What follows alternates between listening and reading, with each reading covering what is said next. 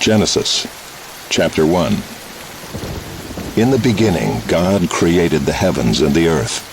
The earth was without form and void, and darkness was over the face of the deep.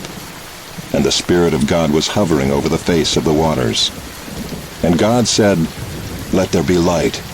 And there was light. And God saw that the light was good. And God separated the light from the darkness. God called the light day, and the darkness he called night. And there was evening and there was morning, the first day. And God said, "Let there be an expanse in the midst of the waters, and let it separate the waters from the waters." And God made the expanse, and separated the waters that were under the expanse from the waters that were above the expanse. And it was so. And God called the expanse heaven. And there was evening and there was morning, the second day. And God said, "Let the waters under the heavens be gathered together into one place, and let the dry land appear." And it was so. God called the dry land earth, and the waters that were gathered together he called seas. And God saw that it was good.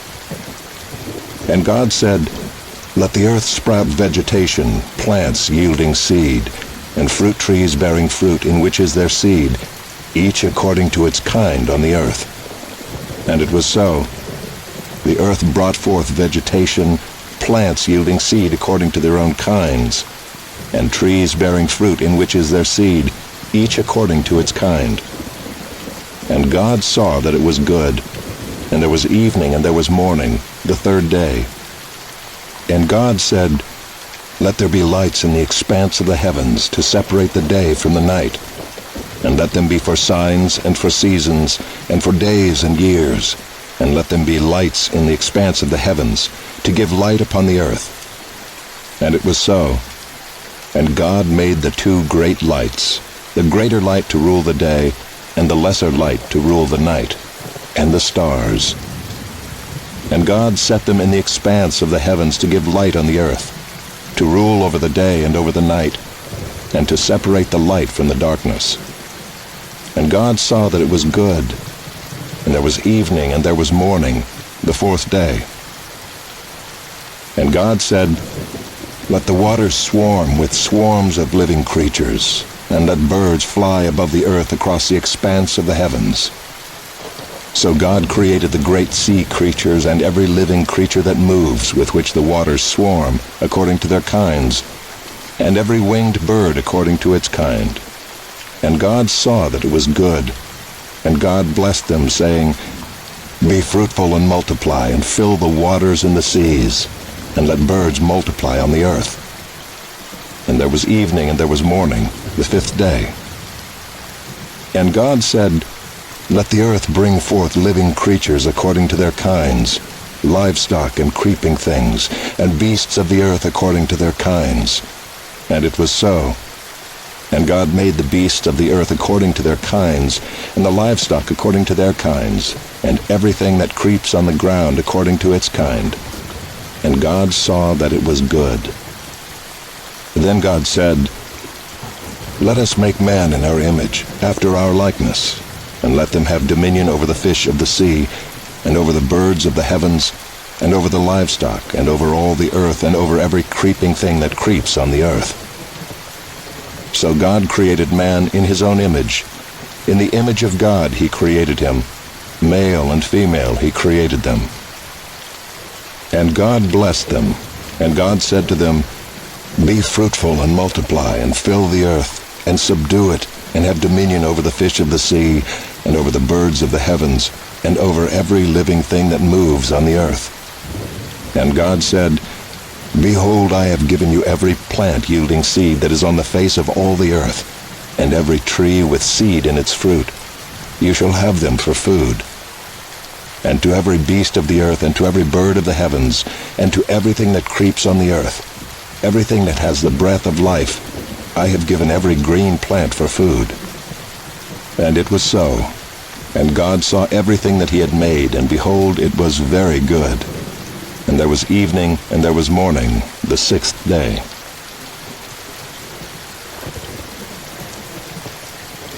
Chapter 2. Thus the heavens and the earth were finished, and all the host of them. And on the seventh day God finished his work that he had done, and he rested on the seventh day from all his work that he had done. So God blessed the seventh day, and made it holy, because on it God rested from all his work that he had done in creation. These are the generations of the heavens and the earth when they were created, in the day that the Lord God made the earth and the heavens. When no bush of the field was yet in the land, and no small plant of the field had yet sprung up, for the Lord God had not caused it to rain on the land, and there was no man to work the ground, and a mist was going up from the land and was watering the whole face of the ground. Then the Lord God formed the man of dust from the ground, and breathed into his nostrils the breath of life, and the man became a living creature. And the Lord God planted a garden in Eden in the east, and there he put the man whom he had formed. And out of the ground the Lord God made to spring up every tree that is pleasant to the sight, and good for food. The tree of life was in the midst of the garden, and the tree of the knowledge of good and evil. A river flowed out of the garden, and there it divided and became 4 rivers. The name of the first is the Pishon. It is the one that flowed around the whole land of Havilah, where there is gold. And the gold of that land is good. Bdellium and onyx stone are there. The name of the second river is the Gihon. It is the one that flowed around the whole land of Cush. And the name of the third river is the Tigris, which flows east of Assyria. And the fourth river is the Euphrates. The Lord God took the man and put him in the Garden of Eden to work it and keep it. And the Lord God commanded the man, saying, You may surely eat of every tree of the garden, but of the tree of the knowledge of good and evil you shall not eat, for in the day that you eat of it you shall surely die. Then the Lord God said, It is not good that the man should be alone. I will make for him a helper fit for him. Now out of the ground the Lord God had formed every beast of the field and every bird of the heavens, and brought them to the man to see what he would call them. And whatever the man called every living creature, that was its name. The man gave names to all livestock, and to the birds of the heavens, and to every beast of the field. But for Adam there was not found a helper fit for him. So the Lord God caused a deep sleep to fall upon the man, and while he slept, took one of his ribs, and closed up its place with flesh. And the rib that the Lord God had taken from the man he made into a woman, and brought her to the man. Then the man said, This at last is bone of my bones, and flesh of my flesh. She shall be called woman, because she was taken out of man. Therefore a man shall leave his father and his mother, and hold fast to his wife, and they shall become one flesh. And the man and his wife were both naked, and were not ashamed.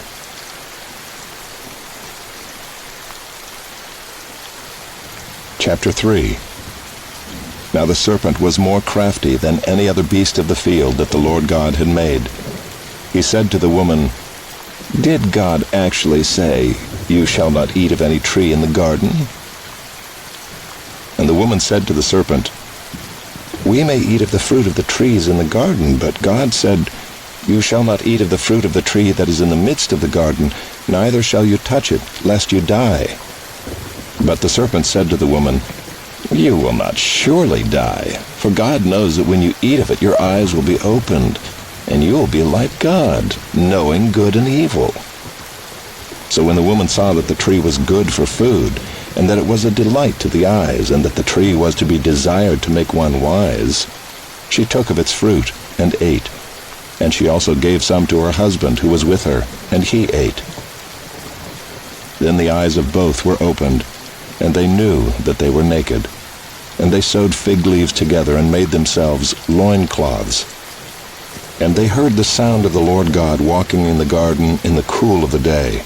And the man and his wife hid themselves from the presence of the Lord God among the trees of the garden. But the Lord God called to the man and said to him, Where are you? And he said, I heard the sound of you in the garden, and I was afraid because I was naked, and I hid myself. He said, Who told you that you were naked? Have you eaten of the tree of which I commanded you not to eat? The man said, Well, the woman whom you gave to be with me, she gave me fruit of the tree, and I ate." Then the Lord God said to the woman, "What is this that you have done?" The woman said, "Well, the serpent deceived me, and I ate." The Lord God said to the serpent, "Because you have done this, cursed are you above all livestock, and above all beasts of the field. On your belly you shall go, and dust you shall eat all the days of your life. I will put enmity between you and the woman, and between your offspring and her offspring. He shall bruise your head, and you shall bruise his heel." To the woman he said, "I will surely multiply your pain in childbearing. In pain you shall bring forth children. Your desire shall be for your husband, and he shall rule over you." And to Adam he said, "Because you have listened to the voice of your wife, and have eaten of the tree of which I commanded you, you shall not eat of it. Cursed is the ground because of you. In pain you shall eat of it all the days of your life. Thorns and thistles it shall bring forth for you, and you shall eat the plants of the field. By the sweat of your face you shall eat bread, till you return to the ground, for out of it you were taken. For you are dust, and to dust you shall return." The man called his wife's name Eve, because she was the mother of all living. And the Lord God made for Adam and for his wife garments of skins, and clothed them. Then the Lord God said, "Behold, the man has become like one of us in knowing good and evil. Now lest he reach out his hand and take also of the tree of life, and eat, and live forever." Therefore the Lord God sent him out from the Garden of Eden to work the ground from which he was taken. He drove out the man, and at the east of the Garden of Eden he placed the cherubim and a flaming sword that turned every way to guard the way to the tree of life.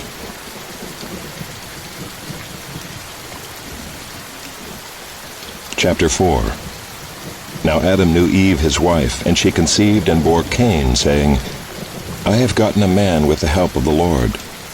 And again she bore his brother Abel. Now Abel was a keeper of sheep, and Cain a worker of the ground. In the course of time Cain brought to the Lord an offering of the fruit of the ground.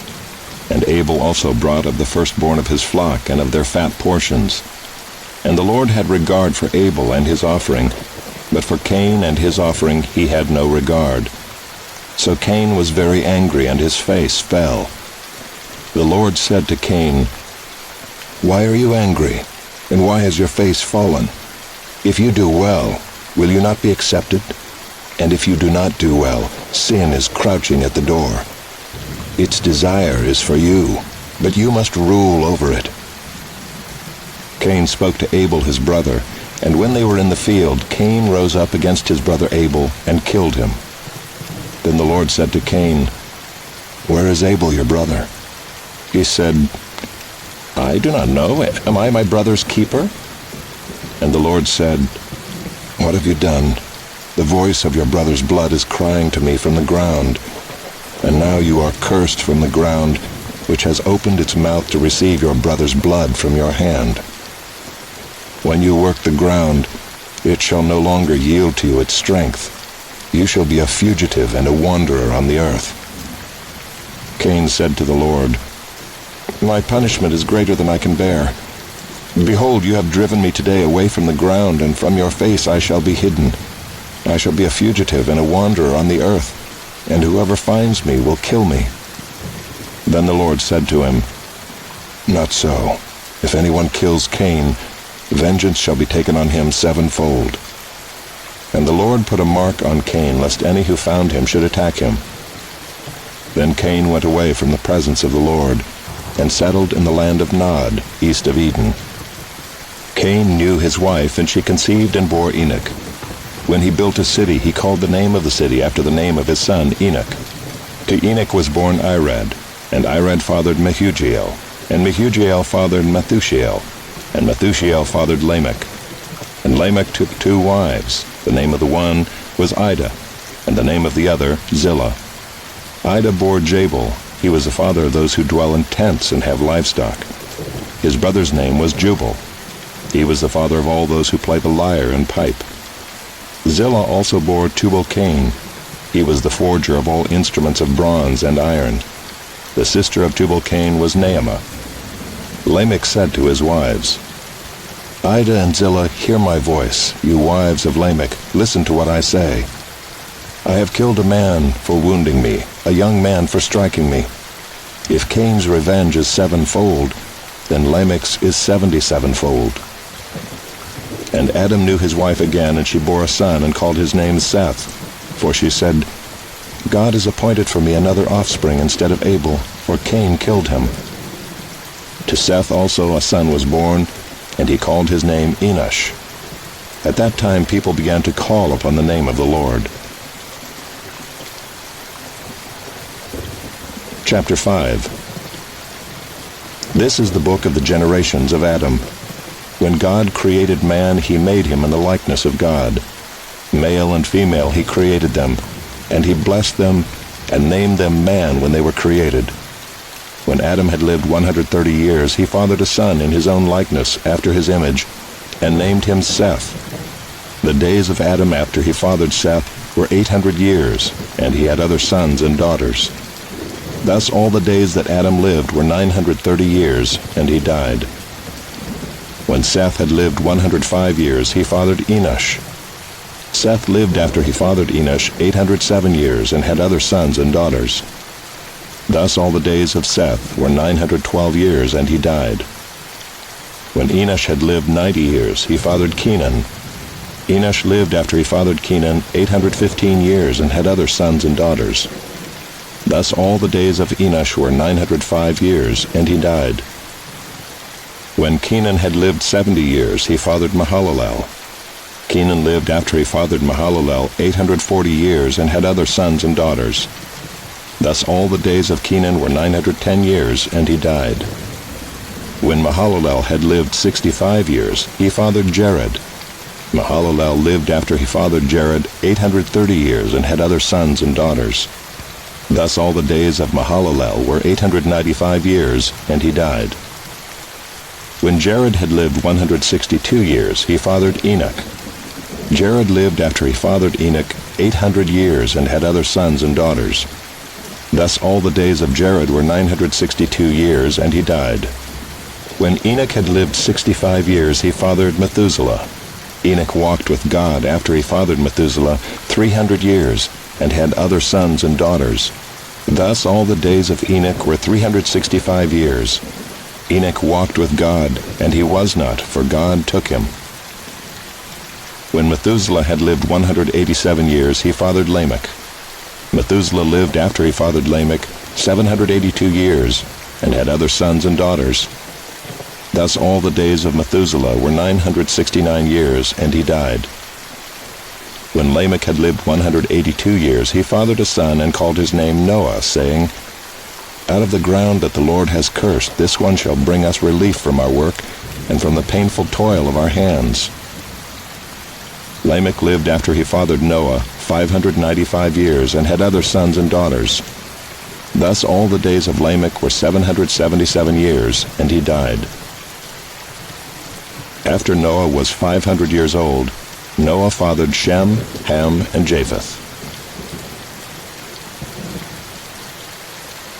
Chapter 6. When man began to multiply on the face of the land, and daughters were born to them, the sons of God saw that the daughters of man were attractive, and they took as their wives any they chose. Then the Lord said, My spirit shall not abide in man forever, for he is flesh. His days shall be 120 years.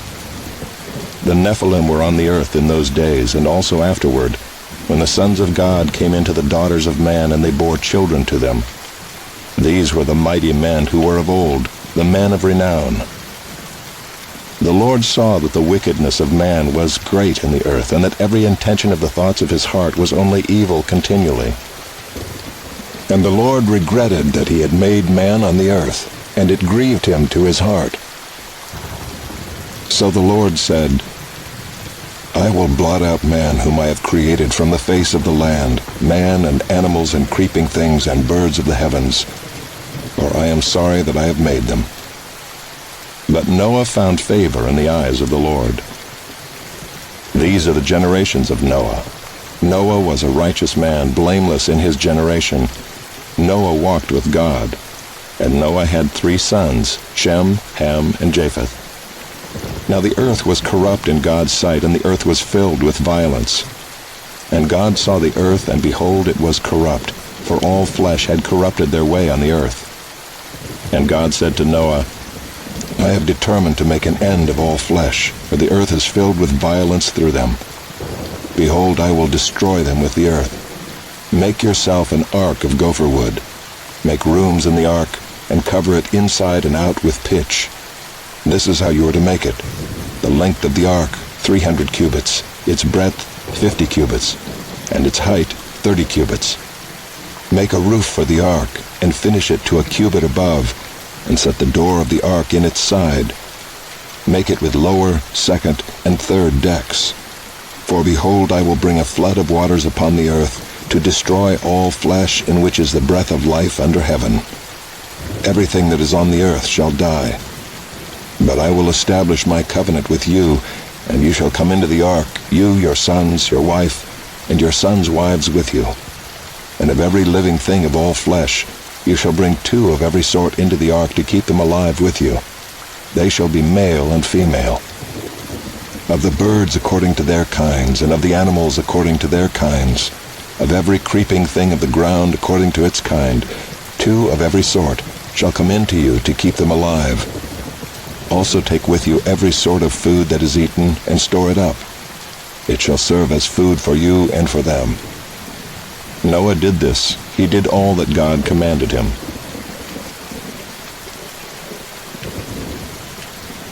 Chapter 7. Then the Lord said to Noah, Go into the ark, you and all your household, for I have seen that you are righteous before me in this generation. Take with you 7 pairs of all clean animals, the male and his mate, and a pair of the animals that are not clean, the male and his mate, and 7 pairs of the birds of the heavens also, male and female, to keep their offspring alive on the face of all the earth. For in 7 days I will send rain on the earth, 40 days and 40 nights, and every living thing that I have made I will blot out from the face of the ground. And Noah did all that the Lord had commanded him. Noah was 600 years old when the flood of waters came upon the earth. And Noah and his sons and his wife and his sons' wives with him went into the ark to escape the waters of the flood. Of clean animals and of animals that are not clean, and of birds and of everything that creeps on the ground, 2 and 2, male and female, went into the ark with Noah as God had commanded Noah. And after 7 days, the waters of the flood came upon the earth. In the 600th year of Noah's life, in the 2nd month, on the 17th day of the month, on that day all the fountains of the great deep burst forth, and the windows of the heavens were opened. And rain fell upon the earth 40 days and 40 nights. On the very same day Noah and his sons, Shem and Ham and Japheth, and Noah's wife and the 3 wives of his sons with them, entered the ark, they and every beast according to its kind, and all the livestock according to their kinds, and every creeping thing that creeps on the earth according to its kind, and every bird according to its kind, every winged creature. They went into the ark with Noah, 2 and 2 of all flesh in which there was the breath of life. And those that entered, male and female of all flesh, went in as God had commanded him, and the Lord shut him in. The flood continued 40 days on the earth. The waters increased and bore up the ark, and it rose high above the earth. The waters prevailed and increased greatly on the earth, and the ark floated on the face of the waters. And the waters prevailed so mightily on the earth that all the high mountains under the whole heaven were covered. The waters prevailed above the mountains, covering them 15 cubits deep.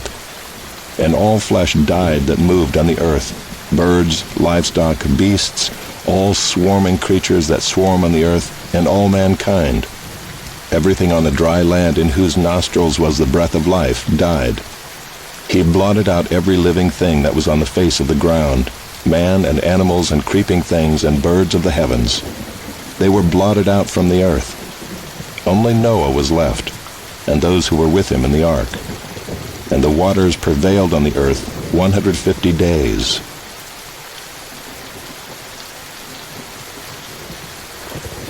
Chapter 8. But God remembered Noah and all the beasts and all the livestock that were with him in the ark. And God made a wind blow over the earth, and the waters subsided. The fountains of the deep and the windows of the heavens were closed. The rain from the heavens was restrained, and the waters receded from the earth continually. At the end of 150 days the waters had abated, and in the 7th month, on the 17th day of the month, the ark came to rest on the mountains of Ararat. And the waters continued to abate until the 10th month. In the 10th month, on the first day of the tops of the mountains were seen. At the end of 40 days Noah opened the window of the ark that he had made and sent forth a raven. It went to and fro until the waters were dried up from the earth. Then he sent forth a dove from him to see if the waters had subsided from the face of the ground. But the dove found no place to set her foot, and she returned to him to the ark, for the waters were still on the face of the whole earth. So he put out his hand and took her and brought her into the ark with him. He waited another 7 days, and again he sent forth a dove out of the ark. And the dove came back to him in the evening, and behold, in her mouth was a freshly plucked olive leaf. So Noah knew that the waters had subsided from the earth. Then he waited another 7 days and sent forth the dove, and she did not return to him any more. In the 601st year, in the 1st month, the first day of the month, the waters were dried from off the earth. And Noah removed the covering of the ark, and looked, and behold, the face of the ground was dry. In the 2nd month, on the 27th day of the month, the earth had dried out. Then God said to Noah, "Go out from the ark, you and your wife and your sons wives with you. Bring out with you every living thing that is with you of all flesh, birds and animals and every creeping thing that creeps on the earth, that they may swarm on the earth and be fruitful and multiply on the earth." So Noah went out, and his sons and his wife and his sons' wives with him. Every beast, every creeping thing, and every bird, everything that moves on the earth, went out by families from the ark. Then Noah built an altar to the Lord, and took some of every clean animal and some of every clean bird, and offered burnt offerings on the altar. And when the Lord smelled the pleasing aroma, the Lord said in his heart, "I will never again curse the ground because of man, for the intention of man's heart is evil from his youth. Neither will I ever again strike down every living creature as I have done. While the earth remains, seed time and harvest, cold and heat, summer and winter, day and night shall not cease."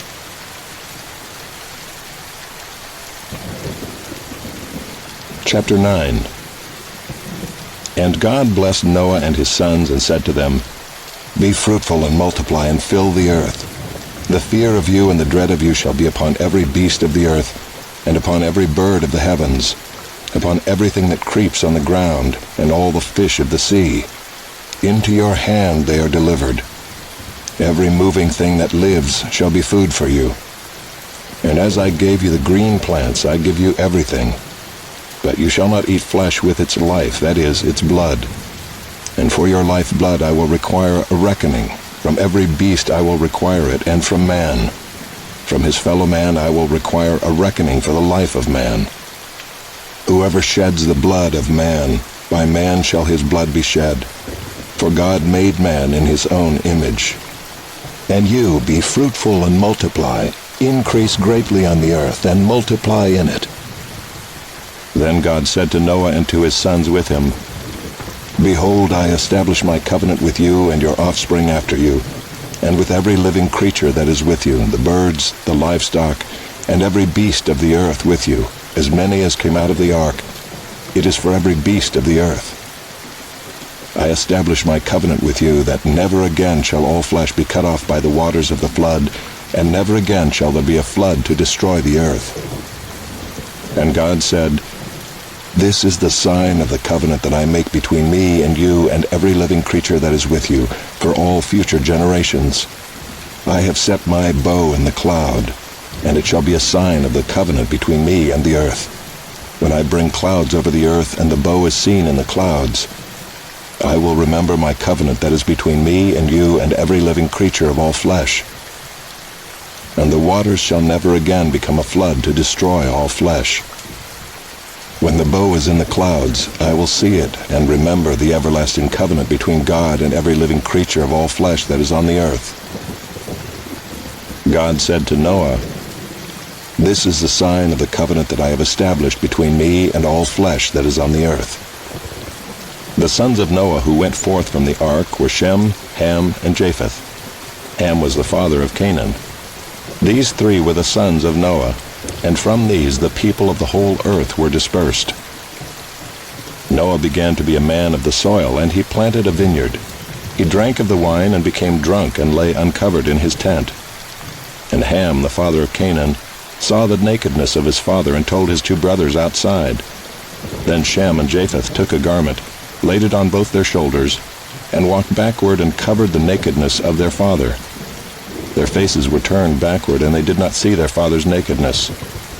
When Noah awoke from his wine and knew what his youngest son had done to him, he said, "Cursed be Canaan, a servant of servants shall he be to his brothers." He also said, "Blessed be the Lord, the God of Shem, and let Canaan be his servant. May God enlarge Japheth, and let him dwell in the tents of Shem, and let Canaan be his servant." After the flood, Noah lived 350 years. All the days of Noah were 950 years, and he died.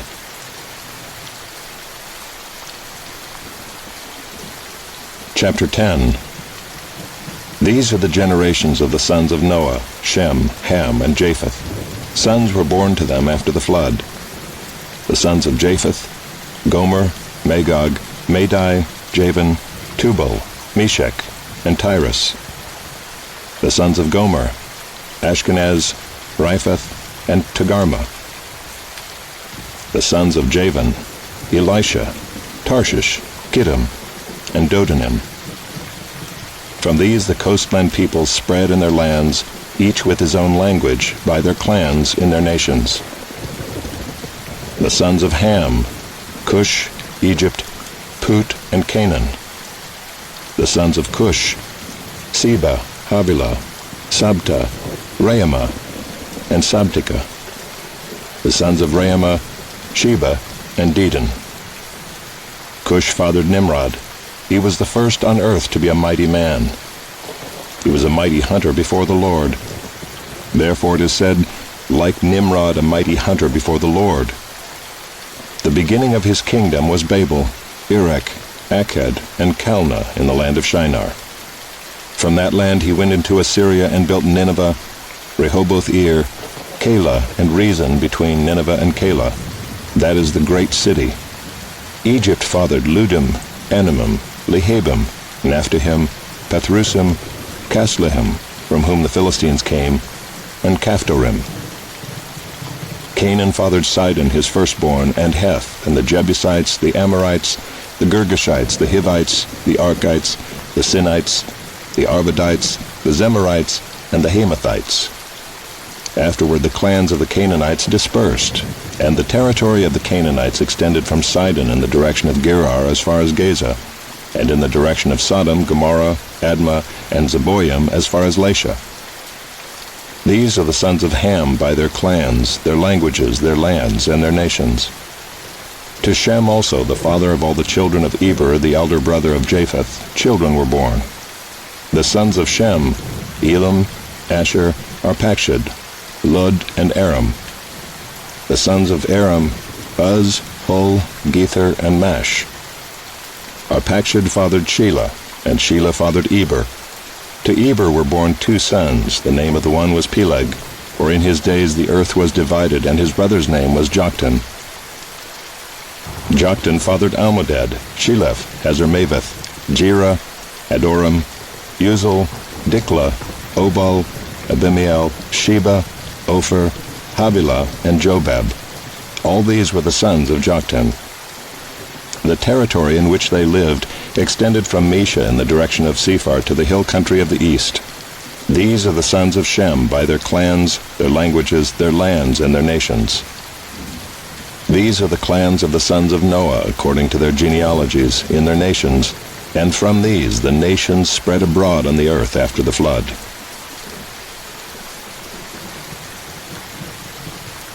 Chapter 11.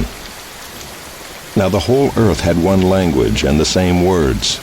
And as people migrated from the east, they found a plain in the land of Shinar and settled there. And they said to one another, "Come, let us make bricks and burn them thoroughly." And they had brick for stone and bitumen for mortar. Then they said, "Come, let us build ourselves a city and a tower with its top in the heavens, and let us make a name for ourselves, lest we be dispersed over the face of the whole earth." And the Lord came down to see the city and the tower which the children of man had built. And the Lord said, "Behold, they are one people, and they have all one language, and this is only the beginning of what they will do. And nothing that they propose to do will now be impossible for them.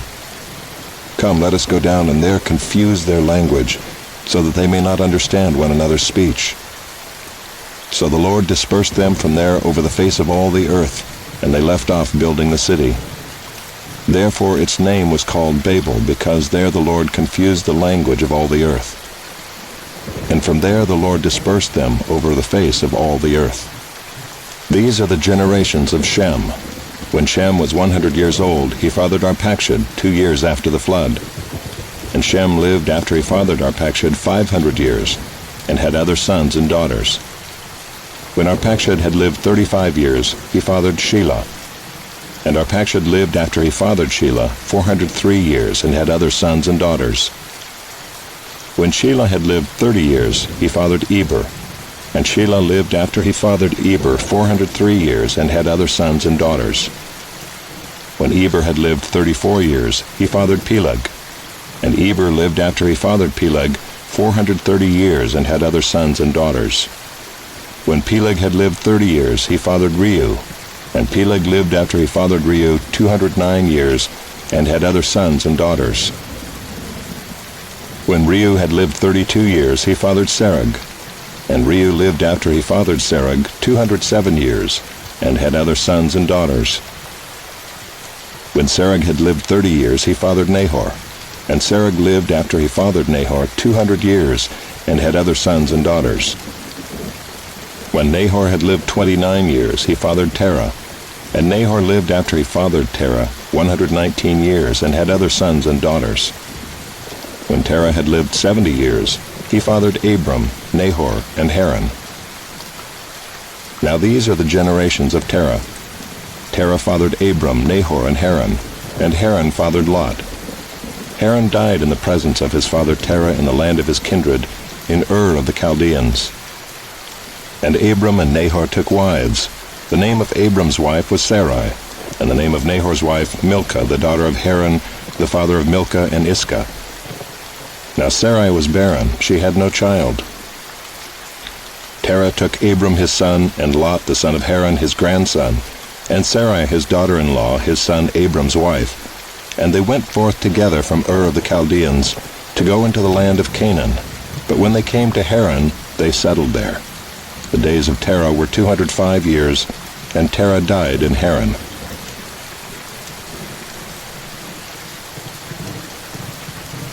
Chapter 12. Now the Lord said to Abram, "Go from your country and your kindred and your father's house to the land that I will show you, and I will make of you a great nation, and I will bless you and make your name great, so that you will be a blessing. I will bless those who bless you, and him who dishonors you I will curse. And in you all the families of the earth shall be blessed." So Abram went as the Lord had told him, and Lot went with him. Abram was 75 years old when he departed from Haran.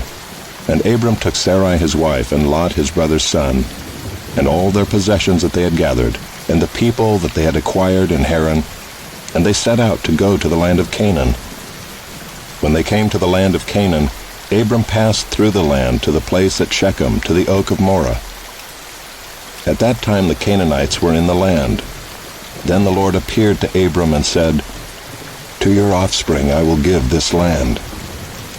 So he built there an altar to the Lord who had appeared to him.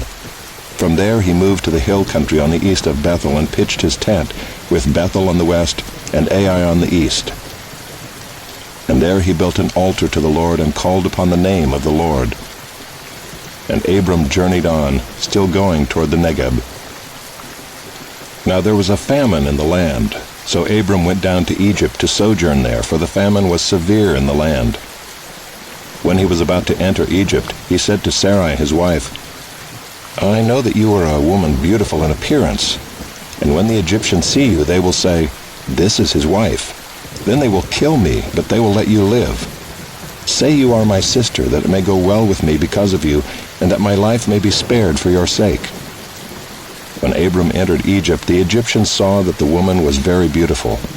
And when the princes of Pharaoh saw her, they praised her to Pharaoh. And the woman was taken into Pharaoh's house. And for her sake he dealt well with Abram. And he had sheep, oxen, male donkeys, male servants, female donkeys, and camels. But the Lord afflicted Pharaoh and his house with great plagues because of Sarai, Abram's wife. So Pharaoh called Abram and said, What is this you have done to me? Why did you not tell me that she was your wife? Why did you say, She is my sister, so that I took her for my wife? Now then, here is your wife, take her and go. And Pharaoh gave men orders concerning him, and they sent him away with his wife and all that he had.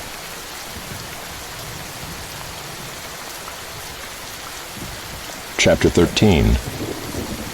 So Abram went up from Egypt, he and his wife and all that he had, and Lot with him, into the Negeb. Now Abram was very rich in livestock, in silver, and in gold. And he journeyed on from the Negeb as far as Bethel, to the place where his tent had been at the beginning, between Bethel and Ai, to the place where he had made an altar at the first. And there Abram called upon the name of the Lord.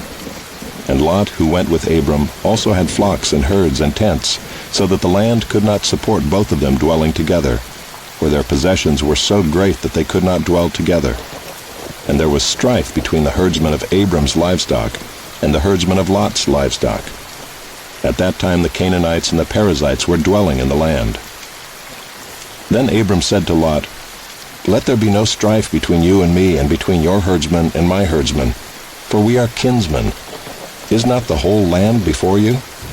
Separate yourself from me. If you take the left hand, then I will go to the right, or if you take the right hand, then I will go to the left. And Lot lifted up his eyes and saw that the Jordan Valley was well watered everywhere, like the garden of the Lord, like the land of Egypt in the direction of Zoar. This was before the Lord destroyed Sodom and Gomorrah. So Lot chose for himself all the Jordan Valley, and Lot journeyed east. Thus they separated from each other. Abram settled in the land of Canaan, while Lot settled among the cities of the valley, and moved his tent as far as Sodom. Now the men of Sodom were wicked, great sinners against the Lord. The Lord said to Abram, after Lot had separated from him, Lift up your eyes and look from the place where you are, northward and southward and eastward and westward. For all the land that you see I will give to you and to your offspring forever. I will make your offspring as the dust of the earth, so that if one can count the dust of the earth, your offspring also can be counted. Arise, walk through the length and the breadth of the land, for I will give it to you. So Abram moved his tent and came and settled by the oaks of Mamre, which are at Hebron, and there he built an altar to the Lord.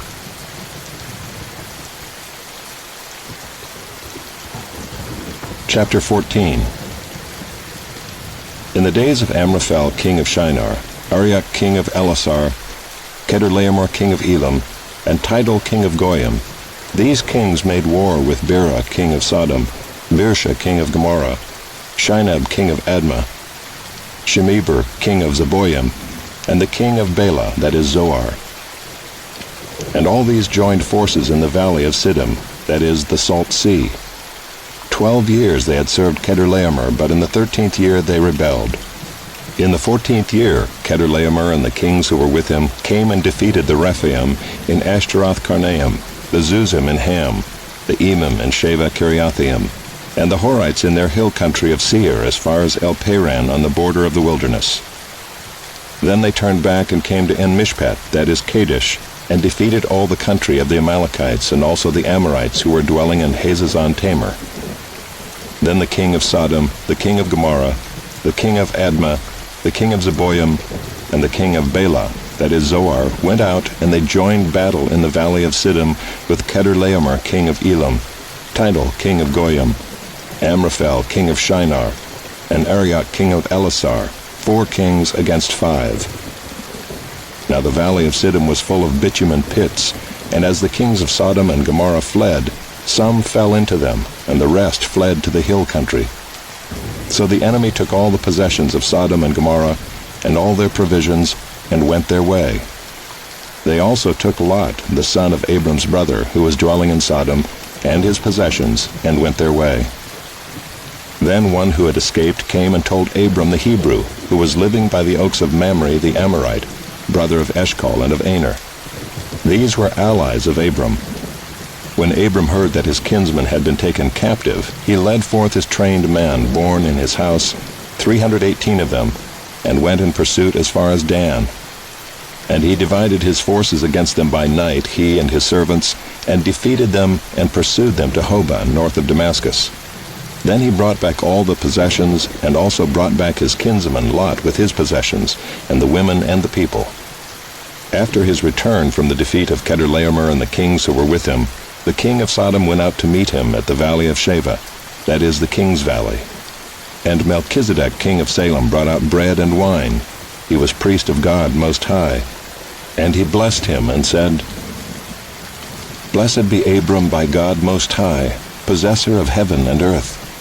And blessed be God Most High, who has delivered your enemies into your hand. And Abram gave him 1/10 of everything. And the king of Sodom said to Abram, Give me the persons, but take the goods for yourself.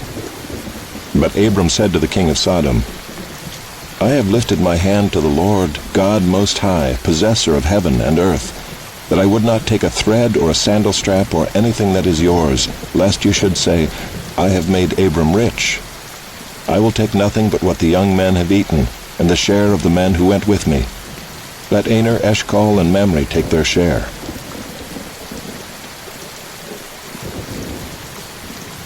Chapter 15. After these things the word of the Lord came to Abram in a vision. Fear not, Abram. I am your shield. Your reward shall be very great. But Abram said, O Lord God, what will you give me? For I continue childless, and the heir of my house is Eliezer of Damascus. And Abram said, Behold, you have given me no offspring, and a member of my household will be my heir. And behold, the word of the Lord came to him, This man shall not be your heir. Your very own son shall be your heir. And he brought him outside and said, Look toward heaven, and number the stars, if you are able to number them. Then he said to him, So shall your offspring be. And he believed the Lord, and he counted it to him as righteousness. And he said to him, I am the Lord who brought you out from Ur of the Chaldeans to give you this land to possess. But he said, O Lord God, how am I to know that I shall possess it? He said to him, Bring me a heifer 3 years old, a female goat 3 years old, a ram 3 years old, a turtle dove, and a young pigeon. And he brought him all these, cut them in half, and laid each half over against the other. But he did not cut the birds in half. And when birds of prey came down on the carcasses, Abram drove them away. As the sun was going down, a deep sleep fell on Abram. And behold, dreadful and great darkness fell upon him. Then the Lord said to Abram, Know for certain that your offspring will be sojourners in a land that is not theirs, and will be servants there, and they will be afflicted for 400 years. But I will bring judgment on the nation that they serve, and afterward they shall come out with great possessions. As for you, you shall go to your fathers in peace. You shall be buried in a good old age. And they shall come back here in the 4th generation, for the iniquity of the Amorites is not yet complete. When the sun had gone down and it was dark, behold, a smoking fire pot and a flaming torch passed between these pieces.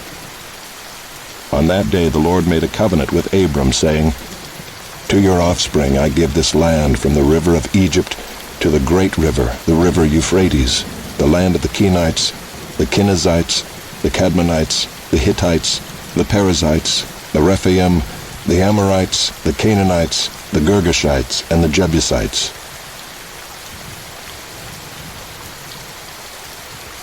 Chapter 16.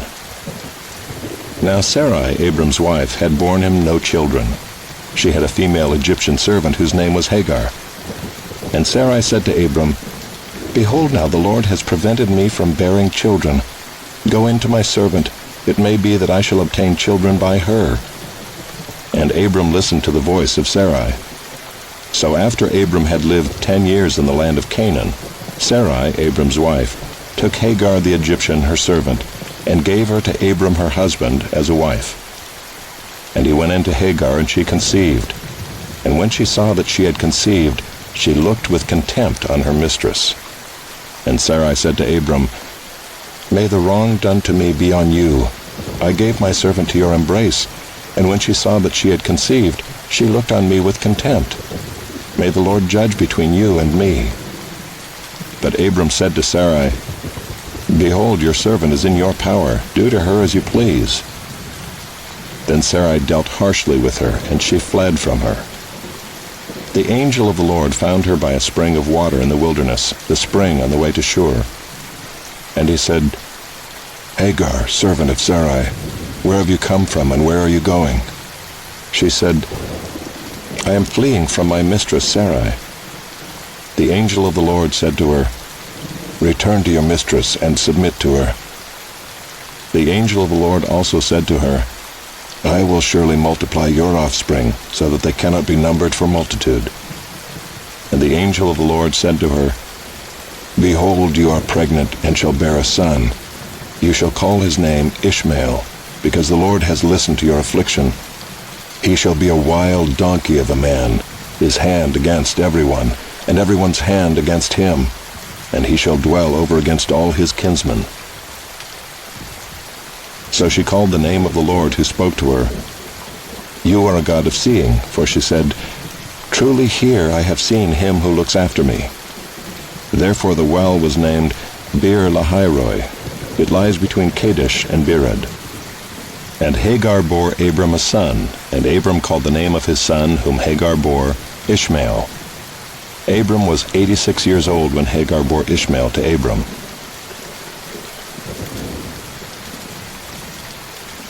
Chapter 17. When Abram was 99 years old, the Lord appeared to Abram and said to him, I am God Almighty.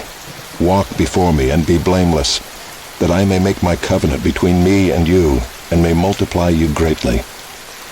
Then Abram fell on his face, and God said to him, Behold, my covenant is with you, and you shall be the father of a multitude of nations. No longer shall your name be called Abram, but your name shall be Abraham, for I have made you the father of a multitude of nations. I will make you exceedingly fruitful, and I will make you into nations, and kings shall come from you. And I will establish my covenant between me and you and your offspring after you throughout their generations, for an everlasting covenant, to be God to you and to your offspring after you. And I will give to you and to your offspring after you the land of your sojournings, all the land of Canaan, for an everlasting possession, and I will be their God. And God said to Abraham, As for you, you shall keep my covenant, you and your offspring after you throughout their generations. This is my covenant, which you shall keep between me and your offspring after you. Every male among you shall be circumcised. You shall be circumcised in the flesh of your foreskins, and it shall be a sign of the covenant between me and you. He who is 8 days old among you shall be circumcised. Every male throughout your generations, whether born in your house or bought with your money from any foreigner who is not of your offspring, both he who is born in your house and he who is bought with your money shall surely be circumcised. So shall my covenant be in your flesh, an everlasting covenant. Any uncircumcised male who is not circumcised in the flesh of his foreskin shall be cut off from his people. He has broken my covenant. And God said to Abraham, As for Sarai your wife, you shall not call her name Sarai, but Sarah shall be her name. I will bless her, and moreover I will give you a son by her. I will bless her, and she shall become nations. Kings of peoples shall come from her. Then Abraham fell on his face and laughed, and said to himself, "Shall a child be born to a man who is 100 years old? Shall Sarah, who is 90 years old, bear a child?" And Abraham said to God, "Oh, that Ishmael might live before you."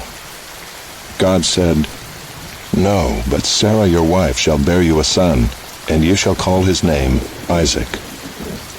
I will establish my covenant with him as an everlasting covenant for his offspring after him. As for Ishmael, I have heard you.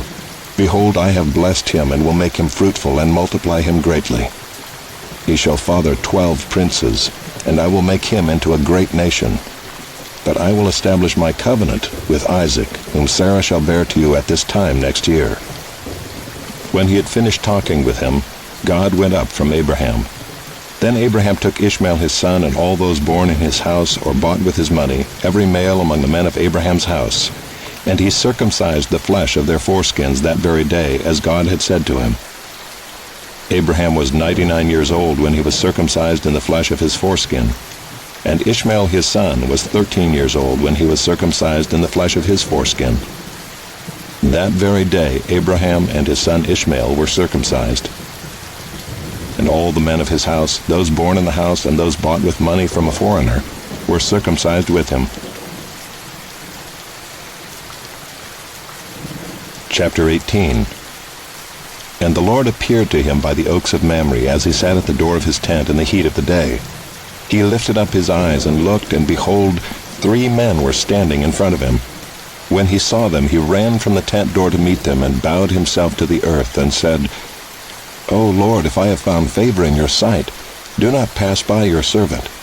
Let a little water be brought, and wash your feet, and rest yourselves under the tree, while I bring a morsel of bread, that you may refresh yourselves, and after that you may pass on, since you have come to your servant." So they said, "Do as you have said." And Abraham went quickly into the tent to Sarah, and said, "Quick, 3 seahs of fine flour, knead it, and make cakes." And Abraham ran to the herd, and took a calf, tender and good, and gave it to a young man, who prepared it quickly. Then he took curds and milk, and the calf that he had prepared, and set it before them. And he stood by them under the tree while they ate. They said to him, "Where is Sarah your wife?" And he said, "She is in the tent." The Lord said, "I will surely return to you about this time next year, and Sarah your wife shall have a son." And Sarah was listening at the tent door behind him. Now Abraham and Sarah were old, advanced in years.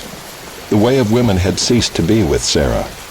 So Sarah laughed to herself, saying, "After I am worn out, and my Lord is old, shall I have pleasure?" The Lord said to Abraham, "Why did Sarah laugh and say, 'Shall I indeed bear a child now that I am old?' Is anything too hard for the Lord?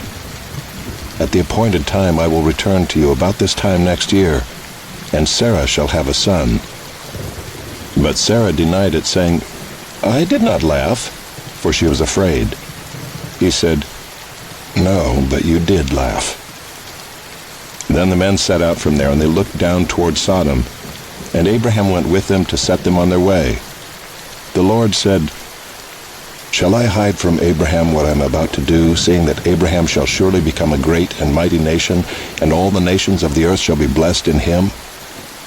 For I have chosen him, that he may command his children and his household after him, to keep the way of the Lord by doing righteousness and justice, so that the Lord may bring to Abraham what he has promised him."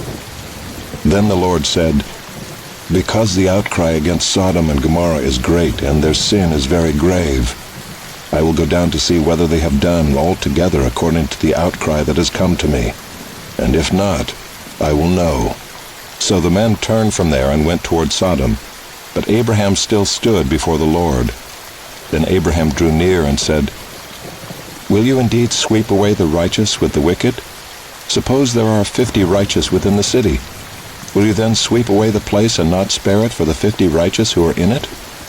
Far be it from you to do such a thing, to put the righteous to death with the wicked, so that the righteous fare as the wicked. Far be that from you. Shall not the judge of all the earth do what is just?" And the Lord said, If I find at Sodom 50 righteous in the city, I will spare the whole place for their sake." Abraham answered and said, "Behold, I have undertaken to speak to the Lord, I who am but dust and ashes. Suppose 5 of the 50 righteous are lacking. Will you destroy the whole city for lack of 5? And he said, "I will not destroy it if I find 45 there." Again he spoke to him and said, "Suppose 40 are found there." He answered, "For the sake of 40 I will not do it." Then he said, "Oh, let not the Lord be angry, and I will speak. Suppose 30 are found there." He answered, "I will not do it if I find 30 there." He said, "Behold, I have undertaken to speak to the Lord. Suppose 20 are found there." He answered, "For the sake of 20 I will not destroy it." Then he said, "Oh, let not the Lord be angry, and I will speak again, but this once. Suppose 10 are found there." He answered, "For the sake of 10 I will not destroy it." And the Lord went his way when he had finished speaking to Abraham, and Abraham returned to his place.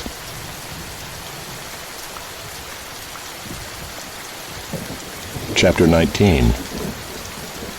The 2 angels came to Sodom in the evening, and Lot was sitting in the gate of Sodom. When Lot saw them, he rose to meet them and bowed himself with his face to the earth and said, "My lords, please turn aside to your servant's house and spend the night and wash your feet. Then you may rise up early and go on your way." They said, "No, we will spend the night in the town square." But he pressed them strongly, so they turned aside to him and entered his house. And he made them a feast and baked unleavened bread, and they ate. But before they lay down, the men of the city, the men of Sodom, both young and old, all the people to the last man, surrounded the house. And they called to Lot, "Where are the men who came to you tonight? Bring them out to us, that we may know them." Lot went out to the men at the entrance, shut the door after him, and said, "I beg you, my brothers, do not act so wickedly. Behold, I have 2 daughters who have not known any man. Let me bring them out to you, and do to them as you please. Only do nothing to these men, for they have come under the shelter of my roof." But they said, "Stand back." And they said, "This fellow came to sojourn, and he has become the judge. Now we will deal worse with you than with them." Then they pressed hard against the man Lot, and drew near to break the door down. But the men reached out their hands and brought Lot into the house with them and shut the door. And they struck with blindness the men who were at the entrance of the house, both small and great, so that they wore themselves out groping for the door. Then the men said to Lot, "Have you anyone else here? Sons-in-law, sons, daughters, or anyone you have in the city, bring them out of the place, for we are about to destroy this place, because the outcry against its people has become great before the Lord, and the Lord has sent us to destroy it." So Lot went out and said to his sons-in-law who were to marry his daughters, "Up, get out of this place, for the Lord is about to destroy the city." But he seemed to his sons-in-law to be jesting. As morning dawned, the angels urged Lot, saying, "Up, take your wife and your 2 daughters who are here, lest you be swept away in the punishment of the city." But he lingered. So the men seized him and his wife and his 2 daughters by the hand, the Lord being merciful to him, and they brought him out and set him outside the city. And as they brought them out, one said, "Escape for your life. Do not look back or stop anywhere in the valley. Escape to the hills, lest you be swept away." And Lot said to them, "Oh no, my lords. Behold, your servant has found favor in your sight, and you have shown me great kindness in saving my life. But I cannot escape to the hills, lest the disaster overtake me and I die. Behold, this city is near enough to flee to, and it is a little one. Let me escape there. Is it not a little one? And my life will be saved." Him, "Behold, I grant you this favor also, that I will not overthrow the city of which you have spoken. Escape there quickly, for I can do nothing till you arrive there." Therefore the name of the city was called Zoar. The sun had risen on the earth when Lot came to Zoar. Then the Lord rained on Sodom and Gomorrah sulfur and fire from the Lord out of heaven. And he overthrew those cities and all the valley and all the inhabitants of the cities and what grew on the ground. But Lot's wife behind him looked back, and she became a pillar of salt. And Abraham went early in the morning to the place where he had stood before the Lord. And he looked down toward Sodom and Gomorrah and toward all the land of the valley. And he looked, and behold, the smoke of the land went up like the smoke of a furnace. So it was that when God destroyed the cities of the valley, God remembered Abraham and sent Lot out of the midst of the overthrow when he overthrew the cities in which Lot had lived. Now Lot went up out of Zoar and lived in the hills with his 2 daughters, for he was afraid to live in Zoar.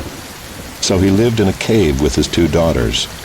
And the firstborn said to the younger, "Our father is old, and there is not a man on earth to come in to us after the manner of all the earth. Come, let us make our father drink wine, and we will lie with him, that we may preserve offspring from our father." So they made their father drink wine that night. And the firstborn went in and lay with her father. He did not know when she lay down or when she arose.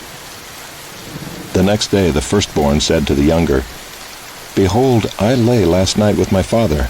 Let us make him drink wine tonight also. Then you go in and lie with him, that we may preserve offspring from our father." So they made their father drink wine that night also.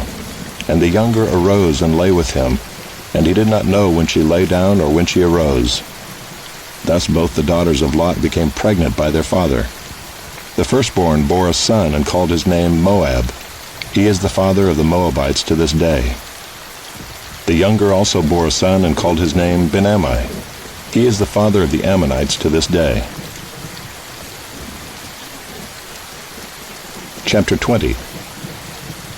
From there Abraham journeyed toward the territory of the Negeb, and lived between Kadesh and Shur. And he sojourned in Gerar. And Abraham said of Sarah his wife, "She is my sister." And Abimelech king of Gerar sent and took Sarah. But God came to Abimelech in a dream by night, and said to him, "Behold, you are a dead man because of the woman whom you have taken, for she is a man's wife." Now Abimelech had not approached her, so he said, "Lord, will you kill an innocent people? Did he not himself say to me, 'She is my sister'? And she herself said, 'He is my brother.' In the integrity of my heart and the innocence of my hands I have done this." Then God said to him in the dream, "Yes, I know that you have done this in the integrity of your heart, and it was I who kept you from sinning against me. Therefore I did not let you touch her. Now then, return the man's wife, for he is a prophet, so that he will pray for you, and you shall live. But if you do not return her, know that you shall surely die, you and all who are yours." So Abimelech rose early in the morning and called all his servants and told them all these things. And the men were very much afraid. Then Abimelech called Abraham and said to him, "What have you done to us? And how have I sinned against you, that you have brought on me and my kingdom a great sin? You have done to me things that ought not to be done." And Abimelech said to Abraham, "What did you see that you did this thing?" Abraham said, "I did it because I thought, there is no fear of God at all in this place, and they will kill me because of my wife. Besides, she is indeed my sister, the daughter of my father, though not the daughter of my mother, and she became my wife. And when God caused me to wander from my father's house, I said to her, 'This is the kindness you must do me. At every place to which we come, say of me, he is my brother.' Then Abimelech took sheep and oxen and male servants and female servants, and gave them to Abraham, and returned Sarah his wife to him. And Abimelech said, 'Behold, my land is before you. Dwell where it pleases you.' To Sarah he said, 'Behold, I have given your brother 1,000 pieces of silver. It is a sign of your innocence in the eyes of all who are with you, and before everyone you are vindicated.'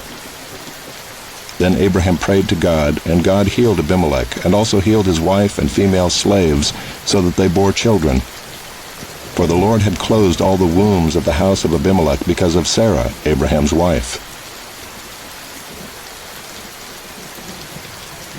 Chapter 21. The Lord visited Sarah as he had said, and the Lord did to Sarah as he had promised. And Sarah conceived and bore Abraham a son in his old age, at the time of which God had spoken to him. Abraham called the name of his son who was born to him, whom Sarah bore him, Isaac. And Abraham circumcised his son Isaac when he was 8 days old, as God had commanded him. Abraham was 100 years old when his son Isaac was born to him. And Sarah said, God has made laughter for me. Everyone who hears will laugh over me. And she said, Who would have said to Abraham that Sarah would nurse children? Yet I have borne him a son in his old age. And the child grew and was weaned. And Abraham made a great feast on the day that Isaac was weaned. But Sarah saw the son of Hagar the Egyptian, whom she had borne to Abraham, laughing. So she said to Abraham, Cast out this slave woman with her son, for the son of this slave woman shall not be heir with my son Isaac. And the thing was very displeasing to Abraham on account of his son. But God said to Abraham, Be not displeased because of the boy and because of your slave woman. Whatever Sarah says to you, do as she tells you. For through Isaac shall your offspring be named. And I will make a nation of the son of the slave woman also, because he is your offspring. So Abraham rose early in the morning and took bread and a skin of water, and gave it to Hagar, putting it on her shoulder along with the child, and sent her away. And she departed and wandered in the wilderness of Beersheba. When the water in the skin was gone, she put the child under one of the bushes. Then she went and sat down opposite him a good way off, about the distance of a bow shot, for she said, Let me not look on the death of the child. And as she sat opposite him, she lifted up her voice and wept. And God heard the voice of the boy, and the angel of God called to Hagar from heaven and said to her, What troubles you, Hagar? Fear not, for God has heard the voice of the boy where he is. Up, lift up the boy and hold him fast with your hand, for I will make him into a great nation. Then God opened her eyes, and she saw a well of water. She went and filled the skin with water and gave the boy a drink. And God was with the boy, and he grew up. He lived in the wilderness and became an expert with the bow. He lived in the wilderness of Paran, and his mother took a wife for him from the land of Egypt. At that time Abimelech and Phicol, the commander of his army, said to Abraham, God is with you in all that you do. Now therefore swear to me here by God that you will not deal falsely with me or with my descendants or with my posterity, but as I have dealt kindly with you, so you will deal with me and with the land where you have sojourned. And Abraham said, I will swear. When Abraham reproved Abimelech about a well of water that Abimelech's servants had seized, Abimelech said, I do not know who has done this thing. You did not tell me, and I have not heard of it until today. So Abraham took sheep and oxen and gave them to Abimelech, and the two men made a covenant. Abraham set 7 ewe lambs of the flock apart, and Abimelech said to Abraham, What is the meaning of these 7 ewe lambs that you have set apart? He said, These 7 ewe lambs you will take from my hand, that this may be a witness for me that I dug this well. Therefore that place was called Beersheba, because there both of them swore an oath. So they made a covenant at Beersheba. Then Abimelech and Phicol, the commander of his army, rose up and returned to the land of the Philistines. Abraham planted a tamarisk tree in Beersheba and called there on the name of the Lord, the everlasting God. And Abraham sojourned many days in the land of the Philistines. Chapter 22. After these things God tested Abraham and said to him, Abraham. And he said, Here I am.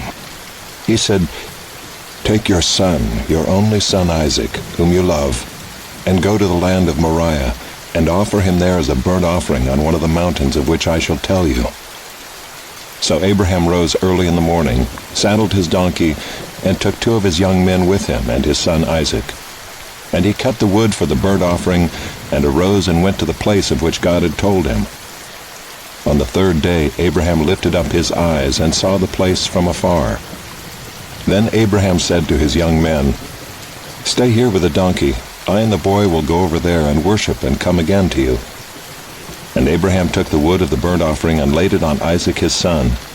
And he took in his hand the fire and the knife. So they went both of them together.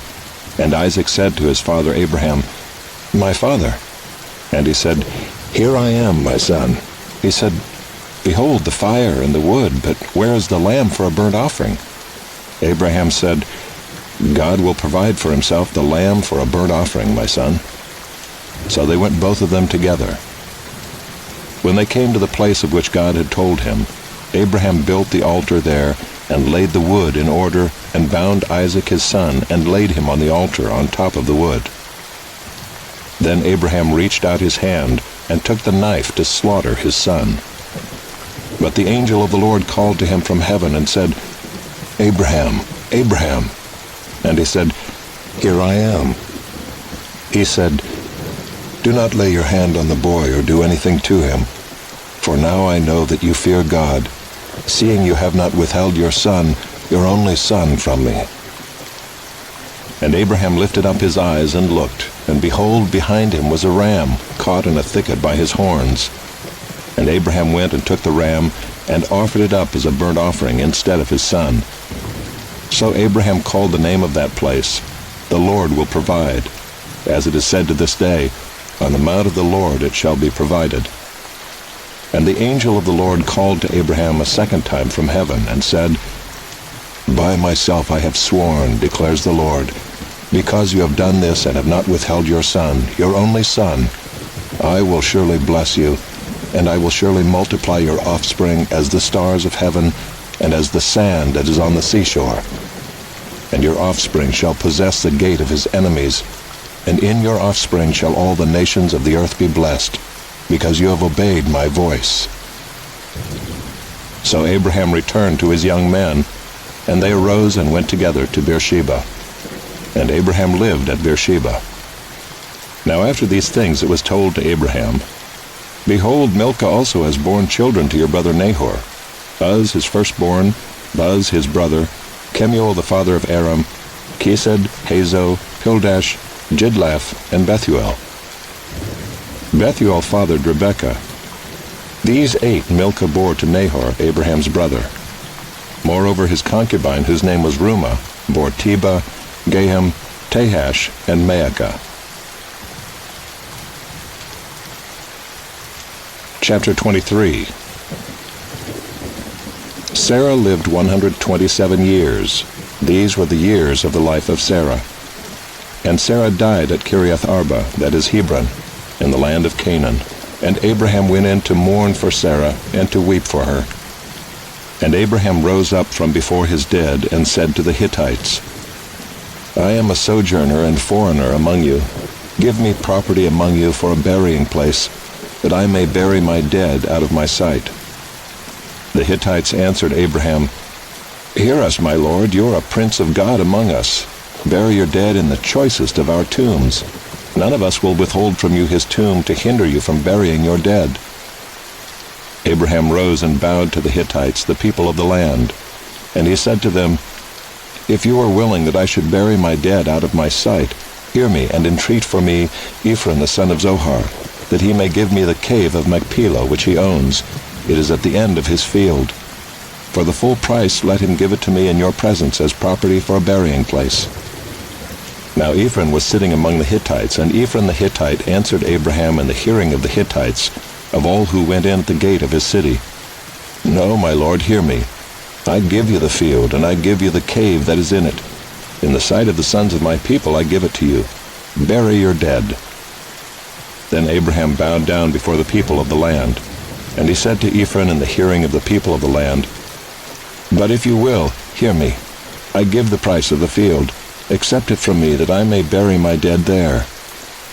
Ephron answered Abraham, My lord, listen to me. A piece of land worth 400 shekels of silver. What is that between you and me? Bury your dead.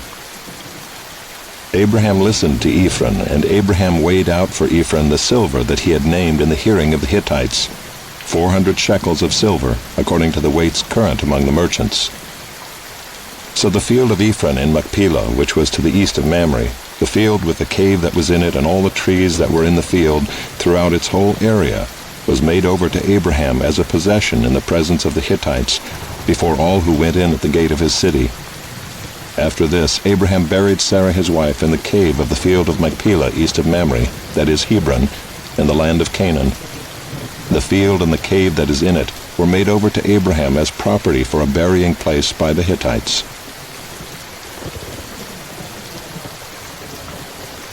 Chapter 24.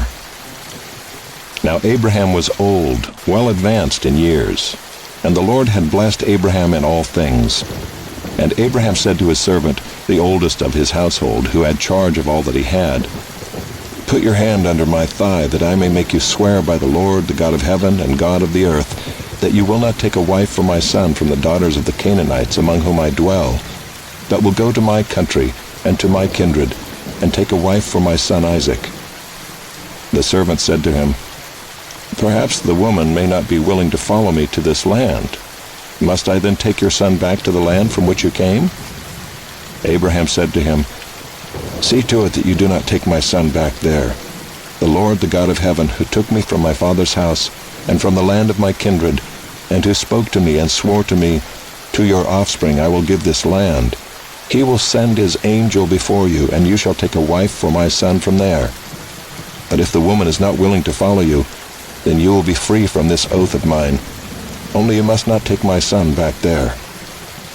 So the servant put his hand under the thigh of Abraham his master, and swore to him concerning this matter. Then the servant took 10 of his master's camels and departed, taking all sorts of choice gifts from his master, and he arose and went to Mesopotamia, to the city of Nahor. And he made the camels kneel down outside the city by the well of water at the time of evening, the time when women go out to draw water. And he said, "O Lord, God of my master Abraham, please grant me success today, and show steadfast love to my master Abraham. Behold, I am standing by the spring of water, and the daughters of the men of the city are coming out to draw water. Let the young woman to whom I shall say, 'Please let down your jar that I may drink,' and who shall say, 'Drink, and I will water your camels,' let her be the one whom you have appointed for your servant Isaac. By this I shall know that you have shown steadfast love to my master."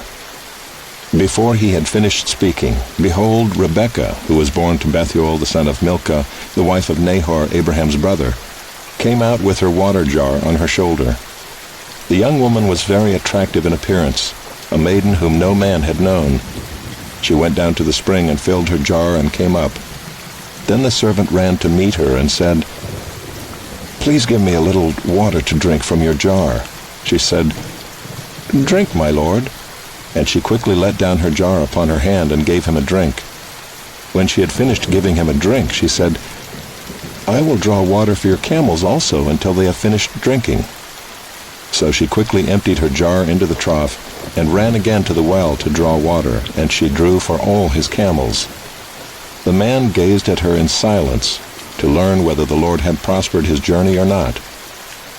When the camels had finished drinking, the man took a gold ring weighing a half shekel and 2 bracelets for her arms weighing 10 gold shekels, and said, "Please tell me whose daughter you are. Is there room in your father's house for us to spend the night?" She said to him, "I am the daughter of Bethuel the son of Milcah, whom she bore to Nahor." She added, "We have plenty of both straw and fodder and room to spend the night." The man bowed his head and worshipped the Lord and said, "Blessed be the Lord, the God of my master Abraham, who has not forsaken his steadfast love and his faithfulness toward my master. As for me, the Lord has led me in the way to the house of my master's kinsman." Then the young woman ran and told her mother's household about these things. Rebekah had a brother whose name was Laban. Laban ran out toward the man to the spring. As soon as he saw the ring and the bracelets on his sister's arms, and heard the words of Rebekah his sister, "Thus the man spoke to me," he went to the man, and behold, he was standing by the camels at the spring. He said, "Come in, O blessed of the Lord. Why do you stand outside? For I have prepared the house and a place for the camels." So the man came to the house and unharnessed the camels, and gave straw and fodder to the camels, and there was water to wash his feet and the feet of the men who were with him. Then food was set before him to eat, but he said, "I will not eat until I have said what I have to say." He said, "Speak on." So he said, "I am Abraham's servant. The Lord has greatly blessed my master, and he has become great. He has given him flocks and herds, silver and gold, male servants and female servants, camels and donkeys. And Sarah, my master's wife, bore a son to my master when she was old, and to him he has given all that he has. My master made me swear, saying, You shall not take a wife for my son from the daughters of the Canaanites in whose land I dwell, but you shall go to my father's house and to my clan, and take a wife for my son. I said to my master, Perhaps the woman will not follow me. But he said to me, The Lord before whom I have walked will send his angel with you and prosper your way. You shall take a wife for my son from my clan and from my father's house. Then you will be free from my oath when you come to my clan. And if they will not give her to you, you will be free from my oath. I came today to the spring and said, O Lord, the God of my master Abraham, if now you are prospering the way that I go, behold, I am standing by the spring of water. Let the virgin who comes out to draw water, to whom I shall say, Please give me a little water from your jar to drink, and who will say to me, Drink, and I will draw for your camels also, let her be the woman whom the Lord has appointed for my master's son. Before I had finished speaking in my heart, behold, Rebekah came out with her water jar on her shoulder, and she went down to the spring and drew water. I said to her, Please let me drink. She quickly let down her jar from her shoulder and said, Drink, and I will give your camels drink also. So I drank, and she gave the camels drink also. Then I asked her, Whose daughter are you? She said, The daughter of Bethuel, Nahor's son, whom Milcah bore to him. So I put the ring on her nose and the bracelets on her arms. Then I bowed my head and worshipped the Lord, and blessed the Lord, the God of my master Abraham, who had led me by the right way to take the daughter of my master's kinsman for his son. Now then, if you are going to show steadfast love and faithfulness to my master, tell me, and if not, tell me, that I may turn to the right hand or to the left. Then Laban and Bethuel answered and said, The thing has come from the Lord. We cannot speak to you bad or good. Behold, Rebekah is before you. Take her and go, and let her be the wife of your master's son, as the Lord has spoken. When Abraham's servant heard their words, he bowed himself to the earth before the Lord. And the servant brought out jewelry of silver and of gold and garments, and gave them to Rebekah. He also gave to her brother and to her mother costly ornaments. And he and the men who were with him ate and drank, and they spent the night there. When they arose in the morning, he said, Send me away to my master. Her brother and her mother said, Let the young woman remain with us a while, at least 10 days. After that she may go. But he said to them, Do not delay me, since the Lord has prospered my way. Send me away, that I may go to my master. They said, Let us call the young woman and ask her. And they called Rebekah and said to her, Will you go with this man? She said, I will go. So they sent away Rebekah their sister and her nurse, and Abraham's servant and his men. And they blessed Rebekah and said to her, Our sister, may you become thousands of 10,000s, and may your offspring possess the gate of those who hate him. Then Rebekah and her young women arose and rode on the camels and followed the man. Thus the servant took Rebekah and went his way. Now Isaac had returned from Beer-lahai-roi and was dwelling in the Negeb. And Isaac went out to meditate in the field toward evening. And he lifted up his eyes and saw, and behold, there were camels coming. And Rebekah lifted up her eyes, and when she saw Isaac, she dismounted from the camel and said to the servant, Who is that man walking in the field to meet us? The servant said, It is my master. So she took her veil and covered herself. And the servant told Isaac all the things that he had done. Then Isaac brought her into the tent of Sarah his mother, and took Rebekah, and she became his wife, and he loved her. So Isaac was comforted after his mother's death.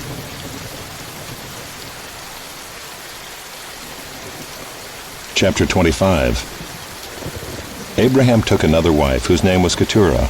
She bore him Zimram, Jokshan, Medan, Midian, Ishbak, and Shua. Jokshan fathered Sheba and Dedan. The sons of Dedan were Ashuram, Letushim, and Leumim. The sons of Midian were Ephah, Epher, Enoch, Abida, and Eldaah. All these were the children of Keturah. Abraham gave all he had to Isaac. But to the sons of his concubines Abraham gave gifts, and while he was still living he sent them away from his son Isaac eastward to the east country. These are the days of the years of Abraham's life, 175 years. Abraham breathed his last and died in a good old age, an old man and full of years, and was gathered to his people. Isaac and Ishmael his sons buried him in the cave of Machpelah in the field of Ephron the son of Zohar the Hittite, east of Mamre, the field that Abraham purchased from the Hittites. There Abraham was buried with Sarah his wife. After the death of Abraham, God blessed Isaac his son, and Isaac settled at Beer-lahai-roi.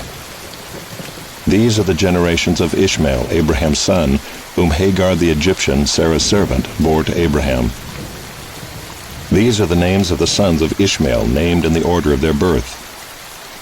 Nebaioth, the firstborn of Ishmael, and Kedar, Adbeel, Mibsam, Mishma, Duma, Massa, Hadad, Tema, Jeter, Naphish, and Kedemah. These are the sons of Ishmael, and these are their names, by their villages and by their encampments, 12 princes according to their tribes. These are the years of the life of Ishmael, 137 years. He breathed his last and died, and was gathered to his people. They settled from Havilah to Shur, which is opposite Egypt in the direction of Assyria. He settled over against all his kinsmen. These are the generations of Isaac, Abraham's son. Abraham fathered Isaac, and Isaac was 40 years old when he took Rebekah, the daughter of Bethuel the Aramean of Paddan Aram, the sister of Laban the Aramean, to be his wife. And Isaac prayed to the Lord for his wife because she was barren. And the Lord granted his prayer, and Rebekah his wife conceived. The children struggled together within her, and she said, "If it is thus, why is this happening to me?" So she went to inquire of the Lord, and the Lord said to her, "2 nations are in your womb, and 2 peoples from within you shall be divided. The one shall be stronger than the other. The older shall serve the younger." When her days to give birth were completed, behold, there were twins in her womb. The first came out red, all his body like a hairy cloak, so they called his name Esau. Afterward his brother came out with his hand holding Esau's heel, so his name was called Jacob. Isaac was 60 years old when she bore them. When the boys grew up, Esau was a skillful hunter, a man of the field, while Jacob was a quiet man, dwelling in tents. Isaac loved Esau because he ate of his game, but Rebekah loved Jacob. Once when Jacob was cooking stew, Esau came in from the field, and he was exhausted. And Esau said to Jacob, "Let me eat some of that red stew, for I am exhausted." Therefore his name was called Edom. Jacob said, "Sell me your birthright now." Esau said, "I am about to die. Of what use is a birthright to me?" Jacob said, "Swear to me now." So he swore to him and sold his birthright to Jacob. Then Jacob gave Esau bread and lentil stew, and he ate and drank and rose and went his way. Thus Esau despised his birthright.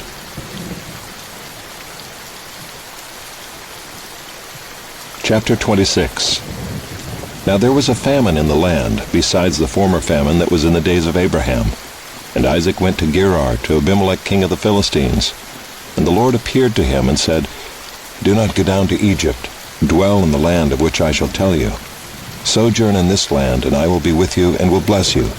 For to you and to your offspring I will give all these lands, and I will establish the oath that I swore to Abraham your father. I will multiply your offspring as the stars of heaven, and will give to your offspring all these lands. And in your offspring all the nations of the earth shall be blessed, because Abraham obeyed my voice and kept my charge, my commandments, my statutes, and my laws." So Isaac settled in Gerar. When the men of the place asked him about his wife, he said, "She is my sister." For he feared to say, "my wife," thinking, lest the men of the place should kill me because of Rebekah, because she was attractive in appearance. When he had been there a long time, Abimelech king of the Philistines looked out of a window and saw Isaac laughing with Rebekah his wife. So Abimelech called Isaac and said, "Behold, she is your wife. How then could you say, 'She is my sister'?" Isaac said to him, "Because I thought, lest I die because of her." Abimelech said, "What is this you have done to us? One of the people might easily have lain with your wife, and you would have brought guilt upon us." So Abimelech warned all the people, saying, "Whoever touches this man or his wife shall surely be put to death." And Isaac sowed in that land, and reaped in the same year 100-fold. The Lord blessed him, and the man became rich, and gained more and more until he became very wealthy. He had possessions of flocks and herds and many servants, so that the Philistines envied him. Now the Philistines had stopped and filled with earth all the wells that his father's servants had dug in the days of Abraham his father. And Abimelech said to Isaac, "Go away from us, for you are much mightier than we." So Isaac departed from there and encamped in the valley of Gerar and settled there. And Isaac dug again the wells of water that had been dug in the days of Abraham his father, which the Philistines had stopped after the death of Abraham. And he gave them the names that his father had given them. But when Isaac's servants dug in the valley and found there a well of spring water, the herdsmen of Gerar quarreled with Isaac's herdsmen, saying, "The water is ours." So he called the name of the well Esek, because they contended with him. Then they dug another well, and they quarreled over that also. So he called its name Sitnah. And he moved from there and dug another well, and they did not quarrel over it. So he called its name Rehoboth, saying, "For now the Lord has made room for us, and we shall be fruitful in the land." From there he went up to Beersheba, and the Lord appeared to him the same night and said, "I am the God of Abraham your father. Fear not, for I am with you and will bless you, and multiply your offspring for my servant Abraham's sake." So he built an altar there and called upon the name of the Lord, and pitched his tent there. And there Isaac's servants dug a well. When Abimelech went to him from Gerar with Ahuzzath his adviser, and Phicol the commander of his army, Isaac said to them, "Why have you come to me, seeing that you hate me and have sent me away from you?" They said, "We see plainly that the Lord has been with you. So we said, Let there be a sworn pact between us, between you and us, and let us make a covenant with you, that you will do us no harm, just as we have not touched you and have done to you nothing but good, and have sent you away in peace. You are now the blessed of the Lord." So he made them a feast, and they ate and drank. In the morning they rose early and exchanged oaths. And Isaac sent them on their way, and they departed from him in peace. That same day Isaac's servants came and told him about the well that they had dug, and said to him, "We have found water." He called it Shibah. Therefore the name of the city is Beersheba to this day. When Esau was 40 years old, he took Judith, the daughter of Beeri the Hittite, to be his wife, and Basemath, the daughter of Elon the Hittite, and they made life bitter for Isaac and Rebekah. Chapter 27. When Isaac was old and his eyes were dim so that he could not see, he called Esau his older son and said to him, "My son."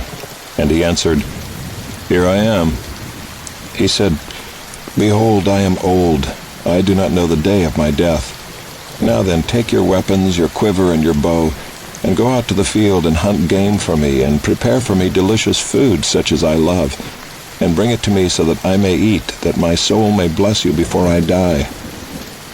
Now Rebekah was listening when Isaac spoke to his son Esau.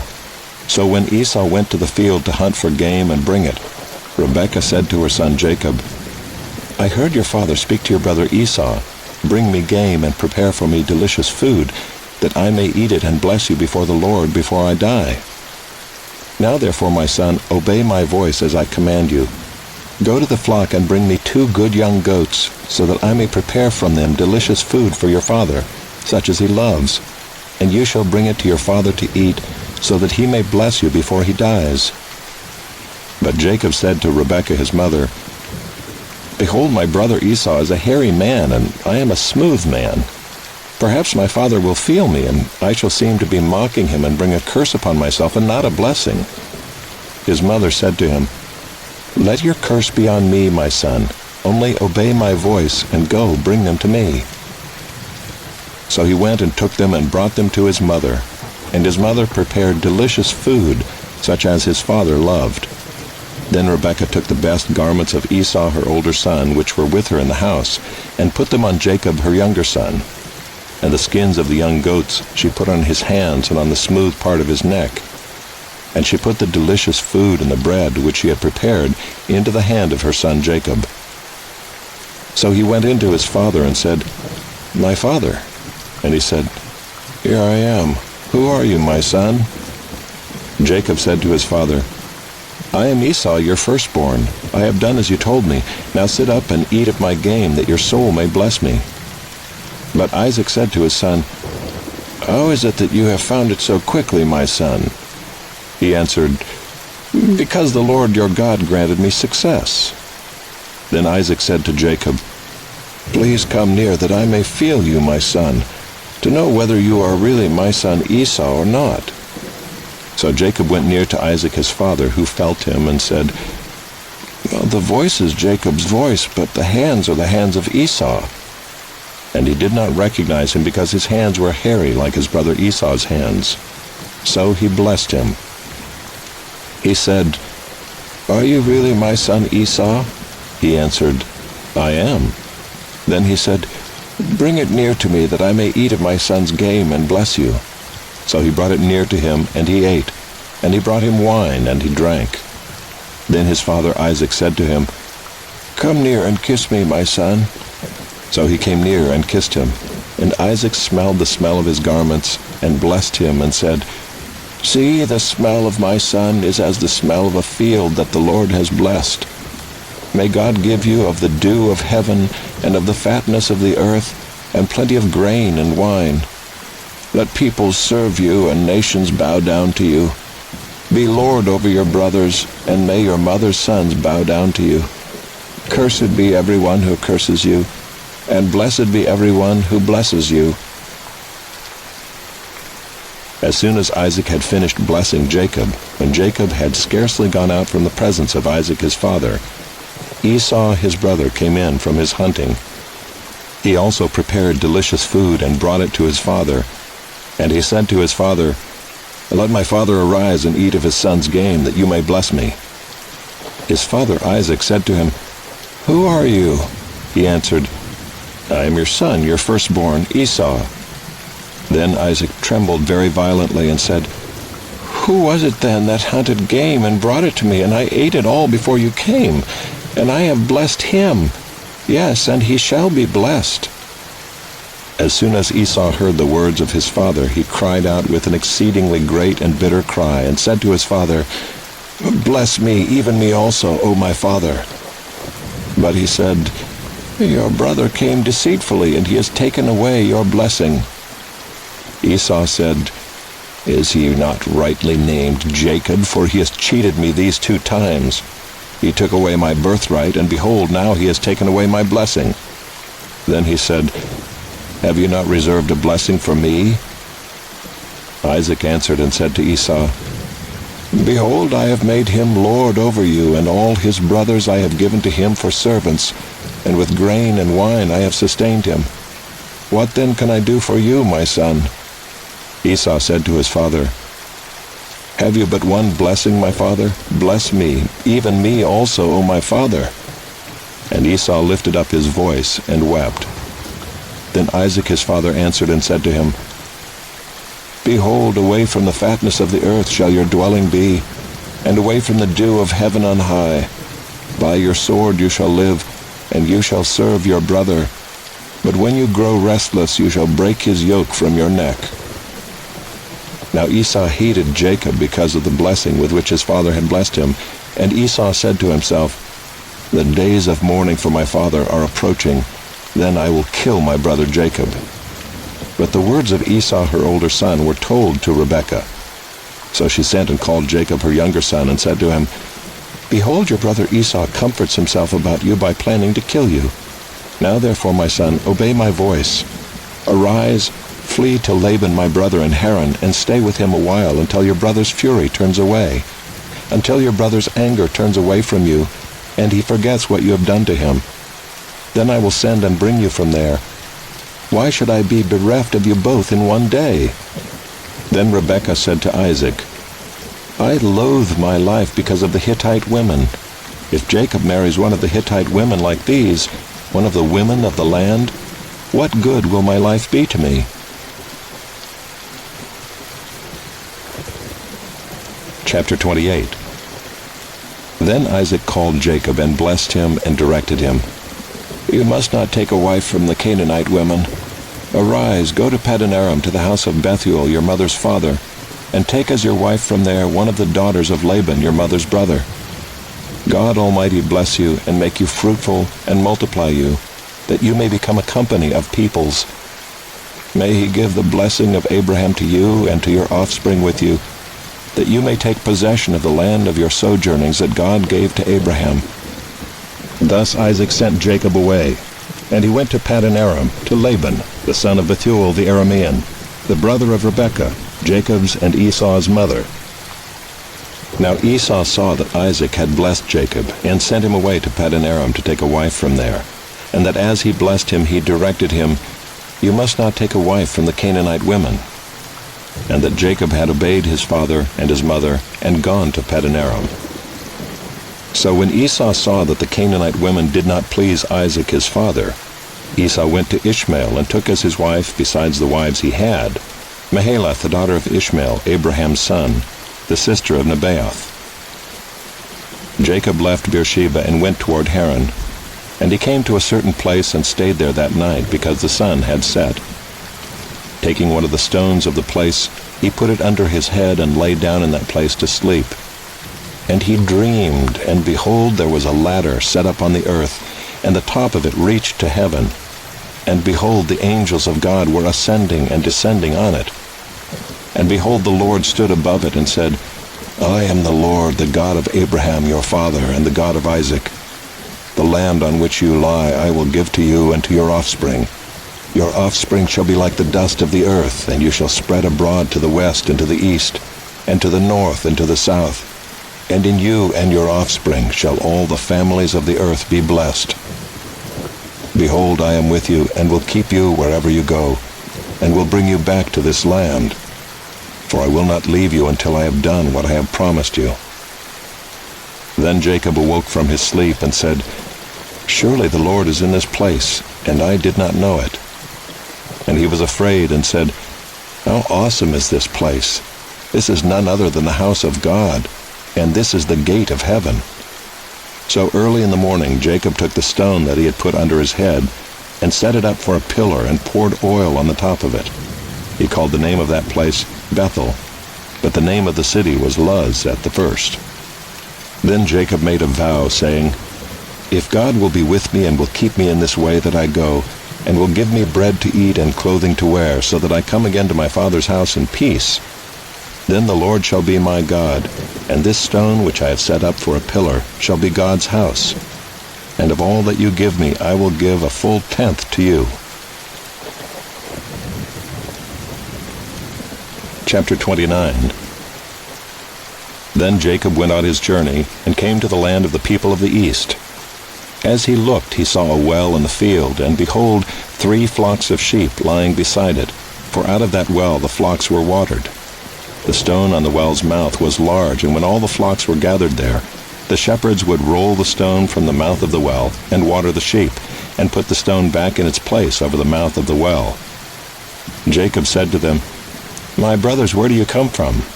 They said, "We are from Haran." He said to them, "Do you know Laban the son of Nahor?" They said, "We know him." He said to them, "Is it well with him?"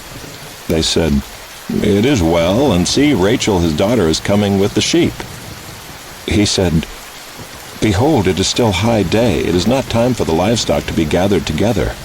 Water the sheep and go, pasture them." But they said, "We cannot until all the flocks are gathered together and the stone is rolled from the mouth of the well. Then we water the sheep." While he was still speaking with them, Rachel came with her father's sheep, for she was a shepherdess.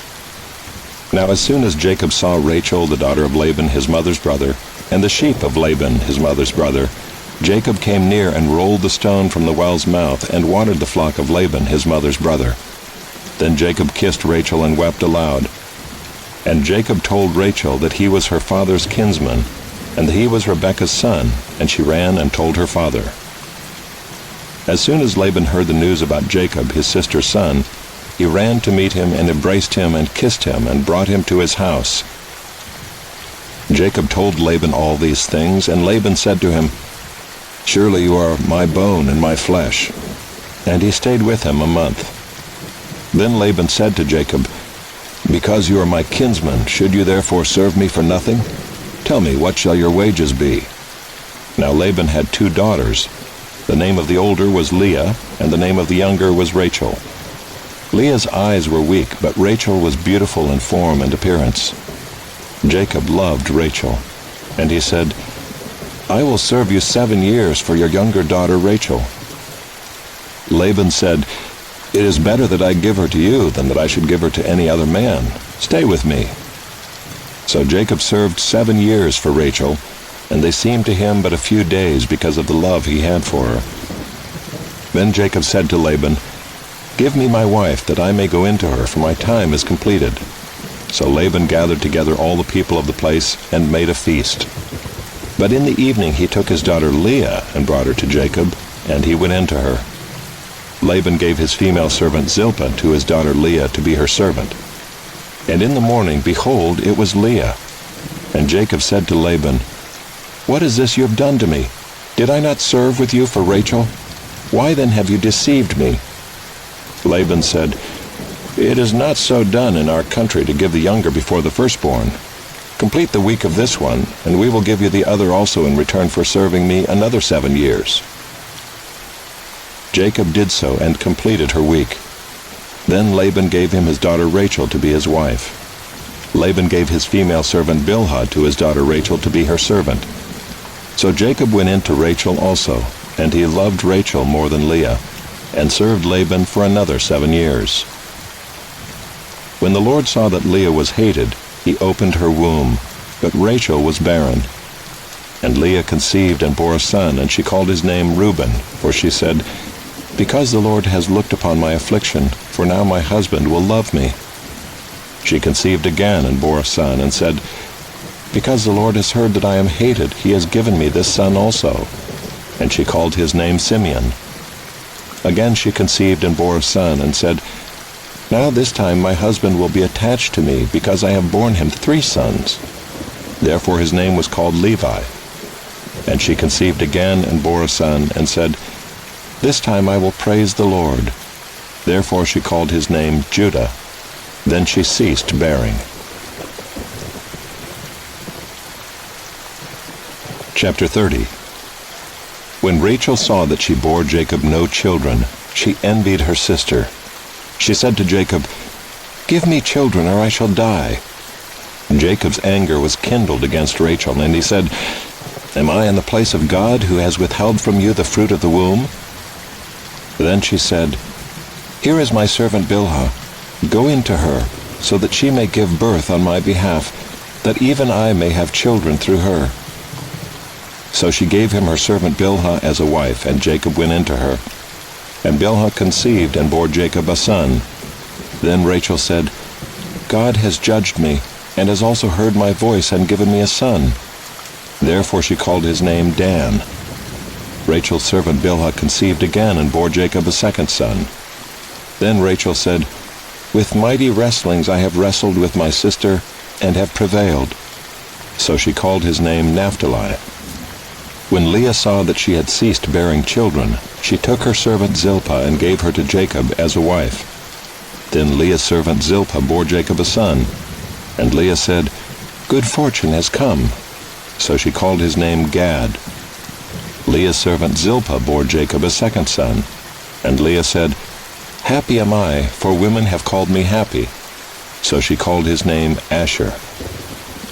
In the days of wheat harvest, Reuben went and found mandrakes in the field, and brought them to his mother Leah.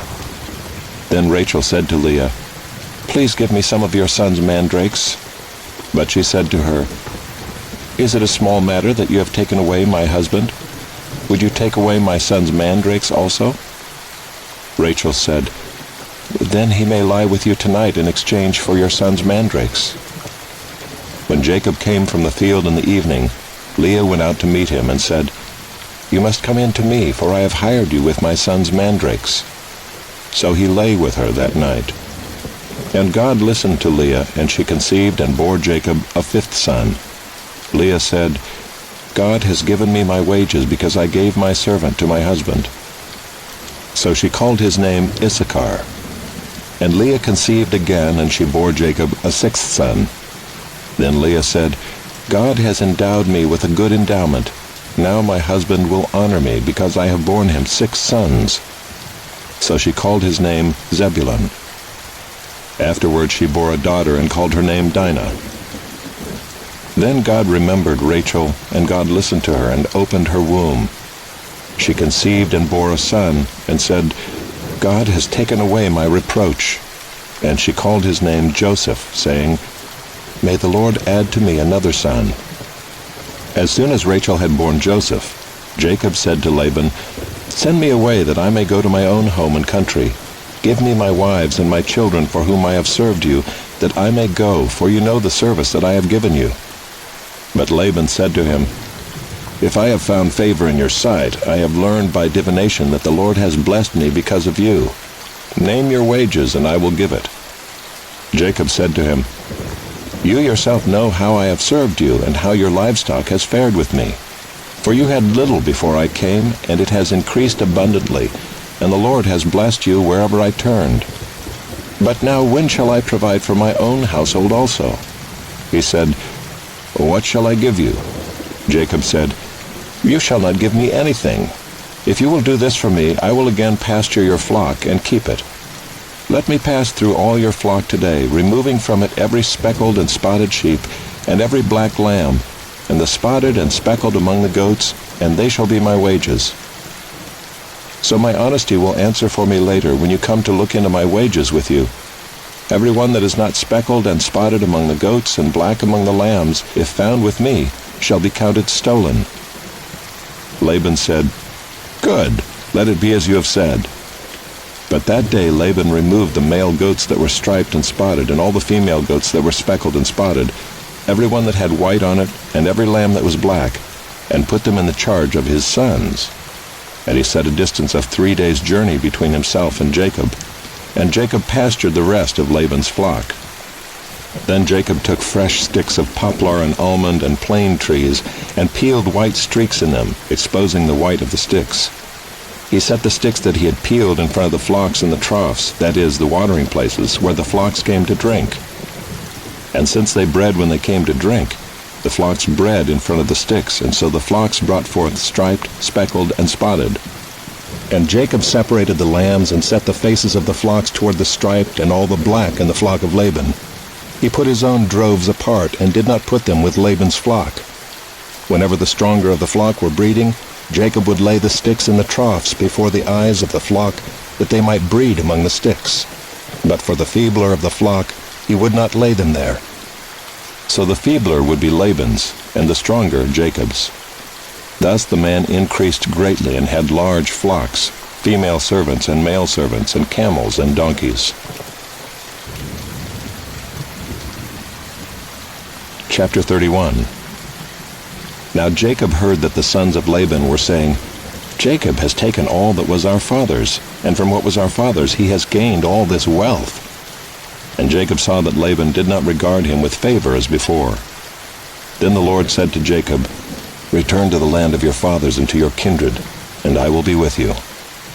So Jacob sent and called Rachel and Leah into the field where his flock was, and said to them, "I see that your father does not regard me with favor as he did before, but the God of my father has been with me. You know that I have served your father with all my strength, yet your father has cheated me and changed my times. But God did not permit him to harm me. If he said, 'The spotted shall be your wages,' then all the flock bore spotted. And if he said, 'The striped shall be your wages,' then all the flock bore striped. Thus God has taken away the livestock of your father and given them to me. In the breeding season of the flock, I lifted up my eyes and saw in a dream that the goats that mated with the flock were striped, spotted, and mottled. Then the angel of God said to me in the dream, 'Jacob,' and I said, 'Here I am.' And he said, 'Lift up your eyes and see, all the goats that mate with the flock are striped, spotted, and mottled. for I have seen all that Laban is doing to you. I am the God of Bethel, where you anointed a pillar and made a vow to me. Now arise, go out from this land, and return to the land of your kindred." Then Rachel and Leah answered and said to him, "Is there any portion or inheritance left to us in our father's house? Are we not regarded by him as foreigners? For he has sold us, and he has indeed devoured our money. All the wealth that God has taken away from our father belongs to us and to our children. Now then, whatever God has said to you, do." So Jacob arose and set his sons and his wives on camels. He drove away all his livestock, all his property that he had gained, the livestock in his possession that he had acquired in Paddan Aram, to go to the land of Canaan to his father Isaac. Laban had gone to shear his sheep, and Rachel stole her father's household gods. And Jacob tricked Laban the Aramean by not telling him that he intended to flee. He fled with all that he had, and arose and crossed the Euphrates, and set his face toward the hill country of Gilead. When it was told Laban on the third day that Jacob had fled, he took his kinsman with him, and pursued him for 7 days, and followed close after him into the hill country of Gilead. But God came to Laban the Aramean in a dream by night, and said to him, "Be careful not to say anything to Jacob, either good or bad." And Laban overtook Jacob. Now Jacob had pitched his tent in the hill country, and Laban with his kinsmen pitched tents in the hill country of Gilead. And Laban said to Jacob, "What have you done that you have tricked me and driven away my daughters like captives of the sword? Why did you flee secretly and trick me and did not tell me, so that I might have sent you away with mirth and songs, with tambourine and lyre? And why did you not permit me to kiss my sons and my daughters farewell? Now you have done foolishly. It is in my power to do you harm. But the God of your father spoke to me last night, saying, 'Be careful not to say anything to Jacob, either good or bad.' And now you have gone away, because you longed greatly for your father's house. But why did you steal my gods?" Jacob answered and said to Laban, "Because I was afraid, for I thought that you would take your daughters from me by force. Anyone with whom you find your gods shall not live. In the presence of our kinsmen, point out what I have that is yours, and take it." Now Jacob did not know that Rachel had stolen them. So Laban went into Jacob's tent and into Leah's tent, and into the tent of the 2 female servants, but he did not find them. And he went out of Leah's tent and entered Rachel's. Now Rachel had taken the household gods and put them in the camel's saddle and sat on them. Laban felt all about the tent, but did not find them. And she said to her father, "Let not my lord be angry that I cannot rise before you, for the way of women is upon me." So he searched, but did not find the household gods. Then Jacob became angry and berated Laban. Jacob said to Laban, "What is my offense? What is my sin that you have hotly pursued me? For you have felt through all my goods. What have you found of all your household goods? Set it here before my kinsmen and your kinsmen, that they may decide between us two. These 20 years I have been with you. Your ewes and your female goats have not miscarried, and I have not eaten the rams of your flocks. What was torn by wild beasts I did not bring to you. I bore the loss of it myself. From my hand you required it, whether stolen by day or stolen by night. There I was. By day the heat consumed me, and the cold by night, and my sleep fled from my eyes. These 20 years I have been in your house. I served you 14 years for your 2 daughters, and 6 years for your flock, and you have changed my wages 10 times. If the God of my father, the God of Abraham, and the fear of Isaac had not been on my side, surely now you would have sent me away empty-handed. God saw my affliction and the labor of my hands, and rebuked you last night." Then Laban answered and said to Jacob, "The daughters are my daughters, the children are my children, the flocks are my flocks, and all that you see is mine. But what can I do this day for these my daughters, or for their children whom they have borne? Come now, let us make a covenant, you and I, and let it be a witness between you and me." So Jacob took a stone and set it up as a pillar. And Jacob said to his kinsmen, "Gather stones." And they took stones and made a heap, and they ate there by the heap. Laban called it Jegar-Sahadutha, but Jacob called it Gilead. Laban said, "This heap is a witness between you and me today." Therefore he named it Gilead and Mizpah, for he said, "The Lord watch between you and me when we are out of one another's sight. If you oppress my daughters, or if you take wives besides my daughters, although no one is with us, see, God is witness between you and me." Then Laban said to Jacob, "See this heap and the pillar which I have set between you and me. This heap is a witness, and the pillar is a witness, that I will not pass over this heap to you, and you will not pass over this heap and this pillar to me, to do harm. The God of Abraham and the God of Nahor, the God of their father, judge between us." So Jacob swore by the fear of his father Isaac, and Jacob offered a sacrifice in the hill country and called his kinsmen to eat bread. They ate bread and spent the night in the hill country. Early in the morning Laban arose and kissed his grandchildren and his daughters and blessed them. Then Laban departed and returned home.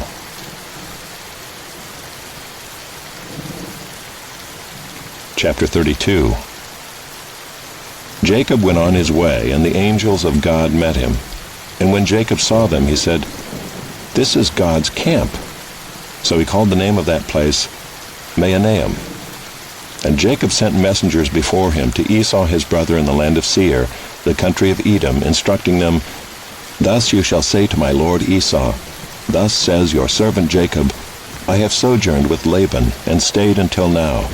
I have oxen, donkeys, flocks, male servants and female servants. I have sent to tell my lord in order that I may find favor in your sight."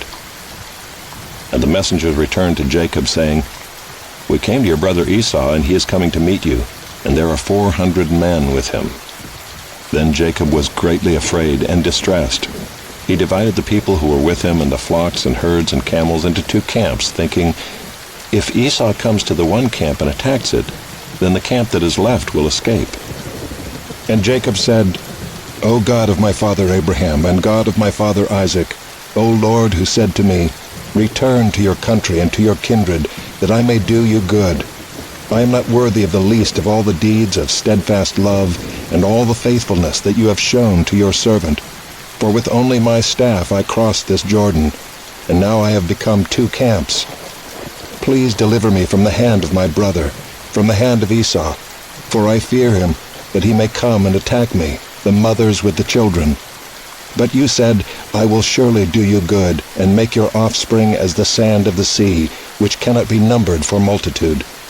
So he stayed there that night, and from what he had with him he took a present for his brother Esau, 200 female goats and 20 male goats, 200 ewes and 20 rams, 30 milking camels and their calves, 40 cows and 10 bulls, 20 female donkeys and 10 male donkeys.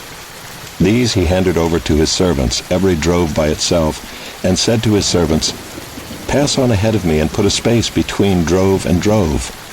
He instructed the first, "When Esau my brother meets you and asks you, 'To whom do you belong? Where are you going? And whose are these ahead of you?' Then you shall say, 'They belong to your servant Jacob. They are a present sent to my lord Esau. And moreover, he is behind us.'" He likewise instructed the second and the third and all who followed the droves. "You shall say the same thing to Esau when you find him. And you shall say, 'Moreover, your servant Jacob is behind us.' For he thought, I may appease him with the present that goes ahead of me, and afterward I shall see his face. Perhaps he will accept me."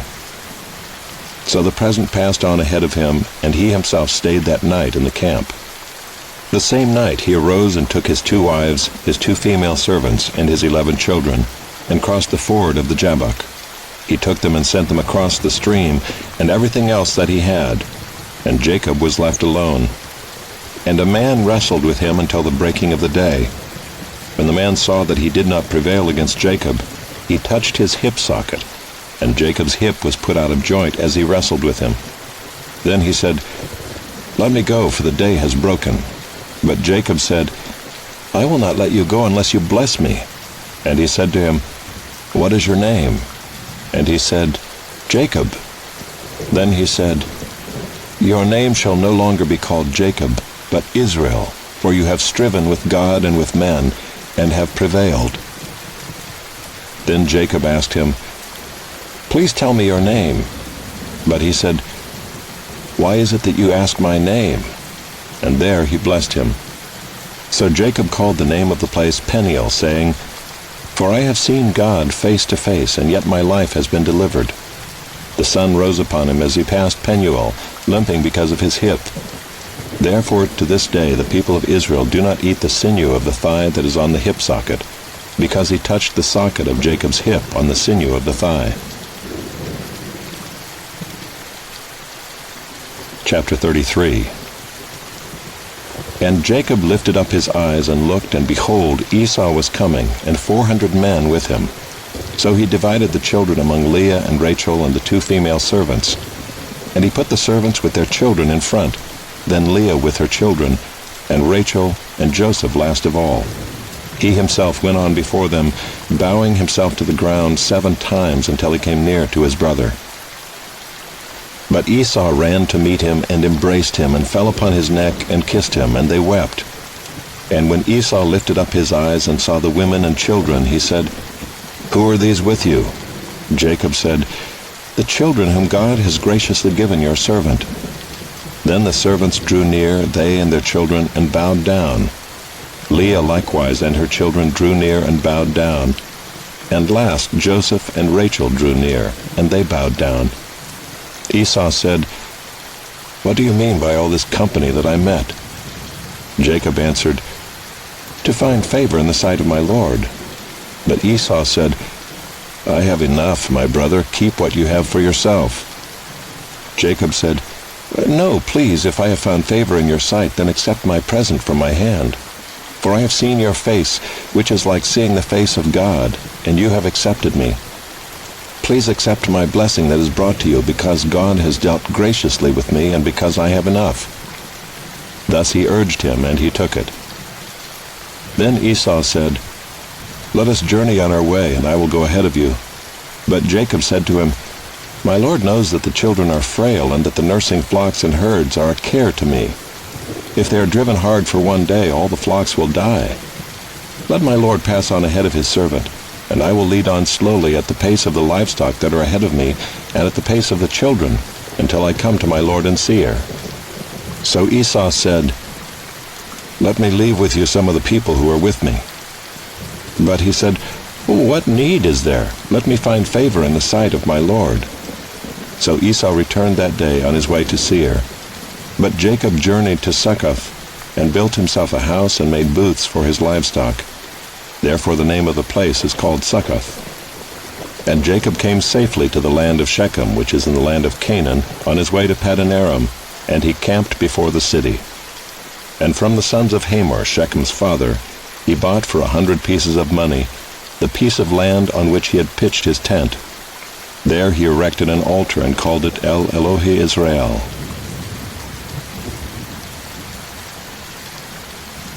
Chapter 34. Now Dinah the daughter of Leah, whom she had borne to Jacob, went out to see the women of the land. And when Shechem the son of Hamor the Hivite, the prince of the land, saw her, he seized her and lay with her and humiliated her. And his soul was drawn to Dinah the daughter of Jacob. He loved the young woman and spoke tenderly to her. So Shechem spoke to his father Hamor, saying, "Get me this girl for my wife." Now Jacob heard that he had defiled his daughter Dinah, but his sons were with his livestock in the field, so Jacob held his peace until they came. And Hamor the father of Shechem went out to Jacob to speak with him. The sons of Jacob had come in from the field as soon as they heard of it, and the men were indignant and very angry, because he had done an outrageous thing in Israel by lying with Jacob's daughter, for such a thing must not be done. But Hamor spoke with them, saying, "The soul of my son Shechem longs for your daughter. Please give her to him to be his wife. Make marriages with us. Give your daughters to us, and take our daughters for yourselves. You shall dwell with us, and the land shall be open to you. Dwell and trade in it, and get property in it." Shechem also said to her father and to her brothers, "Let me find favor in your eyes, and whatever you say to me I will give. Ask me for as great a bride price and gift as you will, and I will give whatever you say to me. Only give me the young woman to be my wife." The sons of Jacob answered Shechem and his father Hamor deceitfully, because he had defiled their sister Dinah.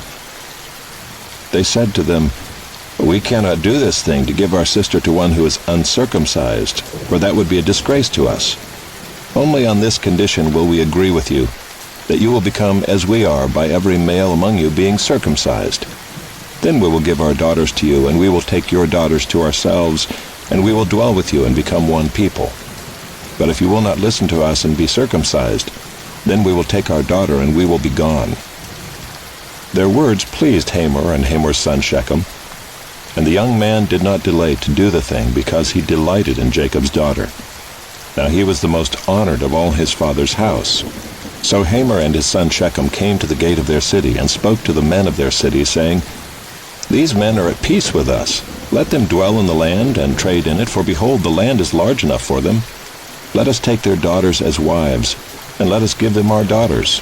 Only on this condition will the men agree to dwell with us to become one people, when every male among us is circumcised as they are circumcised.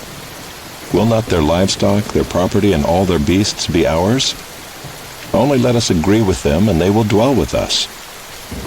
And all who went out of the gate of his city listened to Hamor and his son Shechem, and every male was circumcised, all who went out of the gate of his city.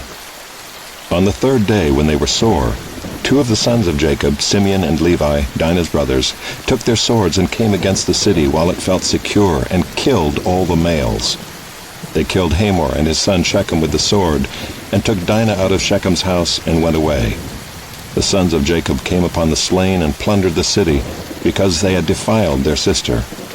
They took their flocks and their herds, their donkeys, and whatever was in the city and in the field, all their wealth, all their little ones and their wives, all that was in the houses they captured and plundered. Then Jacob said to Simeon and Levi, "You have brought trouble on me by making me stink to the inhabitants of the land, the Canaanites and the Perizzites. My numbers are few, and if they gather themselves against me and attack me, I shall be destroyed, both I and my household." But they said, "Should he treat our sister like a prostitute?"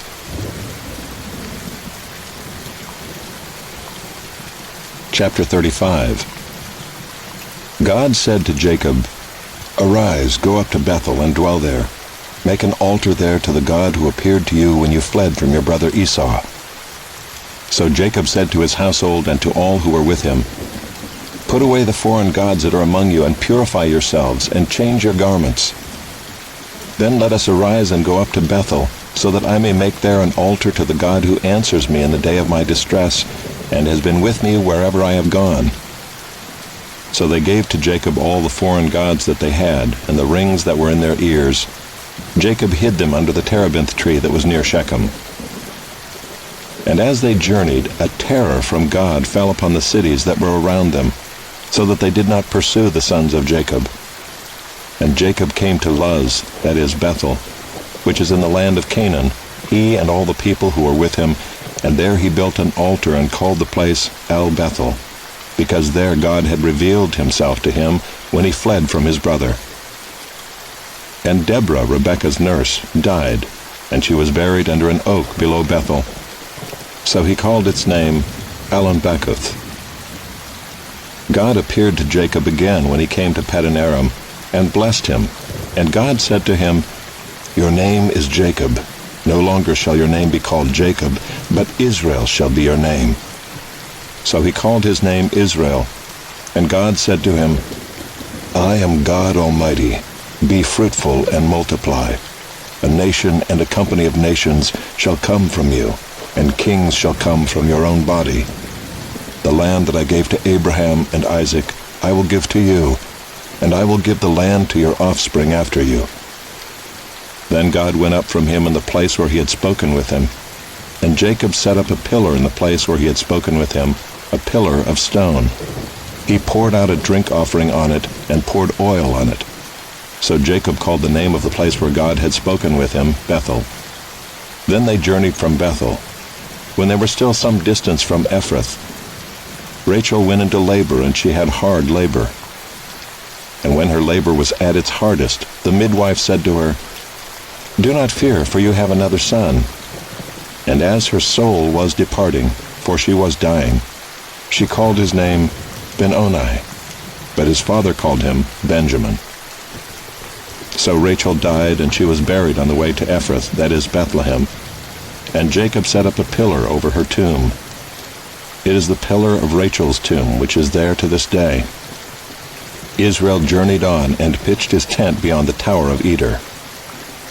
While Israel lived in that land, Reuben went and lay with Bilhah, his father's concubine, and Israel heard of it. Now the sons of Jacob were 12, the sons of Leah, Reuben, Jacob's firstborn, Simeon, Levi, Judah, Issachar, and Zebulun. The sons of Rachel, Joseph and Benjamin. The sons of Bilhah, Rachel's servant, Dan and Naphtali. The sons of Zilpah, Leah's servant, Gad and Asher. These were the sons of Jacob who were born to him in Paddan-aram. And Jacob came to his father Isaac at Mamre, or Kiriath Arba, that is Hebron, where Abraham and Isaac had sojourned. Now the days of Isaac were 180 years, and Isaac breathed his last, and he died and was gathered to his people, old and full of days. And his sons Esau and Jacob buried him.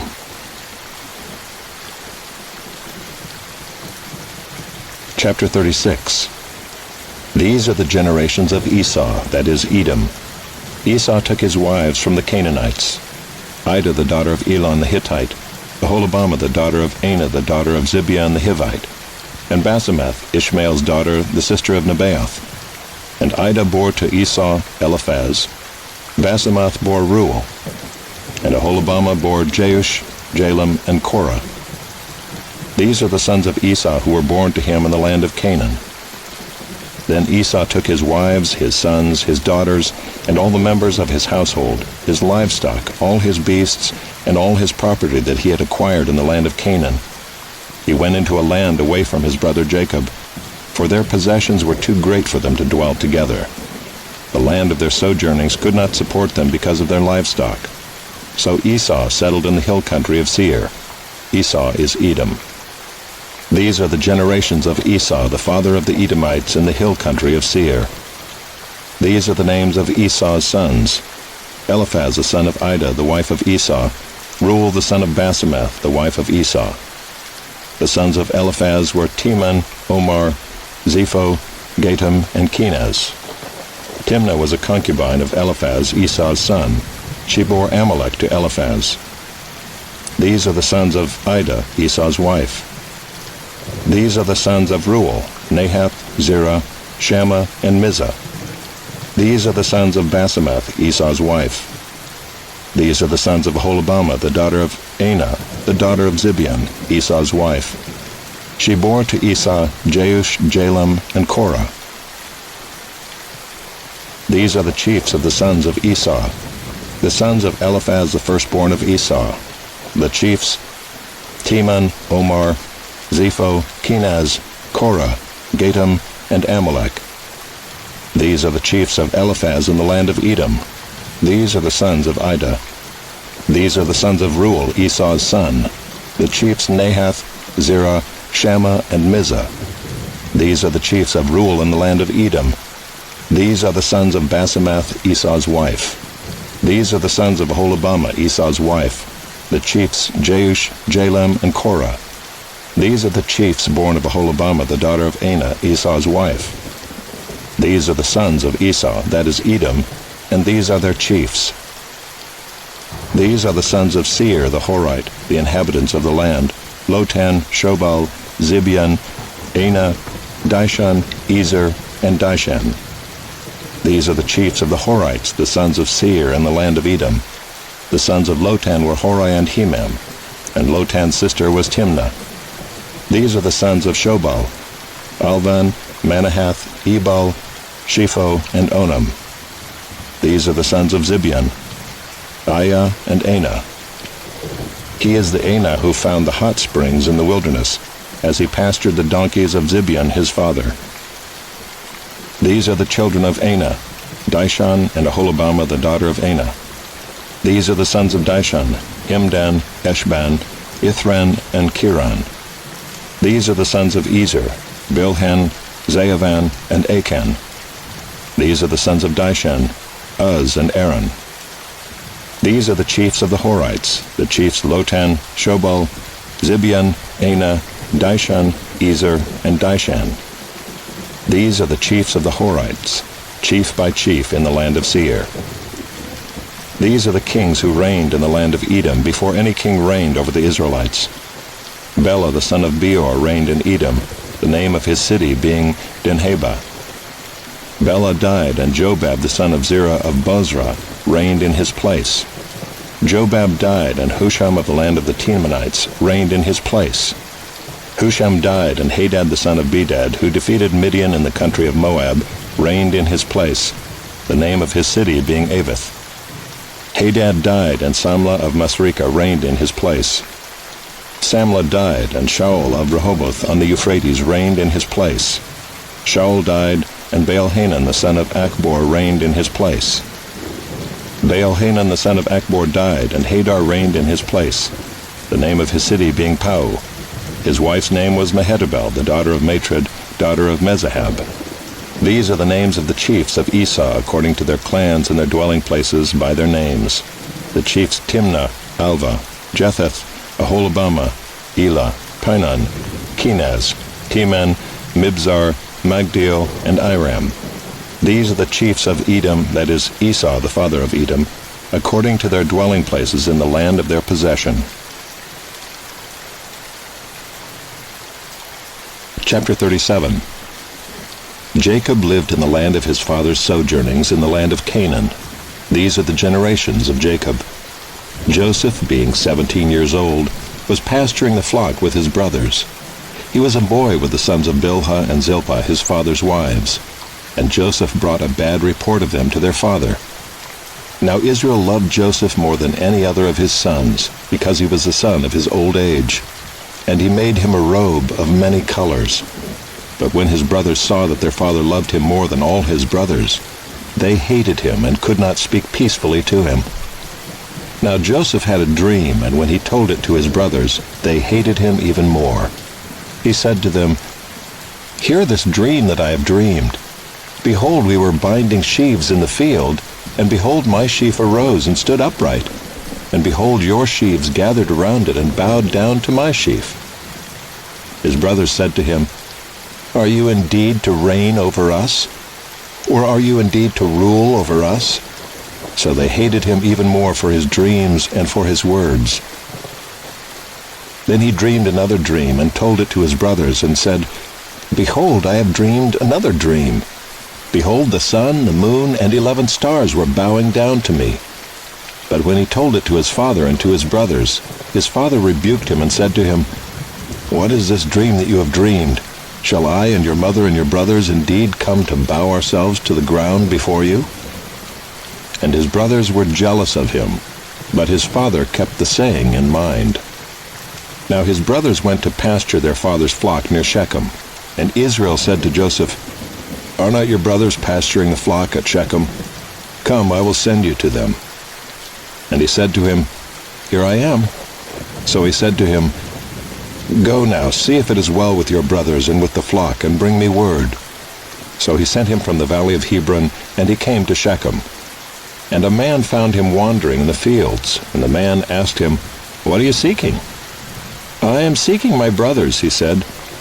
"Tell me, please, where they are pasturing the flock." And the man said, "They have gone away, for I heard them say, 'Let us go to Dothan.'" So Joseph went after his brothers and found them at Dothan. They saw him from afar, and before he came near to them, they conspired against him to kill him. They said to one another, "Here comes this dreamer. Come now, let us kill him and throw him into one of the pits. Then we will say that a fierce animal has devoured him, and we will see what will become of his dreams." But when Reuben heard it, he rescued him out of their hands, saying, "Let us not take his life." And Reuben said to them, "Shed no blood. Throw him into this pit here in the wilderness, but do not lay a hand on him," that he might rescue him out of their hand to restore him to his father. So when Joseph came to his brothers, they stripped him of his robe, the robe of many colors that he wore, and they took him and threw him into a pit. The pit was empty, there was no water in it. Then they sat down to eat. And looking up, they saw a caravan of Ishmaelites coming from Gilead with their camels bearing gum, balm, and myrrh on their way to carry it down to Egypt. Then Judah said to his brothers, "What profit is it if we kill our brother and conceal his blood?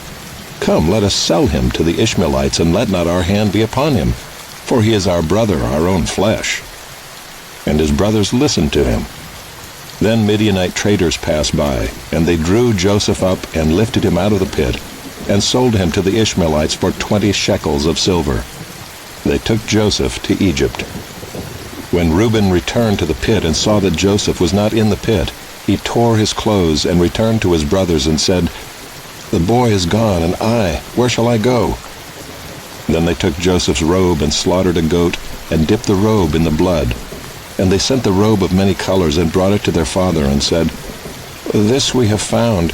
Please identify whether it is your son's robe or not." And he identified it and said, "It is my son's robe. A fierce animal has devoured him. Joseph is without doubt torn to pieces." Then Jacob tore his garments and put sackcloth on his loins and mourned for his son many days. All his sons and all his daughters rose up to comfort him, but he refused to be comforted and said, "No, I shall go down to Sheol to my son, mourning." Thus his father wept for him. Meanwhile the Midianites had sold him in Egypt to Potiphar, an officer of Pharaoh, the captain of the guard. Chapter 38.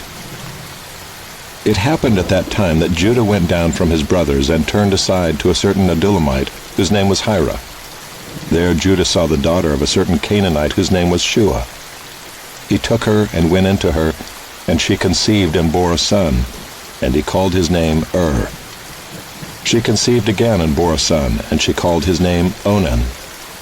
Yet again she bore a son, and she called his name Shelah. Judah was in Chezib when she bore him.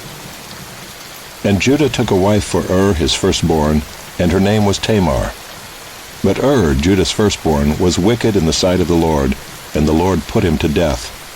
Then Judah said to Onan, "Go into your brother's wife and perform the duty of a brother-in-law to her, and raise up offspring for your brother."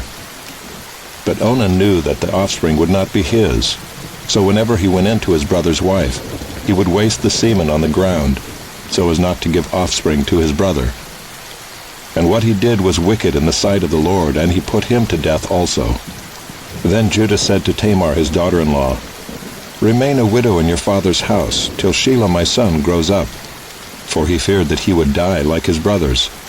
So Tamar went and remained in her father's house. In the course of time the wife of Judah, Shua's daughter, died. When Judah was comforted, he went up to Timnah to his sheep shearers, he and his friend Hira the Adulamite.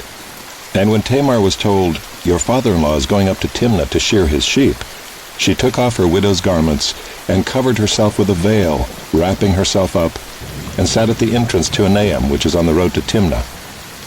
For she saw that Shelah was grown up, and she had not been given to him in marriage. When Judah saw her, he thought she was a prostitute, for she had covered her face. He turned to her at the roadside and said, "Come, let me come in to you," for he did not know that she was his daughter-in-law. She said, "What will you give me that you may come in to me?" He answered, "I will send you a young goat from the flock." And she said, "If you give me a pledge until you send it." He said, "What pledge shall I give you?" She replied, "Your signet and your cord and your staff that is in your hand."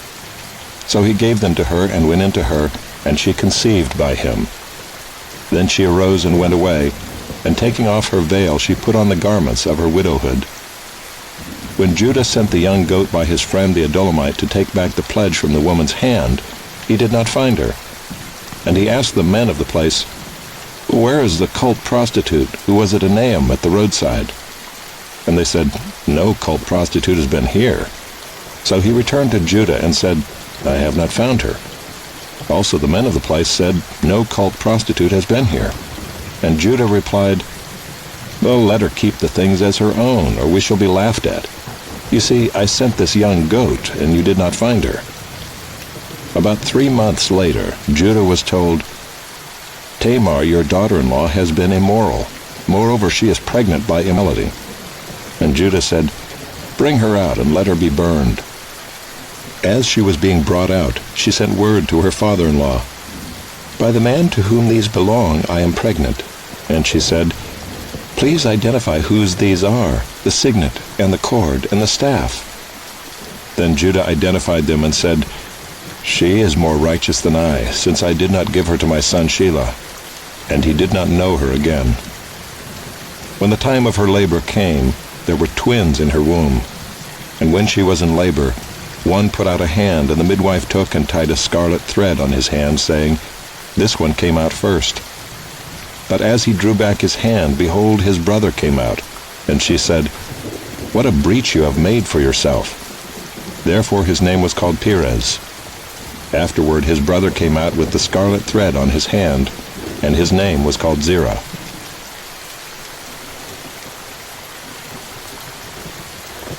Chapter 39. Now Joseph had been brought down to Egypt, and Potiphar, an officer of Pharaoh, the captain of the guard, an Egyptian, had bought him from the Ishmaelites who had brought him down there. The Lord was with Joseph, and he became a successful man, and he was in the house of his Egyptian master. His master saw that the Lord was with him, and that the Lord caused all that he did to succeed in his hands. So Joseph found favor in his sight and attended him, and he made him overseer of his house, and put him in charge of all that he had. From the time that he made him overseer in his house and over all that he had, the Lord blessed the Egyptian's house for Joseph's sake. The blessing of the Lord was on all that he had, in house and field. So he left all that he had in Joseph's charge, and because of him he had no concern about anything but the food he ate. Now Joseph was handsome in form and appearance. And after a time his master's wife cast her eyes on Joseph and said, "Lie with me." But he refused and said to his master's wife, "Behold, because of me my master has no concern about anything in the house, and he has put everything that he has in my charge. He is not greater in this house than I am, nor has he kept back anything from me except you, because you are his wife. How then can I do this great wickedness and sin against God?" And as she spoke to Joseph day after day, he would not listen to her, to lie beside her, or to be with her. But one day, when he went into the house to do his work, and none of the men of the house was there in the house, she caught him by his garment, saying, "Lie with me." But he left his garment in her hand, and fled, and got out of the house. And as soon as she saw that he had left his garment in her hand, and had fled out of the house, she called to the men of her household, and said to them, "See, he has brought among us a Hebrew to laugh at us. He came in to lie with me, and I cried out with a loud voice. And as soon as he heard that I lifted up my voice and cried out, he left his garment beside me, and fled, and got out of the house." Then she laid up his garment by her until his master came home, and she told him the same story, saying, "The Hebrew servant whom you have brought among us came in to me to laugh at me. But as soon as I lifted up my voice and cried, he left his garment beside me and fled out of the house." As soon as his master heard the words that his wife spoke to him, "This is the way your servant treated me," his anger was kindled, and Joseph's master took him and put him into the prison, the place where the king's prisoners were confined, and he was there in prison. But the Lord was with Joseph, and showed him steadfast love, and gave him favor in the sight of the keeper of the prison. And the keeper of the prison put Joseph in charge of all the prisoners who were in the prison. Whatever was done there, he was the one who did it. The keeper of the prison paid no attention to anything that was in Joseph's charge, because the Lord was with him. And whatever he did, the Lord made it succeed.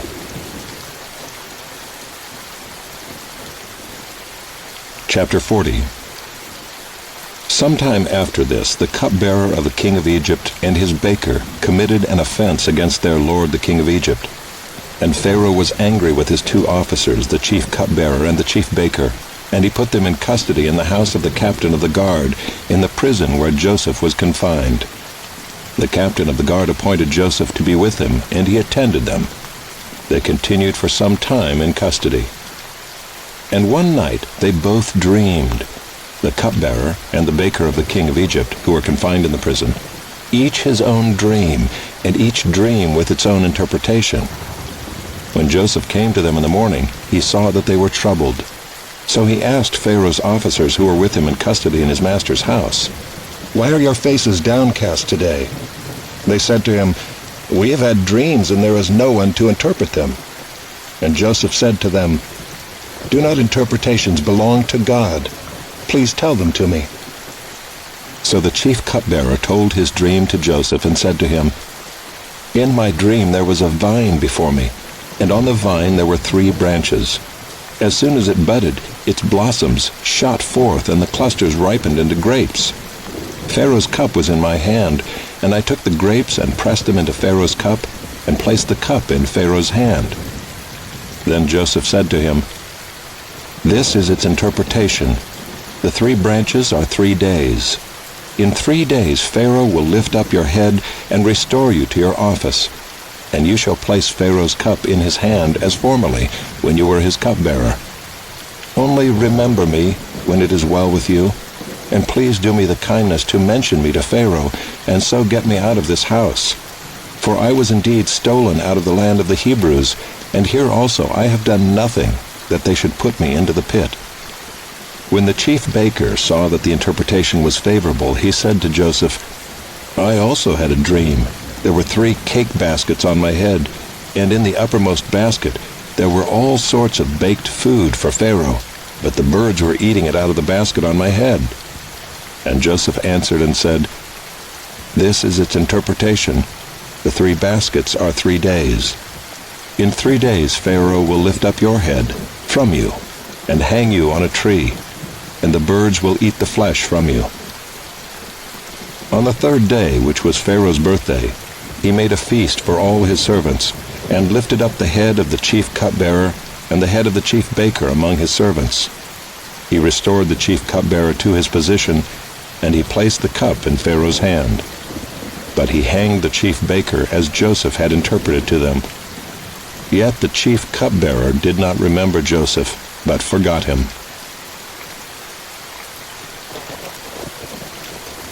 Chapter 41.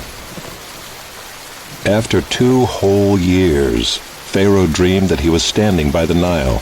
And behold, there came up out of the Nile 7 cows attractive and plump, and they fed in the reed grass. And behold, 7 other cows, ugly and thin, came up out of the Nile after them, and stood by the other cows on the bank of the Nile. And the ugly, thin cows ate up the 7 attractive, plump cows. And Pharaoh awoke. And he fell asleep and dreamed a 2nd time. And behold, 7 ears of grain, plump and good, were growing on one stalk. And behold, after them sprouted 7 ears, thin and blighted by the east wind. And the thin ears swallowed up the 7 plump, full ears. And Pharaoh awoke, and behold, it was a dream. So in the morning his spirit was troubled, and he sent and called for all the magicians of Egypt and all its wise men. Pharaoh told them his dreams, but there was none who could interpret them to Pharaoh. Then the chief cupbearer said to Pharaoh, "I remember my offenses today. When Pharaoh was angry with his servants, and put me and the chief baker in custody in the house of the captain of the guard, we dreamed on the same night, he and I, each having a dream with its own interpretation. A young Hebrew was there with us, a servant of the captain of the guard. When we told him, he interpreted our dreams to us, giving an interpretation to each man according to his dream. And as he interpreted to us, so it came about. I was restored to my office, and the baker was hanged." Then Pharaoh sent and called Joseph, and they quickly brought him out of the pit. And when he had shaved himself and changed his clothes, he came in before Pharaoh. And Pharaoh said to Joseph, "I have had a dream, and there is no one who can interpret it. I have heard it said of you that when you hear a dream, you can interpret it." Joseph answered Pharaoh, "It is not in me. God will give Pharaoh a favorable answer." Then Pharaoh said to Joseph, "Behold, in my dream I was standing on the banks of the Nile. 7 cows, plump and attractive, came up out of the Nile and fed in the reed grass. 7 other cows came up after them, poor and very ugly and thin, such as I had never seen in all the land of Egypt. and the thin, ugly cows ate up the first 7 plump cows. But when they had eaten them, no one would have known that they had eaten them, for they were still as ugly as at the beginning. Then I awoke. I also saw in my dream 7 ears growing on one stalk, full and good. 7 ears, withered, thin, and blighted by the east wind, sprouted after them, and the thin ears swallowed up the 7 good ears. And I told it to the magicians, but there was no one who could explain it to me. Then Joseph said to Pharaoh, "The dreams of Pharaoh are one. God has revealed to Pharaoh what he is about to do. The 7 good cows are 7 years, and the 7 good ears are 7 years. The dreams are one. The 7 lean and ugly cows that came up after them are 7 years, and the 7 empty ears blighted by the east wind are also 7 years of famine. It is as I told Pharaoh. God has shown to Pharaoh what he is about to do. There will come 7 years of great plenty throughout all the land of Egypt. But after them there will arise 7 years of famine, and all the plenty will be forgotten in the land of Egypt. The famine will consume the land, and the plenty will be unknown in the land by reason of the famine that will follow, for it will be very severe. And the doubling of Pharaoh's dream means that the thing is fixed by God, and God will shortly bring it about. Now therefore let Pharaoh select a discerning and wise man, and set him over the land of Egypt. Let Pharaoh proceed to appoint overseers over the land, and take 1/5 of the produce of the land of Egypt during the 7 plentiful years. And let them gather all the food of these good years that are coming, and store up grain under the authority of Pharaoh for food in the cities, and let them keep it. That food shall be a reserve for the land against the 7 years of famine that are to occur in the land of Egypt, so that the land may not perish through the famine." This proposal pleased Pharaoh and all his servants. And Pharaoh said to his servants, "Can we find a man like this, in whom is the Spirit of God?" Then Pharaoh said to Joseph, "Since God has shown you all this, there is none so discerning and wise as you are. You shall be over my house, and all my people shall order themselves as you command. Only as regards the throne will I be greater than you." And Pharaoh said to Joseph, "See, I have set you over all the land of Egypt." Then Pharaoh took his signet ring from his hand and put it on Joseph's hand, and clothed him in garments of fine linen, and put a gold chain about his neck. And he made him ride in his 2nd chariot. And they called out before him, "Bow the knee."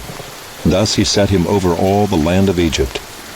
Moreover, Pharaoh said to Joseph, "I am Pharaoh, and without your consent no one shall lift up hand or foot in all the land of Egypt." And Pharaoh called Joseph's name Zaphenath-Paneah, and he gave him in marriage Asenath, the daughter of Potiphera, priest of On. So Joseph went out over the land of Egypt. Joseph was 30 years old when he entered the service of Pharaoh, king of Egypt. And Joseph went out from the presence of Pharaoh, and went through all the land of Egypt.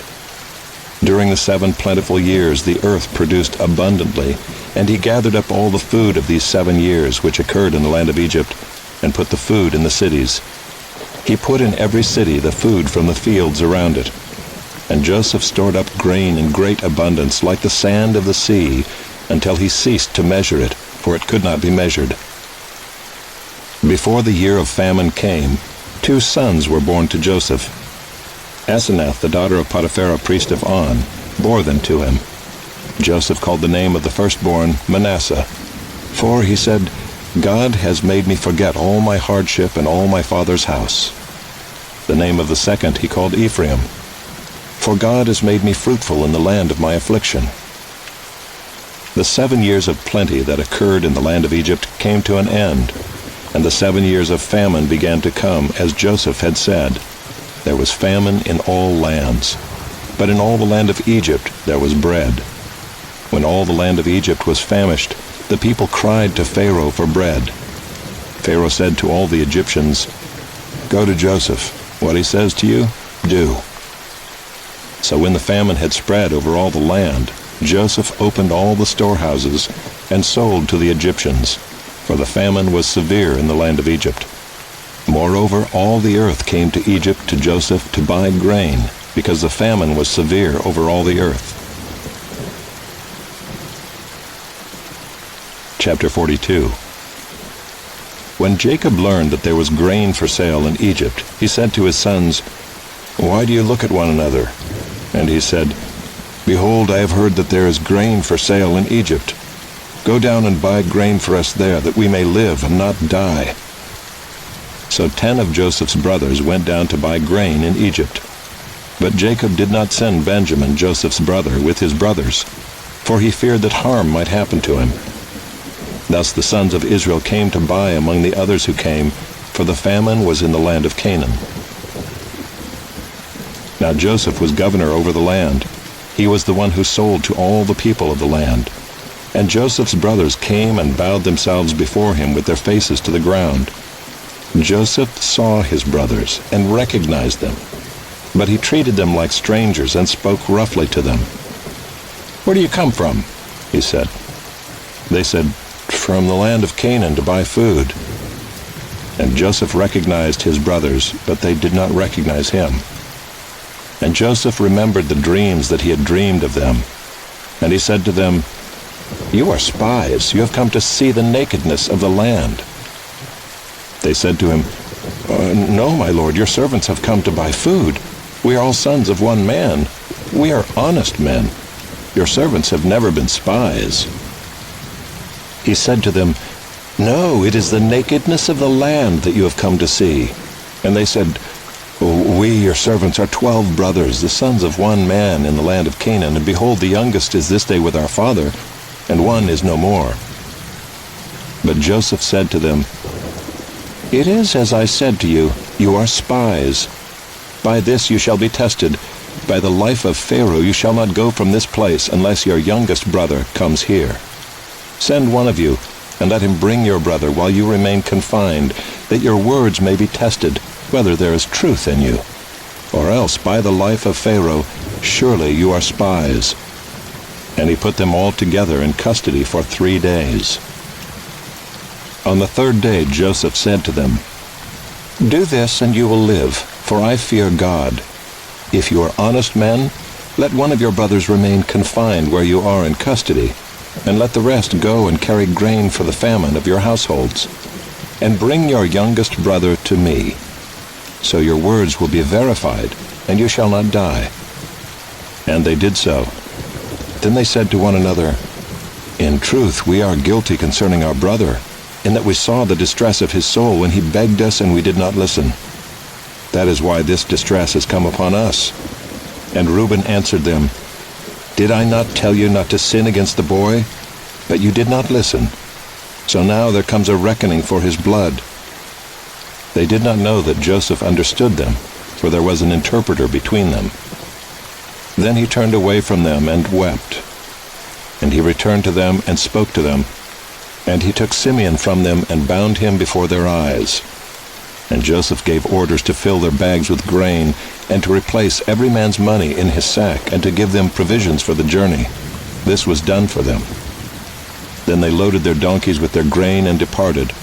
And as one of them opened his sack to give his donkey fodder at the lodging place, he saw his money in the mouth of his sack.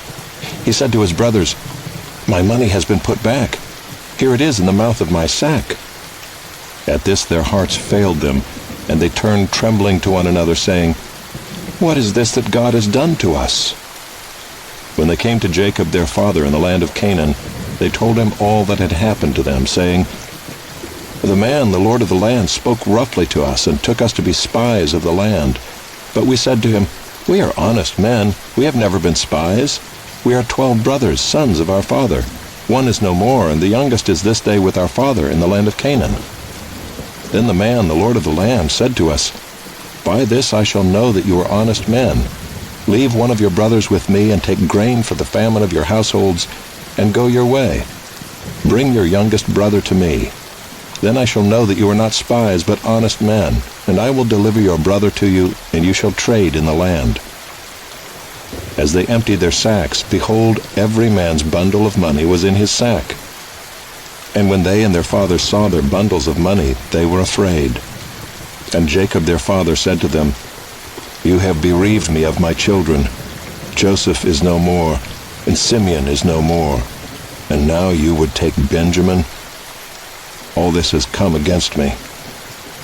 Then Reuben said to his father, "Kill my 2 sons if I do not bring him back to you. Put him in my hands, and I will bring him back to you." But he said, "My son shall not go down with you, for his brother is dead, and he is the only one left. If harm should happen to him on the journey that you are to make, you would bring down my gray hairs with sorrow to Sheol."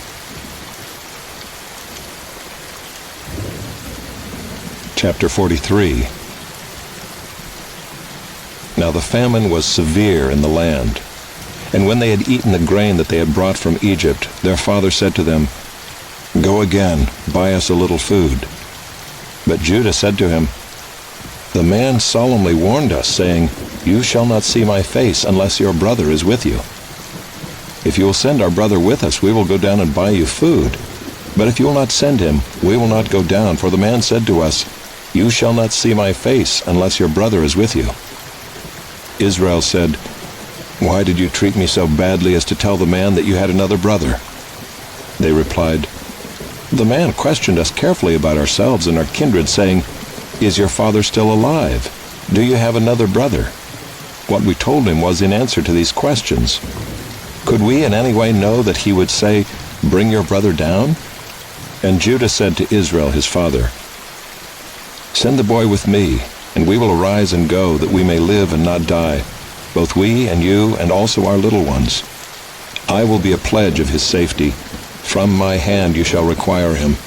If I do not bring him back to you and set him before you, then let me bear the blame forever. If we had not delayed, we would now have returned twice." Then their father Israel said to them, "If it must be so, then do this. Take some of the choice fruits of the land in your bags, and carry a present down to the man, a little balm, and a little honey, gum, myrrh, pistachio nuts, and almonds. Take double the money with you. Carry back with you the money that was returned in the mouth of your sacks.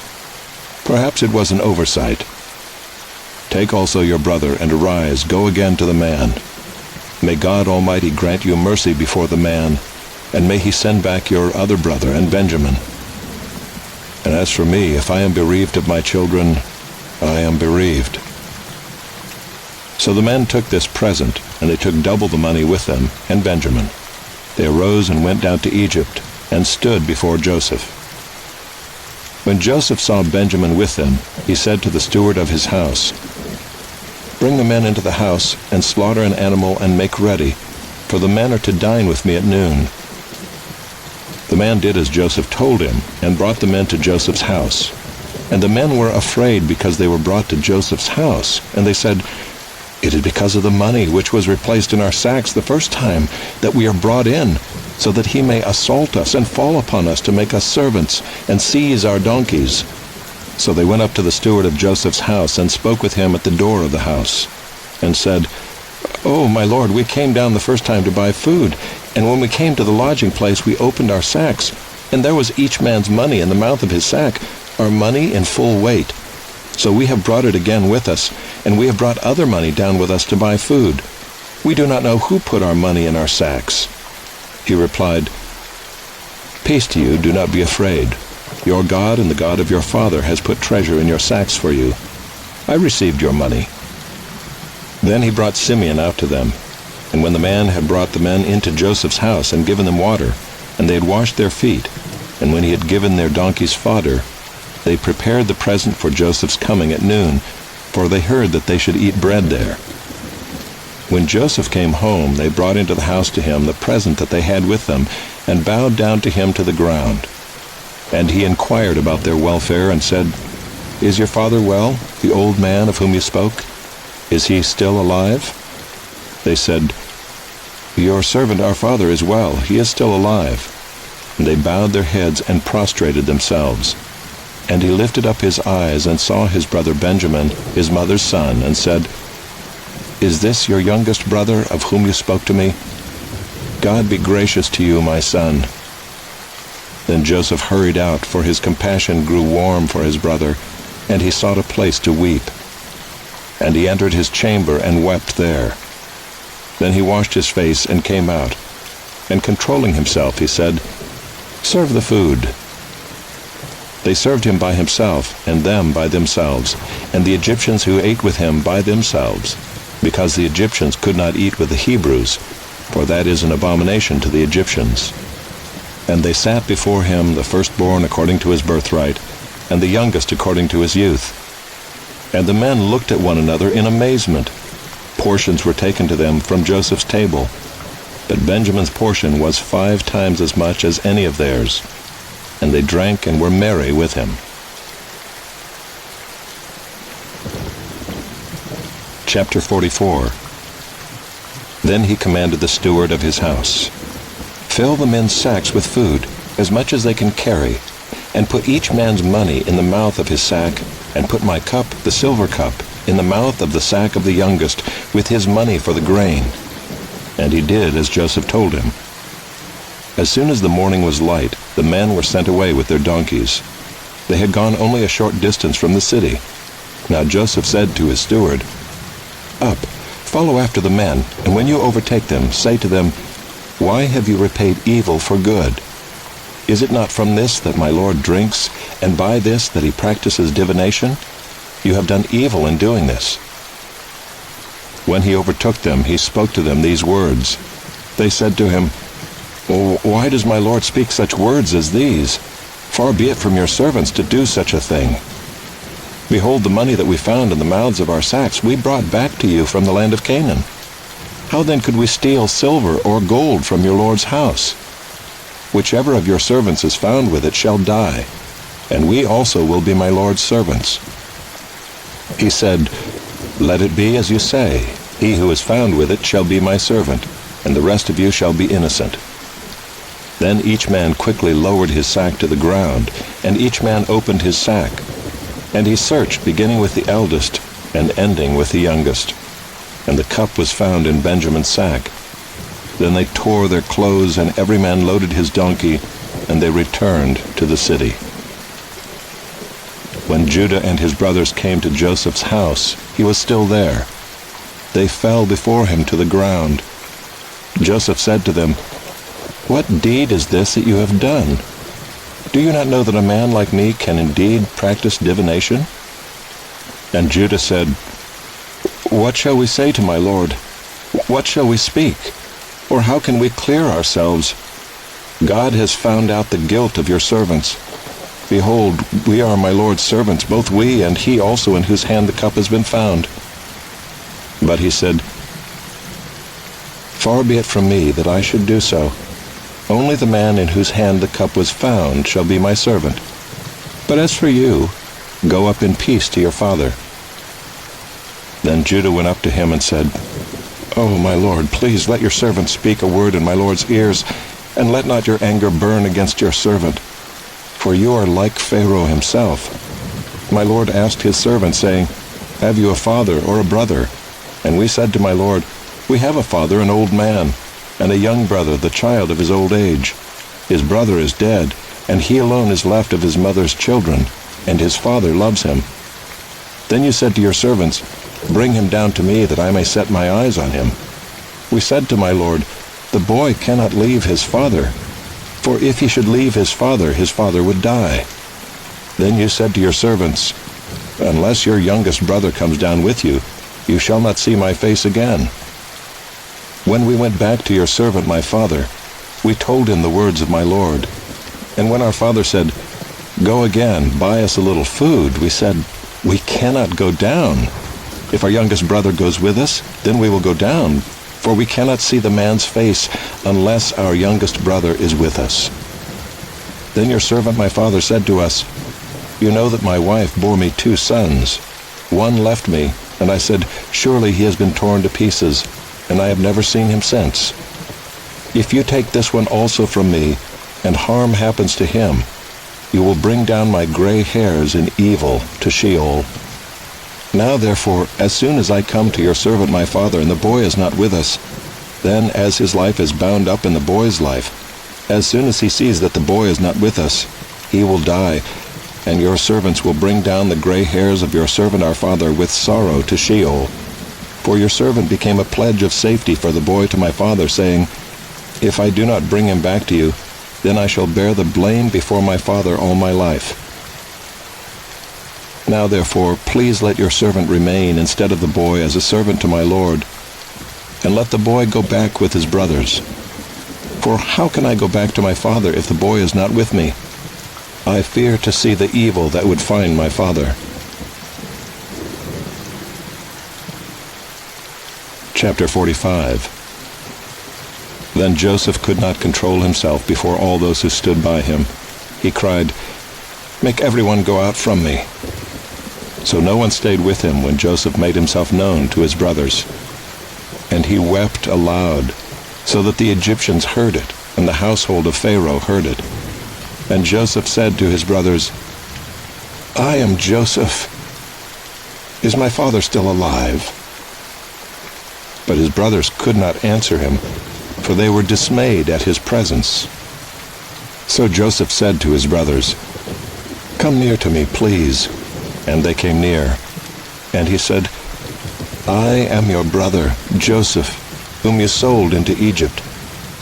And now do not be distressed or angry with yourselves because you sold me here, for God sent me before you to preserve life. For the famine has been in the land these 2 years, and there are yet 5 years in which there will be neither plowing nor harvest. And God sent me before you to preserve for you a remnant on earth, and to keep alive for you many survivors. So it was not you who sent me here, but God. He has made me a father to Pharaoh, and lord of all his house, and ruler over all the land of Egypt. Hurry and go up to my father, and say to him, 'Thus says your son Joseph, God has made me lord of all Egypt. Come down to me, do not tarry. You shall dwell in the land of Goshen, and you shall be near me, you and your children, and your children's children, and your flocks, your herds, and all that you have. There I will provide for you, for there are yet 5 years of famine to come, so that you and your household and all that you have do not come to poverty. And now your eyes see, and the eyes of my brother Benjamin see, that it is my mouth that speaks to you. You must tell my father of all my honor in Egypt, and of all that you have seen. Hurry and bring my father down here." Then he fell upon his brother Benjamin's neck and wept, and Benjamin wept upon his neck. And he kissed all his brothers and wept upon them. After that his brothers talked with him. When the report was heard in Pharaoh's house, Joseph's brothers have come, it pleased Pharaoh and his servants. And Pharaoh said to Joseph, "Say to your brothers, do this, load your beasts and go back to the land of Canaan, and take your father and your households and come to me, and I will give you the best of the land of Egypt, and you shall eat the fat of the land. And you, Joseph, are commanded to say, do this, take wagons from the land of Egypt for your little ones and for your wives, and bring your father, and come. Have no concern for your goods, for the best of all the land of Egypt is yours." The sons of Israel did so, and Joseph gave them wagons according to the command of Pharaoh, and gave them provisions for the journey. To each and all of them he gave a change of clothes, but to Benjamin he gave 300 shekels of silver and 5 changes of clothes. To his father he sent as follows: 10 donkeys loaded with the good things of Egypt, and 10 female donkeys loaded with grain, bread, and provision for his father on the journey. Then he sent his brothers away, and as they departed he said to them, "Do not quarrel on the way." So they went up out of Egypt and came to the land of Canaan to their father Jacob.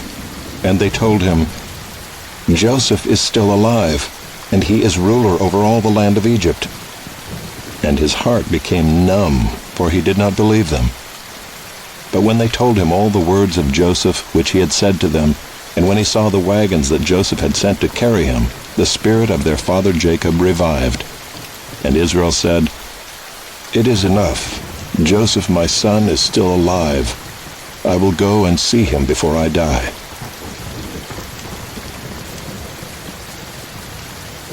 Chapter 46. So Israel took his journey with all that he had, and came to Beersheba, and offered sacrifices to the God of his father Isaac. And God spoke to Israel in visions of the night, and said, "Jacob, Jacob."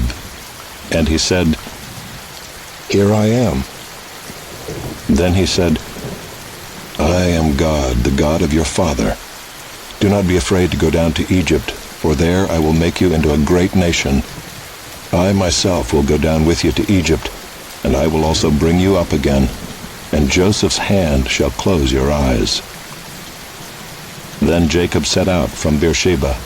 The sons of Israel carried Jacob their father, their little ones, and their wives in the wagons that Pharaoh had sent to carry him. They also took their livestock and their goods which they had gained in the land of Canaan, and came into Egypt, Jacob and all his offspring with him, his sons and his sons' sons with him, his daughters and his sons' daughters.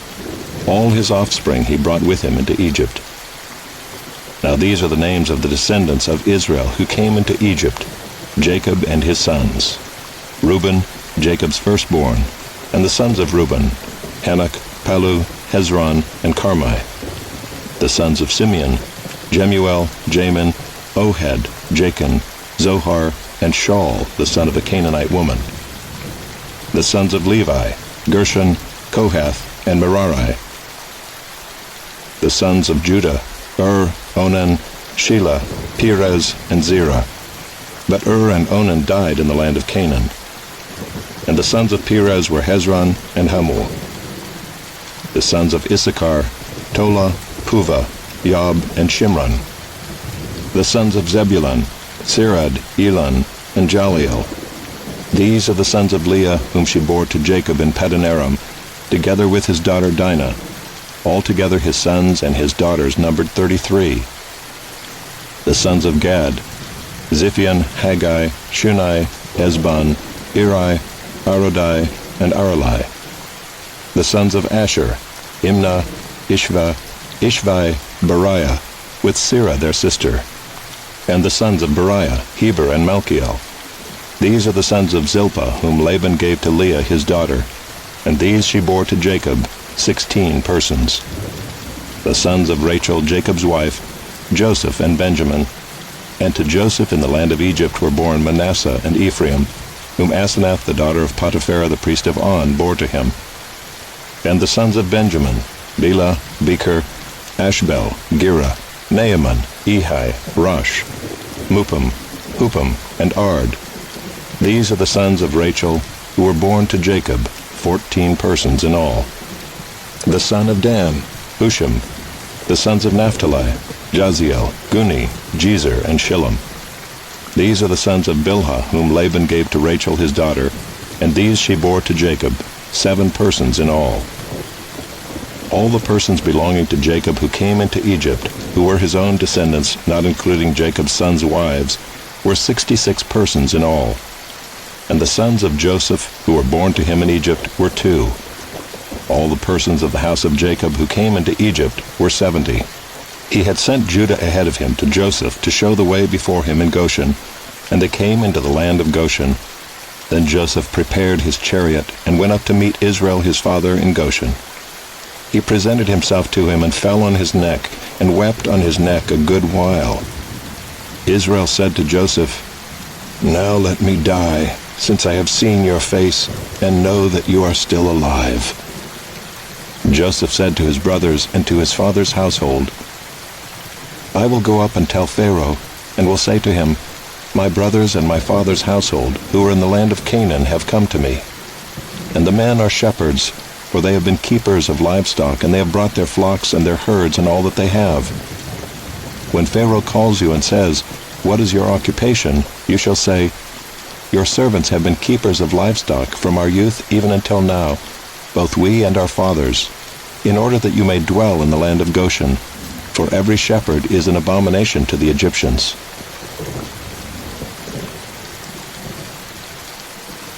Chapter 47. So Joseph went in and told Pharaoh, "My father and my brothers, with their flocks and herds and all that they possess, have come from the land of Canaan. They are now in the land of Goshen." And from among his brothers he took 5 men and presented them to Pharaoh. Pharaoh said to his brothers, "What is your occupation?" And they said to Pharaoh, "Your servants are shepherds, as our fathers were." They said to Pharaoh, "We have come to sojourn in the land, for there is no pasture for your servants' flocks, for the famine is severe in the land of Canaan." And now please let your servants dwell in the land of Goshen." Then Pharaoh said to Joseph, "Your father and your brothers have come to you. The land of Egypt is before you. Settle your father and your brothers in the best of the land. Let them settle in the land of Goshen. And if you know any able men among them, put them in charge of my livestock." Then Joseph brought in Jacob his father and stood him before Pharaoh. And Jacob blessed Pharaoh. And Pharaoh said to Jacob, "How many are the days of the years of your life?"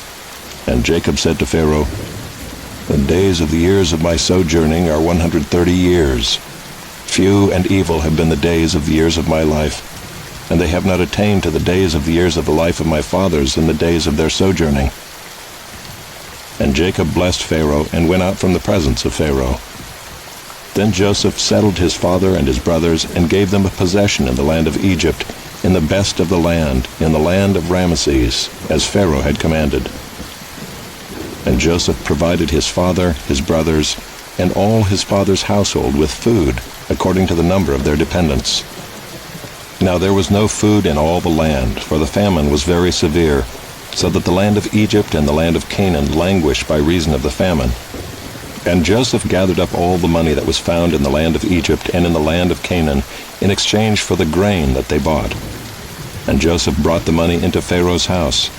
And when the money was all spent in the land of Egypt and in the land of Canaan, all the Egyptians came to Joseph and said, "Give us food. Why should we die before your eyes? For our money is gone." And Joseph answered, "Give your livestock, and I will give you food in exchange for your livestock, if your money is gone." So they brought their livestock to Joseph, and Joseph gave them food in exchange for the horses, the flocks, the herds, and the donkeys. He supplied them with food in exchange for all their livestock that year. And when that year was ended, they came to him the following year and said to him, "We will not hide from my lord that our money is all spent. The herds of livestock are my lord's. There is nothing left in the sight of my lord but our bodies and our land. Why should we die before your eyes, both we and our land? Buy us and our land for food, and we with our land will be servants to Pharaoh. And give us seed that we may live and not die, and that the land may not be desolate." So Joseph bought all the land of Egypt for Pharaoh, for all the Egyptians sold their fields, because the famine was severe on them. The land became Pharaoh's. As for the people, he made servants of them from one end of Egypt to the other. Only the land of the priests he did not buy, for the priests had a fixed allowance from Pharaoh and lived on the allowance that Pharaoh gave them. Therefore they did not sell their land. Then Joseph said to the people, "Behold, I have this day bought you and your land for Pharaoh. Now here is seed for you, and you shall sow the land. And at the harvests you shall give a fifth to Pharaoh, and 4/5 shall be your own, as seed for the field, and as food for yourselves and your households, and as food for your little ones." And they said, "You have saved our lives. May it please my lord, we will be servants to Pharaoh." So Joseph made it a statute concerning the land of Egypt, and it stands to this day, that Pharaoh should have the fifth. The land of the priests alone did not become Pharaoh's. Thus Israel settled in the land of Egypt, in the land of Goshen, and they gained possessions in it, and were fruitful and multiplied greatly. And Jacob lived in the land of Egypt 17 years. So the days of Jacob, the years of his life, were 147 years. And when the time drew near that Israel must die, he called his son Joseph and said to him, "If now I have found favor in your sight, put your hand under my thigh and promise to deal kindly and truly with me. Do not bury me in Egypt, but let me lie with my fathers. Carry me out of Egypt and bury me in their burying place." He answered, "I will do as you have said." And he said, "Swear to me." And he swore to him. Then Israel bowed himself upon the head of his bed.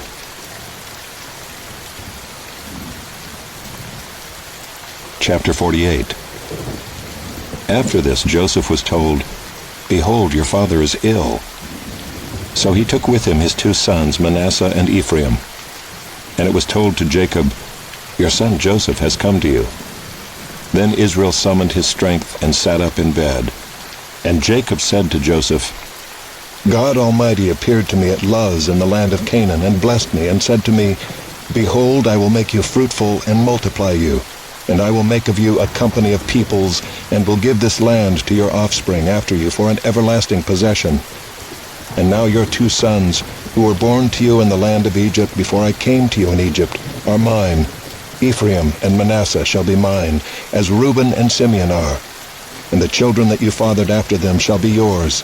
They shall be called by the name of their brothers in their inheritance. As for me, when I came from Paddan, to my sorrow Rachel died in the land of Canaan on the way, when there was still some distance to go to Ephrath. And I buried her there on the way to Ephrath, that is, Bethlehem. When Israel saw Joseph's sons, he said, Who are these? Joseph said to his father, They are my sons, whom God has given me here. And he said, Bring them to me, please, that I may bless them. Now the eyes of Israel were dim with age, so that he could not see. So Joseph brought them near him, and he kissed them and embraced them. And Israel said to Joseph, I never expected to see your face, and behold, God has let me see your offspring also.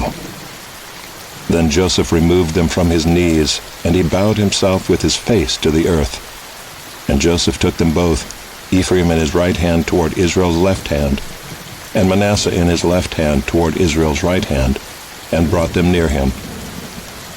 And Israel stretched out his right hand and laid it on the head of Ephraim, who was the younger, and his left hand on the head of Manasseh, crossing his hands, for Manasseh was the firstborn. And he blessed Joseph and said, The God before whom my fathers Abraham and Isaac walked, the God who has been my shepherd all my life long to this day, the angel who has redeemed me from all evil, bless the boys, and in them let my name be carried on in the name of my fathers Abraham and Isaac, and let them grow into a multitude in the midst of the earth. When Joseph saw that his father laid his right hand on the head of Ephraim, it displeased him, and he took his father's hand to move it from Ephraim's head to Manasseh's head.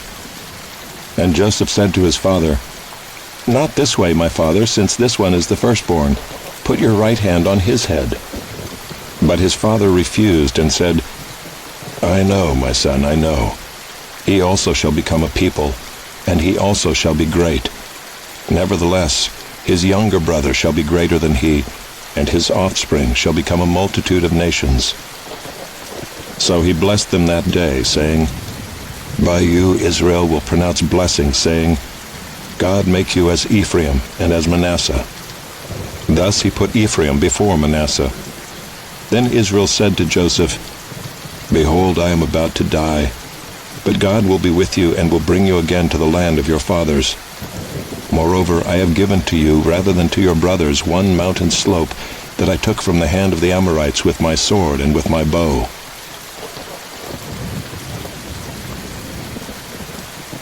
Chapter 49.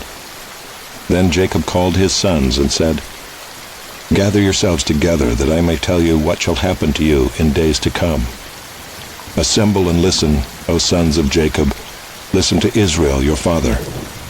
Reuben, you are my firstborn, my might, and the firstfruits of my strength. Preeminent in dignity and preeminent in power. Unstable as water, you shall not have preeminence. Because you went up to your father's bed, then you defiled it. He went up to my couch. Simeon and Levi are brothers. Weapons of violence are their swords. Let my soul come not into their counsel. O my glory, be not joined to their company. For in their anger they killed men, and in their willfulness they hamstrung oxen. Cursed be their anger, for it is fierce, and their wrath, for it is cruel. I will divide them in Jacob and scatter them in Israel. Judah, your brothers shall praise you. Your hand shall be on the neck of your enemies. Your father's sons shall bow down before you. Judah is a lion's cub. From the prey, my son, you have gone up. He stooped down, he crouched as a lion and as a lioness. Who dares rouse him?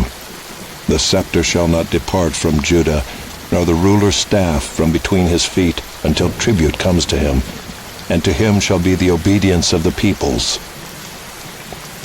binding his foal to the vine, and his donkey's colt to the choice vine. He has washed his garments in wine, and his vesture in the blood of grapes. His eyes are darker than wine, and his teeth whiter than milk. Zebulun shall dwell at the shore of the sea. He shall become a haven for ships, and his border shall be at Sidon. Issachar is a strong donkey, crouching between the sheepfolds. He saw that a resting place was good, and that the land was pleasant. So he bowed his shoulder to bear, and became a servant at forced labor. Dan shall judge his people as one of the tribes of Israel. Dan shall be a serpent in the way, a viper by the path, that bites the horse's heels, so that his rider falls backward. I wait for your salvation, O Lord. Raiders shall raid Gad, but he shall raid at their heels. Asher's food shall be rich, and he shall yield royal delicacies. Naphtali is a doe let loose that bears beautiful fawns. Joseph is a fruitful bough by a spring. His branches run over the wall. The archers bitterly attacked him, shot at him, and harassed him severely. Yet his bow remained unmoved. His arms were made agile by the hands of the mighty one of Jacob. From there is the shepherd, the stone of Israel. By the God of your father who will help you, by the Almighty who will bless you with blessings of heaven above, blessings of the deep that crouches beneath, blessings of the breasts and of the womb. The blessings of your father are mighty beyond the blessings of my parents, up to the bounties of the everlasting hills. May they be on the head of Joseph, and on the brow of him who was set apart from his brothers. Benjamin is a ravenous wolf, in the morning devouring the prey, and at evening dividing the spoil. All these are the 12 tribes of Israel. This is what their father said to them as he blessed them, blessing each with the blessing suitable to him. Then he commanded them and said to them, I am to be gathered to my people. Bury me with my fathers in the cave that is in the field of Ephron the Hittite, in the cave that is in the field at Machpelah, to the east of Mamre in the land of Canaan, which Abraham bought with the field from Ephron the Hittite to possess as a burying place. There they buried Abraham and Sarah his wife. There they buried Isaac and Rebekah his wife. And there I buried Leah. The field and the cave that is in it were bought from the Hittites. When Jacob finished commanding his sons, he drew up his feet into the bed and breathed his last, and was gathered to his people.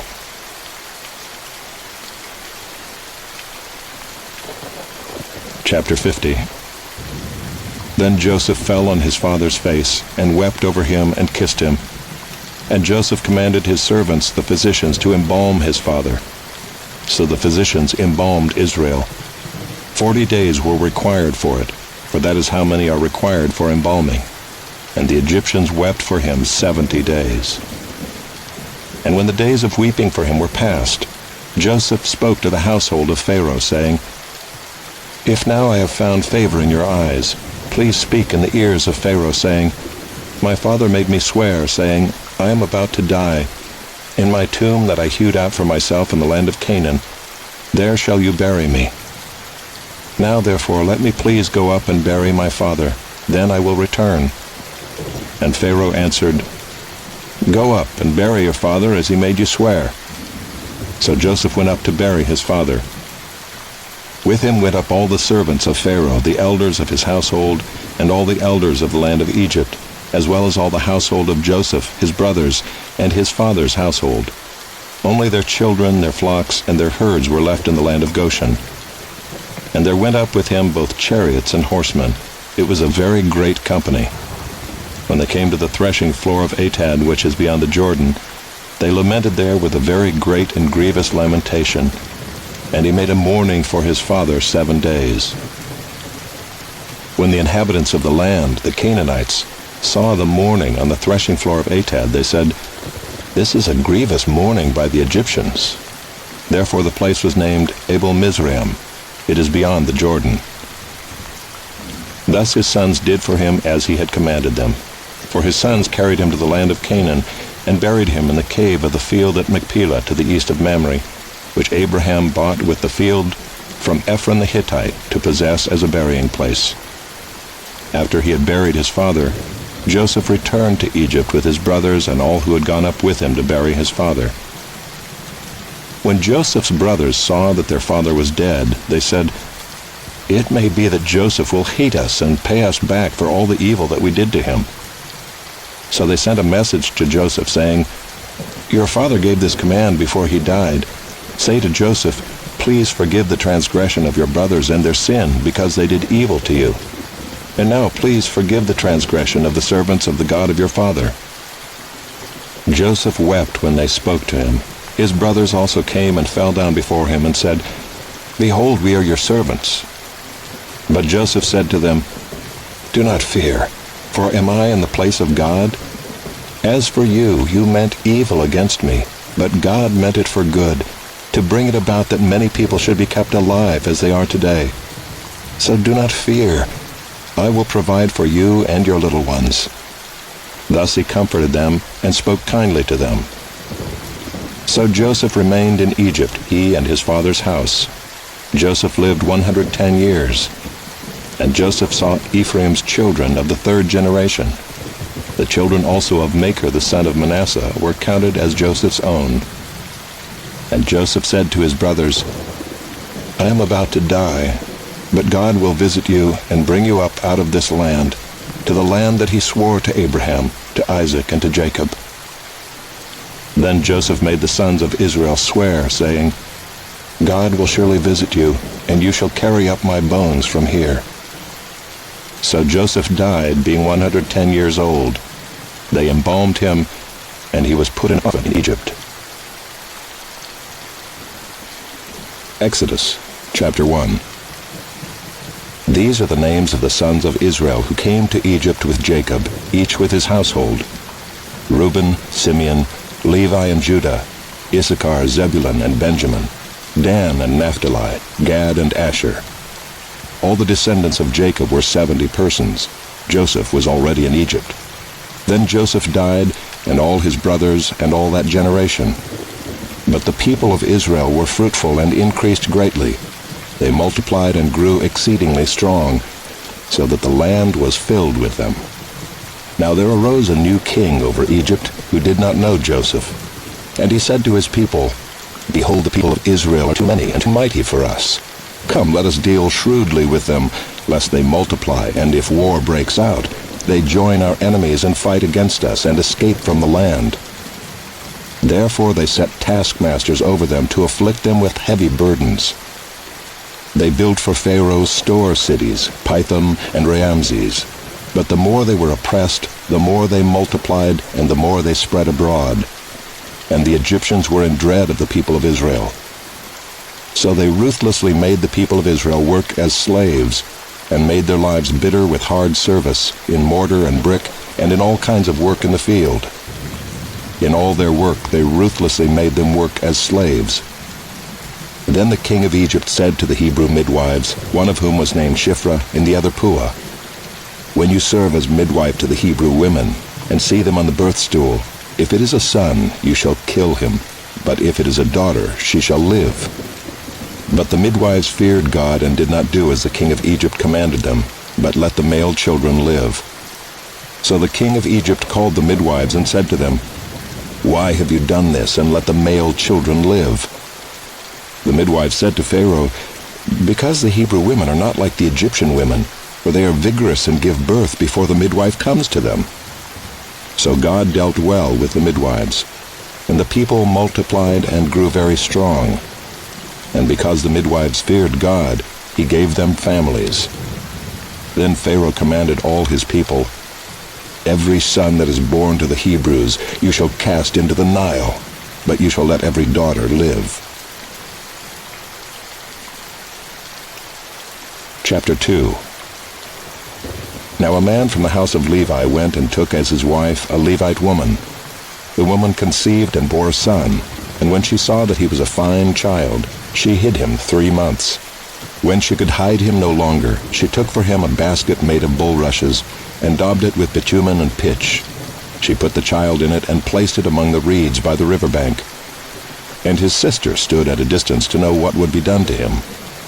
Now the daughter of Pharaoh came down to bathe at the river, while her young women walked beside the river. She saw the basket among the reeds, and sent her servant woman, and she took it. When she opened it, she saw the child, and behold, the baby was crying. She took pity on him and said, "This is one of the Hebrews' children." Then his sister said to Pharaoh's daughter, "Shall I go and call you a nurse from the Hebrew women to nurse the child for you?" And Pharaoh's daughter said to her, "Go." So the girl went and called the child's mother. And Pharaoh's daughter said to her, "Take this child away and nurse him for me, and I will give you your wages." So the woman took the child and nursed him. When the child grew older, she brought him to Pharaoh's daughter, and he became her son. She named him Moses, because, she said, I drew him out of the water. One day when Moses had grown up, he went out to his people and looked on their burdens, and he saw an Egyptian beating a Hebrew, one of his people. He looked this way and that, and seeing no one, he struck down the Egyptian and hid him in the sand. When he went out the next day, behold, 2 Hebrews were struggling together. And he said to the man in the wrong, "Why do you strike your companion?" He answered, "Who made you a prince and a judge over us? Do you mean to kill me as you killed the Egyptian?" Then Moses was afraid and thought, "Surely the thing is known." When Pharaoh heard of it, he sought to kill Moses. But Moses fled from Pharaoh and stayed in the land of Midian, and he sat down by a well. Now the priest of Midian had 7 daughters, and they came and drew water and filled the troughs to water their father's flock. The shepherds came and drove them away, but Moses stood up and saved them and watered their flock. When they came home to their father Reuel, he said, "How is it that you have come home so soon today?" They said, "An Egyptian delivered us out of the hand of the shepherds, and even drew water for us, and watered the flock." He said to his daughters, "Then where is he? Why have you left the man? Call him that he may eat bread." And Moses was content to dwell with the man, and he gave Moses his daughter Zipporah. She gave birth to a son, and he called his name Gershom, for he said, "I have been a sojourner in a foreign land." During those many days the king of Egypt died, and the people of Israel groaned because of their slavery and cried out for help. Their cry for rescue from slavery came up to God. And God heard their groaning, and God remembered his covenant with Abraham, with Isaac, and with Jacob. God saw the people of Israel, and God knew. Chapter 3. Now Moses was keeping the flock of his father-in-law Jethro, the priest of Midian, and he led his flock to the west side of the wilderness, and came to Horeb, the mountain of God. And the angel of the Lord appeared to him in a flame of fire out of the midst of a bush. He looked, and behold, the bush was burning, yet it was not consumed. And Moses said, "I will turn aside to see this great sight, why the bush is not burned." When the Lord saw that he turned aside to see, God called to him out of the bush, "Moses, Moses." And he said, "Here I am." Then he said, "Do not come near. Take your sandals off your feet, for the place on which you are standing is holy ground." And he said, "I am the God of your father, the God of Abraham, the God of Isaac, and the God of Jacob." And Moses hid his face, for he was afraid to look at God. Then the Lord said, "I have surely seen the affliction of my people who are in Egypt, and have heard their cry because of their taskmasters. I know their sufferings, and I have come down to deliver them out of the hand of the Egyptians, and to bring them up out of that land to a good and broad land, a land flowing with milk and honey, to the place of the Canaanites, the Hittites, the Amorites, the Perizzites, the Hivites, and the Jebusites. And now, behold, the cry of the people of Israel has come to me, and I have also seen the oppression with which the Egyptians oppress them. Come, I will send you to Pharaoh, that you may bring my people, the children of Israel, out of Egypt." But Moses said to God, "Who am I that I should go to Pharaoh and bring the children of Israel out of Egypt?" He said, "But I will be with you, and this shall be the sign for you that I have sent you. When you have brought the people out of Egypt, you shall serve God on this mountain." Then Moses said to God, "If I come to the people of Israel and say to them, 'The God of your fathers has sent me to you,' and they ask me, 'What is his name?' what shall I say to them?" God said to Moses, "I am who I am." And he said, "Say this to the people of Israel, 'I am has sent me to you.'" God also said to Moses, "Say this to the people of Israel, 'The Lord, the God of your fathers, the God of Abraham, the God of Isaac, and the God of Jacob, has sent me to you. This is my name forever, and thus I am to be remembered throughout all generations. Go and gather the elders of Israel together and say to them, 'The Lord, the God of your fathers, the God of Abraham, of Isaac, and of Jacob, has appeared to me, saying, I have observed you and what has been done to you in Egypt, and I promise that I will bring you up out of the affliction of Egypt to the land of the Canaanites, the Hittites, the Amorites, the Perizzites, the Hivites, and the Jebusites, a land flowing with milk and honey. And they will listen to your voice, and you and the elders of Israel shall go to the king of Egypt and say to him, The Lord, the God of the Hebrews, has met with us, and now please let us go a 3 days' journey into the wilderness, that we may sacrifice to the Lord our God. But I know that the king of Egypt will not let you go unless compelled by a mighty hand. So I will stretch out my hand and strike Egypt with all the wonders that I will do in it. After that, he will let you go. And I will give this people favor in the sight of the Egyptians, and when you go, you shall not go empty, but each woman shall ask of her neighbor, and any woman who lives in her house, for silver and gold jewelry, and for clothing. You shall put them on your sons and on your daughters. So shall you plunder the Egyptians. Chapter 4. Then Moses answered, But behold, they will not believe me or listen to my voice, for they will say, The Lord did not appear to you. The Lord said to him, What is that in your hand? He said, A staff. And he said, Throw it on the ground. So he threw it on the ground, and it became a serpent, and Moses ran from it. But the Lord said to Moses, Put out your hand and catch it by the tail.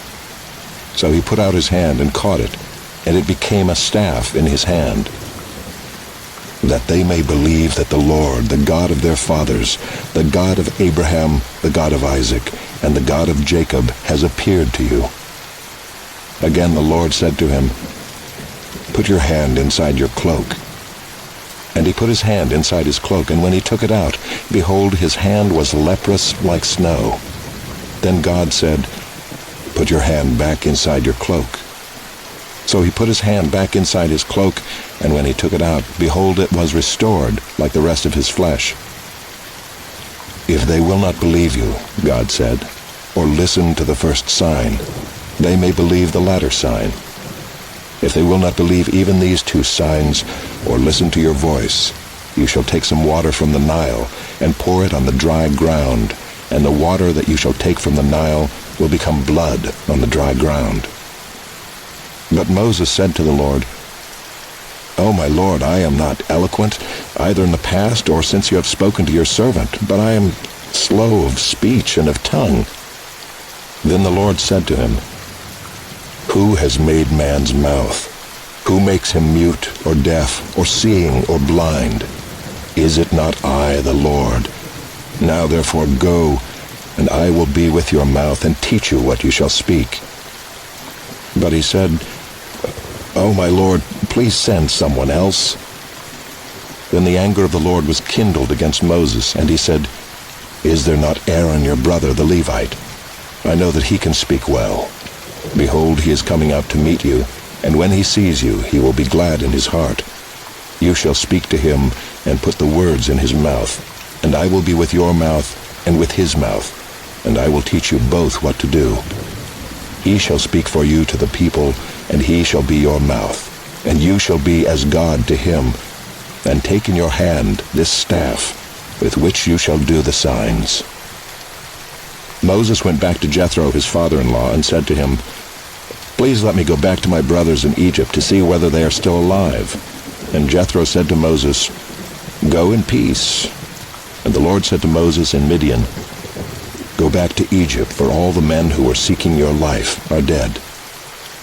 So Moses took his wife and his sons and had them ride on a donkey and went back to the land of Egypt. And Moses took the staff of God in his hand. And the Lord said to Moses, When you go back to Egypt, see that you do before Pharaoh all the miracles that I have put in your power. But I will harden his heart, so that he will not let the people go. Then you shall say to Pharaoh, Thus says the Lord, Israel is my firstborn son, and I say to you, Let my son go that he may serve me. If you refuse to let him go, behold, I will kill your firstborn son. At a lodging place on the way, the Lord met him and sought to put him to death. Then Zipporah took a flint and cut off her son's foreskin and touched Moses' feet with it and said, Surely you are a bridegroom of blood to me. So he let him alone. It was then that she said, A bridegroom of blood, because of the circumcision. The Lord said to Aaron, Go into the wilderness to meet Moses. So he went and met him at the mountain of God and kissed him. And Moses told Aaron all the words of the Lord with which he had sent him to speak, and all the signs that he had commanded him to do. Then Moses and Aaron went and gathered together all the elders of the people of Israel. Aaron spoke all the words that the Lord had spoken to Moses, and did the signs in the sight of the people. And the people believed, and when they heard that the Lord had visited the people of Israel, and that he had seen their affliction, they bowed their heads and worshipped.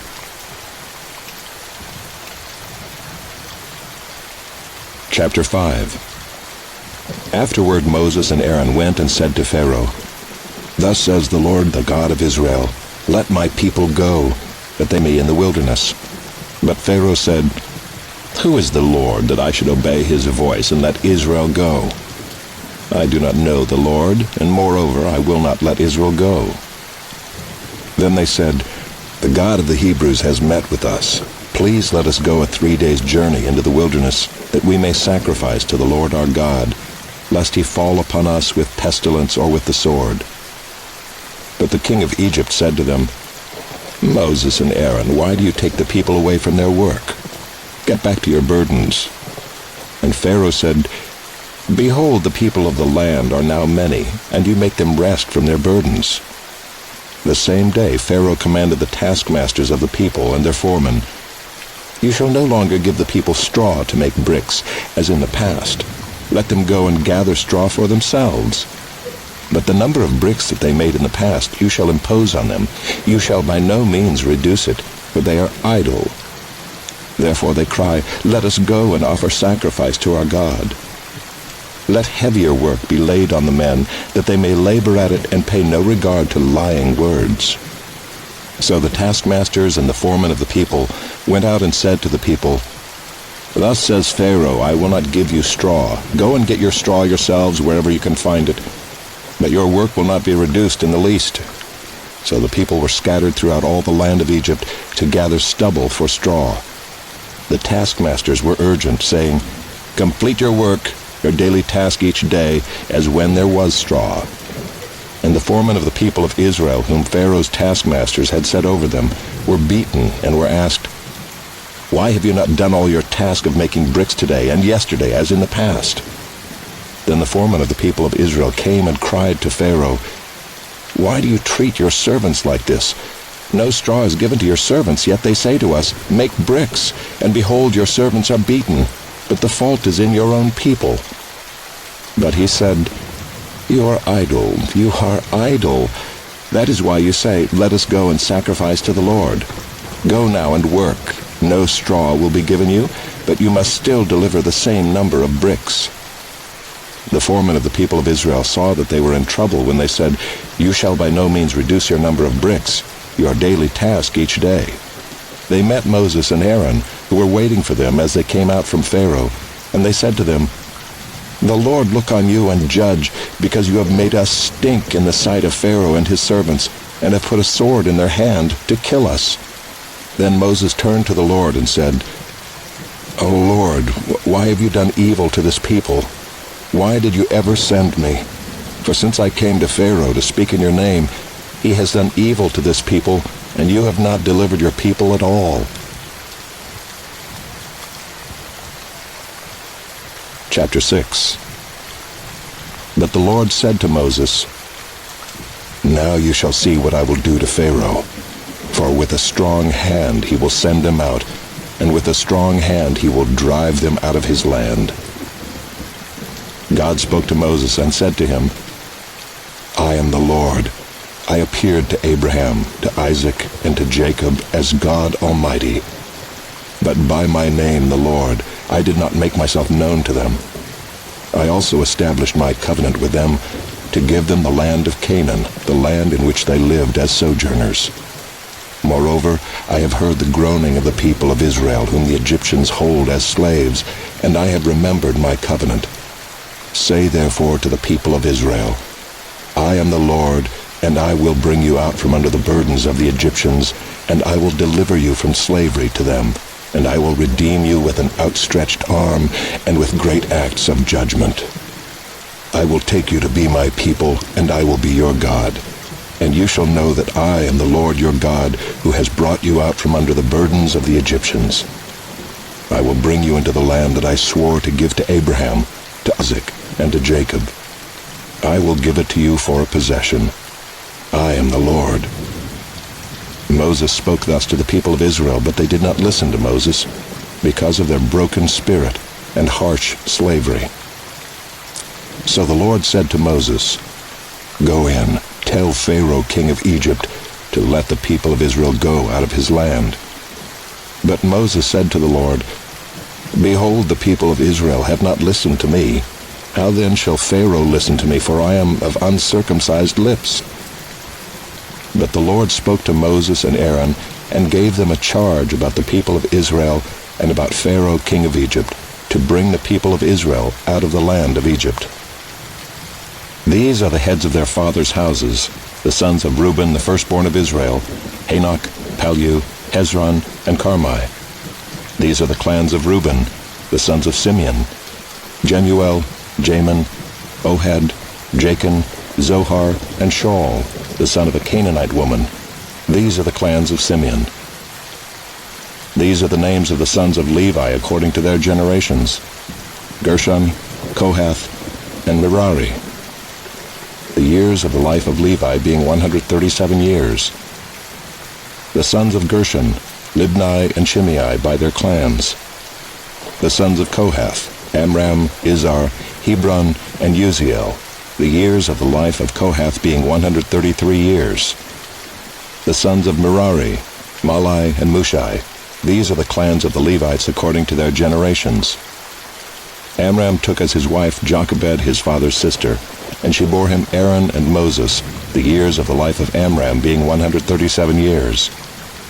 The sons of Izhar, Korah, Nepheg, and Zichri. The sons of Uziel, Mishael, Elzaphan, and Sithri. Aaron took as his wife Elisheba, the daughter of Amminadab, and the sister of Nahshon, and she bore him Nadab, Abihu, Eleazar, and Ithamar. The sons of Korah, Asher, Elkanah, and Abiasaph. These are the clans of the Korahites. Eleazar, Aaron's son, took as his wife one of the daughters of Putiel, and she bore him Phinehas. These are the heads of the fathers' houses of the Levites by their clans. These are the Aaron and Moses to whom the Lord said, "Bring out the people of Israel from the land of Egypt by their hosts." It was they who spoke to Pharaoh king of Egypt about bringing out the people of Israel from Egypt, this Moses and this Aaron. On the day when the Lord spoke to Moses in the land of Egypt, the Lord said to Moses, "I am the Lord. Tell Pharaoh king of Egypt all that I say to you." But Moses said to the Lord, Behold, I am of uncircumcised lips. How will Pharaoh listen to me? Chapter 7. And the Lord said to Moses, See, I have made you like God to Pharaoh, and your brother Aaron shall be your prophet. You shall speak all that I command you, and your brother Aaron shall tell Pharaoh to let the people of Israel go out of his land. But I will harden Pharaoh's heart, and though I multiply my signs and wonders in the land of Egypt, Pharaoh will not listen to you. Then I will lay my hand on Egypt, and bring my hosts, my people, the children of Israel, out of the land of Egypt by great acts of judgment. The Egyptians shall know that I am the Lord when I stretch out my hand against Egypt and bring out the people of Israel from among them. Moses and Aaron did so. They did just as the Lord commanded them. Now Moses was 80 years old and Aaron 83 years old when they spoke to Pharaoh. Then the Lord said to Moses and Aaron, When Pharaoh says to you, Prove yourselves by working a miracle, then you shall say to Aaron, Take your staff and cast it down before Pharaoh, that it may become a serpent. So Moses and Aaron went to Pharaoh and did just as the Lord commanded. Aaron cast down his staff before Pharaoh and his servants, and it became a serpent. Then Pharaoh summoned the wise men and the sorcerers, and they, the magicians of Egypt, also did the same by their secret arts. For each man cast down his staff, and they became serpents. But Aaron's staff swallowed up their staffs.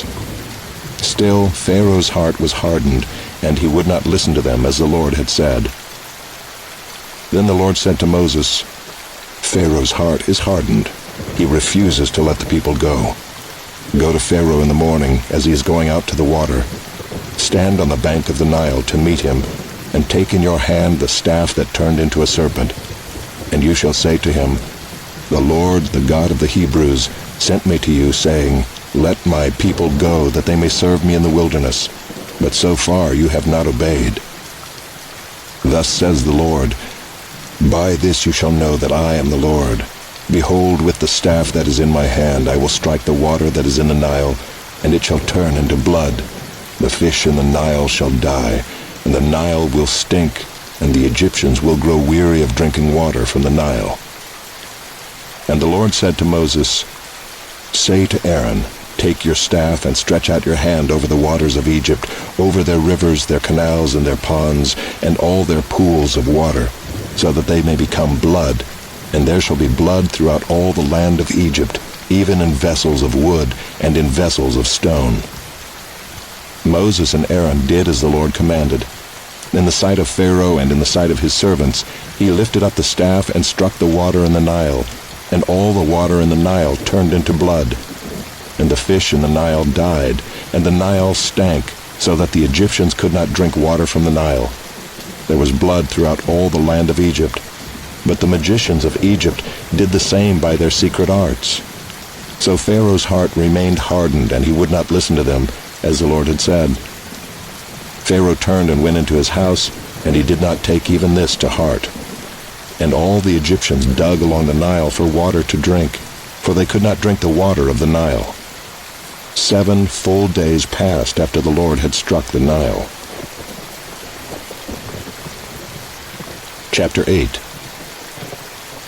Then the Lord said to Moses, Go into Pharaoh and say to him, Thus says the Lord, Let my people go, that they may serve me.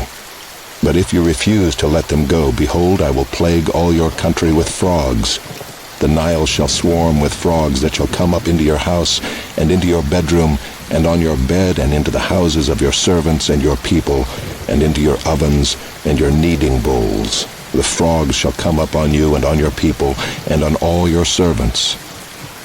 And the Lord said to Moses, Say to Aaron, Stretch out your hand with your staff over the rivers, over the canals and over the pools, and make frogs come up on the land of Egypt. So Aaron stretched out his hand over the waters of Egypt, and the frogs came up and covered the land of Egypt. But the magicians did the same by their secret arts, and made frogs come up on the land of Egypt. Then Pharaoh called Moses and Aaron and said, Plead with the Lord to take away the frogs from me and from my people. and I will let the people go to sacrifice to the Lord." Moses said to Pharaoh, "Be pleased to command me when I am to plead for you and for your servants and for your people, that the frogs be cut off from you and your houses, and be left only in the Nile." And he said, "Tomorrow." Moses said, "Be it as you say, so that you may know that there is no one like the Lord our God. The frogs shall go away from you and your houses and your servants and your people. They shall be left only in the Nile." So Moses and Aaron went out from Pharaoh, and Moses cried to the Lord about the frogs, as he had agreed with Pharaoh. And the Lord did according to the word of Moses. The frogs died out in the houses, the courtyards, and the fields. And they gathered them together in heaps, and the land stank. And when Pharaoh saw that there was a respite, he hardened his heart and would not listen to them as the Lord had said. Then the Lord said to Moses, "Say to Aaron, stretch out your staff and strike the dust of the earth, so that it may become gnats in all the land of Egypt." And they did so. Aaron stretched out his hand with his staff and struck the dust of the earth, and there were gnats on man and beast. All the dust of the earth became gnats in all the land of Egypt. The magicians tried by their secret arts to produce gnats, but they could not. So there were gnats on man and beast. Then the magician said to Pharaoh, "Well, this is the finger of God." But Pharaoh's heart was hardened, and he would not listen to them as the Lord had said. Then the Lord said to Moses, "Rise up early in the morning and present yourself to Pharaoh as he goes out to the water, and say to him, 'Thus says the Lord, let my people go, that they may serve me. Or else if you will not let my people go, behold, I will send swarms of flies on you and your servants and your people, and into your houses. And the houses of the Egyptians shall be filled with swarms of flies, and also the ground on which they stand. But on that day I will set apart the land of Goshen, where my people dwell, so that no swarms of flies shall be there, that you may know that I am the Lord in the midst of the earth. Thus I will put a division between my people and your people. Tomorrow this sign shall happen." And the Lord did so. There came great swarms of flies into the house of Pharaoh and into his servants' houses. Throughout all the land of Egypt the land was ruined by the swarms of flies. Then Pharaoh called Moses and Aaron and said, "Go, sacrifice to your God within the land." But Moses said, "It would not be right to do so, for the offerings we shall sacrifice to the Lord our God are an abomination to the Egyptians. If we sacrifice offerings abominable to the Egyptians before their eyes, will they not stone us? We must go 3 days' journey into the wilderness and sacrifice to the Lord our God as he tells us." So Pharaoh said, "I will let you go to sacrifice to the Lord your God in the wilderness, only you must not go very far away. Plead for me." Then Moses said, "Behold, I am going out from you, and I will plead with the Lord, that the swarms of flies may depart from Pharaoh, from his servants, and from his people tomorrow. Only let not Pharaoh cheat again by not letting the people go to sacrifice to the Lord." So Moses went out from Pharaoh and prayed to the Lord. And the Lord did as Moses asked, and removed the swarms of flies from Pharaoh, from his servants, and from his people. Not one remained. But Pharaoh hardened his heart this time also, and did not let the people go. Chapter 9. Then the Lord said to Moses, "Go into Pharaoh and say to him, 'Thus says the Lord, the God of the Hebrews, let my people go, that they may serve me. For if you refuse to let them go, and still hold them, behold, the hand of the Lord will fall with a very severe plague upon your livestock that are in the field, the horses, the donkeys, the camels, the herds, and the flocks. But the Lord will make a distinction between the livestock of Israel and the livestock of Egypt, so that nothing of all that belongs to the people of Israel shall die.' And the Lord set a time, saying, 'Tomorrow the Lord will do this thing in the land.' And the next day the Lord did this thing. All the livestock of the Egyptians died, but not one of the livestock of the people of Israel died. And Pharaoh sent, and behold, not one of the livestock of Israel was dead. But the heart of Pharaoh was hardened, and he did not let the people go. And the Lord said to Moses and Aaron, "Take handfuls of soot from the kiln, and let Moses throw them in the air in the sight of Pharaoh. It shall become fine dust over all the land of Egypt, and become boils breaking out in sores on man and beast throughout all the land of Egypt." So they took the soot from the kiln and stood before Pharaoh. And Moses threw it in the air, and it became boils breaking out in sores on man and beast. And the magicians could not stand before Moses because of the boils, for the boils came upon the magicians and upon all the Egyptians. But the Lord hardened the heart of Pharaoh, and he did not listen to them, as the Lord had spoken to Moses. Then the Lord said to Moses, "Rise up early in the morning and present yourself before Pharaoh, and say to him, 'Thus says the Lord, the God of the Hebrews, let my people go, that they may serve me. For this time I will send all my plagues on you yourself, and on your servants, and your people, so that you may know that there is none like me in all the earth. For by now I could have put out my hand, and struck you and your people with pestilence, and you would have been cut off from the earth. But for this purpose I have raised you up, to show you my power, so that my name may be proclaimed in all the earth. You are still exalting yourself against my people, and will not let them go. Behold, about this time tomorrow, I will cause very heavy hail to fall, such as never has been in Egypt from the day it was founded until now. Now therefore send, get your livestock and all that you have in the field into safe shelter. For every man and beast that is in the field and is not brought home will die when the hail falls on them." Then whoever feared the word of the Lord among the servants of Pharaoh hurried his slaves and his livestock into the houses. But whoever did not pay attention to the word of the Lord left his slaves and his livestock in the field. Then the Lord said to Moses, "Stretch out your hand toward heaven, so that there may be hail in all the land of Egypt, on man and beast, and every plant of the field in the land of Egypt." Then Moses stretched out his staff toward heaven, and the Lord sent thunder and hail, and fire ran down to the earth. And the Lord rained hail upon the land of Egypt. There was hail and fire flashing continually in the midst of the hail, very heavy hail, such as had never been in all the land of Egypt since it became a nation. The hail struck down everything that was in the field in all the land of Egypt, both man and beast. And the hail struck down every plant of the field, and broke every tree of the field. Only in the land of Goshen, where the people of Israel were, was there no hail. Then Pharaoh sent and called Moses and Aaron and said to them, "This time I have sinned. The Lord is in the right, and I and my people are in the wrong. Plead with the Lord, for there has been enough of God's thunder and hail. I will let you go, and you shall stay no longer." Moses said to him, "As soon as I have gone out of the city, I will stretch out my hands to the Lord. The thunder will cease, and there will be no more hail, so that you may know that the earth is the Lord's. But as for you and your servants, I know that you do not yet fear the Lord God. The flax and the barley were struck down, for the barley was in the ear, and the flax was in bud. But the wheat and the emmer were not struck down, for they are late in coming up." So Moses went out of the city from Pharaoh and stretched out his hands to the Lord, and the thunder and the hail ceased, and the rain no longer poured upon the earth. But when Pharaoh saw that the rain and the hail and the thunder had ceased, he sinned yet again, and hardened his heart, he and his servants. So the heart of Pharaoh was hardened, and he did not let the people of Israel go, just as the Lord had spoken through Moses.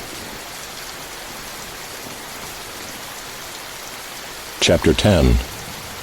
Then the Lord said to Moses, "Go into Pharaoh, for I have hardened his heart and the heart of his servants, that I may show these signs of mine among them, and that you may tell in the hearing of your son and of your grandson how I have dealt harshly with the Egyptians, and what signs I have done among them, that you may know that I am the Lord." So Moses and Aaron went in to Pharaoh and said to him, "Thus says the Lord, the God of the Hebrews, how long will you refuse to humble yourself before me? Let my people go, that they may serve me. For if you refuse to let my people go, behold, tomorrow I will bring locusts into your country, and they shall cover the face of the land, so that no one can see the land. and they shall eat what is left to you after the hail, and they shall eat every tree of yours that grows in the field, and they shall fill your houses and the houses of all your servants and of all the Egyptians, as neither your fathers nor your grandfathers have seen, from the day they came on earth to this day." Then he turned and went out from Pharaoh. Then Pharaoh's servants said to him, "How long shall this man be a snare to us? Let the men go, that they may serve the Lord their God. Do you not yet understand that Egypt is ruined?" So Moses and Aaron were brought back to Pharaoh, and he said to them, "Go, serve the Lord your God. But which ones are to go?" Moses said, "We will go with our young and our old. We will go with our sons and daughters, and with our flocks and herds, for we must hold a feast to the Lord." But he said to them, "The Lord be with you if ever I let you and your little ones go. Look, you have some evil purpose in mind. No. Go, the men among you, and serve the Lord, for that is what you are asking." And they were driven out from Pharaoh's presence. Then the Lord said to Moses, "Stretch out your hand over the land of Egypt for the locusts, so that they may come upon the land of Egypt and eat every plant in the land, all that the hail has left." So Moses stretched out his staff over the land of Egypt, and the Lord brought an east wind upon the land all that day and all that night. When it was morning, the east wind had brought the locusts. The locusts came up over all the land of Egypt and settled on the whole country of Egypt, such a dense swarm of locusts as had never been before, nor ever will be again. They covered the face of the whole land, so that the land was darkened, and they ate all the plants in the land and all the fruit of the trees that the hail had left.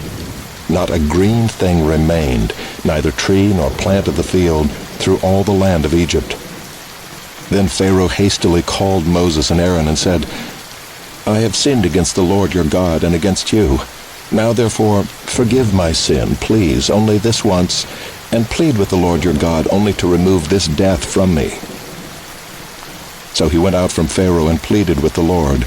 And the Lord turned the wind into a very strong west wind, which lifted the locusts and drove them into the Red Sea. Not a single locust was left in all the country of Egypt. But the Lord hardened Pharaoh's heart, and he did not let the people of Israel go. Then the Lord said to Moses, "Stretch out your hand toward heaven, that there may be darkness over the land of Egypt, a darkness to be felt." So Moses stretched out his hand toward heaven, and there was pitch darkness in all the land of Egypt 3 days. They did not see one another, nor did anyone rise from his place for 3 days, but all the people of Israel had light where they lived. Then Pharaoh called Moses and said, "Go, serve the Lord. Your little ones also may go with you. Only let your flocks and your herds remain behind." But Moses said, "You must also let us have sacrifices and burnt offerings, that we may sacrifice to the Lord our God. Our livestock also must go with us. Not a hoof shall be left behind, for we must take of them to serve the Lord our God, and we do not know with what we must serve the Lord until we arrive there." But the Lord hardened Pharaoh's heart, and he would not let them go.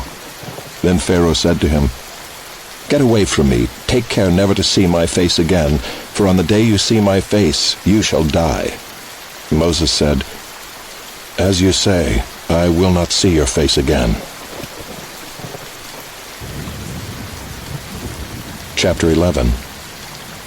The Lord said to Moses, "Yet one plague more I will bring upon Pharaoh and upon Egypt. Afterward he will let you go from here. When he lets you go, he will drive you away completely. Speak now in the hearing of the people, that they ask every man of his neighbor and every woman of her neighbor for silver and gold jewelry." And the Lord gave the people favor in the sight of the Egyptians. Moreover, the man Moses was very great in the land of Egypt, in the sight of Pharaoh's servants, and in the sight of the people. So Moses said, "Thus says the Lord, about midnight I will go out in the midst of Egypt, and every firstborn in the land of Egypt shall die, from the firstborn of Pharaoh who sits on his throne, even to the firstborn of the slave girl who is behind the handmill, and all the firstborn of the cattle. There shall be a great cry throughout all the land of Egypt, such as there has never been, nor ever will be again. But not a dog shall growl against any of the people of Israel, either man or beast, that you may know that the Lord makes a distinction between Egypt and Israel. And all these your servants shall come down to me and bow down to me, saying, Get out, you and all the people who follow you. And after that I will go out." And he went out from Pharaoh in hot anger. Then the Lord said to Moses, "Pharaoh will not listen to you, that my wonders may be multiplied in the land of Egypt." Moses and Aaron did all these wonders before Pharaoh, and the Lord hardened Pharaoh's heart, and he did not let the people of Israel go out of his land. Chapter 12. The Lord said to Moses and Aaron in the land of Egypt, "This month shall be for you the beginning of months. It shall be the first month of the year for you. Tell all the congregation of Israel that on the 10th day of this month every man shall take a lamb according to their fathers' houses, a lamb for a household. And if the household is too small for a lamb, then he and his nearest neighbor shall take according to the number of persons. According to what each can eat, you shall make your count for the lamb. Your lamb shall be without blemish, a male a year old. You may take it from the sheep or from the goats, and you shall keep it until the 14th day of this month, when the whole assembly of the congregation of Israel shall kill their lambs at twilight. Then they shall take some of the blood and put it on the 2 doorposts and the lintel of the houses in which they eat it. They shall eat the flesh that night, roasted on the fire. With unleavened bread and bitter herbs they shall eat it. Do not eat any of it raw or boiled in water, but roasted, its head with its legs and its inner parts. And you shall let none of it remain until the morning. Anything that remains until the morning you shall burn. In this manner you shall eat it, with your belt fastened, your sandals on your feet, and your staff in your hand.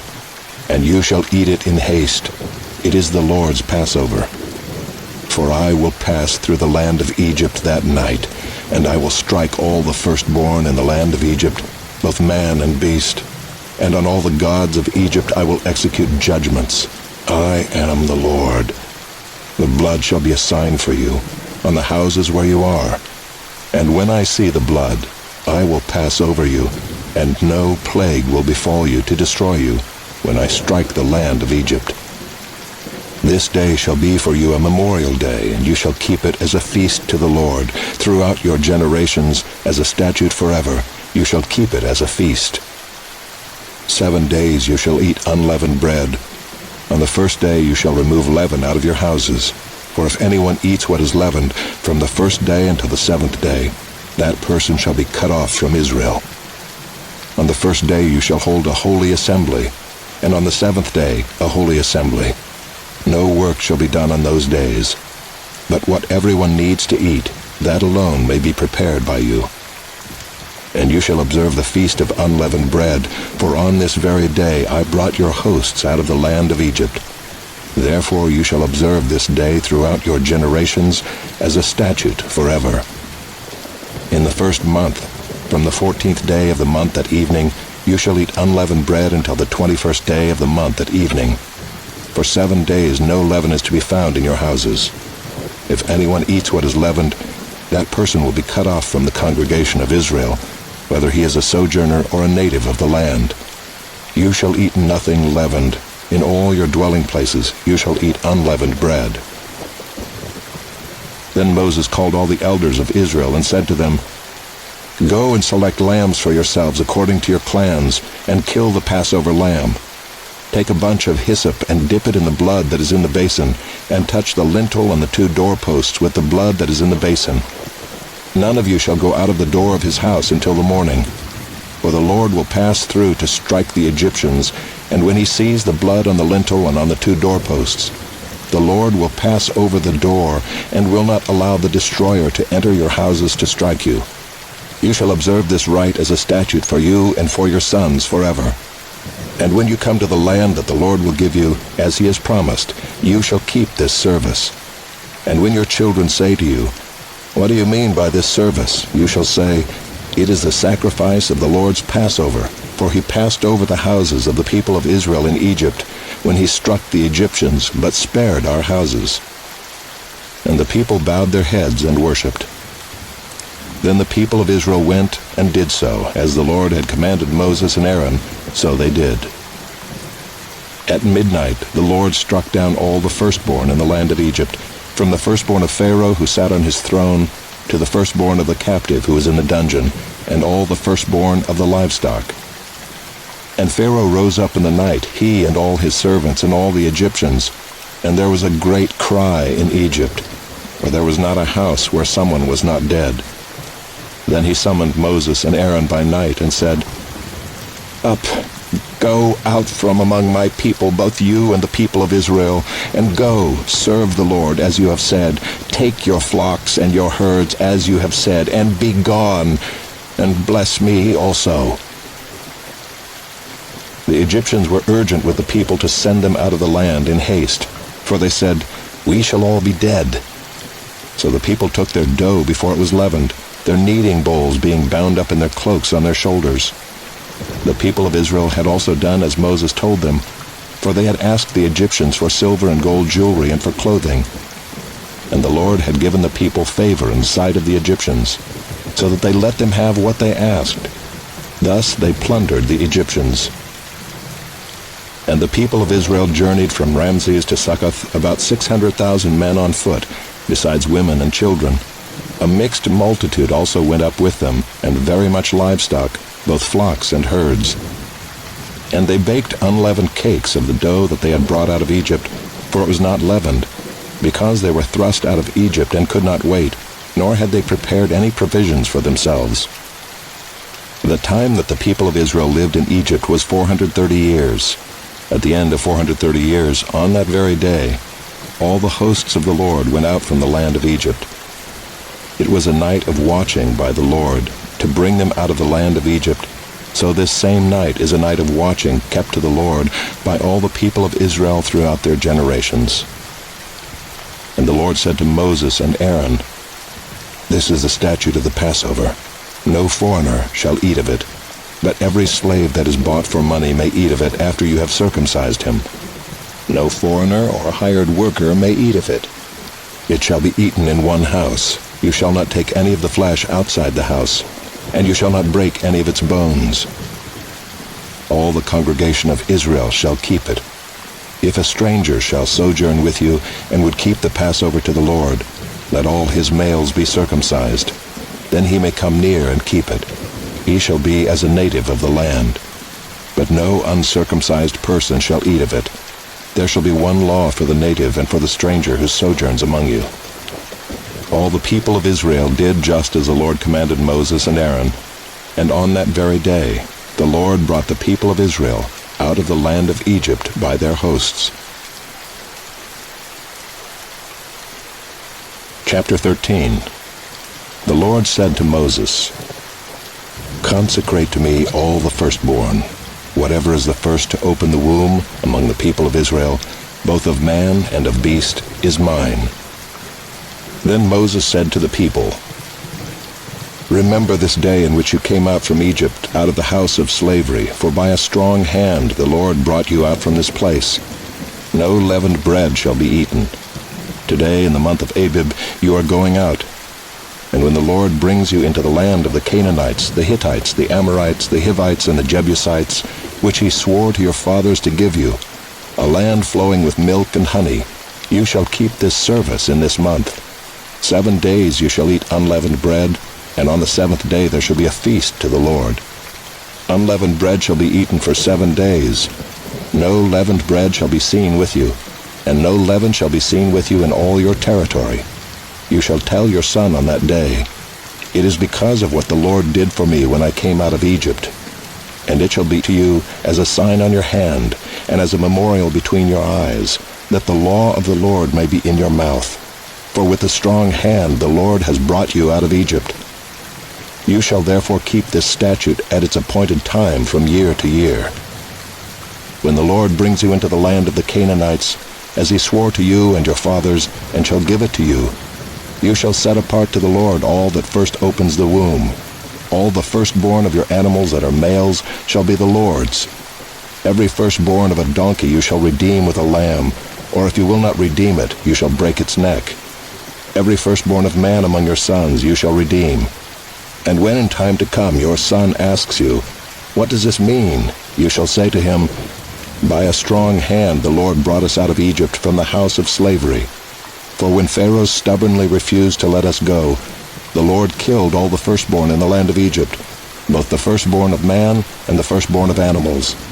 Therefore I sacrifice to the Lord all the males that first open the womb, but all the firstborn of my sons I redeem. It shall be as a mark on your hand or frontlets between your eyes, for by a strong hand the Lord brought us out of Egypt." When Pharaoh let the people go, God did not lead them by way of the land of the Philistines, although that was near. For God said, "Lest the people change their minds when they see war and return to Egypt." But God led the people around by the way of the wilderness toward the Red Sea, and the people of Israel went up out of the land of Egypt equipped for battle. Moses took the bones of Joseph with him, for Joseph had made the sons of Israel solemnly swear, saying, "God will surely visit you, and you shall carry up my bones with you from here." And they moved on from Succoth and encamped at Etham on the edge of the wilderness. And the Lord went before them by day in a pillar of cloud to lead them along the way, and by night in a pillar of fire to give them light, that they might travel by day and by night. The pillar of cloud by day and the pillar of fire by night did not depart from before the people. Chapter 14. Then the Lord said to Moses, "Tell the people of Israel to turn back and encamp in front of Pi-hahiroth, between Migdol and the sea, in front of Baal-zephon. You shall encamp facing it by the sea. For Pharaoh will say of the people of Israel, 'They are wandering in the land, the wilderness has shut them in.' And I will harden Pharaoh's heart, and he will pursue them, and I will get glory over Pharaoh and all his host. And the Egyptians shall know that I am the Lord." And they did so. When the king of Egypt was told that the people had fled, the mind of Pharaoh and his servants was changed toward the people, and they said, "What is this we have done, that we have let Israel go from serving us?" So he made ready his chariot and took his army with him, and took 600 chosen chariots and all the other chariots of Egypt with officers over all of them. And the Lord hardened the heart of Pharaoh king of Egypt, and he pursued the people of Israel, while the people of Israel were going out defiantly. The Egyptians pursued them, all Pharaoh's horses and chariots, and his horsemen and his army, and overtook them encamped at the sea, by Pi-hahiroth in front of Baal-zephon. When Pharaoh drew near, the people of Israel lifted up their eyes, and behold, the Egyptians were marching after them, and they feared greatly. And the people of Israel cried out to the Lord. They said to Moses, "Is it because there are no graves in Egypt that you have taken us away to die in the wilderness? What have you done to us in bringing us out of Egypt? Is not this what we said to you in Egypt? Leave us alone that we may serve the Egyptians? For it would have been better for us to serve the Egyptians than to die in the wilderness." And Moses said to the people, "Fear not, stand firm, and see the salvation of the Lord, which he will work for you today. For the Egyptians whom you see today, you shall never see again. The Lord will fight for you, and you have only to be silent." The Lord said to Moses, "Why do you cry to me? Tell the people of Israel to go forward. Lift up your staff and stretch out your hand over the sea, and divide it, that the people of Israel may go through the sea on dry ground. And I will harden the hearts of the Egyptians, so that they shall go in after them, and I will get glory over Pharaoh and all his host, his chariots and his horsemen. And the Egyptians shall know that I am the Lord, when I have gotten glory over Pharaoh, his chariots, and his horsemen." Then the angel of God, who was going before the host of Israel, moved and went behind them, and the pillar of cloud moved from before them and stood behind them, coming between the host of Egypt and the host of Israel. And there was the cloud and the darkness, and it lit up the night, without one coming near the other all night. Then Moses stretched out his hand over the sea, and the Lord drove the sea back by a strong east wind all night, and made the sea dry land, and the waters were divided. And the people of Israel went into the midst of the sea on dry ground, the waters being a wall to them on their right hand and on their left. The Egyptians pursued and went in after them into the midst of the sea, all Pharaoh's horses, his chariots, and his horsemen. And in the morning watch the Lord in the pillar of fire and of cloud looked down on the Egyptian forces and threw the Egyptian forces into a panic, clogging their chariot wheels so that they drove heavily. And the Egyptians said, "Let us flee from before Israel, for the Lord fights for them against the Egyptians." Then the Lord said to Moses, "Stretch out your hand over the sea, that the water may come back upon the Egyptians, upon their chariots, and upon their horsemen." So Moses stretched out his hand over the sea, and the sea returned to its normal course when the morning appeared. And as the Egyptians fled into it, the Lord threw the Egyptians into the midst of the sea. The waters returned and covered the chariots and the horsemen. Of all the host of Pharaoh that had followed them into the sea, not one of them remained. But the people of Israel walked on dry ground through the sea, the waters being a wall to them on their right hand and on their left. Thus the Lord saved Israel that day from the hand of the Egyptians, and Israel saw the Egyptians dead on the seashore. Israel saw the great power that the Lord used against the Egyptians, so the people feared the Lord, and they believed in the Lord and in his servant Moses. Chapter 15. Then Moses and the people of Israel sang this song to the Lord, saying, "I will sing to the Lord, for he has triumphed gloriously. The horse and his rider he has thrown into the sea. The Lord is my strength and my song, and he has become my salvation. This is my God, and I will praise him, my father's God, and I will exalt him. The Lord is a man of war, the Lord is his name. Pharaoh's chariots and his host he cast into the sea, and his chosen officers were sunk in the Red Sea. The floods covered them, they went down into the depths like a stone. Your right hand, O Lord, glorious in power. Your right hand, O Lord, shatters the enemy. In the greatness of your majesty you overthrow your adversaries. You send out your fury. It consumes them like stubble. At the blast of your nostrils the waters piled up. The floods stood up in a heap. The deeps congealed in the heart of the sea. The enemy said, I will pursue, I will overtake, I will divide the spoil. My desire shall have its fill of them. I will draw my sword, my hand shall destroy them. You blew with your wind, the sea covered them. They sank like lead in the mighty waters. Who is like you, O Lord, among the gods? Who is like you, majestic in holiness, awesome in glorious deeds, doing wonders? You stretched out your right hand, the earth swallowed them. You have led in your steadfast love the people whom you have redeemed. You have guided them by your strength to your holy abode. The peoples have heard. They tremble. Pangs have seized the inhabitants of Philistia. Now are the chiefs of Edom dismayed. Trembling seizes the leaders of Moab. All the inhabitants of Canaan have melted away. Terror and dread fall upon them. Because of the greatness of your arm, they are still as a stone. Till your people, O Lord, pass by. Till the people pass by whom you have purchased. You will bring them in and plant them on your own mountain, the place, O Lord, which you have made for your abode, the sanctuary, O Lord, which your hands have established. The Lord will reign forever and ever. For when the horses of Pharaoh with his chariots and his horsemen went into the sea, the Lord brought back the waters of the sea upon them, but the people of Israel walked on dry ground in the midst of the sea. Then Miriam the prophetess, the sister of Aaron, took a tambourine in her hand, and all the women went out after her with tambourines and dancing. And Miriam sang to them, Sing to the Lord, for he has triumphed gloriously. The horse and his rider he has thrown into the sea. Then Moses made Israel set out, and they went into the wilderness of Shur. They went 3 days in the wilderness and found no water.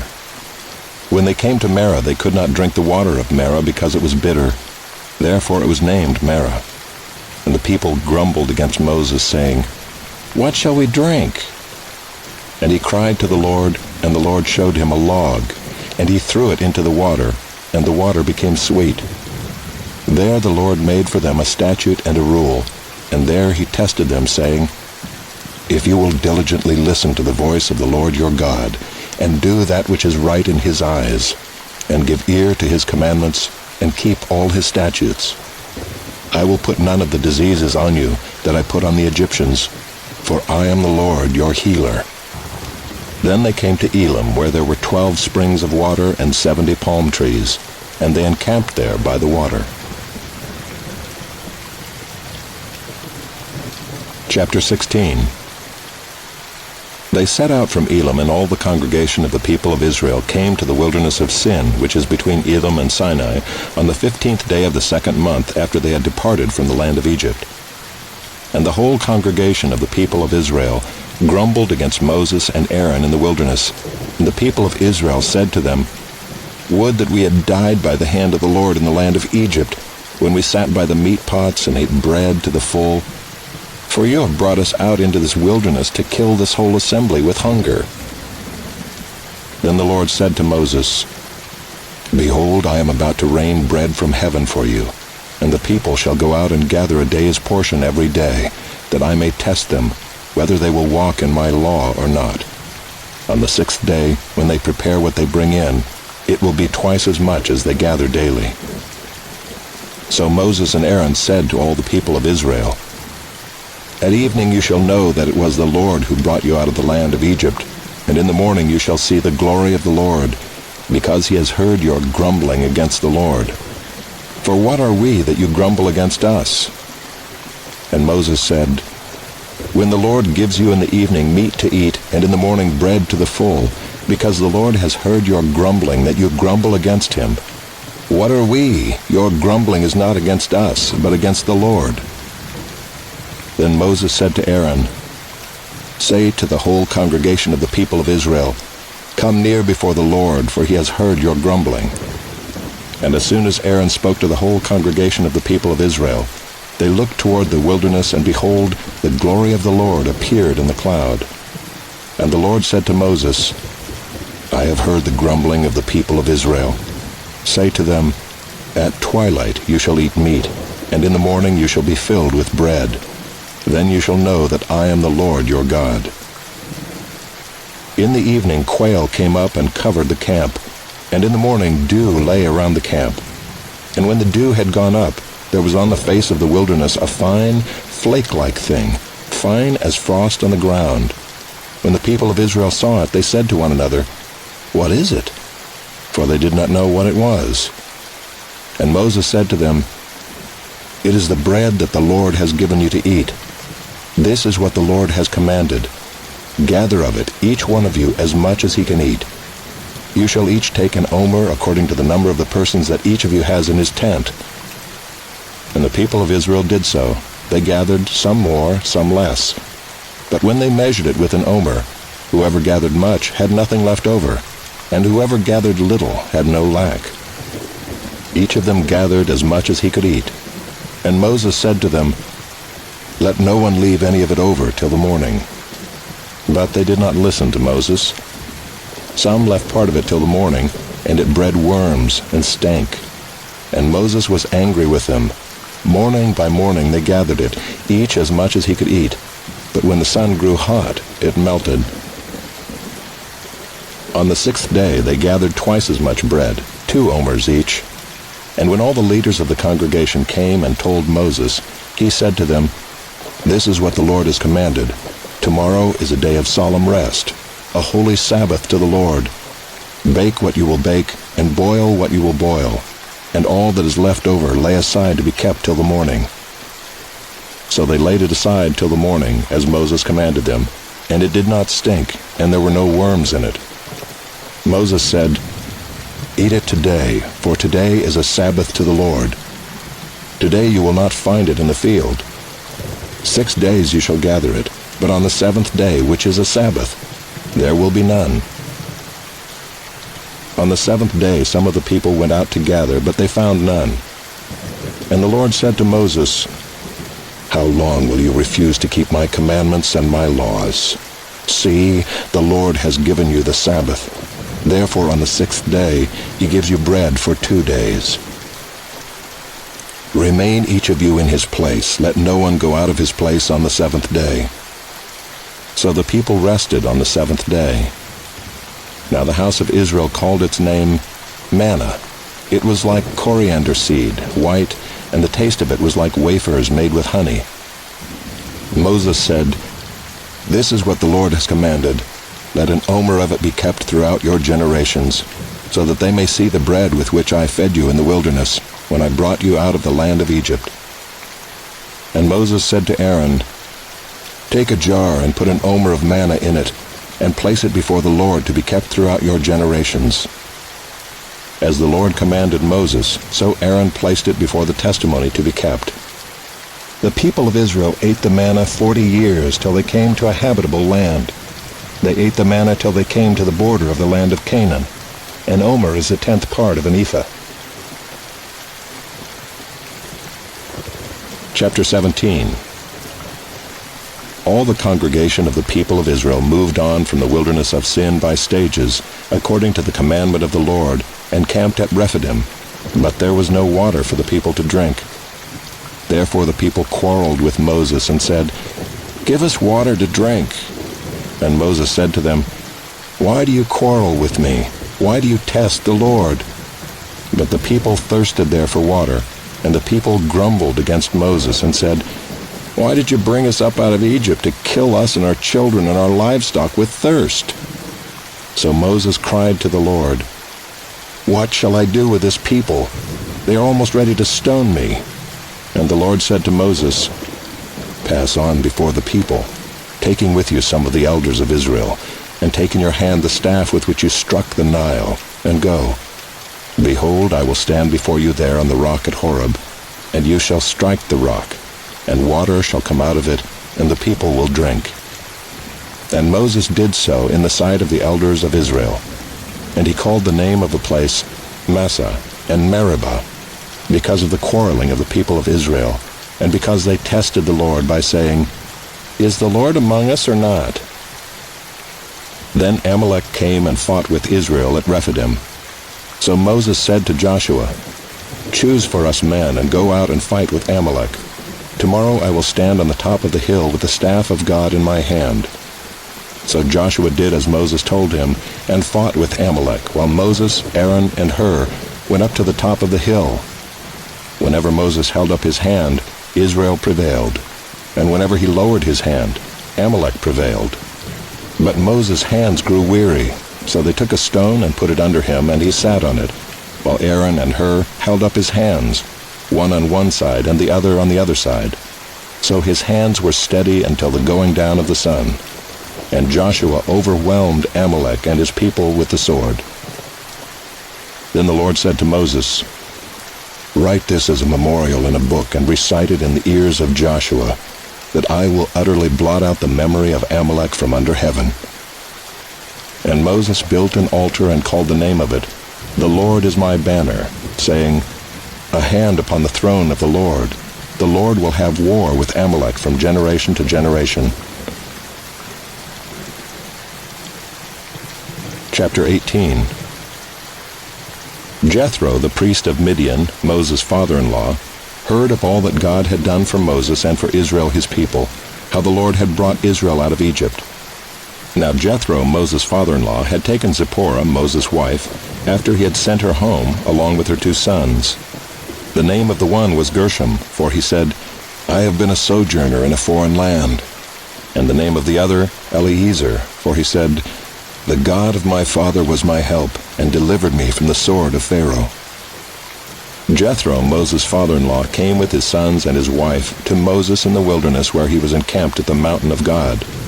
And when he sent word to Moses, "I, your father-in-law Jethro, am coming to you with your wife and her 2 sons with her," Moses went out to meet his father-in-law and bowed down and kissed him.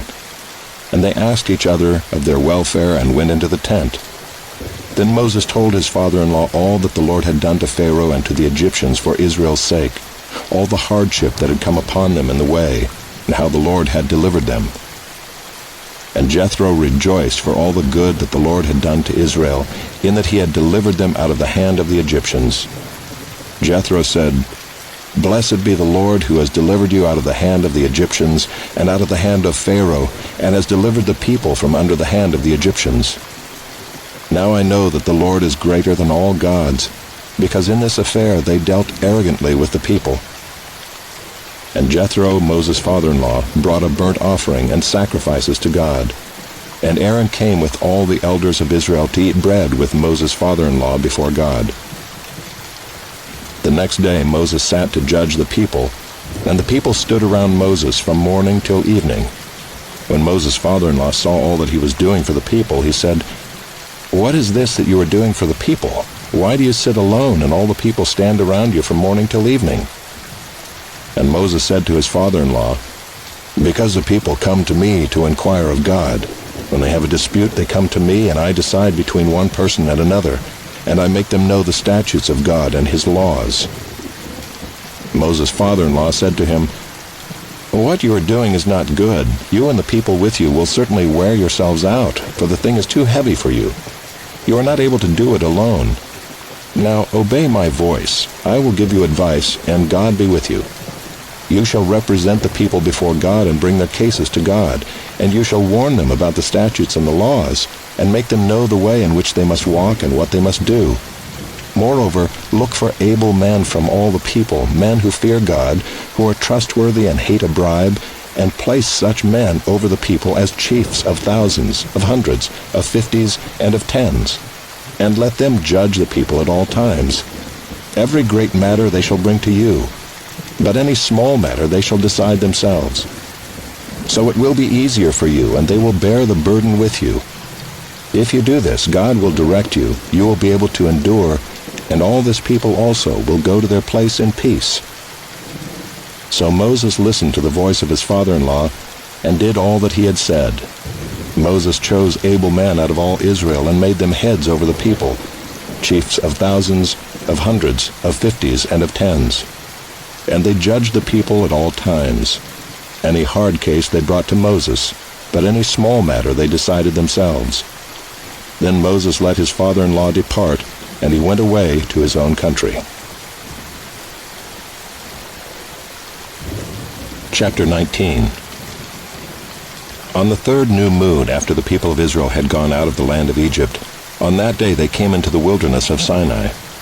They set out from Rephidim and came into the wilderness of Sinai, and they encamped in the wilderness.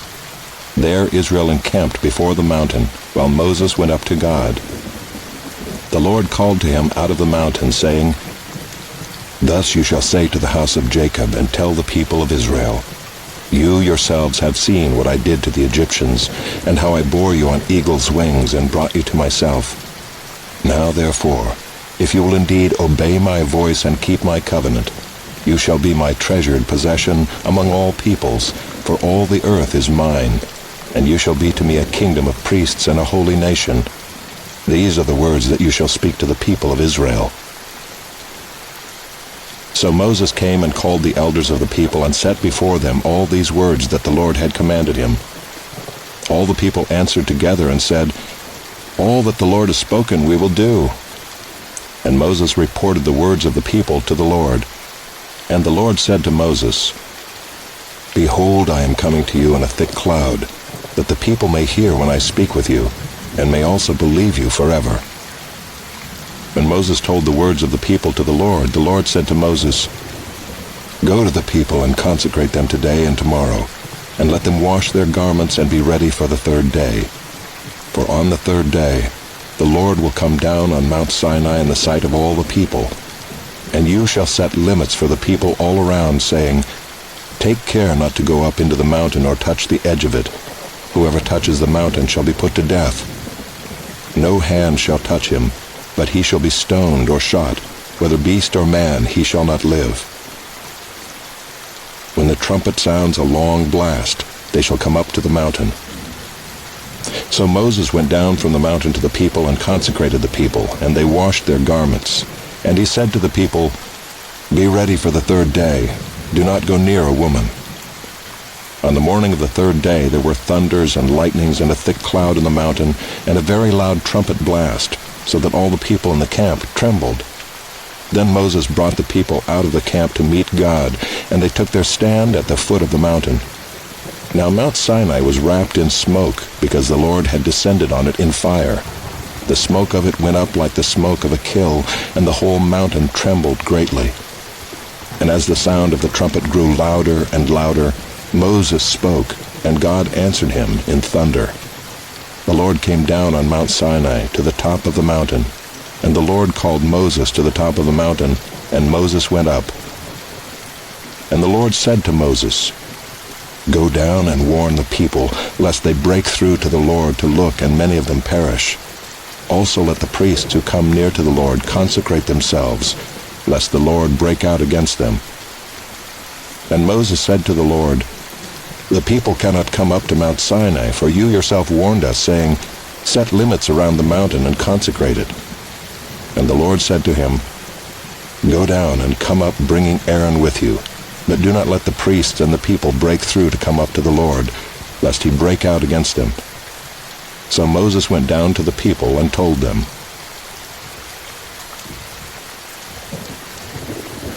Chapter 20. And God spoke all these words, saying, "I am the Lord your God, who brought you out of the land of Egypt, out of the house of slavery. You shall have no other gods before me.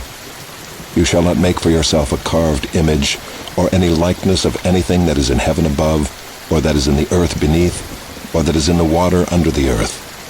You shall not bow down to them or serve them, for I, the Lord your God, am a jealous God, visiting the iniquity of the fathers on the children to the third and the fourth generation of those who hate me, but showing steadfast love to thousands of those who love me and keep my commandments. You shall not take the name of the Lord your God in vain, for the Lord will not hold him guiltless who takes his name in vain. Remember the Sabbath day, to keep it holy. 6 days you shall labor and do all your work, but the seventh day is a Sabbath to the Lord your God. On it you shall not do any work, you or your son or your daughter, your male servant or your female servant, or your livestock, or the sojourner who is within your gates. For in 6 days the Lord made heaven and earth, the sea and all that is in them, and rested on the seventh day. Therefore the Lord blessed the Sabbath day and made it holy. Honor your father and your mother, that your days may be long in the land that the Lord your God is giving you. You shall not murder. You shall not commit adultery. You shall not steal. You shall not bear false witness against your neighbor. You shall not covet your neighbor's house. You shall not covet your neighbor's wife, or his male servant, or his female servant, or his ox, or his donkey, or anything that is your neighbor's. Now when all the people saw the thunder and the flashes of lightning and the sound of the trumpet and the mountain smoking, the people were afraid and trembled, and they stood far off and said to Moses, "You speak to us, and we will listen, but do not let God speak to us, lest we die." Moses said to the people, "Do not fear, for God has come to test you, that the fear of him may be before you, that you may not sin." The people stood far off, while Moses drew near to the thick darkness where God was. And the Lord said to Moses, "Thus you shall say to the people of Israel, You have seen for yourselves that I have talked with you from heaven. You shall not make gods of silver to be with me, nor shall you make for yourselves gods of gold. An altar of earth you shall make for me, and sacrifice on it your burnt offerings and your peace offerings, your sheep and your oxen. In every place where I cause my name to be remembered, I will come to you and bless you. If you make me an altar of stone, you shall not build it of hewn stones. For if you wield your tool on it, you profane it. And you shall not go up by steps to my altar, that your nakedness be not exposed on it." Chapter 21. Now these are the rules that you shall set before them. When you buy a Hebrew slave, he shall serve 6 years, and in the 7th he shall go out free for nothing. If he comes in single, he shall go out single. If he comes in married, then his wife shall go out with him. If his master gives him a wife and she bears him sons or daughters, The wife and her children shall be her master's, and he shall go out alone. But if the slave plainly says, I love my master, my wife, and my children, I will not go out free, then his master shall bring him to God, and he shall bring him to the door or the doorpost, and his master shall bore his ear through with an awl, and he shall be his slave forever. When a man sells his daughter as a slave, she shall not go out as the male slaves do. If she does not please her master, who has designated her for himself, then he shall let her be redeemed. He shall have no right to sell her to a foreign people, since he has broken faith with her.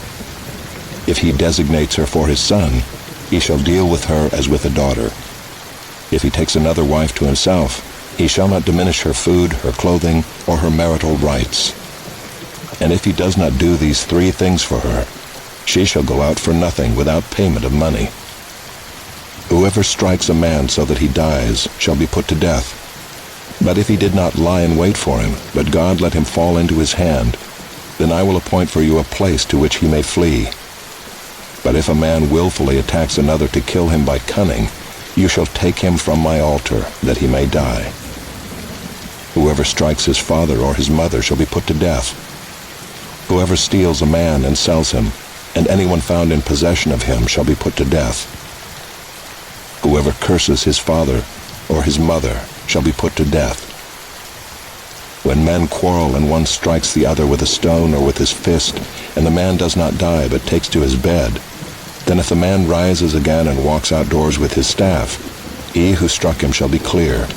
Only he shall pay for the loss of his time, and shall have him thoroughly healed. When a man strikes his slave, male or female, with a rod, and the slave dies under his hand, he shall be avenged. But if the slave survives a day or 2, he is not to be avenged, for the slave is his money.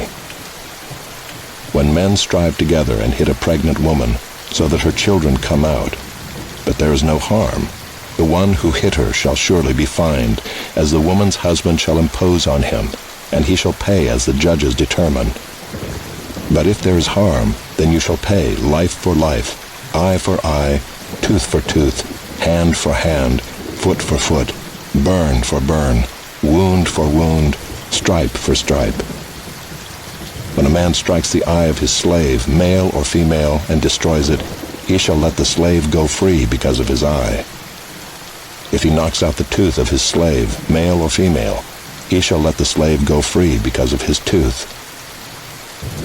When an ox gores a man or a woman to death, the ox shall be stoned, and its flesh shall not be eaten, but the owner of the ox shall not be liable.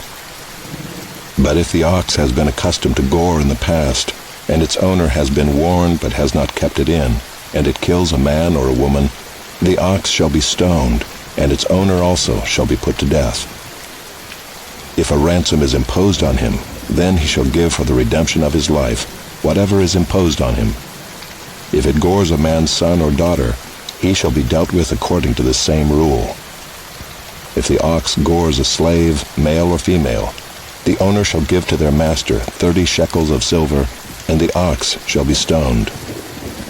When a man opens a pit, or when a man digs a pit and does not cover it, and an ox or a donkey falls into it, the owner of the pit shall make restoration. He shall give money to its owner, and the dead beast shall be his. When one man's ox butts another so that it dies, then they shall sell the live ox and share its price, and the dead beast also they shall share. Or if it is known that the ox has been accustomed to gore in the past, and its owner has not kept it in, he shall repay ox for ox, and the dead beast shall be his. Chapter 22. If a man steals an ox or a sheep, and kills it or sells it, he shall repay 5 oxen for an ox, and 4 sheep for a sheep. If a thief is found breaking in and is struck so that he dies, there shall be no blood guilt for him. But if the sun has risen on him, there shall be blood guilt for him. He shall surely pay. If he has nothing, then he shall be sold for his theft.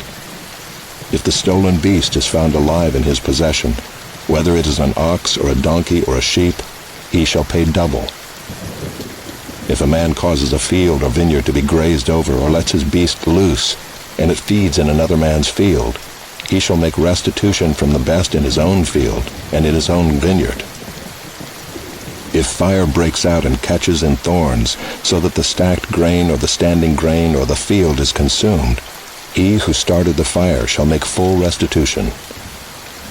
If a man gives to his neighbor money or goods to keep safe, and it is stolen from the man's house, then if the thief is found, he shall pay double. If the thief is not found, the owner of the house shall come near to God to show whether or not he has put his hand to his neighbor's property. For every breach of trust, whether it is for an ox, for a donkey, for a sheep, for a cloak, or for any kind of lost thing, of which one says, "This is it," the case of both parties shall come before God. The one whom God condemns shall pay double to his neighbor. If a man gives to his neighbor a donkey or an ox or a sheep or any beast to keep safe, and it dies or is injured or is driven away without anyone seeing it, an oath by the Lord shall be between them both to see whether or not he has put his hand to his neighbor's property. The owner shall accept the oath, and he shall not make restitution. But if it is stolen from him, he shall make restitution to its owner. If it is torn by beasts, let him bring it as evidence. He shall not make restitution for what has been torn. If a man borrows anything of his neighbor, and it is injured or dies, the owner not being with it, he shall make full restitution. If the owner was with it, he shall not make restitution. If it was hired, it came for its hiring fee. If a man seduces a virgin who is not betrothed and lies with her, he shall give the bride price for her and make her his wife. If her father utterly refuses to give her to him, he shall pay money equal to the bride price for virgins. You shall not permit a sorceress to live. Whoever lies with an animal shall be put to death. Whoever sacrifices to any god other than the Lord alone shall be devoted to destruction. You shall not wrong a sojourner or oppress him, for you were sojourners in the land of Egypt. You shall not mistreat any widow or fatherless child. If you do mistreat them and they cry out to me, I will surely hear their cry, and my wrath will burn, and I will kill you with the sword, and your wives shall become widows and your children fatherless. If you lend money to any of my people with you who is poor, you shall not be like a moneylender to him, and you shall not exact interest from him. If ever you take your neighbor's cloak in pledge, you shall return it to him before the sun goes down, for that is his only covering, and it is his cloak for his body. In what else shall he sleep? And if he cries to me, I will hear, for I am compassionate. You shall not revile God, nor curse a ruler of your people. You shall not delay to offer from the fullness of your harvest and from the outflow of your presses. The firstborn of your sons you shall give to me. You shall do the same with your oxen and with your sheep. 7 days it shall be with its mother. On the 8th day you shall give it to me. You shall be consecrated to me. Therefore you shall not eat any flesh that is torn by beasts in the field. You shall throw it to the dogs. Chapter 23.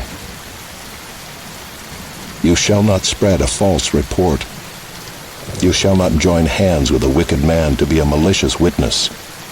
You shall not fall in with the many to do evil, nor shall you bear witness in a lawsuit, siding with the many, so as to pervert justice, nor shall you be partial to a poor man in his lawsuit. If you meet your enemy's ox or his donkey going astray, you shall bring it back to him. If you see the donkey of one who hates you lying down under its burden, you shall refrain from leaving him with it. You shall rescue it with him. You shall not pervert the justice due to your poor in his lawsuit. Keep far from a false charge, and do not kill the innocent and righteous, for I will not acquit the wicked. And you shall take no bribe, for a bribe blinds the clear-sighted and subverts the cause of those who are in the right. You shall not oppress a sojourner. You know the heart of a sojourner, for you were sojourners in the land of Egypt. For 6 years you shall sow your land and gather in its yield, but the 7th year you shall let it rest and lie fallow, that the poor of your people may eat, and what they leave the beasts of the field may eat. You shall do likewise with your vineyard and with your olive orchard. 6 days you shall do your work, but on the 7th day you shall rest, that your ox and your donkey may have rest, and the son of your servant woman and the alien may be refreshed. Pay attention to all that I have said to you, and make no mention of the names of other gods, nor let it be heard on your lips. 3 times in the year you shall keep a feast to me. You shall keep the feast of unleavened bread. As I commanded you, you shall eat unleavened bread for 7 days at the appointed time in the month of Abib. For in it you came out of Egypt. None shall appear before me empty-handed. You shall keep the feast of harvest, of the firstfruits of your labor, of what you sow in the field. You shall keep the feast of ingathering at the end of the year, when you gather in from the field the fruit of your labor. 3 times in the year shall all your males appear before the Lord God. You shall not offer the blood of my sacrifice with anything leavened, or let the fat of my feast remain until the morning. The best of the firstfruits of your ground you shall bring into the house of the Lord your God. You shall not boil a young goat in its mother's milk. Behold, I send an angel before you to guard you on the way, and to bring you to the place that I have prepared. Pay careful attention to him and obey his voice. Do not rebel against him, for he will not pardon your transgression, for my name is in him. But if you carefully obey his voice and do all that I say, then I will be an enemy to your enemies, and an adversary to your adversaries. When my angel goes before you and brings you to the Amorites and the Hittites and the Perizzites and the Canaanites, the Hivites and the Jebusites, and I blot them out, you shall not bow down to their gods, nor serve them, nor do as they do, but you shall utterly overthrow them and break their pillars in pieces. You shall serve the Lord your God, and he will bless your bread and your water, and I will take sickness away from among you. None shall miscarry or be barren in your land. I will fulfill the number of your days. I will send my terror before you, and will throw into confusion all the people against whom you shall come. And I will make all your enemies turn their backs to you. And I will send hornets before you, which shall drive out the Hivites, the Canaanites, and the Hittites from before you. I will not drive them out from before you in 1 year, lest the land become desolate and the wild beasts multiply against you. Little by little I will drive them out from before you, until you have increased and possessed the land. And I will set your border from the Red Sea to the Sea of the Philistines, and from the wilderness to the Euphrates. For I will give the inhabitants of the land into your hand, and you shall drive them out before you. You shall make no covenant with them and their gods. They shall not dwell in your land, lest they make you sin against me. For if you serve their gods, it will surely be a snare to you. Chapter 24. Then he said to Moses, Come up to the Lord, you and Aaron, Nadab and Abihu, and 70 of the elders of Israel, and worship from afar. Moses alone shall come near to the Lord, but the others shall not come near, and the people shall not come up with him. Moses came and told the people all the words of the Lord and all the rules. And all the people answered with one voice and said, All the words that the Lord has spoken we will do. Then Moses wrote down all the words of the Lord. He rose early in the morning and built an altar at the foot of the mountain, and 12 pillars according to the 12 tribes of Israel. And he sent young men of the people of Israel, who offered burnt offerings and sacrificed peace offerings of oxen to the Lord. And Moses took half of the blood and put it in basins, and half of the blood he threw against the altar. Then he took the book of the covenant and read it in the hearing of the people. And they said, All that the Lord has spoken we will do, and we will be obedient.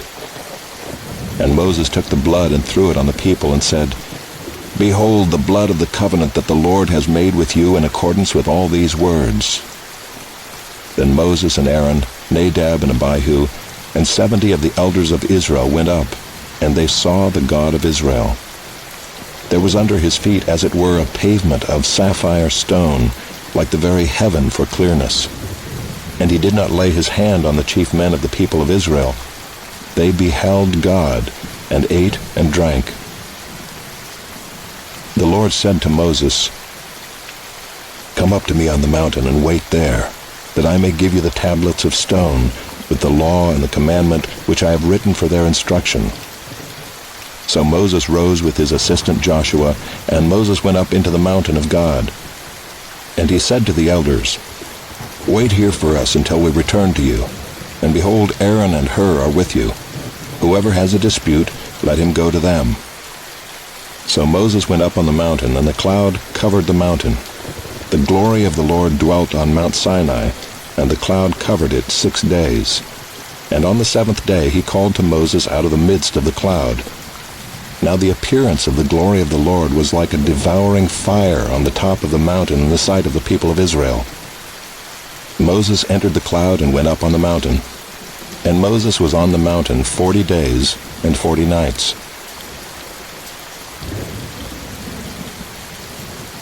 Chapter 25. The Lord said to Moses, "Speak to the people of Israel, that they take for me a contribution. From every man whose heart moves him, you shall receive the contribution from me. And this is the contribution that you shall receive from them: gold, silver, and bronze, blue and purple and scarlet yarns, and fine twined linen, goat's hair, tanned ram skins, goat skins, acacia wood, oil for the lamps, spices for the anointing oil and for the fragrant incense, onyx stones, and stones for setting, for the ephod and for the breastpiece. And let them make me a sanctuary, that I may dwell in their midst, exactly as I show you concerning the pattern of the tabernacle, and of all its furniture, so you shall make it. They shall make an ark of acacia wood. 2 cubits and a half shall be its length, 1 cubit and a half its breadth, and 1 cubit and a half its height. You shall overlay it with pure gold, inside and outside shall you overlay it, and you shall make on it a molding of gold around it. You shall cast 4 rings of gold for it, and put them on its 4 feet, 2 rings on the one side of it, and 2 rings on the other side of it. You shall make poles of acacia wood, and overlay them with gold. And you shall put the poles into the rings on the sides of the ark, to carry the ark by them. The poles shall remain in the rings of the ark, they shall not be taken from it. And you shall put into the ark the testimony that I shall give you. You shall make a mercy seat of pure gold. 2 cubits and a half shall be its length, and 1 cubit and a half its breadth. And you shall make 2 cherubim of gold, of hammered work shall you make them, on the 2 ends of the mercy seat. Make 1 cherub on the one end, and 1 cherub on the other end. Of one piece with the mercy seat shall you make the cherubim on its 2 ends. The cherubim shall spread out their wings above, overshadowing the mercy seat with their wings, their faces one to another. Toward the mercy seat shall the faces of the cherubim be. And you shall put the mercy seat on the top of the ark, and in the ark you shall put the testimony that I shall give you. There I will meet with you, and from above the mercy seat, from between the 2 cherubim that are on the ark of the testimony, I will speak with you about all that I will give you in commandment for the people of Israel. You shall make a table of acacia wood. 2 cubits shall be its length, 1 cubit its breadth, and 1 cubit and a half its height. You shall overlay it with pure gold, and make a molding of gold around it. And you shall make a rim around it, a handbreadth wide, and a molding of gold around the rim. And you shall make for it 4 rings of gold, and fasten the rings to the 4 corners at its 4 legs. Close to the frame the rings shall lie, as holders for the poles to carry the table. You shall make the poles of acacia wood, and overlay them with gold, and the table shall be carried with these. And you shall make its plates and dishes for incense, and its flagons and bowls with which to pour drink offerings. You shall make them of pure gold. And you shall set the bread of the presence on the table before me regularly. You shall make a lampstand of pure gold. The lampstand shall be made of hammered work. Its base, its stem, its cups, its calices, and its flowers shall be of one piece with it. And there shall be 6 branches going out of its sides, 3 branches of the lampstand out of one side of it, and 3 branches of the lampstand out of the other side of it. 3 cups made like almond blossoms, each with calyx and flower, on one branch, and 3 cups made like almond blossoms, each with calyx and flower, on the other branch. So for the 6 branches going out of the lampstand. And on the lampstand itself there shall be 4 cups made like almond blossoms, with their calices and flowers, and a calyx of 1 piece with it under each pair of the 6 branches going out from the lampstand. Their calices and their branches shall be of 1 piece with it, the whole of it a single piece of hammered work of pure gold. You shall make 7 lamps for it, and the lamps shall be set up so as to give light on the space in front of it. Its tongs and their trays shall be of pure gold. It shall be made with all these utensils out of a talent of pure gold. And see that you make them after the pattern for them, which is being shown you on the mountain. Chapter 26. Moreover, you shall make the tabernacle with 10 curtains of fine twined linen, and blue and purple and scarlet yarns. You shall make them with cherubim skillfully worked into them. The length of each curtain shall be 28 cubits, and the breadth of each curtain 4 cubits. All the curtains shall be the same size. 5 curtains shall be coupled to one another, and the other 5 curtains shall be coupled to one another. And you shall make loops of blue on the edge of the outermost curtain in the first set. Likewise you shall make loops on the edge of the outermost curtain in the second set. 50 loops you shall make on the one curtain, and 50 loops you shall make on the edge of the curtain that is in the second set. The loops shall be opposite one another. And you shall make 50 clasps of gold, and couple the curtains one to the other with the clasps, so that the tabernacle may be a single whole. You shall also make curtains of goat's hair for a tent over the tabernacle. 11 curtains shall you make. The length of each curtain shall be 30 cubits, and the breadth of each curtain 4 cubits. The 11 curtains shall be the same size. You shall couple 5 curtains by themselves, and 6 curtains by themselves. And the 6th curtain you shall double over at the front of the tent. You shall make 50 loops on the edge of the curtain that is outermost in one set, and 50 loops on the edge of the curtain that is outermost in the second set. You shall make 50 clasps of bronze, and put the clasps into the loops, and couple the tent together, that it may be a single whole. And the part that remains of the curtains of the tent, the half curtain that remains, shall hang over the back of the tabernacle. And the extra that remains in the length of the curtains, the cubit on the one side and the cubit on the other side, shall hang over the sides of the tabernacle on this side and that side to cover it. And you shall make for the tent a covering of tanned ram skins and a covering of goat skins on top. You shall make upright frames for the tabernacle of acacia wood. 10 cubits shall be the length of a frame, and 1.5 cubits the breadth of each frame. There shall be 2 tenons in each frame for fitting together. So shall you do for all the frames of the tabernacle. You shall make the frames for the tabernacle, 20 frames for the south side, and 40 bases of silver you shall make under the 20 frames, 2 bases under one frame for its 2 tenons, and 2 bases under the next frame for its 2 tenons.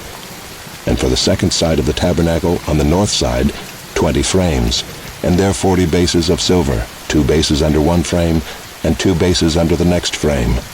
And for the rear of the tabernacle westward you shall make 6 frames. And you shall make 2 frames for corners of the tabernacle in the rear. They shall be separate beneath, but joined at the top at the first ring. Thus shall it be with both of them. They shall form the 2 corners. And there shall be 8 frames with their bases of silver, 16 bases, 2 bases under one frame, and 2 bases under another frame. You shall make bars of acacia wood, 5 for the frames of the one side of the tabernacle, and 5 bars for the frames of the other side of the tabernacle, and 5 bars for the frames of the side of the tabernacle at the rear westward. The middle bar halfway up the frames shall run from end to end. You shall overlay the frames with gold, and shall make their rings of gold for holders for the bars, and you shall overlay the bars with gold. Then you shall erect the tabernacle according to the plan for it that you were shown on the mountain. And you shall make a veil of blue and purple and scarlet yarns, and fine twined linen. It shall be made with cherubim skillfully worked into it. And you shall hang it on 4 pillars of acacia overlaid with gold, with hooks of gold on 4 bases of silver. And you shall hang the veil from the clasps, and bring the ark of the testimony in there within the veil. And the veil shall separate for you the holy place from the most holy. You shall put the mercy seat on the ark of the testimony in the most holy place. And you shall set the table outside the veil, and the lampstand on the south side of the tabernacle opposite the table, and you shall put the table on the north side. You shall make a screen for the entrance of the tent of blue and purple and scarlet yarns, and fine twined linen, embroidered with needlework. And you shall make for the screen 5 pillars of acacia, and overlay them with gold. Their hooks shall be of gold, and you shall cast 5 bases of bronze for them. Chapter 27. You shall make the altar of acacia wood 5 cubits long and 5 cubits broad. The altar shall be square, and its height shall be 3 cubits. And you shall make horns for it on its 4 corners. Its horns shall be of one piece with it, and you shall overlay it with bronze. You shall make pots for it to receive its ashes, and shovels and basins and forks and fire pans. You shall make all its utensils of bronze. You shall also make for it a grating, a network of bronze, and on the net you shall make 4 bronze rings at its 4 corners. And you shall set it under the ledge of the altar, so that the net extends halfway down the altar. And you shall make poles for the altar, poles of acacia wood, and overlay them with bronze. And the poles shall be put through the rings, so that the poles are on the 2 sides of the altar when it is carried. You shall make it hollow with boards. As it has been shown you on the mountain, so shall it be made. You shall make the court of the tabernacle. On the south side the court shall have hangings of fine twined linen, 100 cubits long for one side. Its 20 pillars and their 20 bases shall be of bronze, but the hooks of the pillars and their fillets shall be of silver. And likewise for its length on the north side there shall be hangings 100 cubits long, its pillars 20, and their bases 20, of bronze, but the hooks of the pillars and their fillets shall be of silver. And for the breadth of the court on the west side there shall be hangings for 50 cubits, with 10 pillars and 10 bases. The breadth of the court on the front to the east shall be 50 cubits. The hangings for the one side of the gate shall be 15 cubits, with their 3 pillars and 3 bases. On the other side the hangings shall be 15 cubits, with their 3 pillars and 3 bases. For the gate of the court there shall be a screen 20 cubits long of blue and purple and scarlet yarns, and fine twined linen, embroidered with needlework. It shall have 4 pillars, and with them 4 bases. All the pillars around the court shall be filleted with silver.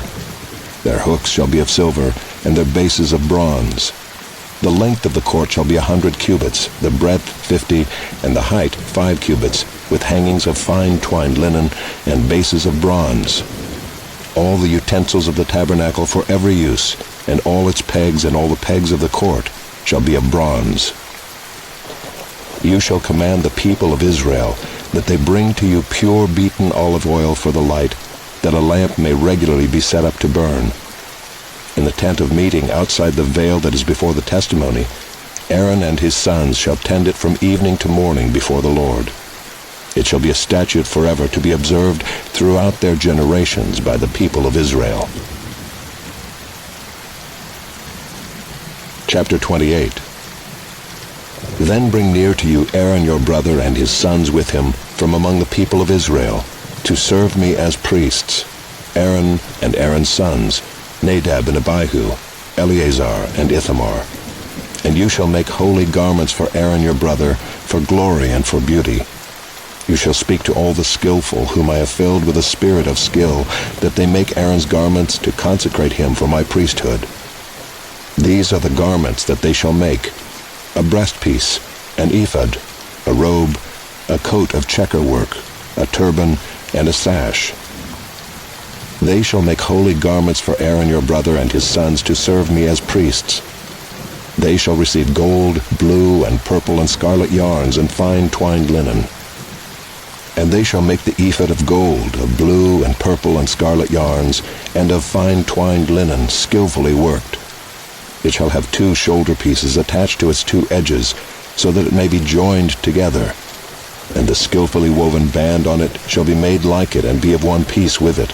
of gold, blue, and purple, and scarlet yarns, and fine twined linen.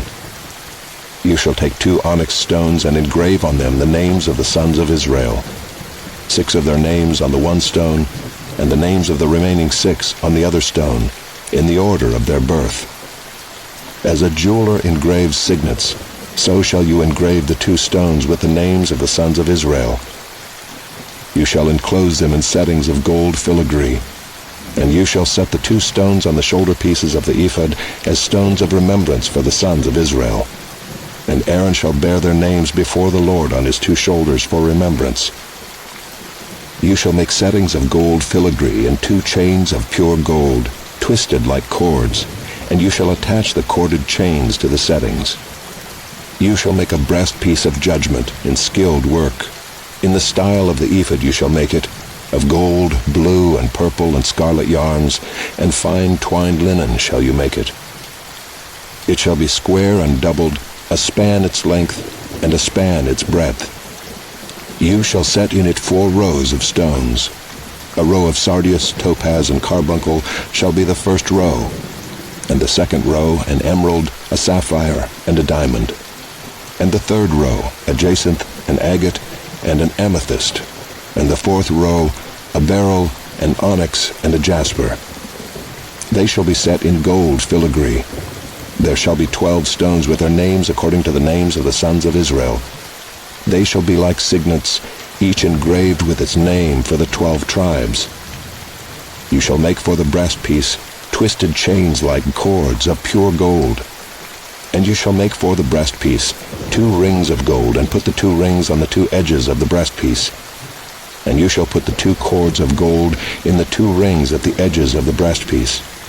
The 2 ends of the 2 cords you shall attach to the 2 settings of filigree, and so attach it in front to the shoulder pieces of the ephod.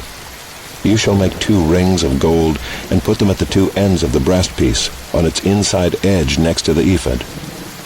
And you shall make 2 rings of gold, and attach them in front to the lower part of the 2 shoulder pieces of the ephod, at its seam above the skillfully woven band of the ephod. And they shall bind the breastpiece by its rings to the rings of the ephod with a lace of blue, so that it may lie on the skillfully woven band of the ephod, so that the breastpiece shall not come loose from the ephod. So Aaron shall bear the names of the sons of Israel in the breastpiece of judgment on his heart, when he goes into the holy place, to bring them to regular remembrance before the Lord. And in the breastpiece of judgment you shall put the Urim and the Thummim, and they shall be on Aaron's heart when he goes in before the Lord. Thus Aaron shall bear the judgment of the people of Israel on his heart before the Lord regularly. You shall make the robe of the ephod all of blue.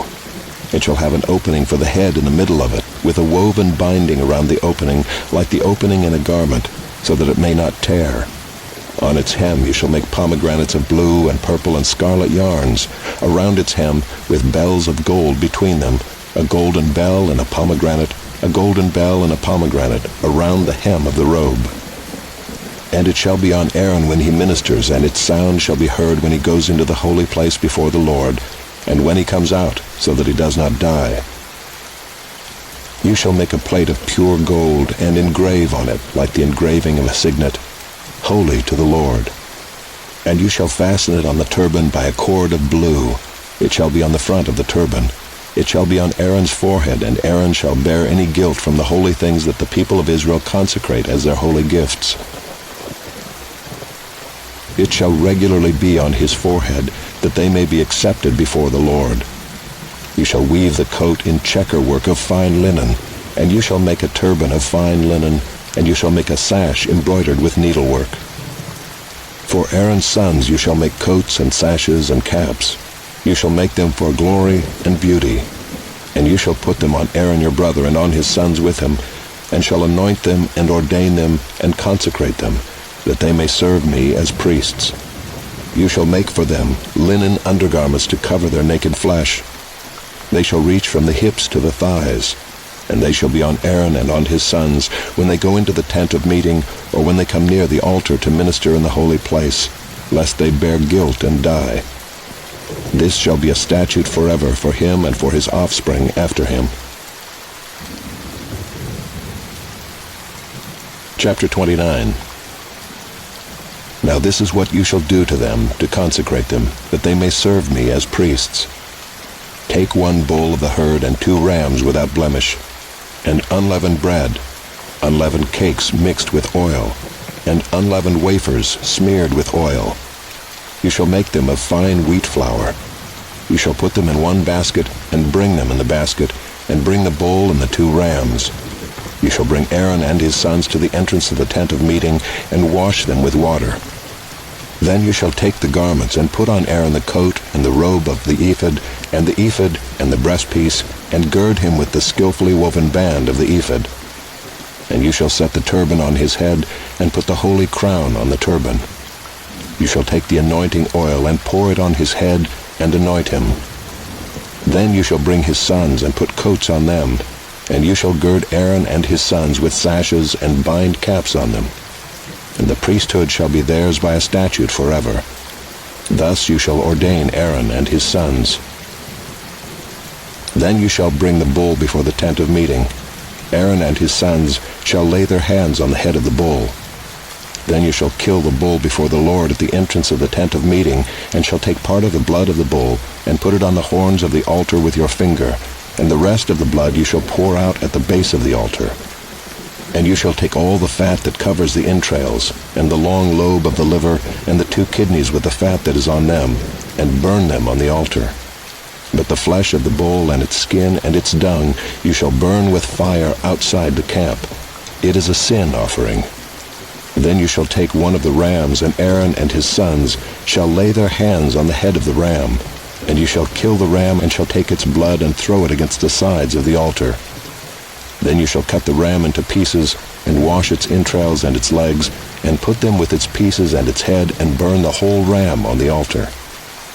It is a burnt offering to the Lord. It is a pleasing aroma, a food offering to the Lord. You shall take the other ram, and Aaron and his sons shall lay their hands on the head of the ram. And you shall kill the ram, and take part of its blood, and put it on the tip of the right ear of Aaron, and on the tips of the right ears of his sons, and on the thumbs of their right hands, and on the great toes of their right feet, and throw the rest of the blood against the sides of the altar. Then you shall take part of the blood that is on the altar, and of the anointing oil, and sprinkle it on Aaron and his garments, and on his sons and his sons' garments with him. He and his garments shall be holy, and his sons' garments with him. You shall also take the fat from the ram, and the fat tail, and the fat that covers the entrails, and the long lobe of the liver, and the 2 kidneys with the fat that is on them, and the right thigh, for it is a ram of ordination, and 1 loaf of bread, and 1 cake of bread made with oil, and 1 wafer out of the basket of unleavened bread that is before the Lord. You shall put all these on the palms of Aaron, and on the palms of his sons, and wave them for a wave offering before the Lord. Then you shall take them from their hands, and burn them on the altar on top of the burnt offering, as a pleasing aroma before the Lord. It is a food offering to the Lord. You shall take the breast of the ram of Aaron's ordination, and wave it for a wave offering before the Lord, and it shall be your portion. And you shall consecrate the breast of the wave offering that is waved, and the thigh of the priest's portion that is contributed from the ram of ordination, from what was Aaron's and his sons. It shall be for Aaron and his sons as a perpetual due from the people of Israel, for it is a contribution. It shall be a contribution from the people of Israel, from their peace offerings, their contribution to the Lord. The holy garments of Aaron shall be for his sons after him. They shall be anointed in them and ordained in them. The son who succeeds him as priest, who comes into the tent of meeting to minister in the holy place, shall wear them 7 days. You shall take the ram of ordination, and boil its flesh in a holy place. And Aaron and his sons shall eat the flesh of the ram and the bread that is in the basket in the entrance of the tent of meeting. They shall eat those things with which atonement was made at their ordination and consecration, but an outsider shall not eat of them, because they are holy. And if any of the flesh for the ordination or of the bread remain until the morning, then you shall burn the remainder with fire. It shall not be eaten, because it is holy. Thus you shall do to Aaron and to his sons according to all that I have commanded you. Through 7 days shall you ordain them, and every day you shall offer a bull as a sin offering for atonement. Also you shall purify the altar when you make atonement for it, and shall anoint it to consecrate it. 7 days you shall make atonement for the altar and consecrate it, and the altar shall be most holy. Whatever touches the altar shall become holy. Now this is what you shall offer on the altar: 2 lambs a year old, day by day regularly. 1 lamb you shall offer in the morning, and the other lamb you shall offer at twilight. And with the first lamb 1/10 measure of fine flour, mingled with 1/4 of a hin of beaten oil, and 1/4 of a hin of wine for a drink offering. The other lamb you shall offer at twilight, and shall offer with it a grain offering and its drink offering, as in the morning, for a pleasing aroma, a food offering to the Lord. It shall be a regular burnt offering throughout your generations at the entrance of the tent of meeting before the Lord, where I will meet with you to speak to you there. There I will meet with the people of Israel, and it shall be sanctified by my glory. I will consecrate the tent of meeting and the altar. Aaron also and his sons I will consecrate to serve me as priests. I will dwell among the people of Israel, and will be their God. And they shall know that I am the Lord their God, who brought them out of the land of Egypt, that I might dwell among them. I am the Lord their God. Chapter 30. You shall make an altar on which to burn incense. You shall make it of acacia wood. A cubit shall be its length, and a cubit its breadth. It shall be square, and 2 cubits shall be its height. Its horns shall be of one piece with it. You shall overlay it with pure gold, its top and around its sides and its horns. And you shall make a molding of gold around it. And you shall make 2 golden rings for it. Under its molding on 2 opposite sides of it you shall make them, and they shall be holders for poles with which to carry it. You shall make the poles of acacia wood, and overlay them with gold. And you shall put it in front of the veil that is above the ark of the testimony, in front of the mercy seat that is above the testimony, where I will meet with you. And Aaron shall burn fragrant incense on it. Every morning when he dresses the lamps he shall burn it, and when Aaron sets up the lamps at twilight he shall burn it, a regular incense offering before the Lord throughout your generations. You shall not offer unauthorized incense on it, or a burnt offering, or a grain offering, and you shall not pour a drink offering on it. Aaron shall make atonement on its horns once a year. With the blood of the sin offering of atonement he shall make atonement for it once in the year throughout your generations. It is most holy to the Lord. The Lord said to Moses, When you take the census of the people of Israel, then each shall give a ransom for his life to the Lord when you number them, that there be no plague among them when you number them. Each one who is numbered in the census shall give this, 1/2 shekel, according to the shekel of the sanctuary. The shekel is 20 gerahs, 1/2 shekel as an offering to the Lord. Everyone who is numbered in the census, from 20 years old and upward, shall give the Lord's offering. The rich shall not give more, and the poor shall not give less than the 1/2 shekel when you give the Lord's offering to make atonement for your lives. You shall take the atonement money from the people of Israel, and shall give it for the service of the tent of meeting, that it may bring the people of Israel to remembrance before the Lord, so as to make atonement for your lives. The Lord said to Moses, You shall also make a basin of bronze with its stand of bronze for washing. You shall put it between the tent of meeting and the altar, and you shall put water in it, with which Aaron and his sons shall wash their hands and their feet. When they go into the tent of meeting, or when they come near the altar to minister, to burn a food offering to the Lord, they shall wash with water, so that they may not die. They shall wash their hands and their feet, so that they may not die. It shall be a statute forever to them, even to him and to his offspring throughout their generations. The Lord said to Moses, Take the finest spices, of liquid myrrh 500 shekels, and of sweet-smelling cinnamon half as much, that is 250, and 250 of aromatic cane, and 500 of cassia, according to the shekel of the sanctuary, and a hin of olive oil. And you shall make of these a sacred anointing oil blended as by the perfumer. It shall be a holy anointing oil. With it you shall anoint the tent of meeting and the ark of the testimony, and the table and all its utensils, and the lampstand and its utensils, and the altar of incense, and the altar of burnt offering with all its utensils, and the basin and its stand. You shall consecrate them, that they may be most holy. Whatever touches them will become holy. You shall anoint Aaron and his sons, and consecrate them, that they may serve me as priests. And you shall say to the people of Israel, This shall be my holy anointing oil throughout your generations. It shall not be poured on the body of an ordinary person, and you shall make no other like it in composition. It is holy, and it shall be holy to you. Whoever compounds any like it, or whoever puts any of it on an outsider, shall be cut off from his people. The Lord said to Moses, Take sweet spices, stacte and onycha and galbanum, sweet spices with pure frankincense, of each there shall be an equal part, and make an incense blended as by the perfumer, seasoned with salt, pure and holy. You shall beat some of it very small, and put part of it before the testimony in the tent of meeting, where I shall meet with you. It shall be most holy for you. And the incense that you shall make according to its composition you shall not make for yourselves. It shall be for you holy to the Lord. Whoever makes any like it to use as perfume shall be cut off from his people. Chapter 31.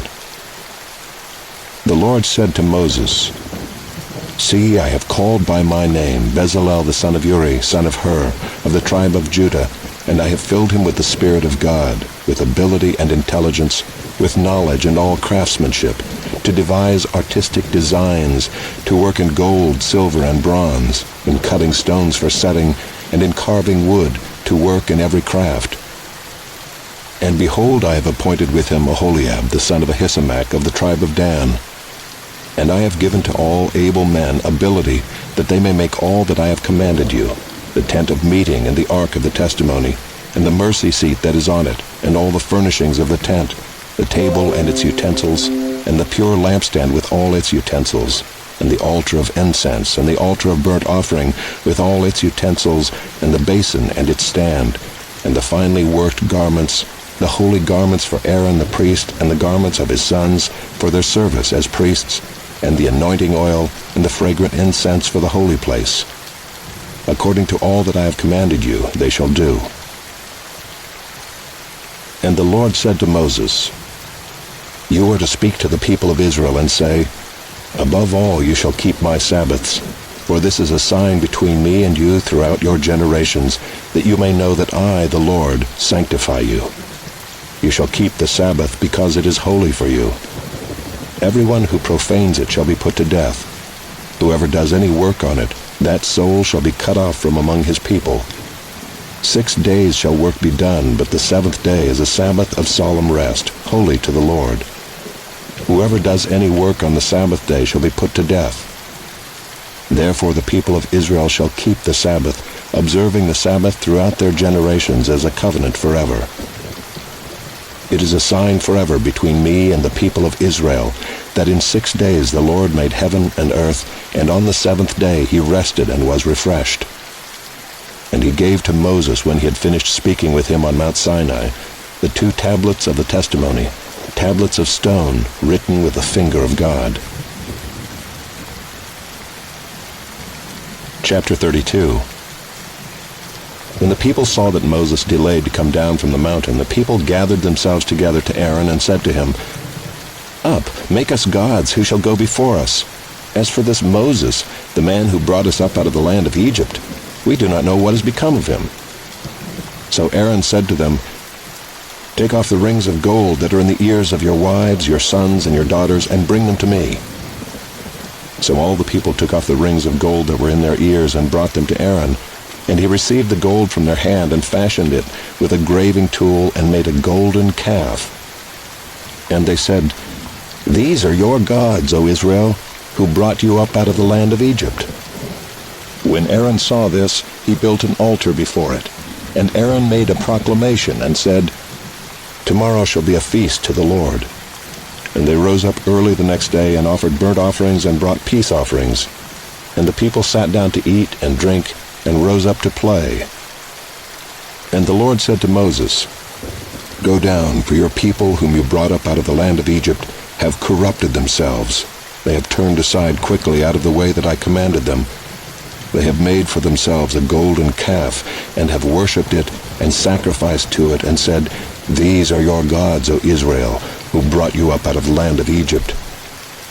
And the Lord said to Moses, I have seen this people, and behold, it is a stiff-necked people. Now therefore let me alone, that my wrath may burn hot against them, and I may consume them, in order that I may make a great nation of you." But Moses implored the Lord his God, and said, "O Lord, why does your wrath burn hot against your people, whom you have brought out of the land of Egypt with great power and with a mighty hand? Why should the Egyptians say, 'With evil intent did he bring them out, to kill them in the mountains, and to consume them from the face of the earth'? Turn from your burning anger, and relent from this disaster against your people. Remember Abraham, Isaac, and Israel, your servants, to whom you swore by your own self, and said to them, 'I will multiply your offspring as the stars of heaven, and all this land that I have promised I will give to your offspring, and they shall inherit it forever.' And the Lord relented from the disaster that he had spoken of bringing on his people. Then Moses turned and went down from the mountain with the 2 tablets of the testimony in his hand, tablets that were written on both sides. On the front and on the back they were written. The tablets were the work of God, and the writing was the writing of God, engraved on the tablets. When Joshua heard the noise of the people as they shouted, he said to Moses, "There is a noise of war in the camp." But he said, "It is not the sound of shouting for victory, or the sound of the cry of defeat, but the sound of singing that I hear." And as soon as he came near the camp and saw the calf and the dancing, Moses' anger burned hot, and he threw the tablets out of his hands and broke them at the foot of the mountain. He took the calf that they had made and burned it with fire and ground it to powder and scattered it on the water and made the people of Israel drink it. And Moses said to Aaron, "What did this people do to you that you have brought such a great sin upon them?" And Aaron said, "Let not the anger of my Lord burn hot. You know the people, that they are set on evil. For they said to me, 'Make us gods who shall go before us.' As for this Moses, the man who brought us up out of the land of Egypt, we do not know what has become of him." So I said to them, "Let any who have gold take it off." So they gave it to me, and I threw it into the fire, and out came this calf. And when Moses saw that the people had broken loose, for Aaron had let them break loose, to the derision of their enemies, then Moses stood in the gate of the camp and said, "Who is on the Lord's side? Come to me." And all the sons of Levi gathered round him, and he said to them, "Thus says the Lord God of Israel, put your sword on your side, each of you, and go to and fro from gate to gate throughout the camp, and each of you kill his brother and his companion and his neighbor." And the sons of Levi did according to the word of Moses. And that day about 3,000 men of the people fell. And Moses said, "Today you have been ordained for the service of the Lord, each one at the cost of his son and of his brother, so that he might bestow a blessing upon you this day." The next day Moses said to the people, "You have sinned a great sin, and now I will go up to the Lord. Perhaps I can make atonement for your sin." So Moses returned to the Lord and said, "Alas, this people has sinned a great sin. They have made for themselves gods of gold. But now, if you will, forgive their sin. But if not, please blot me out of your book that you have written." But the Lord said to Moses, "Whoever has sinned against me, I will blot out of my book. But now go, lead the people to the place about which I have spoken to you. Behold, my angel shall go before you. Nevertheless, in the day when I visit, I will visit their sin upon them." Then the Lord sent a plague on the people, because they made the calf, the one that Aaron made. Chapter 33. The Lord said to Moses, "Depart, go up from here, you and the people whom you have brought up out of the land of Egypt, to the land of which I swore to Abraham, Isaac, and Jacob, saying, 'To your offspring I will give it.' I will send an angel before you, and I will drive out the Canaanites, the Amorites, the Hittites, the Perizzites, the Hivites, and the Jebusites. Go up to a land flowing with milk and honey. But I will not go up among you, lest I consume you on the way, for you are a stiff-necked people." When the people heard this disastrous word, they mourned, and no one put on his ornaments. For the Lord had said to Moses, "Say to the people of Israel, you are a stiff-necked people. If for a single moment I should go up among you, I would consume you. So now take off your ornaments, that I may know what to do with you." Therefore the people of Israel stripped themselves of their ornaments from Mount Horeb onward. Now Moses used to take the tent and pitch it outside the camp, far off from the camp, and he called it the tent of meeting. And everyone who sought the Lord would go out to the tent of meeting, which was outside the camp. Whenever Moses went out to the tent, all the people would rise up, and each would stand at his tent door and watch Moses until he had gone into the tent. When Moses entered the tent, the pillar of cloud would descend and stand at the entrance of the tent, and the Lord would speak with Moses.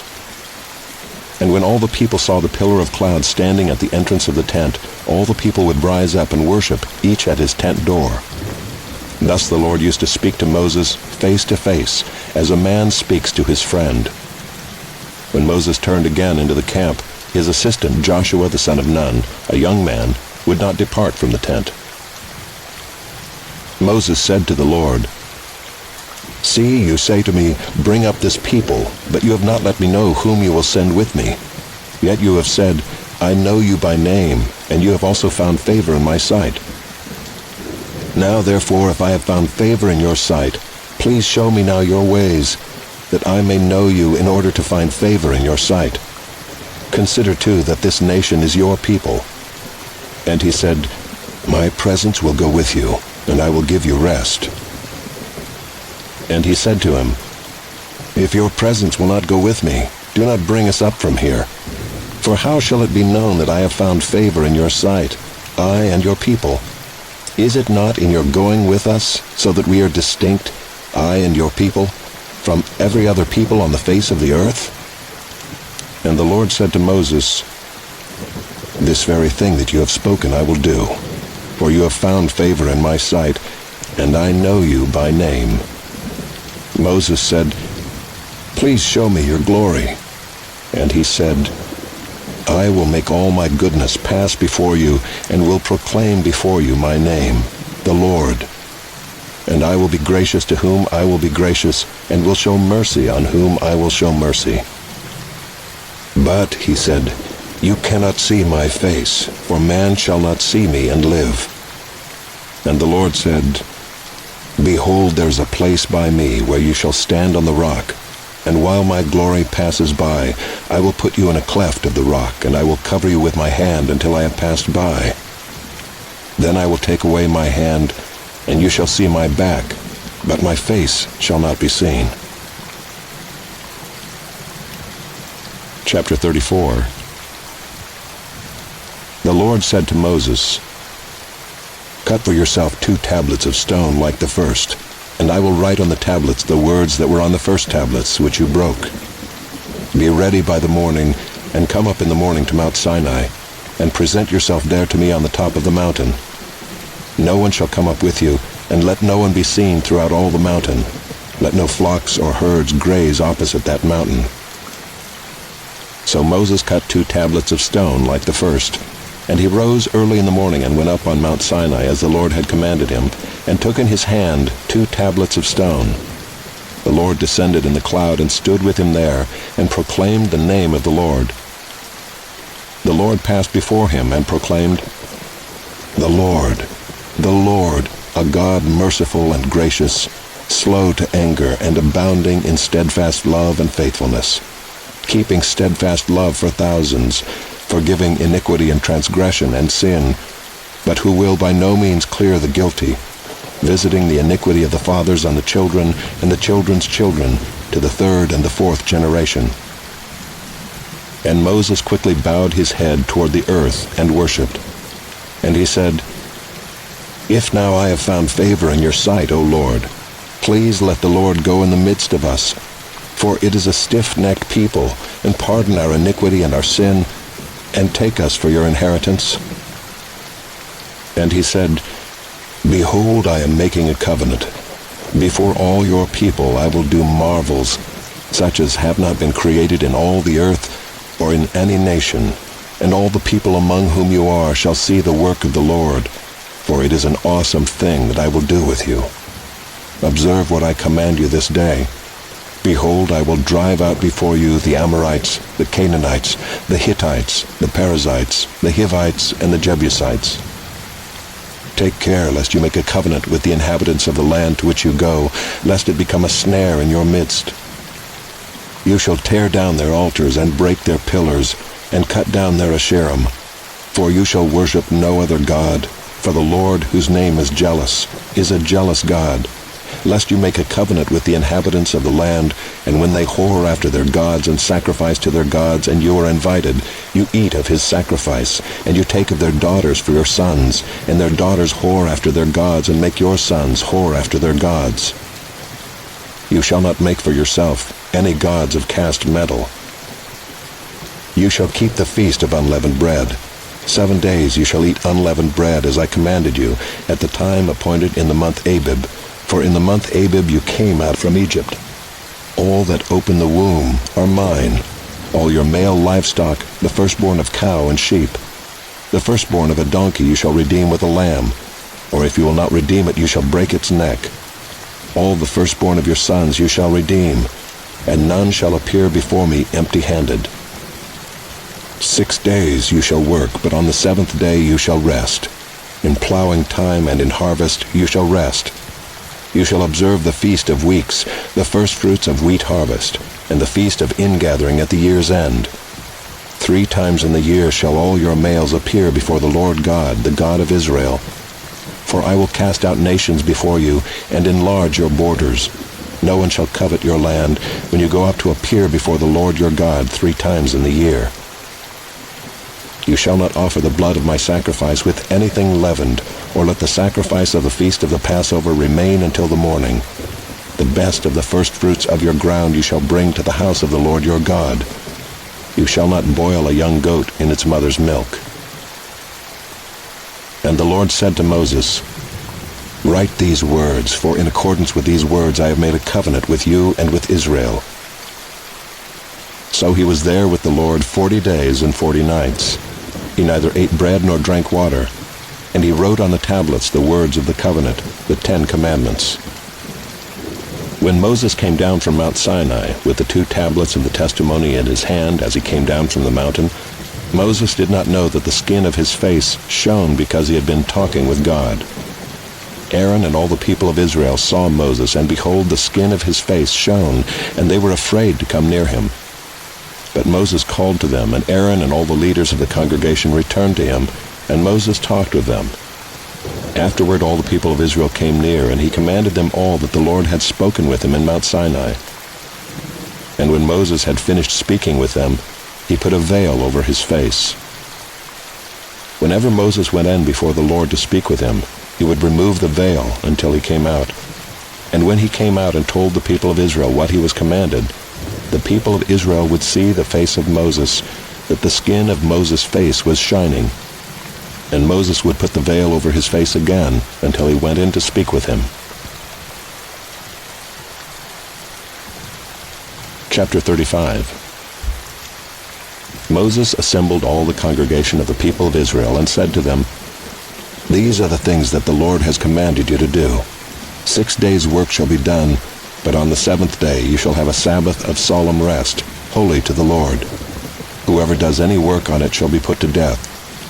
You shall kindle no fire in all your dwelling places on the Sabbath day. Moses said to all the congregation of the people of Israel, This is the thing that the Lord has commanded. Take from among you a contribution to the Lord.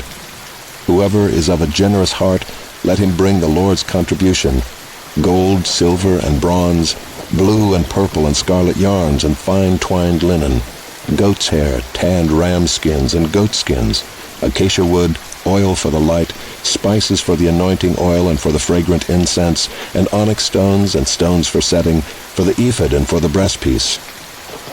Let every skillful craftsman among you come and make all that the Lord has commanded: the tabernacle, its tent and its covering, its hooks and its frames, its bars, its pillars and its bases, the ark with its poles, the mercy seat and the veil of the screen, the table with its poles and all its utensils, and the bread of the presence, the lampstand also for the light with its utensils and its lamps, and the oil for the light, and the altar of incense with its poles, and the anointing oil and the fragrant incense, and the screen for the door at the door of the tabernacle, the altar of burnt offering with its grating of bronze, its poles and all its utensils, the basin and its stand, the hangings of the court, its pillars and its bases, and the screen for the gate of the court, the pegs of the tabernacle and the pegs of the court and their cords, the finely worked garments for ministering in the holy place, the holy garments for Aaron the priest, and the garments of his sons for their service as priests. Then all the congregation of the people of Israel departed from the presence of Moses, and they came, everyone whose heart stirred him, and everyone whose spirit moved him, and brought the Lord's contribution to be used for the tent of meeting, and for all its service, and for the holy garments. So they came, both men and women. All who were of a willing heart brought brooches and earrings and signet rings and armlets, all sorts of gold objects, every man dedicating an offering of gold to the Lord. And everyone who possessed blue or purple or scarlet yarns or fine linen or goat's hair or tanned ram skins or goat skins brought them. Everyone who could make a contribution of silver or bronze brought it as the Lord's contribution. And everyone who possessed acacia wood of any use in the work brought it. And every skillful woman spun with her hands, and they all brought what they had spun in blue and purple and scarlet yarns and fine twined linen. All the women whose hearts stirred them to use their skill spun the goat's hair. And the leaders brought onyx stones and stones to be set for the ephod and for the breastpiece, and spices and oil for the light, and for the anointing oil, and for the fragrant incense. All the men and women, the people of Israel, whose heart moved them to bring anything for the work that the Lord had commanded by Moses to be done, brought it as a freewill offering to the Lord. Then Moses said to the people of Israel, "See, the Lord has called by name Bezalel the son of Uri, son of Hur, of the tribe of Judah, and he has filled him with the Spirit of God, with skill, with intelligence, with knowledge, and with all craftsmanship, to devise artistic designs, to work in gold and silver and bronze, in cutting stones for setting, and in carving wood, for work in every skilled craft. And he has inspired him to teach, both him and Aholiab the son of Ahisamach of the tribe of Dan.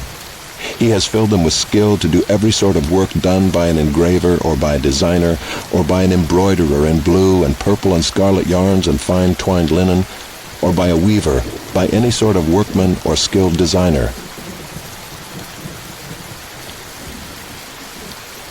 Chapter 36. Bezalel and Aholiab, and every craftsman in whom the Lord has put skill and intelligence to know how to do any work in the construction of the sanctuary, shall work in accordance with all that the Lord has commanded. And Moses called Bezalel and Aholiab and every craftsman in whose mind the Lord had put skill, everyone whose heart stirred him up to come to do the work. And they received from Moses all the contribution that the people of Israel had brought for doing the work on the sanctuary. They still kept bringing him free will offerings every morning, so that all the craftsmen who were doing every sort of task on the sanctuary came, each from the task that he was doing, and said to Moses, "The people bring much more than enough for doing the work that the Lord has commanded us to do." So Moses gave command, and word was proclaimed throughout the camp, "Let no man or woman do anything more for the contribution for the sanctuary." So the people were restrained from bringing, for the material they had was sufficient to do all the work and more. And all the craftsmen among the workmen made the tabernacle with 10 curtains. They were made of fine twined linen and blue and purple and scarlet yarns, with cherubim skillfully worked. The length of each curtain was 28 cubits, and the breadth of each curtain 4 cubits. All the curtains were the same size. He coupled 5 curtains to one another, and the other 5 curtains he coupled to one another. He made loops of blue on the edge of the outermost curtain of the first set. Likewise he made them on the edge of the outermost curtain of the second set. He made 50 loops on the one curtain, and he made 50 loops on the edge of the curtain that was in the second set. The loops were opposite one another. And he made 50 clasps of gold and coupled the curtains one to the other with clasps, so that the tabernacle was a single whole. He also made curtains of goat's hair for a tent over the tabernacle. He made 11 curtains, The length of each curtain was 30 cubits, and the breadth of each curtain 4 cubits. The 11 curtains were the same size. He coupled 5 curtains by themselves, and 6 curtains by themselves. And he made 50 loops on the edge of the outermost curtain of the one set, and 50 loops on the edge of the other connecting curtain. And he made 50 clasps of bronze to couple the tent together, that it might be a single whole. And he made for the tent a covering of tanned ram skins and goat skins. Then he made the upright frames for the tabernacle of acacia wood. 10 cubits was the length of a frame, and 1.5 cubits the breadth of each frame. Each frame had 2 tenons for fitting together. He did this for all the frames of the tabernacle. The frames for the tabernacle he made thus: 20 frames for the south side.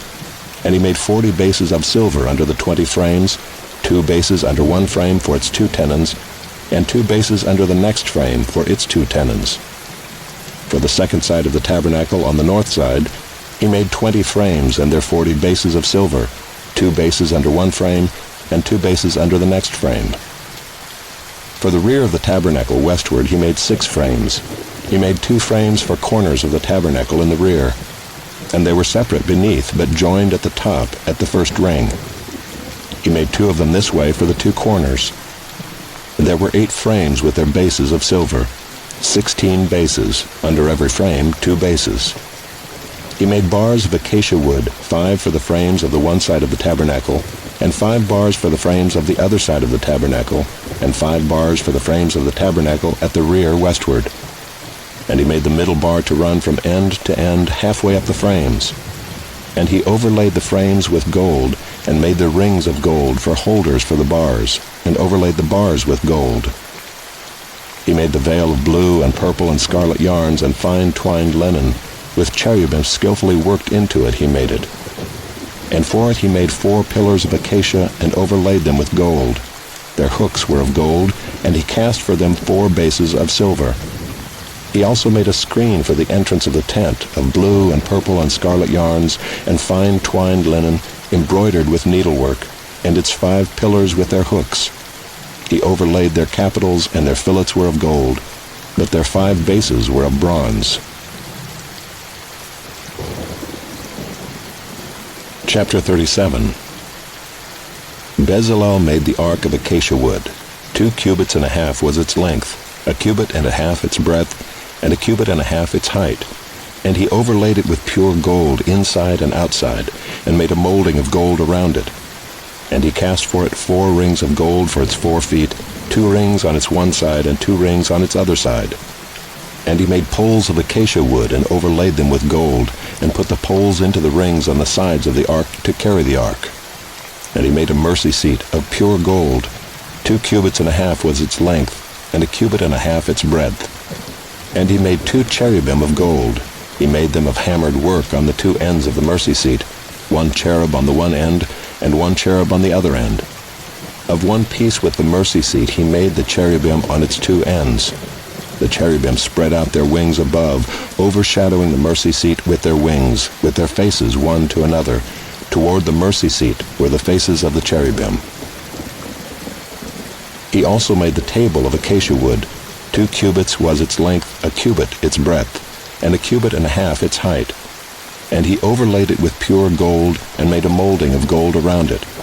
And he made a rim around it 1 handbreadth wide, and made a molding of gold around the rim. He cast for it 4 rings of gold, and fastened the rings to the 4 corners at its 4 legs. Close to the frame were the rings, as holders for the poles to carry the table. He made the poles of acacia wood to carry the table, and overlaid them with gold. And he made the vessels of pure gold that were to be on the table, its plates and dishes for incense, and its bowls and flagons with which to pour drink offerings. He also made the lampstand of pure gold. He made the lampstand of hammered work. Its base, its stem, its cups, its calices, and its flowers were of one piece with it. And there were 6 branches going out of its sides, 3 branches of the lampstand out of one side of it, and 3 branches of the lampstand out of the other side of it.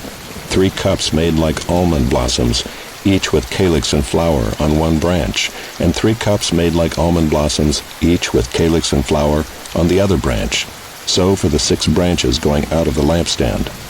And on the lampstand itself were 4 cups made like almond blossoms, with their calyces and flowers, and a calyx of 1 piece with it under each pair of the 6 branches going out of it.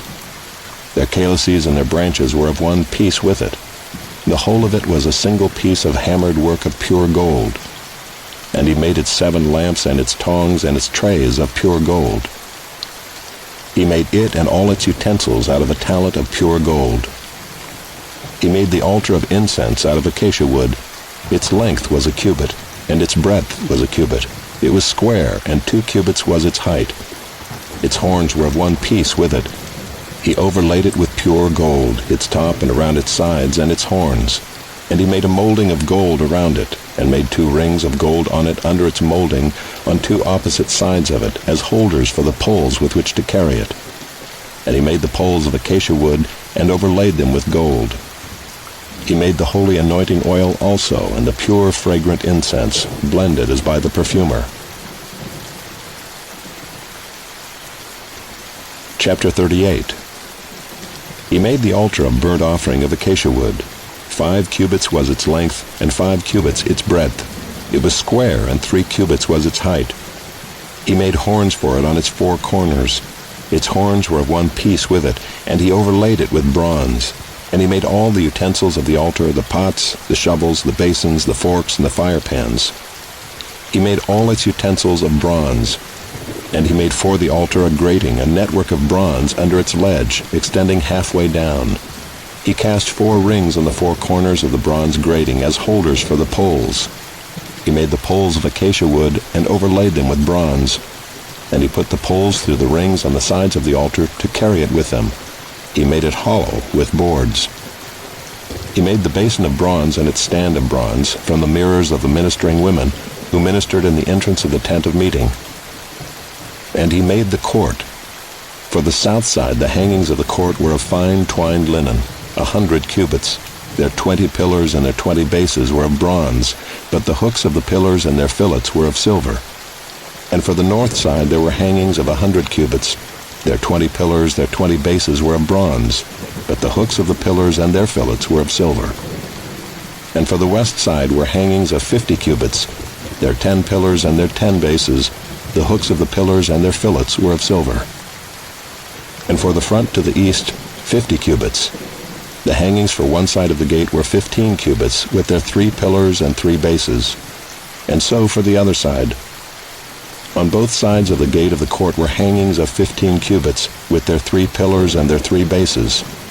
All the hangings around the court were of fine twined linen, and the bases for the pillars were of bronze, but the hooks of the pillars and their fillets were of silver. The overlaying of their capitals was also of silver, and all the pillars of the court were filleted with silver. And the screen for the gate of the court was embroidered with needlework in blue and purple and scarlet yarns, and fine twined linen. It was 20 cubits long and 5 cubits high in its breadth, corresponding to the hangings of the court. And their pillars were 4 in number. Their 4 bases were of bronze, their hooks of silver, and the overlaying of their capitals and their fillets of silver. And all the pegs for the tabernacle and for the court all around were of bronze.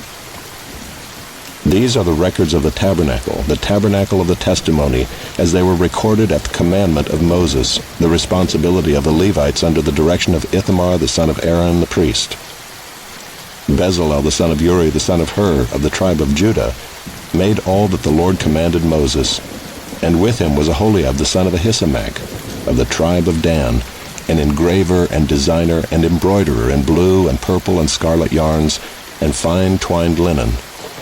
All the gold that was used for the work and all the construction of the sanctuary, the gold from the offering, was 29 talents and 730 shekels by the shekel of the sanctuary. The silver from those of the congregation who were recorded was 100 talents and 1,775 shekels by the shekel of the sanctuary. A beka a head, that is, half a shekel by the shekel of the sanctuary, for everyone who is listed in the records, from 20 years old and upward, for 603,550 men. The 100 talents of silver were for casting the bases of the sanctuary and the bases of the veil, 100 bases for the 100 talents, a talent a base. And of the 1,775 shekels he made hooks for the pillars, and overlaid their capitals, and made fillets for them. The bronze that was offered was 70 talents, and 2,400 shekels. With it he made the bases for the entrance of the tent of meeting, the bronze altar and the bronze grating for it, and all the utensils of the altar, the bases around the court, and the bases of the gate of the court, all the pegs of the tabernacle, and all the pegs around the court. Chapter 39. From the blue and purple and scarlet yarns they made finely woven garments for ministering in the holy place. They made the holy garments for Aaron, as the Lord had commanded Moses. He made the ephod of gold, blue, and purple and scarlet yarns, and fine twined linen. And they hammered out gold leaf, and he cut it into threads to work into the blue and purple and the scarlet yarns, and into the fine twined linen in skilled design. They made for the ephod attaching shoulder pieces, joined to it at its two edges. And the skillfully woven band on it was of one piece with it, and made like it, of gold, blue, and purple and scarlet yarns, and fine twined linen, as the Lord had commanded Moses. They made the onyx stones, enclosed in settings of gold filigree, and engraved like the engravings of a signet, according to the names of the sons of Israel. And he set them on the shoulder pieces of the ephod to be stones of remembrance for the sons of Israel, as the Lord had commanded Moses. He made the breastpiece in skilled work in the style of the ephod, of gold, blue, and purple and scarlet yarns, and fine twined linen. It was square. They made the breastpiece doubled, a span its length, and a span its breadth when doubled. And they set in it 4 rows of stones. A row of sardius, topaz, and carbuncle was the first row, and the second row an emerald, a sapphire, and a diamond, and the third row a jacinth, an agate, and an amethyst, and the fourth row a beryl, an onyx, and a jasper. They were enclosed in settings of gold filigree. There were 12 stones with their names according to the names of the sons of Israel. They were like signets, each engraved with its name for the 12 tribes. And they made on the breastpiece twisted chains like cords of pure gold. And they made 2 settings of gold filigree and 2 gold rings, and put the 2 rings on the 2 edges of the breastpiece. And they put the 2 cords of gold in the 2 rings at the edges of the breastpiece. They attached the 2 ends of the 2 cords to the 2 settings of filigree. Thus they attached it in front to the shoulder pieces of the ephod. Then they made 2 rings of gold, and put them at the 2 ends of the breastpiece, on its inside edge next to the ephod. And they made 2 rings of gold, and attached them in front to the lower part of the 2 shoulder pieces of the ephod, at its seam above the skillfully woven band of the ephod. And they bound the breastpiece by its rings to the rings of the ephod with a lace of blue, so that it should lie on the skillfully woven band of the ephod, and that the breastpiece should not come loose from the ephod, as the Lord had commanded Moses. He also made the robe of the ephod woven all of blue, and the opening of the robe in it was like the opening in a garment, with a binding around the opening, so that it might not tear. On the hem of the robe they made pomegranates of blue and purple and scarlet yarns, and fine twined linen. They also made bells of pure gold, and put the bells between the pomegranates all around the hem of the robe, between the pomegranates, a bell and a pomegranate, a bell and a pomegranate, around the hem of the robe for ministering, as the Lord had commanded Moses. They also made the coats woven of fine linen for Aaron and his sons, and the turban of fine linen, and the caps of fine linen, and the linen undergarments of fine twined linen, and the sash of fine twined linen, and of blue and purple and scarlet yarns, embroidered with needlework, as the Lord had commanded Moses. They made the plate of the holy crown of pure gold, and wrote on it an inscription like the engraving of a signet, "Holy to the Lord." And they tied to it a cord of blue to fasten it on the turban above, as the Lord had commanded Moses. Thus all the work of the tabernacle of the tent of meeting was finished, and the people of Israel did according to all that the Lord had commanded Moses, so they did.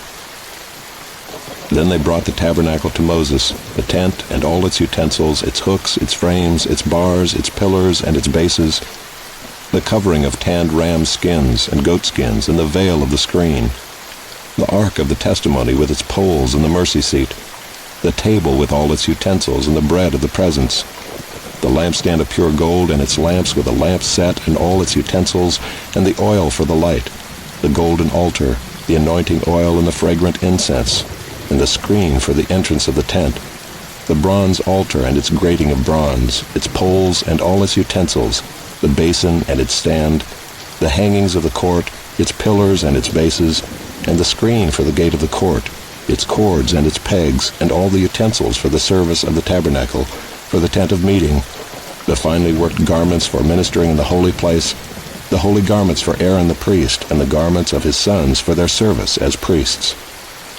According to all that the Lord had commanded Moses, so the people of Israel had done all the work. And Moses saw all the work, and behold, they had done it, as the Lord had commanded, so had they done it. Then Moses blessed them. Chapter 40.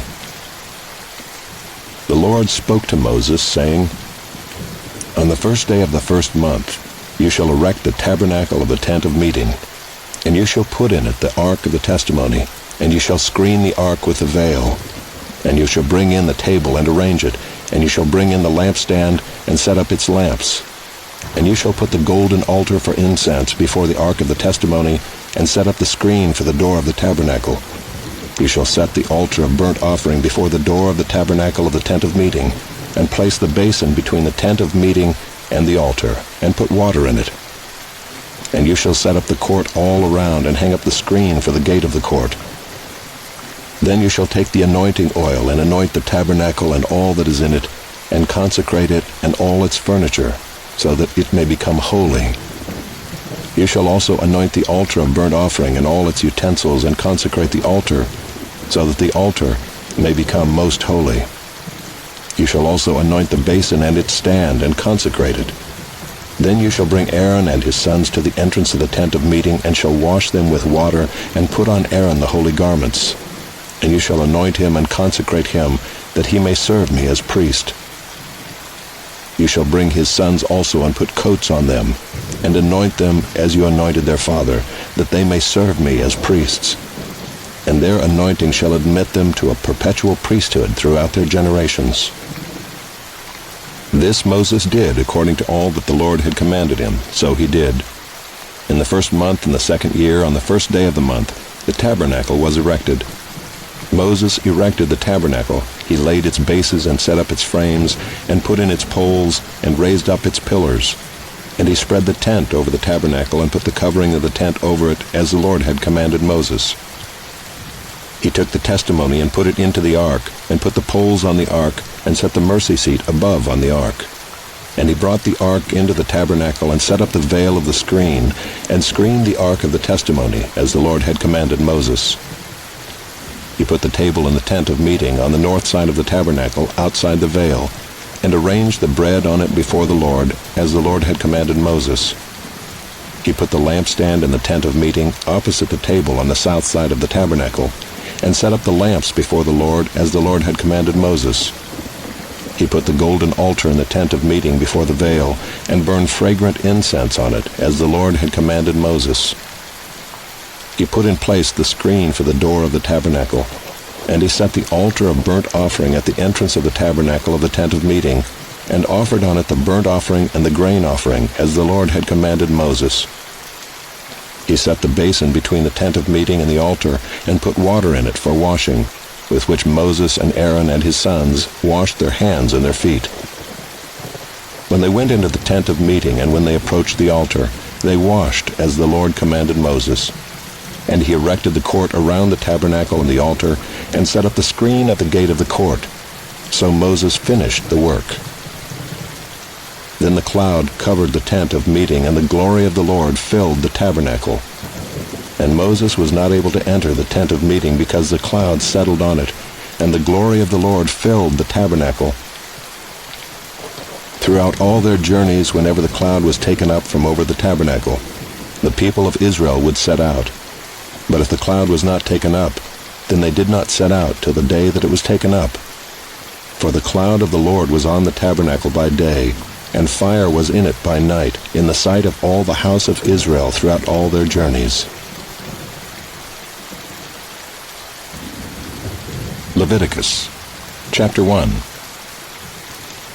The Lord called Moses and spoke to him from the tent of meeting, saying, "Speak to the people of Israel and say to them, when any one of you brings an offering to the Lord, you shall bring your offering of livestock from the herd or from the flock. If his offering is a burnt offering from the herd, he shall offer a male without blemish.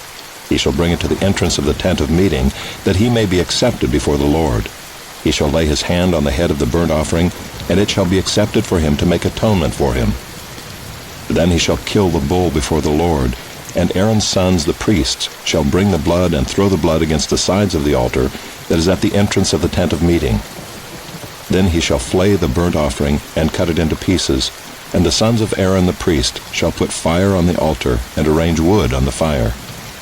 And Aaron's sons, the priests, shall arrange the pieces, the head and the fat, on the wood that is on the fire on the altar.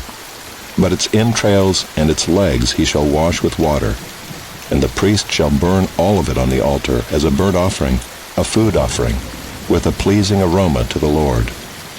If his gift for a burnt offering is from the flock, from the sheep or goats, he shall bring a male without blemish, and he shall kill it on the north side of the altar before the Lord, and Aaron's sons the priests shall throw its blood against the sides of the altar. And he shall cut it into pieces, with its head and its fat, and the priest shall arrange them on the wood that is on the fire on the altar. But the entrails and the legs he shall wash with water. And the priest shall offer all of it, and burn it on the altar. It is a burnt offering, a food offering, with a pleasing aroma to the Lord. If his offering to the Lord is a burnt offering of birds, then he shall bring his offering of turtle doves or pigeons. And the priest shall bring it to the altar, and wring off its head, and burn it on the altar. Its blood shall be drained out on the side of the altar. He shall remove its crop with its contents, and cast it beside the altar on the east side, in the place for ashes. He shall tear it open by its wings, but shall not sever it completely. And the priest shall burn it on the altar, on the wood that is on the fire. It is a burnt offering, a food offering, with a pleasing aroma to the Lord. Chapter 2. When anyone brings a grain offering as an offering to the Lord, his offering shall be of fine flour. He shall pour oil on it, and put frankincense on it, and bring it to Aaron's sons, the priests. And he shall take from it a handful of the fine flour and oil, with all of its frankincense, and the priest shall burn this as its memorial portion on the altar, a food offering with a pleasing aroma to the Lord. But the rest of the grain offering shall be for Aaron and his sons. It is a most holy part of the Lord's food offerings. When you bring a grain offering baked in the oven as an offering, it shall be unleavened loaves of fine flour mixed with oil, or unleavened wafers smeared with oil. And if your offering is a grain offering baked on a griddle, it shall be of fine flour unleavened mixed with oil. You shall break it in pieces and pour oil on it. It is a grain offering. And if your offering is a grain offering cooked in a pan, it shall be made of fine flour with oil. And you shall bring the grain offering that is made of these things to the Lord, and when it is presented to the priest, he shall bring it to the altar. And the priest shall take from the grain offering its memorial portion, and burn this on the altar, a food offering with a pleasing aroma to the Lord. But the rest of the grain offering shall be for Aaron and his sons. It is a most holy part of the Lord's food offerings. No grain offering that you bring to the Lord shall be made with leaven, for you shall burn no leaven, nor any honey as a food offering to the Lord. As an offering of firstfruits you may bring them to the Lord, but they shall not be offered on the altar for a pleasing aroma. You shall season all your grain offerings with salt. You shall not let the salt of the covenant with your God be missing from your grain offering. With all your offerings you shall offer salt. If you offer a grain offering of firstfruits to the Lord, you shall offer for the grain offering of your firstfruits fresh ears, roasted with fire, crushed new grain. And you shall put oil on it and lay frankincense on it. It is a grain offering. And the priest shall burn as its memorial portion some of the crushed grain, and some of the oil with all of its frankincense. It is a food offering to the Lord. Chapter 3. If his offering is a sacrifice of peace offering, if he offers an animal from the herd, male or female, he shall offer it without blemish before the Lord. And he shall lay his hand on the head of his offering, and kill it at the entrance of the tent of meeting. And Aaron's sons, the priests, shall throw the blood against the sides of the altar.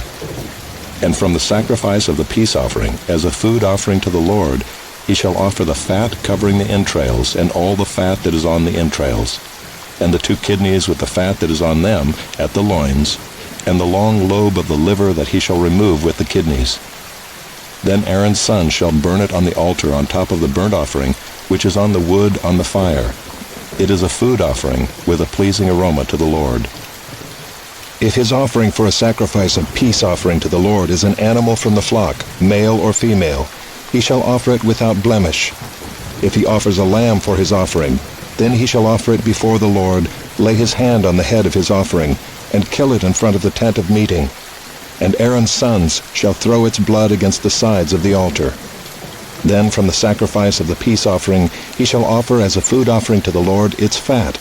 He shall remove the whole fat tail, cut off close to the backbone, and the fat that covers the entrails, and all the fat that is on the entrails, and the 2 kidneys with the fat that is on them at the loins, and the long lobe of the liver that he shall remove with the kidneys.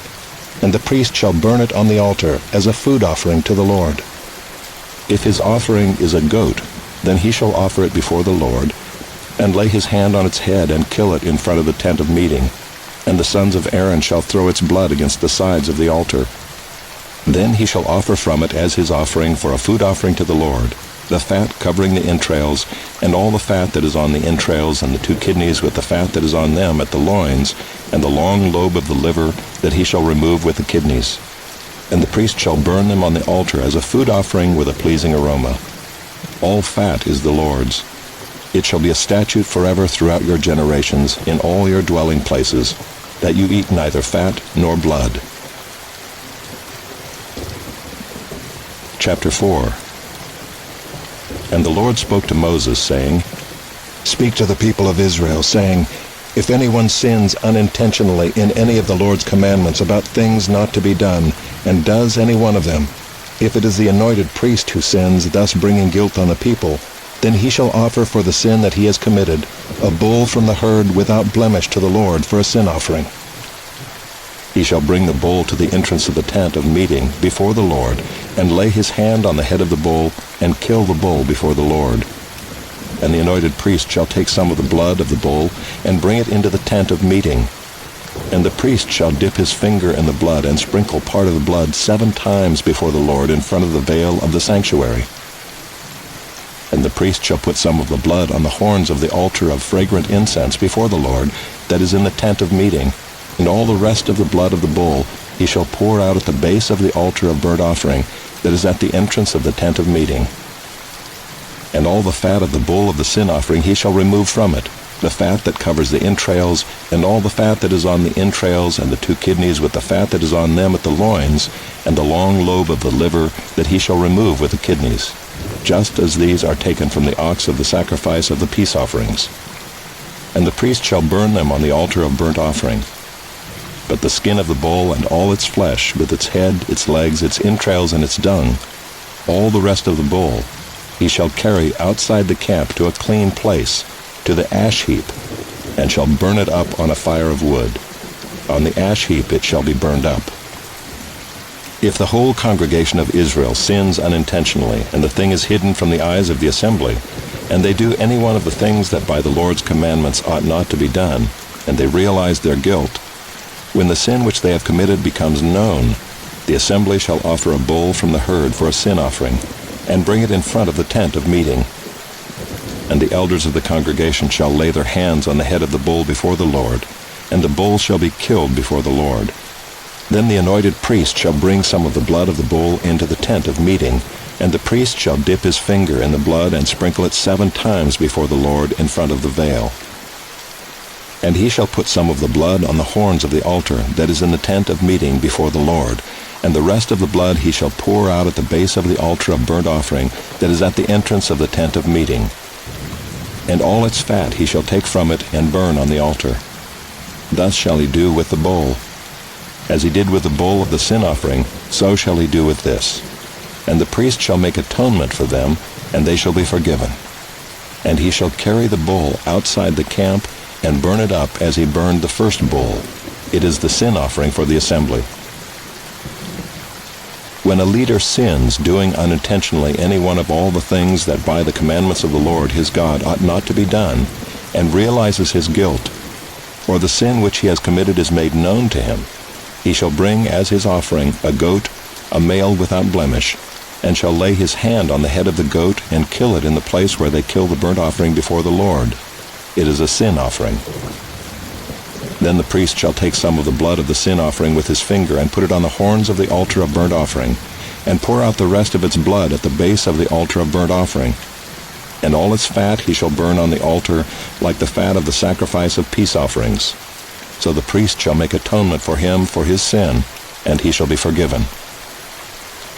If any one of the common people sins unintentionally in doing any one of the things that by the Lord's commandments ought not to be done, and realizes his guilt, or the sin which he has committed is made known to him, he shall bring for his offering a goat, a female without blemish, for his sin which he has committed.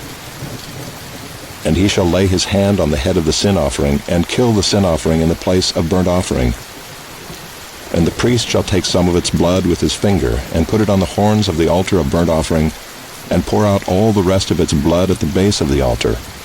And all its fat he shall remove, as the fat is removed from the peace offerings. And the priest shall burn it on the altar for a pleasing aroma to the Lord. And the priest shall make atonement for him, and he shall be forgiven. If he brings a lamb as his offering for a sin offering, he shall bring a female without blemish, and lay his hand on the head of the sin offering, and kill it for a sin offering in the place where they kill the burnt offering.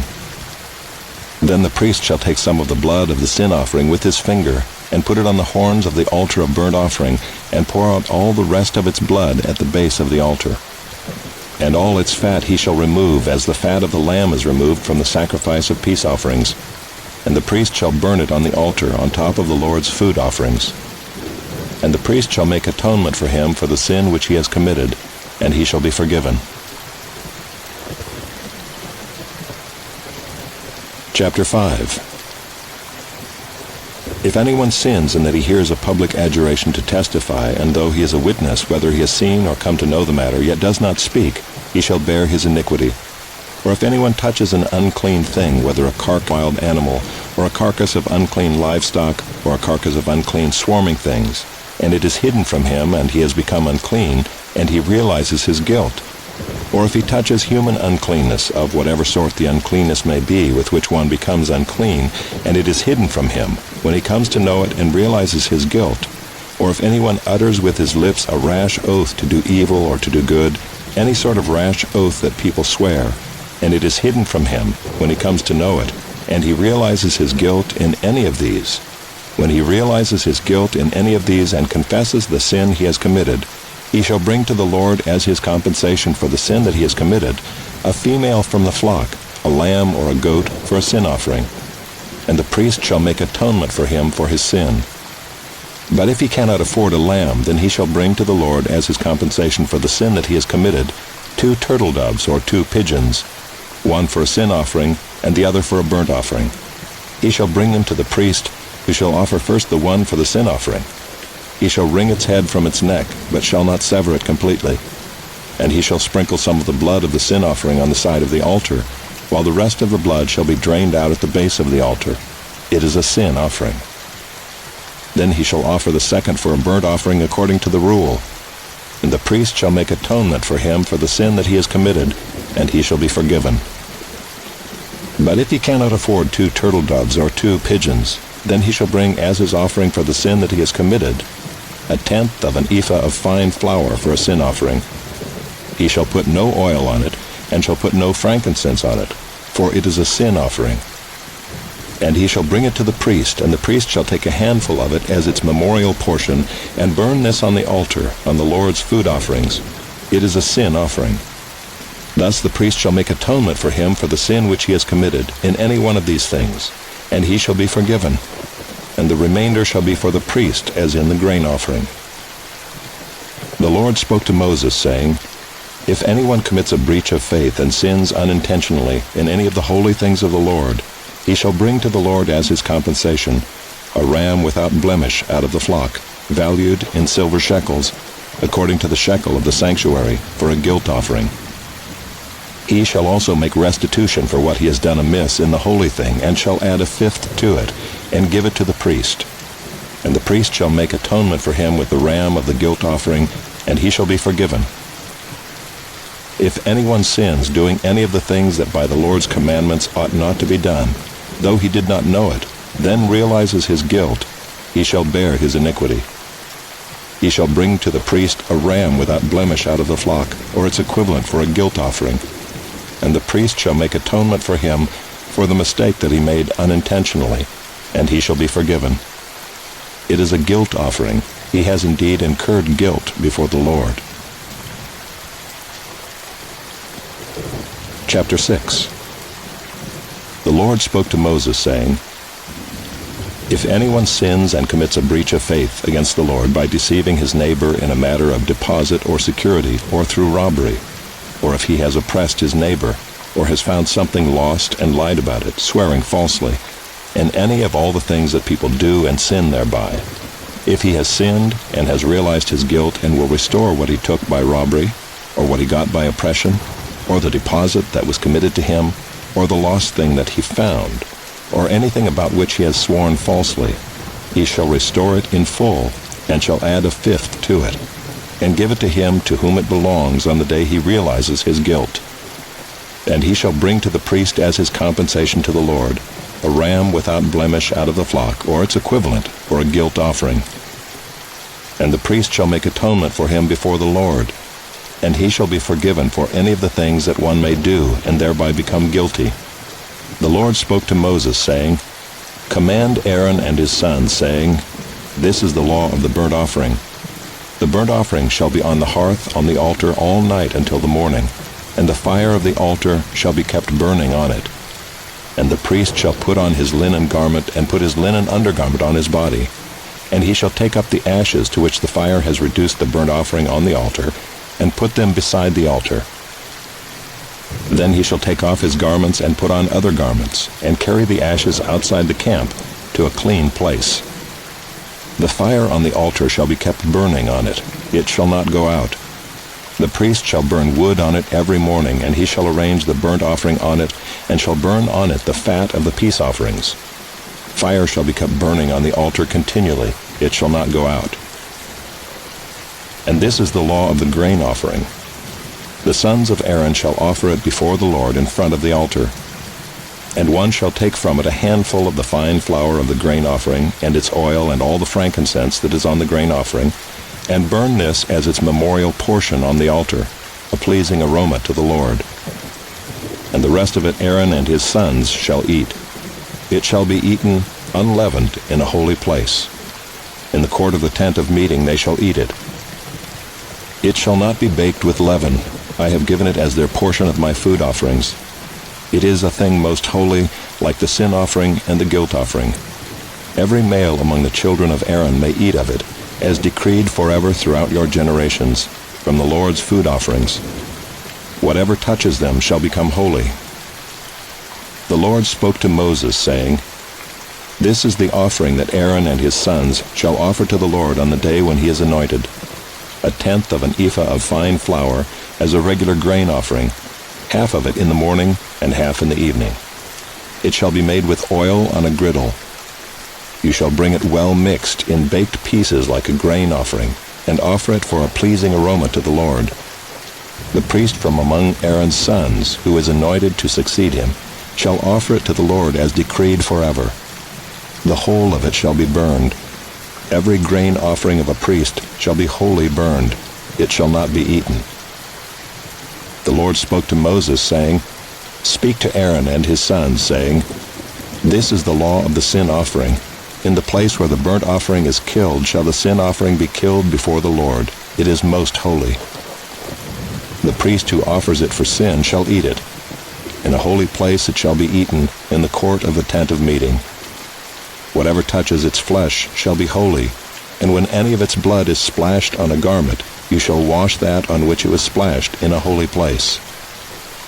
And the earthenware vessel in which it is boiled shall be broken. But if it is boiled in a bronze vessel, that shall be scoured and rinsed in water. Every male among the priests may eat of it. It is most holy. But no sin offering shall be eaten from which any blood is brought into the tent of meeting to make atonement in the holy place. It shall be burned up with fire. Chapter 7. This is the law of the guilt offering. It is most holy. In the place where they kill the burnt offering, they shall kill the guilt offering, and its blood shall be thrown against the sides of the altar. And all its fat shall be offered, the fat tail, the fat that covers the entrails, the 2 kidneys with the fat that is on them at the loins, and the long lobe of the liver that he shall remove with the kidneys. The priest shall burn them on the altar as a food offering to the Lord. It is a guilt offering. Every male among the priests may eat of it. It shall be eaten in a holy place. It is most holy. The guilt offering is just like the sin offering. There is one law for them. The priest who makes atonement with it shall have it. And the priest who offers any man's burnt offering shall have for himself the skin of the burnt offering that he has offered. And every grain offering baked in the oven, and all that is prepared on a pan or a griddle, shall belong to the priest who offers it. And every grain offering mixed with oil or dry shall be shared equally among all the sons of Aaron. And this is the law of the sacrifice of peace offerings that one may offer to the Lord. If he offers it for a thanksgiving, then he shall offer with the thanksgiving sacrifice unleavened loaves mixed with oil, unleavened wafers smeared with oil, and loaves of fine flour well mixed with oil. With the sacrifice of his peace offerings for thanksgiving, he shall bring his offering with loaves of leavened bread, and from it he shall offer 1 loaf from each offering as a gift to the Lord. It shall belong to the priest who throws the blood of the peace offerings. And the flesh of the sacrifice of his peace offerings for thanksgiving shall be eaten on the day of his offering. He shall not leave any of it until the morning. But if the sacrifice of his offering is a vow offering or a free will offering, it shall be eaten on the day that he offers his sacrifice, and on the next day what remains of it shall be eaten. But what remains of the flesh of the sacrifice on the 3rd day shall be burned up with fire. If any of the flesh of the sacrifice of its peace offering is eaten on the 3rd day, he who offers it shall not be accepted, neither shall it be credited to him. It is tainted, and he who eats of it shall bear his iniquity. Flesh that touches any unclean thing shall not be eaten. It shall be burned up with fire. All who are clean may eat flesh, but the person who eats of the flesh of the sacrifice of the Lord's peace offerings, while an uncleanness is on him, that person shall be cut off from his people. And if anyone touches an unclean thing, whether human uncleanness, or an unclean beast, or any unclean detestable creature, and then eats some flesh from the sacrifice of the Lord's peace offerings, that person shall be cut off from his people. The Lord spoke to Moses, saying, Speak to the people of Israel, saying, You shall eat no fat of ox or sheep or goat, the fat of an animal that dies of itself, and the fat of one that is torn by beasts, may be put to any other use, but on no account shall you eat it. For every person who eats of the fat of an animal of which a food offering may be made to the Lord shall be cut off from his people. Moreover, you shall eat no blood whatever, whether of fowl or of animal, in any of your dwelling places.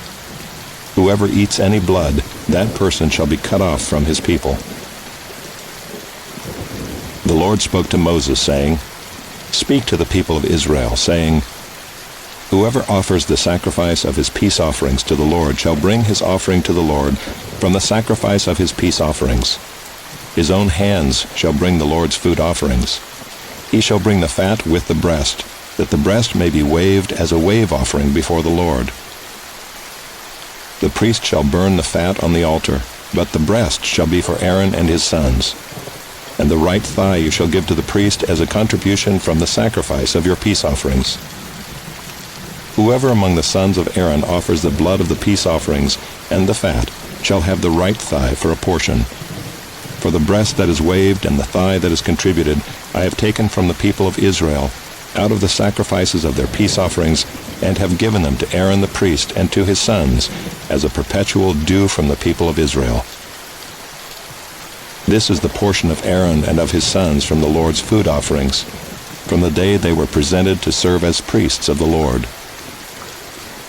Lord commanded this to be given them by the people of Israel from the day that he anointed them. It is a perpetual due throughout their generations. This is the law of the burnt offering, of the grain offering, of the sin offering, of the guilt offering, of the ordination offering, and of the peace offering, which the Lord commanded Moses on Mount Sinai, on the day that he commanded the people of Israel to bring their offerings to the Lord in the wilderness of Sinai.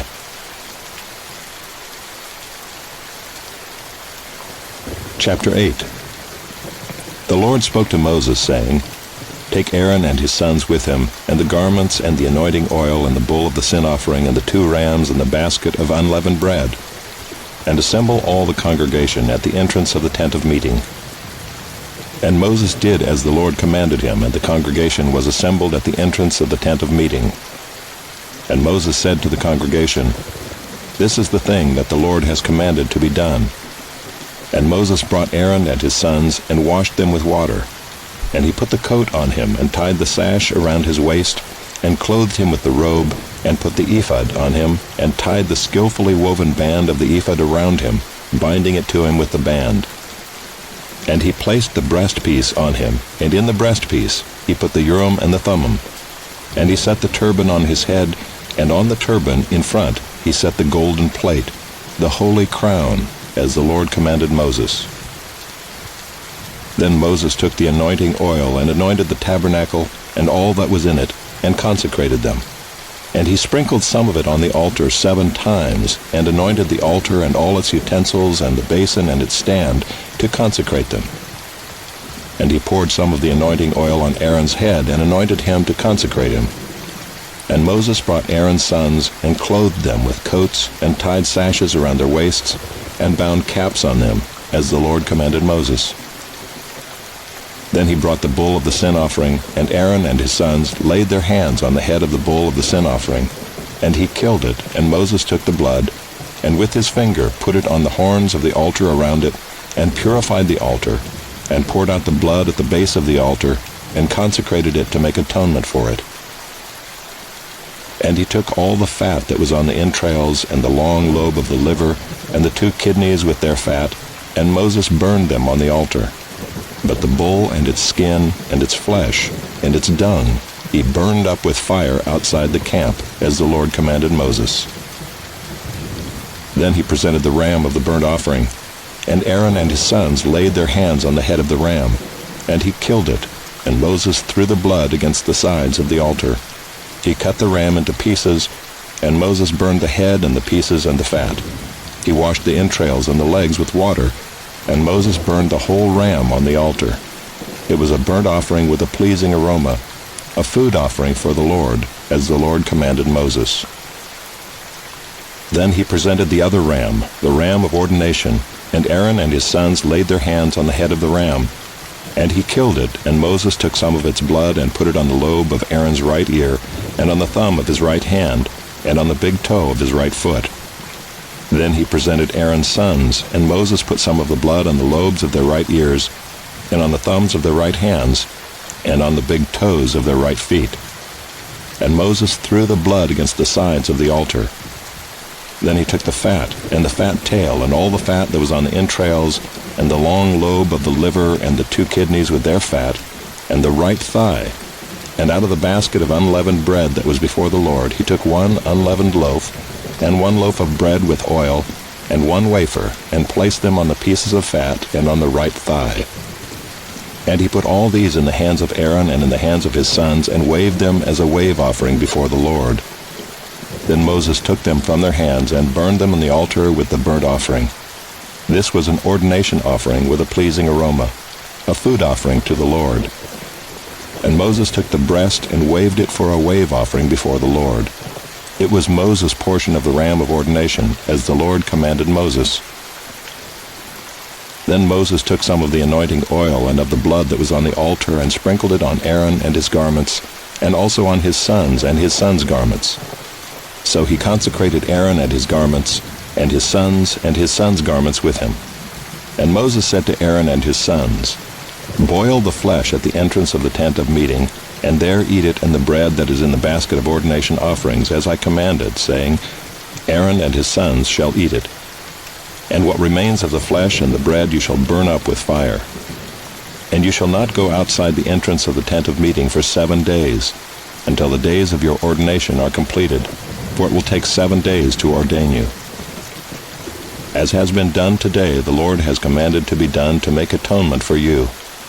At the entrance of the tent of meeting you shall remain day and night for 7 days, performing what the Lord has charged, so that you do not die, for so I have been commanded. And Aaron and his sons did all the things that the Lord commanded by Moses. Chapter 9. On the 8th day Moses called Aaron and his sons and the elders of Israel, and he said to Aaron, "Take for yourself a bull calf for a sin offering, and a ram for a burnt offering, both without blemish, and offer them before the Lord. And say to the people of Israel, Take a male goat for a sin offering, and a calf and a lamb, both a year old without blemish, for a burnt offering, and an ox and a ram for peace offerings, to sacrifice before the Lord, and a grain offering mixed with oil, for today the Lord will appear to you." And they brought what Moses commanded in front of the tent of meeting, and all the congregation drew near and stood before the Lord. And Moses said, "This is the thing that the Lord commanded you to do, that the glory of the Lord may appear to you." Then Moses said to Aaron, "Draw near to the altar and offer your sin offering and your burnt offering, and make atonement for yourself and for the people. And bring the offering of the people and make atonement for them, as the Lord has commanded." So Aaron drew near to the altar and killed the calf of the sin offering, which was for himself. And the sons of Aaron presented the blood to him, and he dipped his finger in the blood and put it on the horns of the altar, and poured out the blood at the base of the altar. But the fat and the kidneys and the long lobe of the liver from the sin offering he burned on the altar, as the Lord commanded Moses. The flesh and the skin he burned up with fire outside the camp. Then he killed the burnt offering, and Aaron's sons handed him the blood, and he threw it against the sides of the altar. And they handed the burnt offering to him piece by piece, and the head, and he burned them on the altar. And he washed the entrails and the legs, and burned them with the burnt offering on the altar. Then he presented the people's offering, and took the goat of the sin offering that was for the people, and killed it, and offered it as a sin offering like the first one. And he presented the burnt offering, and offered it according to the rule. And he presented the grain offering, took a handful of it, and burned it on the altar besides the burnt offering of the morning. Then he killed the ox and the ram, the sacrifice of peace offerings for the people. And Aaron's sons handed him the blood, and he threw it against the sides of the altar. But the fat pieces of the ox and of the ram, the fat tail and that which covers the entrails, and the kidneys and the long lobe of the liver, they put the fat pieces on the breasts, and he burned the fat pieces on the altar. But the breasts and the right thigh Aaron waved for a wave offering before the Lord, as Moses commanded. Then Aaron lifted up his hands toward the people and blessed them, and he came down from offering the sin offering and the burnt offering and the peace offerings. And Moses and Aaron went into the tent of meeting, and when they came out they blessed the people, and the glory of the Lord appeared to all the people. And fire came out from before the Lord and consumed the burnt offering and the pieces of fat on the altar. And when all the people saw it, they shouted and fell on their faces.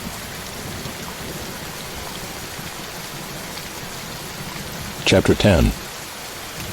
Now Nadab and Abihu, the sons of Aaron, each took his censer and put fire in it, and laid incense on it, and offered unauthorized fire before the Lord, which he had not commanded them.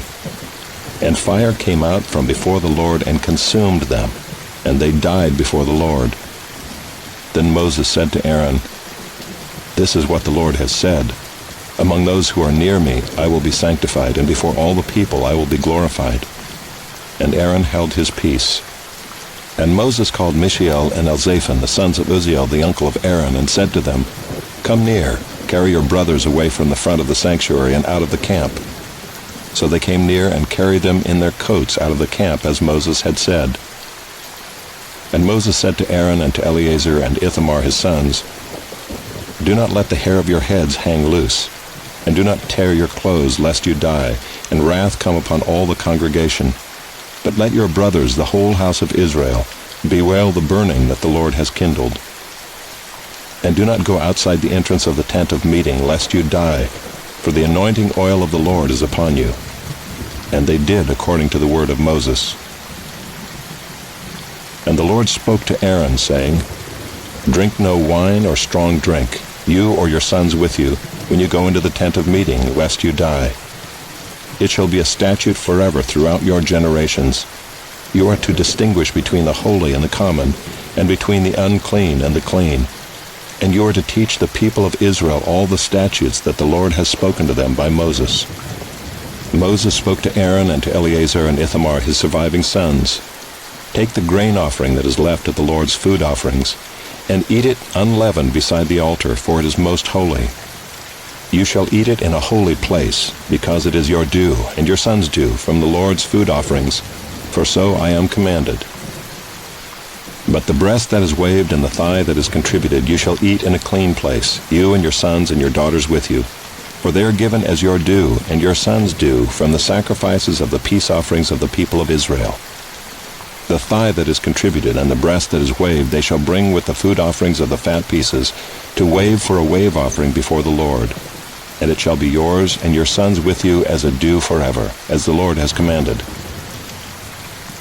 Now Moses diligently inquired about the goat of the sin offering, and behold, it was burned up. And he was angry with Eleazar and Ithamar, the surviving sons of Aaron, saying, Why have you not eaten the sin offering in the place of the sanctuary, since it is a thing most holy and has been given to you, that you may bear the iniquity of the congregation, to make atonement for them before the Lord? Behold, its blood was not brought into the inner part of the sanctuary. You certainly ought to have eaten it in the sanctuary, as I commanded. And Aaron said to Moses, Behold, today they have offered their sin offering and their burnt offering before the Lord, and yet such things as these have happened to me. If I had eaten the sin offering today, would the Lord have approved? And when Moses heard that, he approved. Chapter 11. And the Lord spoke to Moses and Aaron, saying to them, Speak to the people of Israel, saying, These are the living things that you may eat among all the animals that are on the earth. Whatever parts the hoof and is cloven-footed, and chews the cud among the animals, you may eat. Nevertheless, among those that chew the cud or part the hoof, you shall not eat these. The camel, because it chews the cud, but does not part the hoof, is unclean to you. And the rock badger, because it chews the cud, but does not part the hoof, is unclean to you. And the hare, because it chews the cud, but does not part the hoof, is unclean to you. And the pig, because it parts the hoof and is cloven-footed, but does not chew the cud, is unclean to you. You shall not eat any of their flesh, and you shall not touch their carcasses, they are unclean to you. These you may eat of all that are in the waters. Everything in the waters that has fins and scales, whether in the seas or in the rivers, you may eat. But anything in the seas or the rivers that does not have fins and scales, of the swarming creatures in the waters, and of the living creatures that are in the waters, is detestable to you. You shall regard them as detestable. You shall not eat any of their flesh, and you shall detest their carcasses. Everything in the waters that does not have fins and scales is detestable to you. And these you shall detest among the birds. They shall not be eaten, they are detestable. The eagle, the bearded vulture, the black vulture, the kite, the falcon of any kind, every raven of any kind, the ostrich, the nighthawk, the seagull, the hawk of any kind, the little owl, the cormorant, the short-eared owl, the barn owl, the tawny owl, the carrion vulture, the stork, the heron of any kind, the hoopoe and the bat. All winged insects that go on all fours are detestable to you. Yet among the winged insects that go on all fours you may eat those that have jointed legs above their feet, with which to hop on the ground. Of them you may eat the locust of any kind, the bald locust of any kind, the cricket of any kind, and the grasshopper of any kind. But all other winged insects that have 4 feet are detestable to you. And by these you shall become unclean. Whoever touches their carcass shall be unclean until the evening, and whoever carries any part of their carcass shall wash his clothes and be unclean until the evening. Every animal that parts the hoof, but is not cloven-footed, or does not chew the cud, is unclean to you. everyone who touches them shall be unclean. And all that walk on their paws among the animals that go on all fours are unclean to you. Whoever touches their carcass shall be unclean until the evening, and he who carries their carcass shall wash his clothes and be unclean until the evening. They are unclean to you. And these are unclean to you among the swarming things that swarm on the ground: the mole rat, the mouse, the great lizard of any kind, the gecko, the monitor lizard, the sand lizard, and the chameleon. These are unclean to you among all that swarm. Whoever touches them when they are dead shall be unclean until the evening. And anything on which any of them falls when they are dead shall be unclean, whether it is an article of wood or a garment or a skin or a sack, any article that is used for any purpose. It must be put into water, and it shall be unclean until the evening, then it shall be clean. And if any of them falls into any earthenware vessel, all that is in it shall be unclean, and you shall break it. Any food in it that could be eaten, on which water comes, shall be unclean. And all drink that could be drunk from every such vessel shall be unclean. And everything on which any part of their carcass falls shall be unclean. Whether oven or stove, it shall be broken in pieces. They are unclean and shall remain unclean for you. Nevertheless, a spring or a cistern holding water shall be clean, but whoever touches a carcass in them shall be unclean. And if any part of their carcass falls upon any seed grain that is to be sown, it is clean. But if water is in any part of their carcass falls on it, it is unclean to you. And if any animal which you may eat dies, whoever touches its carcass shall be unclean until the evening. And whoever eats of its carcass shall wash his clothes and be unclean until the evening. And whoever carries the carcass shall wash his clothes and be unclean until the evening. Every swarming thing that swarms on the ground is detestable. It shall not be eaten. Whatever goes on its belly, and whatever goes on all fours, or whatever has many feet, any swarming thing that swarms on the ground, you shall not eat, for they are detestable. You shall not make yourselves detestable with any swarming thing that swarms, and you shall not defile yourselves with them and become unclean through them. For I am the Lord your God. Consecrate yourselves therefore, and be holy, for I am holy. You shall not defile yourselves with any swarming thing that crawls on the ground. For I am the Lord who brought you up out of the land of Egypt to be your God. You shall therefore be holy, for I am holy. This is the law about beast and bird and every living creature that moves through the waters and every creature that swarms on the ground, to make a distinction between the unclean and the clean, and between the living creature that may be eaten and the living creature that may not be eaten. Chapter 12. The Lord spoke to Moses, saying, Speak to the people of Israel, saying, If a woman conceives and bears a male child, then she shall be unclean 7 days. As at the time of her menstruation, she shall be unclean. And on the 8th day, the flesh of his foreskin shall be circumcised. Then she shall continue for 33 days in the blood of her purifying. She shall not touch anything holy nor come into the sanctuary until the days of her purifying are completed. But if she bears a female child, then she shall be unclean 2 weeks, as in her menstruation. And she shall continue in the blood of her purifying for 66 days. And when the days of her purifying are completed, whether for a son or for a daughter, she shall bring to the priest at the entrance of the tent of meeting a lamb a year old for a burnt offering, and a pigeon or a turtle dove for a sin offering. And he shall offer it before the Lord and make atonement for her. Then she shall be clean from the flow of her blood. This is the law for her who bears a child, either male or female. And if she cannot afford a lamb, then she shall take 2 turtle doves or 2 pigeons, one for a burnt offering, and the other for a sin offering. And the priest shall make atonement for her, and she shall be clean. Chapter 13. The Lord spoke to Moses and Aaron, saying, When a person has on the skin of his body a swelling or an eruption or a spot, and it turns into a case of leprous disease on the skin of his body, then he shall be brought to Aaron the priest, or to one of his sons the priests. And the priest shall examine the diseased area on the skin of his body. And if the hair in the diseased area has turned white, and the disease appears to be deeper than the skin of his body, it is a case of leprous disease. When the priest has examined him, he shall pronounce him unclean. But if the spot is white in the skin of his body and appears no deeper than the skin, and the hair in it has not turned white, the priest shall shut up the diseased person for 7 days. And the priest shall examine him on the 7th day. And if in his eyes the disease is checked, and the disease has not spread in the skin, then the priest shall shut him up for another 7 days. And the priest shall examine him again on the 7th day. And if the diseased area has faded and the disease has not spread in the skin, then the priest shall pronounce him clean. It is only an eruption. And he shall wash his clothes and be clean. But if the eruption spreads in the skin, after he has shown himself to the priest for his cleansing, he shall appear again before the priest.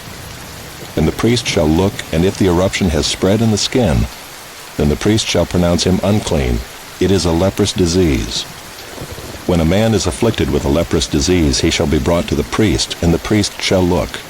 And if there is a white swelling in the skin that has turned the hair white, and there is raw flesh in the swelling, it is a chronic leprous disease in the skin of his body, and the priest shall pronounce him unclean. He shall not shut him up, for he is unclean. And if the leprous disease breaks out in the skin, so that the leprous disease covers all the skin of the diseased person from head to foot, so far as the priest can see, then the priest shall look, and if the leprous disease has covered all his body, he shall pronounce him clean of the disease. It is all turned white, and he is clean. But when raw flesh appears on him, he shall be unclean. And the priest shall examine the raw flesh and pronounce him unclean. Raw flesh is unclean, for it is a leprous disease. But if the raw flesh recovers and turns white again, then he shall come to the priest, and the priest shall examine him. And if the disease has turned white, then the priest shall pronounce the diseased person clean. He is clean. If there is in the skin of one's body a boil and it heals, and in the place of the boil there comes a white swelling or a reddish white spot, then it shall be shown to the priest. And the priest shall look, and if it appears deeper than the skin and its hair has turned white, then the priest shall pronounce him unclean. It is a case of leprous disease that is broken out in the boil. But if the priest examines it, and there is no white hair in it, and it is not deeper than the skin, but is faded, then the priest shall shut him up 7 days. And if it spreads in the skin, then the priest shall pronounce him unclean. It is a disease. But if the spot remains in one place and does not spread, it is the scar of the boil, and the priest shall pronounce him clean. Or when the body has a burn on its skin, and the raw flesh of the burn becomes a spot, reddish white or white, the priest shall examine it, and if the hair in the spot has turned white, and it appears deeper than the skin, then it is a leprous disease. It has broken out in the burn, and the priest shall pronounce him unclean. It is a case of leprous disease. But if the priest examines it, and there is no white hair in the spot, and it is no deeper than the skin, but has faded, the priest shall shut him up 7 days, and the priest shall examine him the 7th day. If it is spreading in the skin, then the priest shall pronounce him unclean. It is a case of leprous disease. But if the spot remains in one place and does not spread in the skin, but has faded, it is a swelling from the burn, and the priest shall pronounce him clean, for it is the scar of the burn. When a man or woman has a disease on the head or the beard, the priest shall examine the disease, and if it appears deeper than the skin, and the hair in it is yellow and thin, then the priest shall pronounce him unclean. It is an itch, a leprous disease of the head or the beard. And if the priest examines the itching disease and it appears no deeper than the skin and there is no black hair in it, then the priest shall shut up the person with the itching disease for 7 days. And on the 7th day the priest shall examine the disease. If the itch has not spread, and there is in it no yellow hair, and the itch appears to be no deeper than the skin, then he shall shave himself, but the itch he shall not shave. And the priest shall shut up the person with the itching disease for another 7 days. And on the 7th day the priest shall examine the itch, and if the itch has not spread in the skin, and it appears to be no deeper than the skin, then the priest shall pronounce him clean, and he shall wash his clothes and be clean. But if the itch spreads in the skin after his cleansing, then the priest shall examine him, and if the itch has spread in the skin, the priest need not seek for the yellow hair, he is unclean. But if in his eyes the itch is unchanged, and black hair has grown in it, the itch is healed, and he is clean, and the priest shall pronounce him clean. When a man or a woman has spots on the skin of the body, white spots, the priest shall look, and if the spots on the skin of the body are of a dull white, it is leukoderma that is broken out in the skin. He is clean. If a man's hair falls out from his head, he is bald. He is clean. And if a man's hair falls out from his forehead, he has baldness of the forehead. He is clean. But if there is on the bald head or the bald forehead a reddish-white diseased area, it is a leprous disease breaking out on his bald head or his bald forehead. Then the priest shall examine him, and if the diseased swelling is reddish-white on his bald head or on his bald forehead, like the appearance of leprous disease in the skin of the body, he is a leprous man. He is unclean. The priest must pronounce him unclean. His disease is on his head. The leprous person who has the disease shall wear torn clothes and let the hair of his head hang loose, and he shall cover his upper lip and cry out, "Unclean, unclean." He shall remain unclean as long as he has the disease. He is unclean. He shall live alone. His dwelling shall be outside the camp. When there is a case of leprous disease in a garment, whether a woolen or a linen garment, in warp or woof of linen or wool, or in a skin or in anything made of skin, if the disease is greenish or reddish in the garment, or in the skin or in the warp or the woof or in any article made of skin, it is a case of leprous disease, and it shall be shown to the priest. And the priest shall examine the disease and shut up that which has the disease for 7 days. Then he shall examine the disease on the 7th day. If the disease has spread in the garment, in the warp or the woof, or in the skin, whatever be the use of the skin, the disease is a persistent leprous disease. It is unclean. And he shall burn the garment, or the warp or the woof, the wool or the linen, or any article made of skin that is diseased, for it is a persistent leprous disease. It shall be burned in the fire. And if the priest examines, and if the disease has not spread in the garment, in the warp or the woof, or in any article made of skin, then the priest shall command that they wash the thing in which is the disease, and he shall shut it up for another 7 days. And the priest shall examine the diseased thing after it has been washed. And if the appearance of the diseased area has not changed, though the disease has not spread, it is unclean. You shall burn it in the fire, whether the rot is on the back or on the front. But if the priest examines, and if the diseased area has faded after it has been washed, he shall tear it out of the garment or the skin or the warp or the woof. Then if it appears again in the garment, in the warp or the woof, or in any article made of skin, it is spreading. You shall burn with fire whatever has the disease. But the garment or the warp or the woof, or any article made of skin from which the disease departs when you have washed it, shall then be washed a second time and be clean. This is the law for a case of leprous disease in a garment of wool or linen, either in the warp or the woof or in any article made of skin, to determine whether it is clean or unclean. Chapter 14. The Lord spoke to Moses, saying, "This shall be the law of the leprous person for the day of his cleansing. He shall be brought to the priest, and the priest shall go out of the camp, and the priest shall look. Then if the case of leprous disease is healed in the leprous person, the priest shall command them to take for him who is to be cleansed 2 live clean birds, and cedar wood, and scarlet yarn, and hyssop.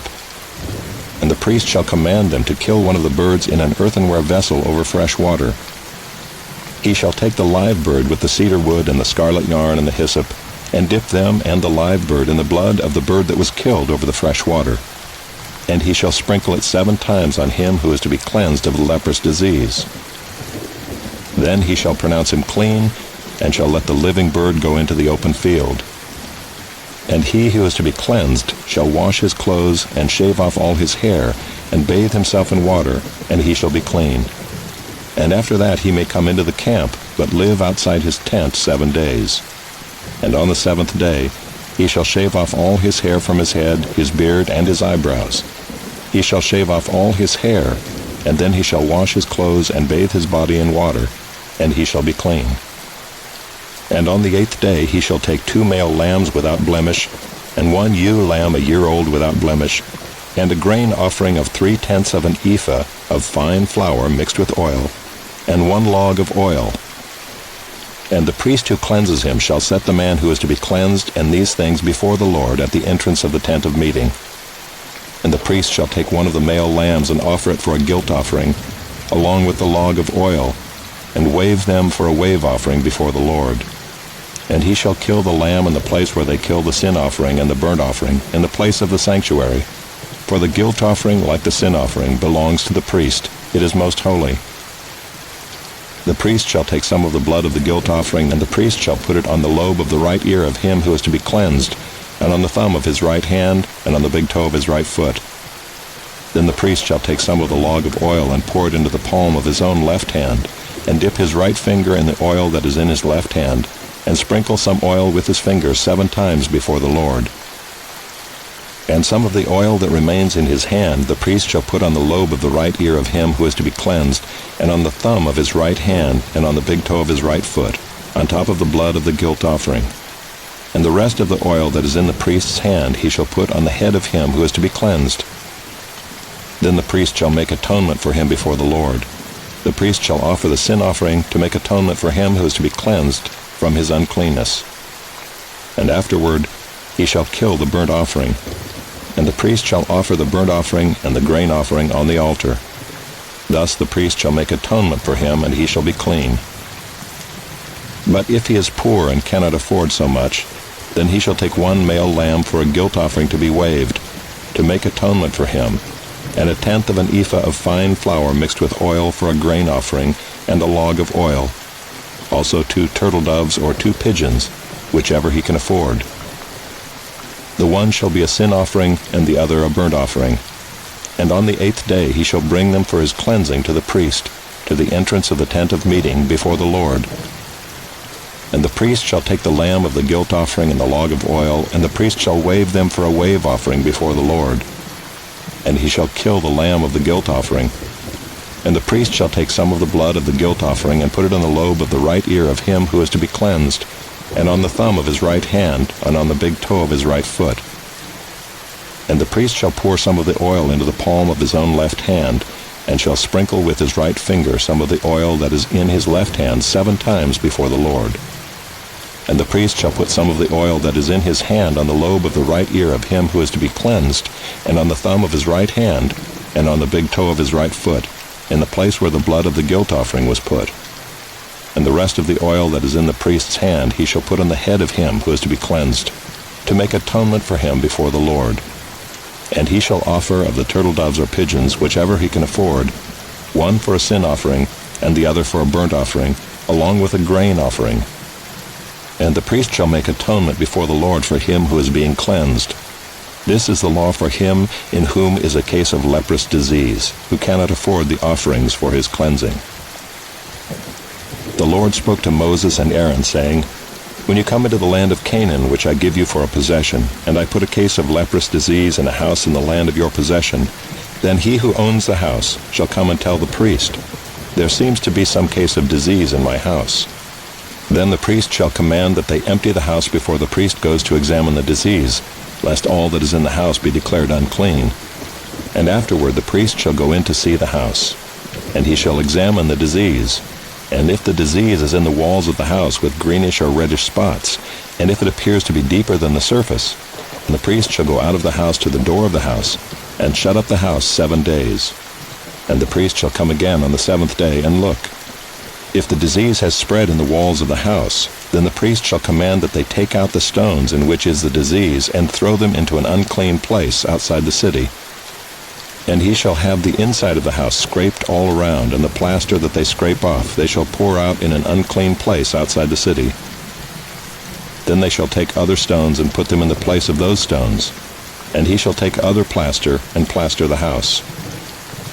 If the disease breaks out again in the house after he has taken out the stones and scraped the house and plastered it, then the priest shall go and look. And if the disease has spread in the house, it is a persistent leprous disease in the house. It is unclean. And he shall break down the house, its stones and timber, and all the plaster of the house, and he shall carry them out of the city to an unclean place. Moreover, whoever enters the house while it is shut up shall be unclean until the evening, and whoever sleeps in the house shall wash his clothes, and whoever eats in the house shall wash his clothes. But if the priest comes and looks, and if the disease has not spread in the house after the house was plastered, then the priest shall pronounce the house clean, for the disease is healed. And for the cleansing of the house he shall take 2 small birds, with cedar wood and scarlet yarn and hyssop, and shall kill one of the birds in an earthenware vessel over fresh water, and shall take the cedar wood and the hyssop and the scarlet yarn, along with the live bird, and dip them in the blood of the bird that was killed, and in the fresh water, and sprinkle the house 7 times. Thus he shall cleanse the house with the blood of the bird, and with the fresh water, and with the live bird, and with the cedar wood, and hyssop, and scarlet yarn. And he shall let the live bird go out of the city into the open country. So he shall make atonement for the house, and it shall be clean. This is the law for any case of leprous disease, for an itch, for leprous disease in a garment or in a house, and for a swelling or an eruption or a spot, to show when it is unclean and when it is clean. This is the law for leprous disease.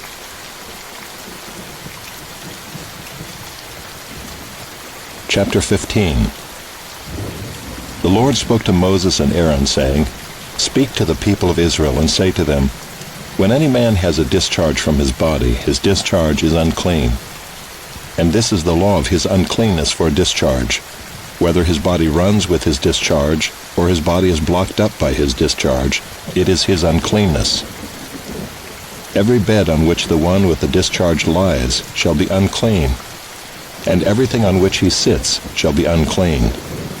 And anyone who touches his bed shall wash his clothes and bathe himself in water, and be unclean until the evening. And whoever sits on anything on which the one with the discharge has sat shall wash his clothes and bathe himself in water, and be unclean until the evening. And whoever touches the body of the one with the discharge shall wash his clothes and bathe himself in water, and be unclean until the evening. And if the one with the discharge spits on someone who is clean, then he shall wash his clothes and bathe himself in water, and be unclean until the evening. And any saddle on which the one with the discharge rides shall be unclean. And whoever touches anything that was under him shall be unclean until the evening. And whoever carries such things shall wash his clothes and bathe himself in water, and be unclean until the evening. Anyone whom the one with the discharge touches without having rinsed his hands in water shall wash his clothes and bathe himself in water, and be unclean until the evening. And an earthenware vessel that the one with the discharge touches shall be broken, and every vessel of wood shall be rinsed in water. And when the one with the discharge is cleansed of his discharge, then he shall count for himself 7 days for his cleansing, and wash his clothes. And he shall bathe his body in fresh water, and shall be clean. And on the 8th day he shall take 2 turtle doves or 2 pigeons, and come before the Lord to the entrance of the tent of meeting, and give them to the priest. And the priest shall use them, one for a sin offering, and the other for a burnt offering. And the priest shall make atonement for him before the Lord for his discharge. If a man has an emission of semen, he shall bathe his whole body in water, and be unclean until the evening. And every garment and every skin on which the semen touched with water, and be unclean until the evening. If a man lies with a woman and has an emission of semen, both of them shall bathe themselves in water, and be unclean until the evening. When a woman has a discharge, and the discharge in her body is blood, she shall be in her menstrual impurity for 7 days, and whoever touches her shall be unclean until the evening. And everything on which she lies during her menstrual impurity shall be unclean. Everything also on which she sits shall be unclean. And whoever touches her bed shall wash his clothes and bathe himself in water, and be unclean until the evening. And whoever touches anything on which she sits shall wash his clothes and bathe himself in water, and be unclean until the evening. Whether it is the bed or anything on which she sits, when he touches it he shall be unclean until the evening. And if any man lies with her, and her menstrual impurity comes upon him, he shall be unclean 7 days, and every bed on which he lies shall be unclean. If a woman has a discharge of blood for many days, not at the time of her menstrual impurity, or if she has a discharge beyond the time of her impurity, all the days of the discharge she shall continue in uncleanness. As in the days of her impurity, she shall be unclean. Every bed on which she lies all the days of her discharge shall be to her as the bed of her impurity. And everything on which she sits shall be unclean, as in the uncleanness of her menstrual impurity. And whoever touches these things shall be unclean, and shall wash his clothes and bathe himself in water, and be unclean until the evening. But if she is cleansed of her discharge, she shall count for herself 7 days, and after that she shall be clean. And on the 8th day she shall take 2 turtle doves or 2 pigeons, and bring them to the priest, to the entrance of the tent of meeting. And the priest shall use one for a sin offering, and the other for a burnt offering. And the priest shall make atonement for her before the Lord for her unclean discharge. Thus you shall keep the people of Israel separate from their uncleanness, lest they die in their uncleanness by defiling my tabernacle that is in their midst. This is the law for him who has a discharge, and for him who has an emission of semen, becoming unclean thereby. Also for her who is unwell with her menstrual impurity, that is, for anyone, male or female, who has a discharge, and for the man who lies with a woman who is unclean.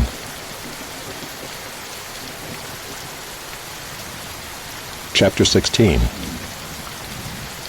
The Lord spoke to Moses after the death of the 2 sons of Aaron, when they drew near before the Lord and died. And the Lord said to Moses, "Tell Aaron your brother not to come at any time into the holy place inside the veil, before the mercy seat that is on the ark, so that he may not die. For I will appear in the cloud over the mercy seat. But in this way Aaron shall come into the holy place, with a bull from the herd for a sin offering, and a ram for a burnt offering. He shall put on the holy linen coat, and shall have the linen undergarment on his body, and he shall tie the linen sash around his waist, and wear the linen turban. These are the holy garments. He shall bathe his body in water, and then put them on. And he shall take from the congregation of the people of Israel 2 male goats for a sin offering, and 1 ram for a burnt offering. Aaron shall offer the bull as a sin offering for himself, and shall make atonement for himself and for his house. Then he shall take the 2 goats and set them before the Lord at the entrance of the tent of meeting. And Aaron shall cast lots over the 2 goats, 1 lot for the Lord, and the other lot for Azazel. And Aaron shall present the goat on which the lot fell for the Lord, and use it as a sin offering. But the goat on which the lot fell for Azazel shall be presented alive before the Lord, to make atonement over it, that it may be sent away into the wilderness to Azazel. Aaron shall present the bull as a sin offering for himself, and shall make atonement for himself and for his house. He shall kill the bull as a sin offering for himself. And he shall take a censer full of coals of fire from the altar before the Lord, and 2 handfuls of sweet incense beaten small, and he shall bring it inside the veil, and put the incense on the fire before the Lord, that the cloud of the incense may cover the mercy seat that is over the testimony, so that he does not die. And he shall take some of the blood of the bull and sprinkle it with his finger on the front of the mercy seat on the east side, and in front of the mercy seat he shall sprinkle some of the blood with his finger 7 times.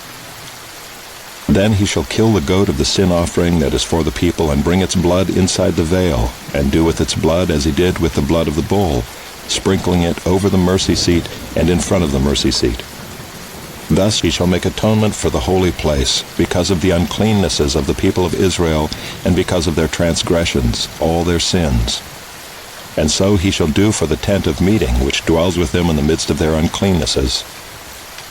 No one may be in the tent of meeting from the time he enters to make atonement in the holy place, until he comes out and has made atonement for himself, and for his house, and for all the assembly of Israel. Then he shall go out to the altar that is before the Lord, and make atonement for it, and shall take some of the blood of the bull, and some of the blood of the goat, and put it on the horns of the altar all around. And he shall sprinkle some of the blood on it with his finger 7 times, and cleanse it and consecrate it from the uncleannesses of the people of Israel. And when he has made an end of atoning for the holy place and the tent of meeting and the altar, he shall present the live goat. And Aaron shall lay both his hands on the head of the live goat, and confess over it all the iniquities of the people of Israel, and all their transgressions, all their sins. And he shall put them on the head of the goat, and send it away into the wilderness by the hand of a man who is in readiness. The goat shall bear all their iniquities on itself to a remote area, and he shall let the goat go free in the wilderness. Then Aaron shall come into the tent of meeting, and shall take off the linen garments that he put on when he went into the holy place, and shall leave them there. And he shall bathe his body in water in a holy place, and put on his garments, and come out and offer his burnt offering and the burnt offering of the people, and make atonement for himself and for the people. And the fat of the sin offering he shall burn on the altar. And he who lets the goat go to Azazel shall wash his clothes and bathe his body in water, and afterward he may come into the camp. And the bull for the sin offering and the goat for the sin offering, whose blood was brought in to make atonement in the holy place, shall be carried outside the camp. Their skin and their flesh and their dung shall be burned up with fire. And he who burns them shall wash his clothes and bathe his body in water, and afterward he may come into the camp. And it shall be a statute to you forever, that in the 7th month, on the 10th day of the month, you shall afflict yourselves, and shall do no work, either the native or the stranger who sojourns among you. For on this day shall atonement be made for you to cleanse you. You shall be clean before the Lord from all your sins. It is a Sabbath of solemn rest to you, and you shall afflict yourselves. It is a statute forever. And the priest who is anointed and consecrated as priest in his father's place shall make atonement, wearing the holy linen garments. He shall make atonement for the holy sanctuary, and he shall make atonement for the tent of meeting and for the altar, and he shall make atonement for the priests and for all the people of the assembly. And this shall be a statute forever for you, that atonement may be made for the people of Israel once in the year because of all their sins. And Aaron did as the Lord commanded Moses. Chapter 17. And the Lord spoke to Moses, saying, Speak to Aaron and his sons and to all the people of Israel, and say to them, This is the thing that the Lord has commanded. If any one of the house of Israel kills an ox or a lamb or a goat in the camp, or kills it outside the camp, and does not bring it to the entrance of the tent of meeting to offer it as a gift to the Lord in front of the tabernacle of the Lord, blood guilt shall be imputed to that man. He has shed blood, and that man shall be cut off from among his people. This is to the end that the people of Israel may bring their sacrifices that they sacrifice in the open field, that they may bring them to the Lord, to the priest at the entrance of the tent of meeting, and sacrifice them as sacrifices of peace offerings to the Lord. And the priest shall throw the blood on the altar of the Lord at the entrance of the tent of meeting, and burn the fat for a pleasing aroma to the Lord. So they shall no more sacrifice their sacrifices to goat demons, after whom they whore. This shall be a statute forever for them throughout their generations. And you shall say to them, Any one of the house of Israel or of the strangers who sojourn among them, who offers a burnt offering or sacrifice and does not bring it to the entrance of the tent of meeting to offer it to the Lord, that man shall be cut off from his people.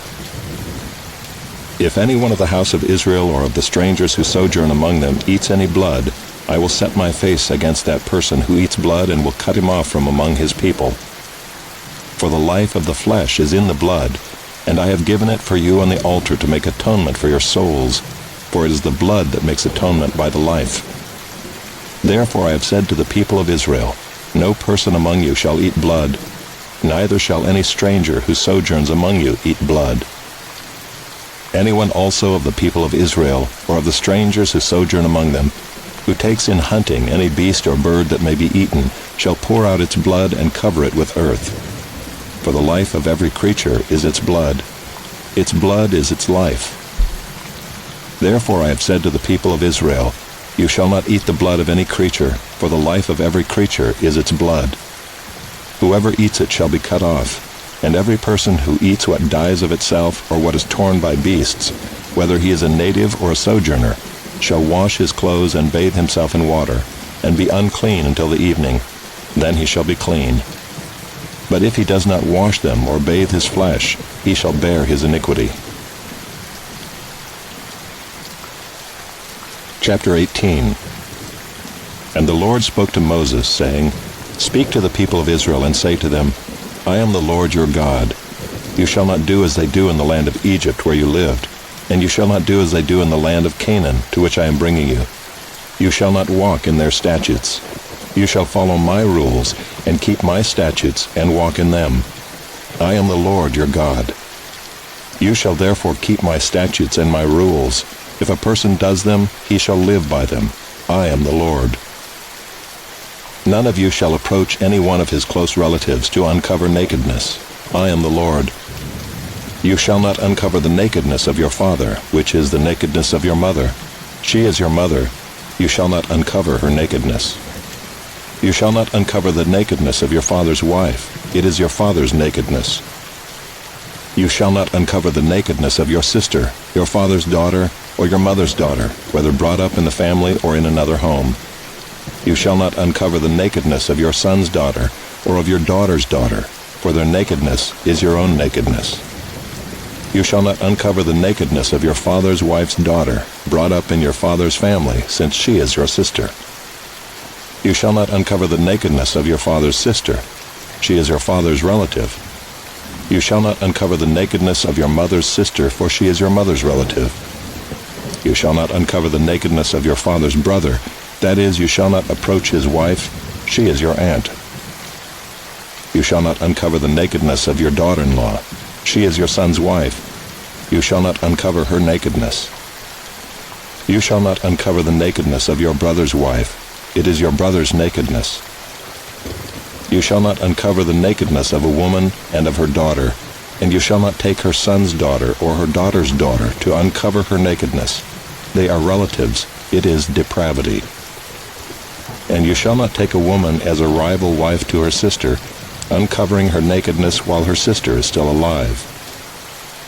You shall not approach a woman to uncover her nakedness while she is in her menstrual uncleanness. And you shall not lie sexually with your neighbor's wife and so make yourself unclean with her. You shall not give any of your children to offer them to Moloch, and so profane the name of your God. I am the Lord. You shall not lie with a male as with a woman. It is an abomination. And you shall not lie with any animal and so make yourself unclean with it. Neither shall any woman give herself to an animal to lie with it. It is perversion. Do not make yourselves unclean by any of these things. For by all these the nations I am driving out before you have become unclean, and the land became unclean, so that I punished its iniquity, and the land vomited out its inhabitants. But you shall keep my statutes and my rules, and do none of these abominations, either the native or the stranger who sojourns among you. For the people of the land who were before you did all of these abominations, so that the land became unclean, lest the land vomit you out when you make it unclean, as it vomited out the nation that was before you. For everyone who does any of these abominations, the persons who do them shall be cut off from among their people. So keep my charge never to practice any of these abominable customs that were practiced before you, and never to make yourselves unclean by them. I am the Lord your God. Chapter 19. And the Lord spoke to Moses, saying, Speak to all the congregation of the people of Israel, and say to them, You shall be holy, for I, the Lord your God, am holy. Every one of you shall revere his mother and his father, and you shall keep my Sabbaths. I am the Lord your God. Do not turn to idols or make for yourselves any gods of cast metal. I am the Lord your God. When you offer a sacrifice of peace offerings to the Lord, you shall offer it so that you may be accepted. It shall be eaten the same day you offer it, or on the day after, and anything left over until the third day shall be burned up with fire. If it is eaten at all on the third day, it is tainted. It will not be accepted, and everyone who eats it shall bear his iniquity, because he has profaned what is holy to the Lord, and that person shall be cut off from his people. When you reap the harvest of your land, you shall not reap your field right up to its edge, neither shall you gather the gleanings after your harvest. And you shall not strip your vineyard bare, neither shall you gather the fallen grapes of your vineyard. You shall leave them for the poor and for the sojourner. I am the Lord your God. You shall not steal. You shall not deal falsely. You shall not lie to one another. You shall not swear by my name falsely, and so profane the name of your God. I am the Lord. You shall not oppress your neighbor or rob him. The wages of a hired worker shall not remain with you all night until the morning. You shall not curse the deaf or put a stumbling block before the blind, but you shall fear your God. I am the Lord. You shall do no injustice in court. You shall not be partial to the poor or defer to the great, but in righteousness shall you judge your neighbor. You shall not go around as a slanderer among your people, and you shall not stand up against the life of your neighbor. I am the Lord. You shall not hate your brother in your heart, but you shall reason frankly with your neighbor, lest you incur sin because of him. You shall not take vengeance or bear a grudge against the sons of your own people, but you shall love your neighbor as yourself. I am the Lord. You shall keep my statutes. You shall not let your cattle breed with a different kind. You shall not sow your field with two kinds of seed, nor shall you wear a garment of cloth made of two kinds of material.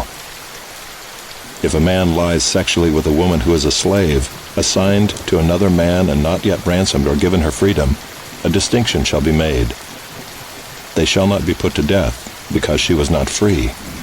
But he shall bring his compensation to the Lord to the entrance of the tent of meeting, a ram for a guilt offering. And the priest shall make atonement for him with the ram of the guilt offering before the Lord for his sin that he has committed, and he shall be forgiven for the sin that he has committed. When you come into the land and plant any kind of tree for food, then you shall regard its fruit as forbidden. 3 years it shall be forbidden to you. It must not be eaten. And in the 4th year all its fruit shall be holy, an offering of praise to the Lord. But in the 5th year you may eat of its fruit, to increase its yield for you.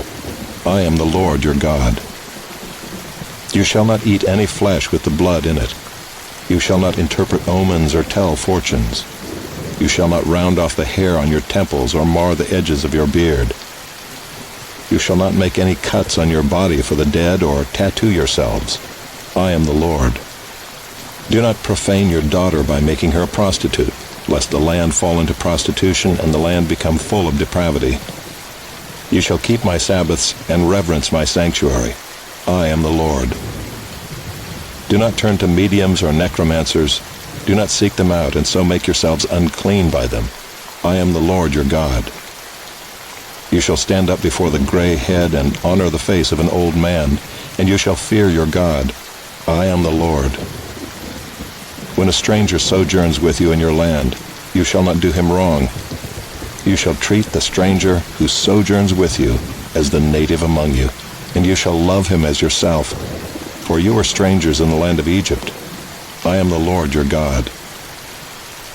You shall do no wrong in judgment, in measures of length or weight or quantity. You shall have just balances, just weights, a just ephah, and a just hin. I am the Lord your God who brought you out of the land of Egypt. And you shall observe all my statutes and all my rules and do them. I am the Lord. Chapter 20. The Lord spoke to Moses, saying, Say to the people of Israel, any one of the people of Israel or of the strangers who sojourn in Israel, who gives any of his children to Moloch, shall surely be put to death. The people of the land shall stone him with stones.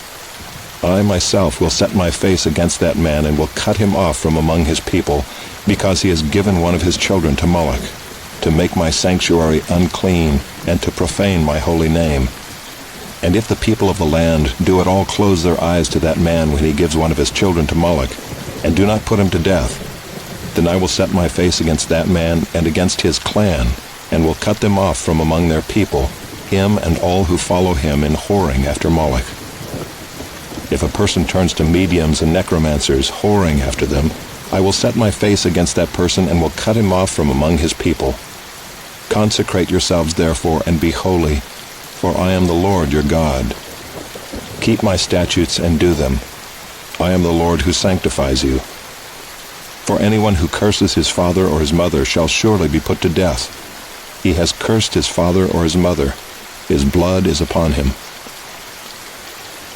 If a man commits adultery with the wife of his neighbor, both the adulterer and the adulteress shall surely be put to death. If a man lies with his father's wife, he has uncovered his father's nakedness. Both of them shall surely be put to death. Their blood is upon them. If a man lies with his daughter-in-law, both of them shall surely be put to death. They have committed perversion. Their blood is upon them. If If a man lies with a male as with a woman, both of them have committed an abomination. They shall surely be put to death. Their blood is upon them. If a man takes a woman and her mother also, it is depravity. He and they shall be burned with fire, that there may be no depravity among you. If a man lies with an animal, he shall surely be put to death, and you shall kill the animal. If a woman approaches any animal and lies with it, you shall kill the woman and the animal. They shall surely be put to death. Their blood is upon them. If a man takes his sister, a daughter of his father, or a daughter of his mother, and sees her nakedness, and she sees his nakedness, it is a disgrace, and they shall be cut off in the sight of the children of their people. He has uncovered his sister's nakedness, and he shall bear his iniquity. If a man lies with a woman during her menstrual period and uncovers her nakedness, he has made naked her fountain, and she has uncovered the fountain of her blood. Both of them shall be cut off from among their people. You shall not uncover the nakedness of your mother's sister or of your father's sister, for that is to make naked one's relative. They shall bear their iniquity. If a man lies with his uncle's wife, he has uncovered his uncle's nakedness. They shall bear their sin. They shall die childless. If a man takes his brother's wife, it is impurity. He has uncovered his brother's nakedness. They shall be childless. You shall therefore keep all my statutes and all my rules and do them, that the land where I am bringing you to live may not vomit you out. And you shall not walk in the customs of the nation that I am driving out before you, for they did all these things, and therefore I detested them. But I have said to you, you shall inherit their land, and I will give it to you to possess, a land flowing with milk and honey. I am the Lord your God, who has separated you from the peoples. You shall therefore separate the clean beast from the unclean, and the unclean bird from the clean. You shall not make yourselves detestable by beast, or by bird, or by anything with which the ground crawls, which I have set apart for you to hold unclean. You shall be holy to me, for I, the Lord, am holy, and have separated you from the peoples, that you should be mine. A man or a woman who is a medium or a necromancer shall surely be put to death. They shall be stoned with stones. Their blood shall be upon them.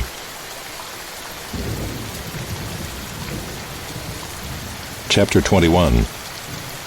And the Lord said to Moses, Speak to the priests, the sons of Aaron, and say to them, No one shall make himself unclean for the dead among his people, except for his closest relatives, his mother, his father, his son, his daughter, his brother, or his virgin sister, who is near to him because she has had no husband. For her he may make himself unclean. He shall not make himself unclean as a husband among his people, and so profane himself.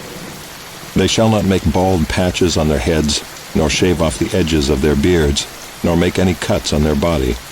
They shall be holy to their God, and not profane the name of their God. For they offer the Lord's food offerings, the bread of their God. Therefore they shall be holy. They shall not marry a prostitute or a woman who has been defiled. Neither shall they marry a woman divorced from her husband, for the priest is holy to his God. You shall sanctify him, for he offers the bread of your God. He shall be holy to you, for I, the Lord, who sanctify you, am holy. And the daughter of any priest, if she profanes herself by whoring, profanes her father, she shall be burned with fire. The priest who is chief among his brothers, on whose head the anointing oil is poured, and who has been consecrated to wear the garments, shall not let the hair of his head hang loose, nor tear his clothes. He shall not go into any dead bodies, nor make himself unclean, even for his father or for his mother. He shall not go out of the sanctuary, lest he profane the sanctuary of his God. For the consecration of the anointing oil of his God is on him. I am the Lord. And he shall take a wife in her virginity, a widow or a divorced woman, or a woman who has been defiled, or a prostitute. These he shall not marry. But he shall take as his wife a virgin of his own people, that he may not profane his offspring among his people. For I am the Lord who sanctifies him. And the Lord spoke to Moses, saying, Speak to Aaron, saying, None of your offspring throughout their generations who has a blemish may approach to offer the bread of his God. For no one who has a blemish shall draw near, a man blind or lame, or one who has a mutilated face, or a limb too long, or a man who has an injured foot, or an injured hand, or a hunchback, or a dwarf, or a man with a defect in his sight, or an itching disease, or scabs, or crushed testicles. No man of the offspring of Aaron the priest who has a blemish shall come near to offer the Lord's food offerings. Since he has a blemish, he shall not come near to offer the bread of his God. He may eat the bread of his God, both of the most holy and of the holy things, but he shall not go through the veil or approach the altar, because he has a blemish, that he may not profane my sanctuaries, for I am the Lord who sanctifies them. So Moses spoke to Aaron and to his sons and to all the people of Israel. Chapter 22. And the Lord spoke to Moses, saying, Speak to Aaron and his sons, so that they abstain from the holy things of the people of Israel, which they dedicate to me, so that they do not profane my holy name. I am the Lord. Say to them, If any one of all your offspring throughout your generations approaches the holy things that the people of Israel dedicate to the Lord, while he has an uncleanness, that person shall be cut off from my presence. I am the Lord. None of the offspring of Aaron who has a leprous disease or a discharge may eat of the holy things until he is clean. Whoever touches anything that is unclean through contact with a dead, or a man who has had an emission of semen, and whoever touches a swarming thing by which he may be made unclean, or a person from whom he may take uncleanness, whatever his uncleanness may be, the person who touches such a thing shall be unclean until the evening, and shall not eat of the holy things unless he has bathed his body in water. When the sun goes down, he shall be clean, and afterward he may eat of the holy things, because they are his food. He shall not eat what dies of itself or is torn by beasts, and so make himself unclean by it. I am the Lord. They shall therefore keep my charge, lest they bear sin for it and die thereby when they profane it. I am the Lord who sanctifies them. A layperson shall not eat of a holy thing. No foreign guest of the priest or hired worker shall eat of a holy thing. But if a priest buys a slave as his property for money, the slave may eat of it, and anyone born in his house may eat of his food. If a priest's daughter marries a layman, she shall not eat of the contribution of the holy things. But if a priest's daughter is widowed or divorced and has no child, and returns to her father's house, as in her youth, she may eat of her father's food, yet no layperson shall eat of it. And if anyone eats of a holy thing unintentionally, he shall add the fifth of its value to it and give the holy thing to the priest. They shall not profane the holy things of the people of Israel, which they contribute to the Lord, and so cause them to bear iniquity and guilt by eating their holy things. For I am the Lord who sanctifies them.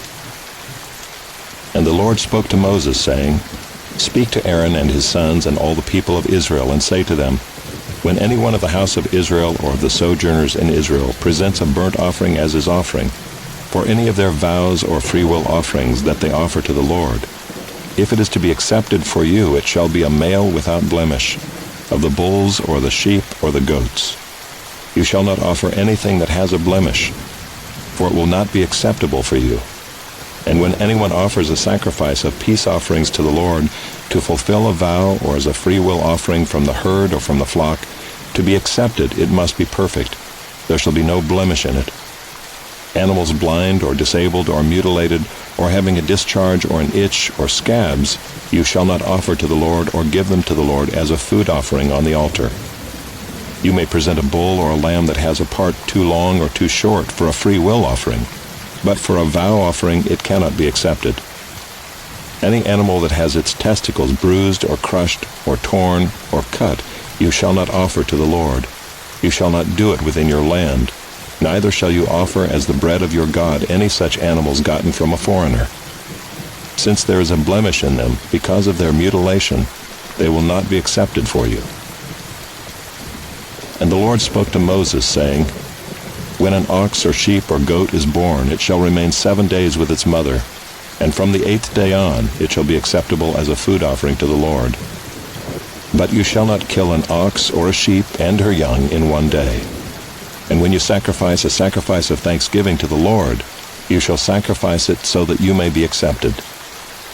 It shall be eaten on the same day. You shall leave none of it until morning. I am the Lord. So you shall keep my commandments and do them.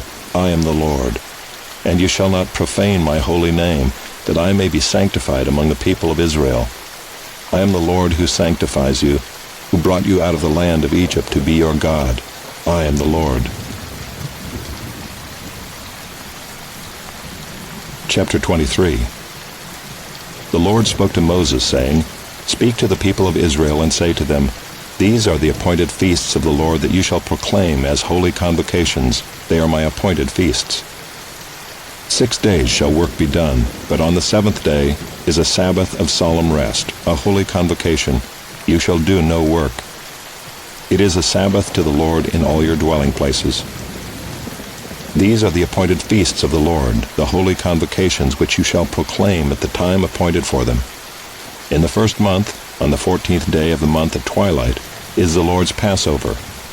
And on the 15th day of the same month is the feast of unleavened bread to the Lord. For 7 days you shall eat unleavened bread.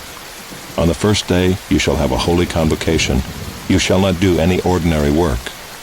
But you shall present a food offering to the Lord for 7 days.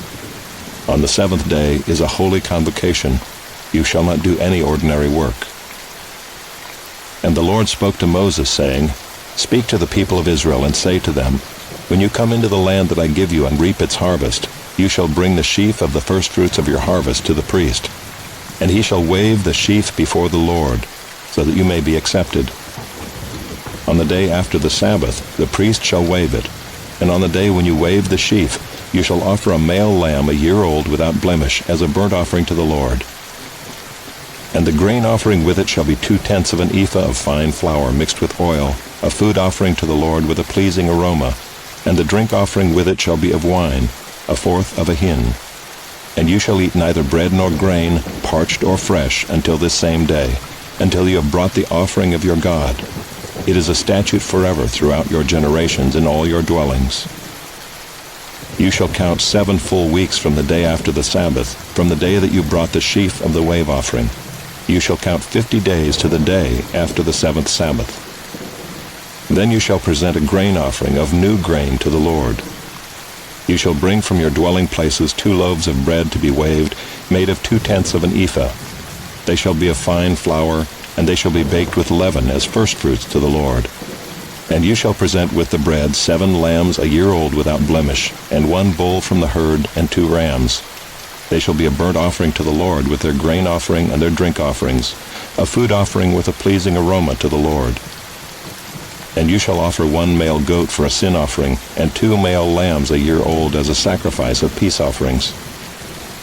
And the priest shall wave them with the bread of the firstfruits, as a wave offering before the Lord, with the 2 lambs. They shall be holy to the Lord for the priest. And you shall make a proclamation on the same day. You shall hold a holy convocation. You shall not do any ordinary work. It is a statute forever in all your dwelling places throughout your generations. And when you reap the harvest of your land, you shall not reap your field right up to its edge, nor shall you gather the gleanings after your harvest. You shall leave them for the poor and for the sojourner. I am the Lord your God. And the Lord spoke to Moses, saying, Speak to the people of Israel, saying, In the 7th month, on the 1st day of the month, you shall observe a day of solemn rest, a memorial proclaimed with blast of trumpets, a holy convocation. You shall not do any ordinary work, and you shall present a food offering to the Lord. And the Lord spoke to Moses, saying, Now on the 10th day of this 7th month is the Day of Atonement. It shall be for you a time of holy convocation, and you shall afflict yourselves and present a food offering to the Lord. And you shall not do any work on that very day, for it is a day of atonement, to make atonement for you before the Lord your God. For whoever is not afflicted on that very day shall be cut off from his people. And whoever does any work on that very day, that person I will destroy from among his people. You shall not do any work.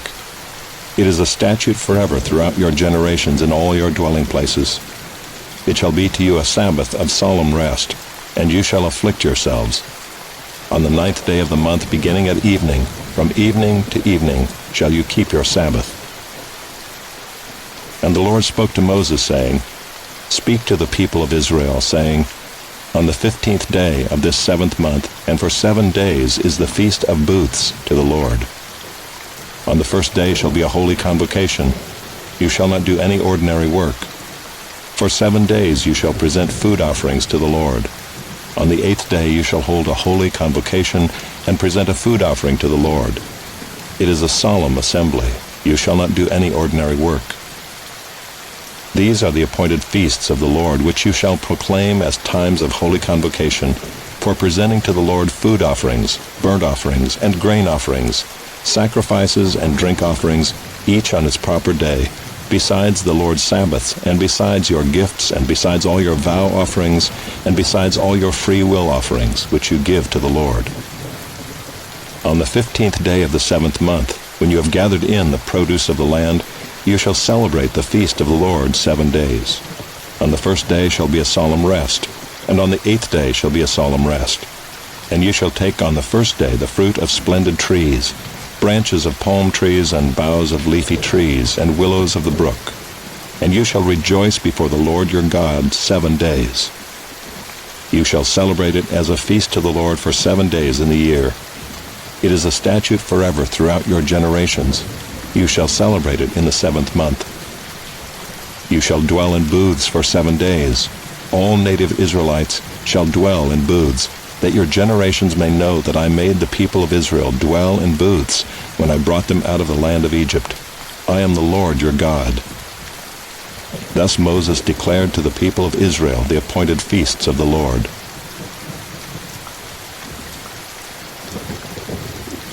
Chapter 24. The Lord spoke to Moses, saying, Command the people of Israel to bring you pure oil from beaten olives for the lamp, that a light may be kept burning regularly.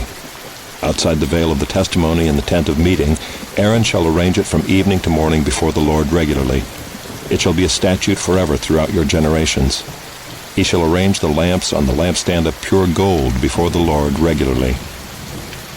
You shall take fine flour and bake 12 loaves from it. 2/10 of an ephah shall be in each loaf. And you shall set them in 2 piles, 6 in a pile, on the table of pure gold before the Lord. And you shall put pure frankincense on each pile, that it may go with the bread as a memorial portion, as a food offering to the Lord. Every Sabbath day Aaron shall arrange it before the Lord regularly. It is from the people of Israel as a covenant forever. And it shall be for Aaron and his sons, and they shall eat it in a holy place, since it is for him a most holy portion out of the Lord's food offerings, a perpetual due. Now an Israelite woman's son, whose father was an Egyptian, went out among the people of Israel. And the Israelite woman's son and a man of Israel fought in the camp. And the Israelite woman's son blasphemed the name and cursed. Then they brought him to Moses. His mother's name was Shelomith, the daughter of Dibri, of the tribe of Dan. And they put him in custody till the will of the Lord should be clear to them. Then the Lord spoke to Moses, saying, Bring out of the camp the one who cursed, and let all who heard him lay their hands on his head, and let all the congregation stone him. And speak to the people of Israel, saying, Whoever curses his God shall bear his sin. Whoever blasphemes the name of the Lord shall surely be put to death. All the congregation shall stone him. The sojourner as well as the native, when he blasphemes the name, shall be put to death. Whoever takes a human life shall surely be put to death. Whoever takes an animal's life shall make it good, life for life. If anyone injures his neighbor, as he has done, it shall be done to him, fracture for fracture, eye for eye, tooth for tooth. Whatever injury he has given a person shall be given to him. Whoever kills an animal shall make it good, and whoever kills a person shall be put to death. You shall have the same rule for the sojourner and for the native, for I am the Lord your God. So Moses spoke to the people of Israel, and they brought out of the camp the one who had cursed and stoned him with stones. Thus the people of Israel did as the Lord commanded Moses. Chapter 25. The Lord spoke to Moses on Mount Sinai, saying, Speak to the people of Israel and say to them, When you come into the land that I give you, the land shall keep a Sabbath to the Lord. For 6 years you shall sow your field, and for 6 years you shall prune your vineyard and gather in its fruits. But in the 7th year there shall be a Sabbath of solemn rest for the land, a Sabbath to the Lord. You shall not sow your field or prune your vineyard. You shall not reap what grows of itself in your harvest, or gather the grapes of your undressed vine. It shall be a year of solemn rest for the land. The Sabbath of the land shall provide food for yourself and for your male and female slaves, and for your hired worker and the sojourner who lives with you, and for your cattle and for the wild animals that are in your land. All its yield shall be for food. You shall count 7 weeks of years, 7 times 7 years, so that the time of the 7 weeks of years shall give you 49 years. Then you shall sound the loud trumpet on the 10th day of the 7th month. On the Day of Atonement you shall sound the trumpet throughout all your land, and you shall consecrate the 50th year and proclaim liberty throughout the land to all its inhabitants. It shall be a jubilee for you, when each of you shall return to his property, and each of you shall return to his clan. That 50th year shall be a jubilee for you. In it you shall neither sow nor reap what grows of itself, nor gather the grapes from the undressed vines. For it is a jubilee. It shall be holy to you. You may eat the produce of the field. In this year of jubilee each of you shall return to his property.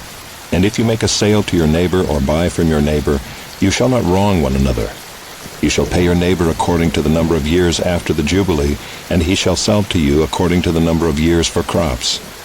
If the years are many, you shall increase the price, and if the years are few, you shall reduce the price. For it is the number of the crops that he is selling to you. You shall not wrong one another, but you shall fear your God, for I am the Lord your God. Therefore you shall do my statutes and keep my rules and perform them, and then you will dwell in the land securely. The land will yield its fruit, and you will eat your fill and dwell in it securely. And if you say, what shall we eat in the 7th year, if we may not sow or gather in our crop? I will command my blessing on you in the 6th year, so that it will produce a crop sufficient for 3 years. When you sow in the 8th year, you will be eating some of the old crop. You shall eat the old until the 9th year, when its crop arrives. The land shall not be sold in perpetuity, for the land is mine, for you are strangers and sojourners with me. And in all the country you possess, you shall allow a redemption of the land. If your brother becomes poor and sells part of his property, then his nearest redeemer shall come and redeem what his brother has sold.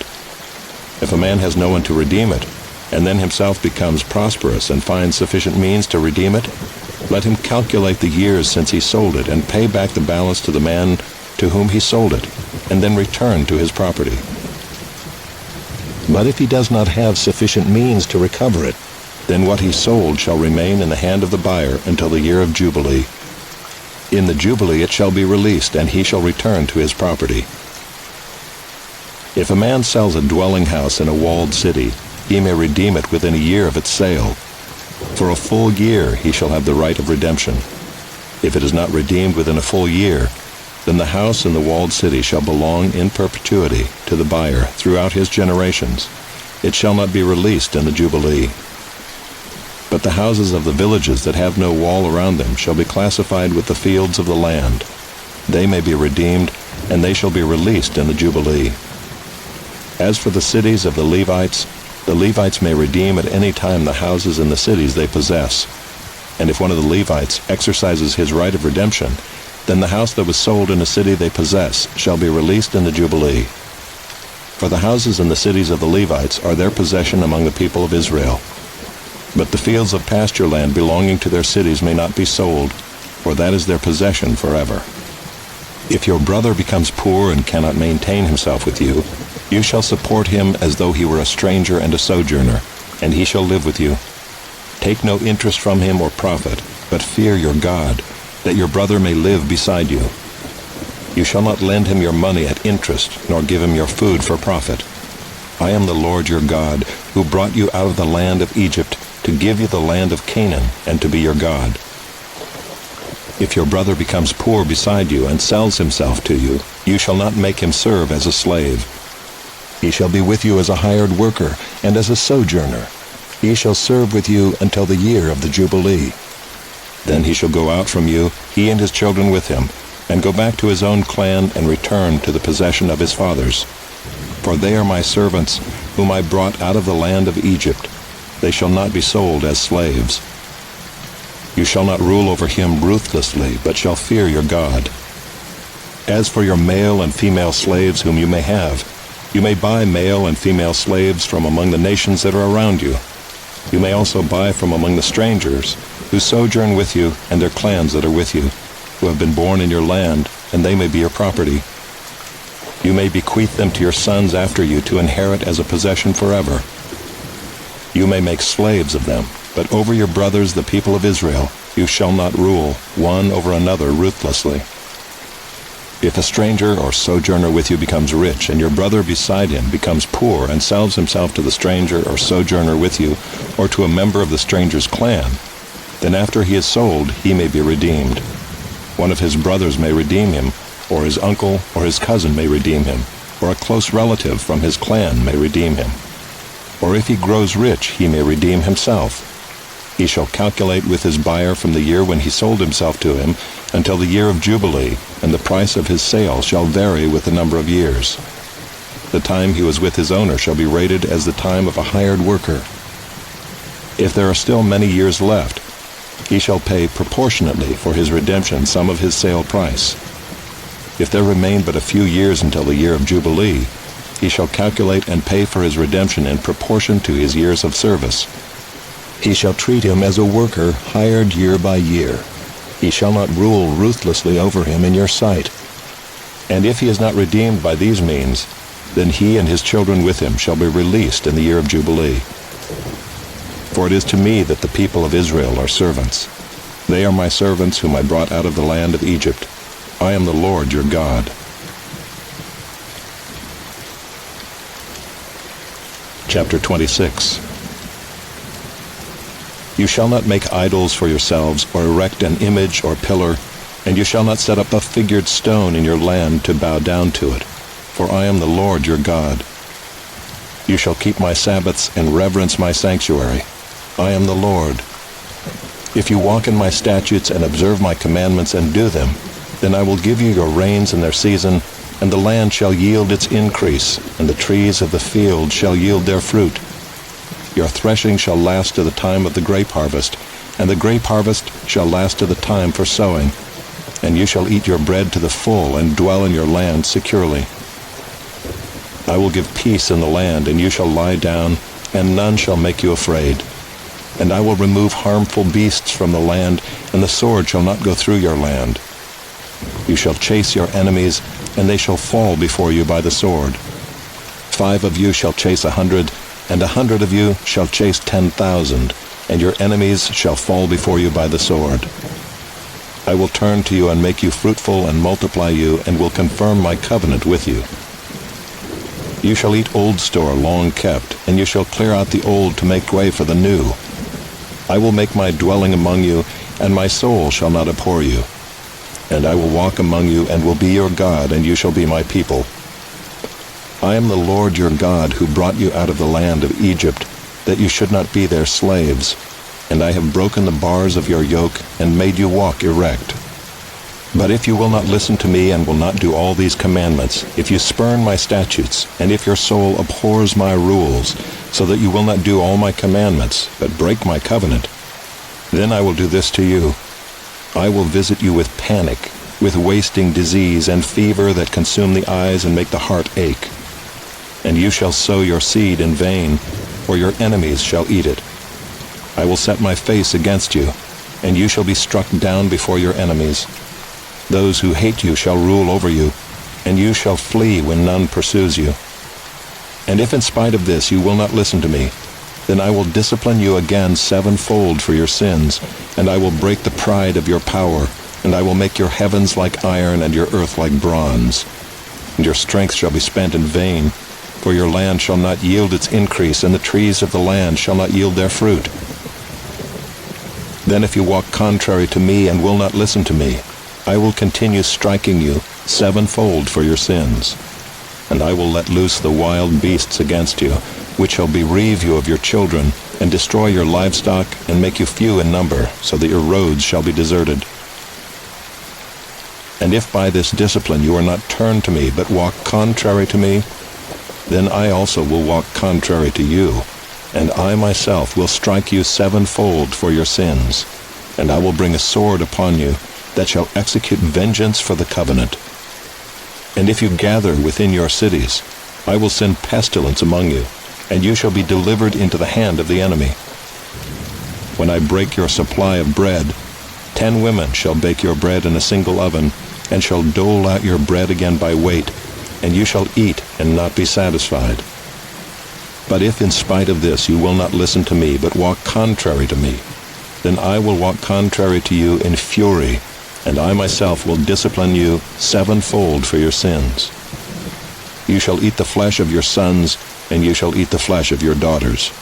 And I will destroy your high places, and cut down your incense altars, and cast your dead bodies upon the dead bodies of your idols, and my soul will abhor you.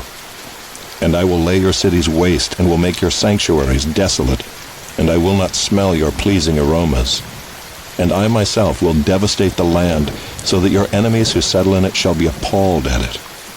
And I will scatter you among the nations, and I will unsheathe the sword after you, and your land shall be a desolation, and your cities shall be a waste.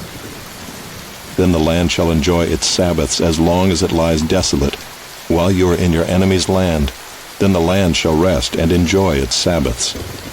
As long as it lies desolate, it shall have rest, the rest that it did not have on your Sabbaths when you were dwelling in it. And as for those of you who are left, I will send faintness into their hearts in the lands of their enemies. The sound of a driven leaf shall put them to flight, and they shall flee as one flees from the sword, and they shall fall when none pursues. They shall stumble over one another as if to escape a sword, though none pursues. And you shall have no power to stand before your enemies, and you shall perish among the nations, and the land of your enemies shall eat you up. And those of you who are left shall rot away in your enemies' lands because of their iniquity, and also because of the iniquities of their fathers. They shall rot away like them. But if they confess their iniquity and the iniquity of their fathers in their treachery that they committed against me, and also in walking contrary to me, so that I walked contrary to them and brought them into the land of their enemies, if then their uncircumcised heart is humbled, and they make amends for their iniquity, then I will remember my covenant with Jacob, and I will remember my covenant with Isaac, and my covenant with Abraham, and I will remember the land. But the land shall be abandoned by them, and enjoy its Sabbaths, while it lies desolate without them. And they shall make amends for their iniquity, because they spurned my rules, and their soul abhorred my statutes. Yet for all that, when they are in the land of their enemies, I will not spurn them, neither will I abhor them so as to destroy them utterly and break my covenant with them, for I am the Lord their God. But I will for their sake remember the covenant with their forefathers, whom I brought out of the land of Egypt in the sight of the nations, that I might be their God. I am the Lord. These are the statutes and rules and laws that the Lord made between himself and the people of Israel through Moses on Mount Sinai. Chapter 27. The Lord spoke to Moses, saying, "Speak to the people of Israel and say to them, if anyone makes a special vow to the Lord involving the valuation of persons, then the valuation of a male from 20 years old up to 60 years old shall be 50 shekels of silver, according to the shekel of the sanctuary. If the person is a female, the valuation shall be 30 shekels. If the person is from 5 years old up to 20 years old, the valuation shall be for a male 20 shekels, and for a female 10 shekels. If the person is from a month old up to 5 years old, the valuation shall be for a male 5 shekels of silver, and for a female the valuation shall be 3 shekels of silver. And if the person is 60 years old or over, then the valuation for a male shall be 15 shekels, and for a female 10 shekels. And if someone is too poor to pay the valuation, then he shall be made to stand before the priest, and the priest shall value him. The priest shall value him according to what the vower can afford. If the vow is an animal that may be offered as an offering to the Lord, all of it that he gives to the Lord is holy. He shall not exchange it or make a substitute for it, good for bad or bad for good. And if he does in fact substitute one animal for another, then both it and the substitute shall be holy. And if it is any unclean animal that may not be offered as an offering to the Lord, then he shall stand the animal before the priest, and the priest shall value it as either good or bad, as the priest values it, so it shall be. But if he wishes to redeem it, he shall add a fifth to the valuation. When a man dedicates his house as a holy gift to the Lord, the priest shall value it as either good or bad, as the priest values it, so it shall stand. And if the donor wishes to redeem his house, he shall add a fifth to the valuation price, and it shall be his. If a man dedicates to the Lord part of the land that is his possession, then the valuation shall be in proportion to its seed. A homer of barley seed shall be valued at 50 shekels of silver. If he dedicates his field from the year of Jubilee, the valuation shall stand. But if he dedicates his field after the Jubilee, then the priest shall calculate the price according to the years that remain until the year of Jubilee, and a deduction shall be made from the valuation. And if he who dedicates the field wishes to redeem it, then he shall add a fifth to its valuation price, and it shall remain his. But if he does not wish to redeem the field, or if he has sold the field to another man, it shall not be redeemed any more. But the field, when it is released in the Jubilee, shall be a holy gift to the Lord, like a field that has been devoted. The priest shall be in possession of it. If he dedicates to the Lord a field that he has bought, which is not a part of his possession, then the priest shall calculate the amount of the valuation for it up to the year of Jubilee, and the man shall give the valuation on that day as a holy gift to the Lord. In the year of Jubilee the field shall return to him from whom it was bought, to whom the land belongs as a possession. Every valuation shall be according to the shekel of the sanctuary. 20 gerahs shall make a shekel. But a firstborn of animals which as a firstborn belongs to the Lord, no man may dedicate, whether ox or sheep, it is the Lord's. And if it is an unclean animal, then he shall buy it back at the valuation, and add a fifth to it, or if it is not redeemed, it shall be sold at the valuation. But no devoted thing that a man devotes to the Lord, of anything that he has, whether man or beast, or of his inherited field, shall be sold or redeemed. Every devoted thing is most holy to the Lord. No one devoted who is to be devoted for destruction from mankind shall be ransomed. He shall surely be put to death. Every tithe of the land, whether of the seed of the land or of the fruit of the trees, is the Lord's. It is holy to the Lord. If a man wishes to redeem some of his tithe, he shall add a fifth to it. And every tithe of herds and flocks, every 10th animal of all that pass under the herdsman's staff, shall be holy to the Lord. One shall not differentiate between good or bad, neither shall he make a substitute for it. And if he does substitute for it, then both it and the substitute shall be holy. It shall not be redeemed. These are the commandments that the Lord commanded Moses for the people of Israel on Mount Sinai.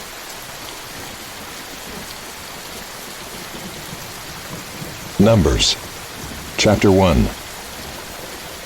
The Lord spoke to Moses in the wilderness of Sinai in the tent of meeting on the first day of the second month, in the second year after they had come out of the land of Egypt, saying, Take a census of all the congregation of the people of Israel by clans, by fathers' houses, according to the number of names, every male, head by head, from 20 years old and upward, all in Israel who are able to go to war. You and Aaron shall list them, company by company. And there shall be with you a man from each tribe, each man being the head of the house of his fathers. And these are the names of the men who shall assist you. From Reuben, Elizur the son of Shedeur. From Simeon, Shelumiel the son of Zurishaddai. From Judah, Nahshon the son of Amminadab. From Issachar, Nathanael the son of Zuar. From Zebulun, Eliab the son of Helon. From the sons of Joseph, from Ephraim, Elishama the son of Ammihud. And from Manasseh, Gamaliel the son of Pedazur. From Benjamin, Abidan the son of Gideoni. From Dan, Ahiezer the son of Ammishaddai. From Asher, Pagiel the son of Ochran. From Gad, Eliasaph the son of Duel. From Naphtali, Ahira the son of Enan. These were the ones chosen from the congregation, the chiefs of their ancestral tribes, the heads of the clans of Israel. Moses and Aaron took these men who had been named, and on the first day of the second month they assembled the whole congregation together, who registered themselves by clans, by fathers' houses, according to the number of names from 20 years old and upward, head by head, as the Lord commanded Moses. So he listed them in the wilderness of Sinai. The people of Reuben, Israel's firstborn, their generations by their clans, by their fathers' houses, according to the number of names, head by head, every male from 20 years old and upward, all who were able to go to war. Those listed of the tribe of Reuben were 46,500. Of the people of Simeon, their generations by their clans, by their fathers' houses, those of them who were listed according to the number of names, head by head, every male from 20 years old and upward, all who were able to go to war. Those listed of the tribe of Simeon were 59,300. Of the people of Gad, their generations by their clans, by their fathers' houses, according to the number of the names, from 20 years old and upward, all who were able to go to war. Those listed of the tribe of Gad were 45,650. Of the people of Judah, their generations by their clans, by their fathers' houses, according to the number of names, from 20 years old and upward, every man able to go to war. Those listed of the tribe of Judah were 74,600. Of the people of Issachar, their generations by their clans, by their fathers' houses, according to the number of names, from 20 years old and upward, every man able to go to war. Those listed of the tribe of Issachar were 54,400. Of the people of Zebulun, their generations by their clans, by their fathers' houses, according to the number of names, from 20 years old and upward, every man able to go to war. Those listed of the tribe of Zebulun were 57,400. Of the people of Joseph, namely of the people of Ephraim, their generations by their clans, by their fathers' houses, according to the number of names, from 20 years old and upward, every man able to go to war. Those listed of the tribe of Ephraim were 40,500. Of the people of Manasseh, their generations by their clans, by their fathers' houses, according to the number of names, from 20 years old and upward, every man able to go to war. Those listed of the tribe of Manasseh were 32,200. Of the people of Benjamin, their generations by their clans, by their fathers' houses, according to the number of names, from 20 years old and upward, every man able to go to war. Those listed of the tribe of Benjamin were 35,400. Of the people of Dan, their generations by their clans, by their fathers' houses, according to the number of names, from 20 years old and upward, every man able to go to war. Those listed of the tribe of Dan were 62,700. Of the people of Asher, their generations by their clans, by their fathers' houses, according to the number of names, from 20 years old and upward, every man able to go to war. Those listed of the tribe of Asher were 41,500. Of the people of Naphtali, their generations by their clans, by their fathers' houses, according to the number of names, from 20 years old and upward, every man able to go to war. Those listed of the tribe of Naphtali were 53,400. These are those who were listed, whom Moses and Aaron listed with the help of the chiefs of Israel, 12 men, each representing his father's house. So all those listed of the people of Israel by their fathers' houses, from 20 years old and upward, every man able to go to war in Israel, all those listed were 603,550. But the Levites were not listed along with them by their ancestral tribe. For the Lord spoke to Moses, saying, "Only the tribe of Levi you shall not list, and you shall not take a census of them among the people of Israel. But appoint the Levites over the tabernacle of the testimony, and over all its furnishings, and over all that belongs to it. They are to carry the tabernacle and all its furnishings, and they shall take care of it, and shall camp around the tabernacle. When the tabernacle is to set out, the Levites shall take it down, and when the tabernacle is to be pitched, the Levites shall set it up. And if any outsider comes near, he shall be put to death. The people of Israel shall pitch their tents by their companies, each man in his own camp, and each man by his own standard. But the Levites shall camp around the tabernacle of the testimony, so that there may be no wrath on the congregation of the people of Israel. and the Levites shall keep guard over the tabernacle of the testimony. Thus did the people of Israel. They did according to all that the Lord commanded Moses.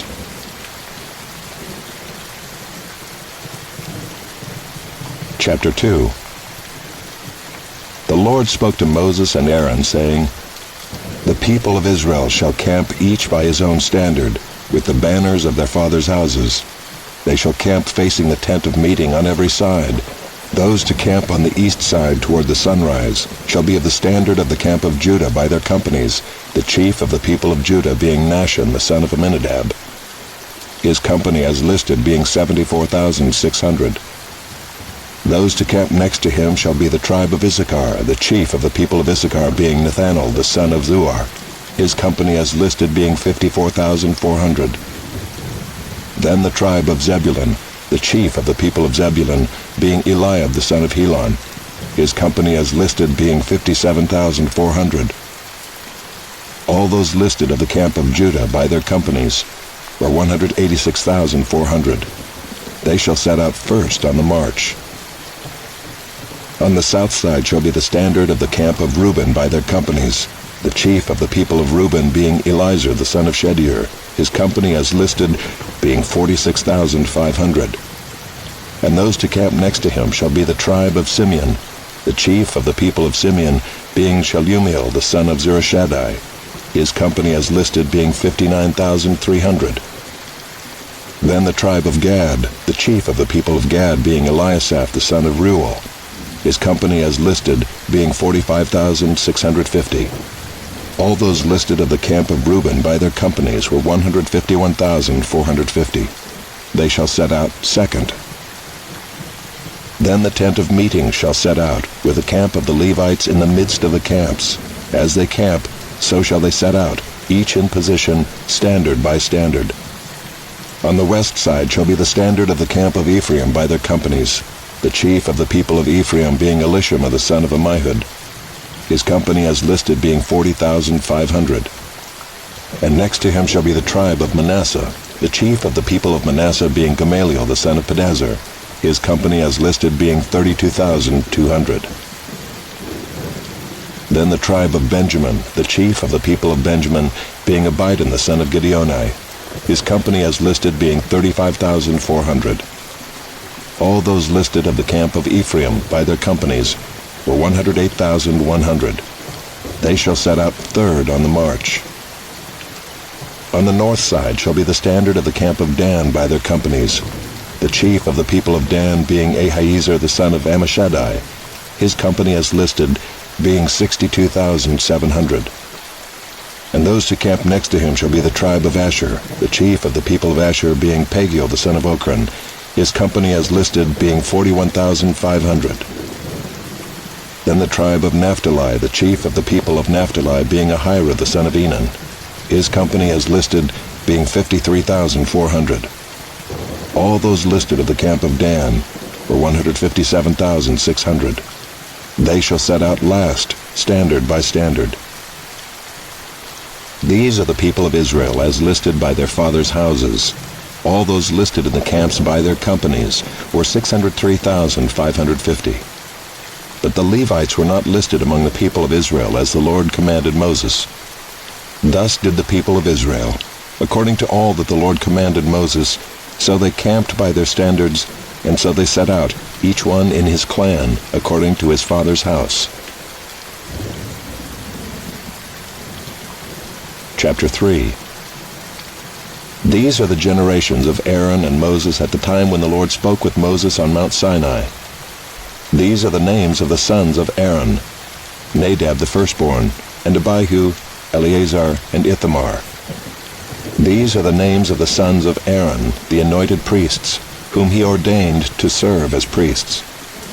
But Nadab and Abihu died before the Lord when they offered unauthorized fire before the Lord in the wilderness of Sinai, and they had no children. So Eleazar and Ithamar served as priests in the lifetime of Aaron their father.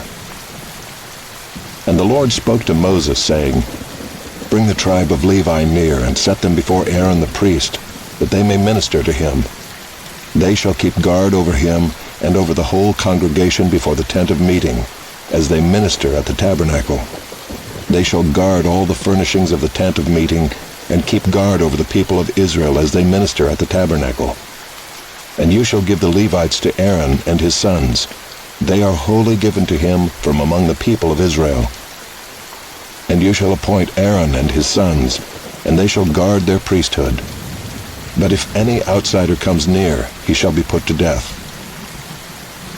And the Lord spoke to Moses, saying, Behold, I have taken the Levites from among the people of Israel instead of every firstborn who opens the womb among the people of Israel. The Levites shall be mine, for all the firstborn are mine. On the day that I struck down all the firstborn in the land of Egypt, I consecrated for my own all the firstborn in Israel, both of man and of beast. They shall be mine. I am the Lord.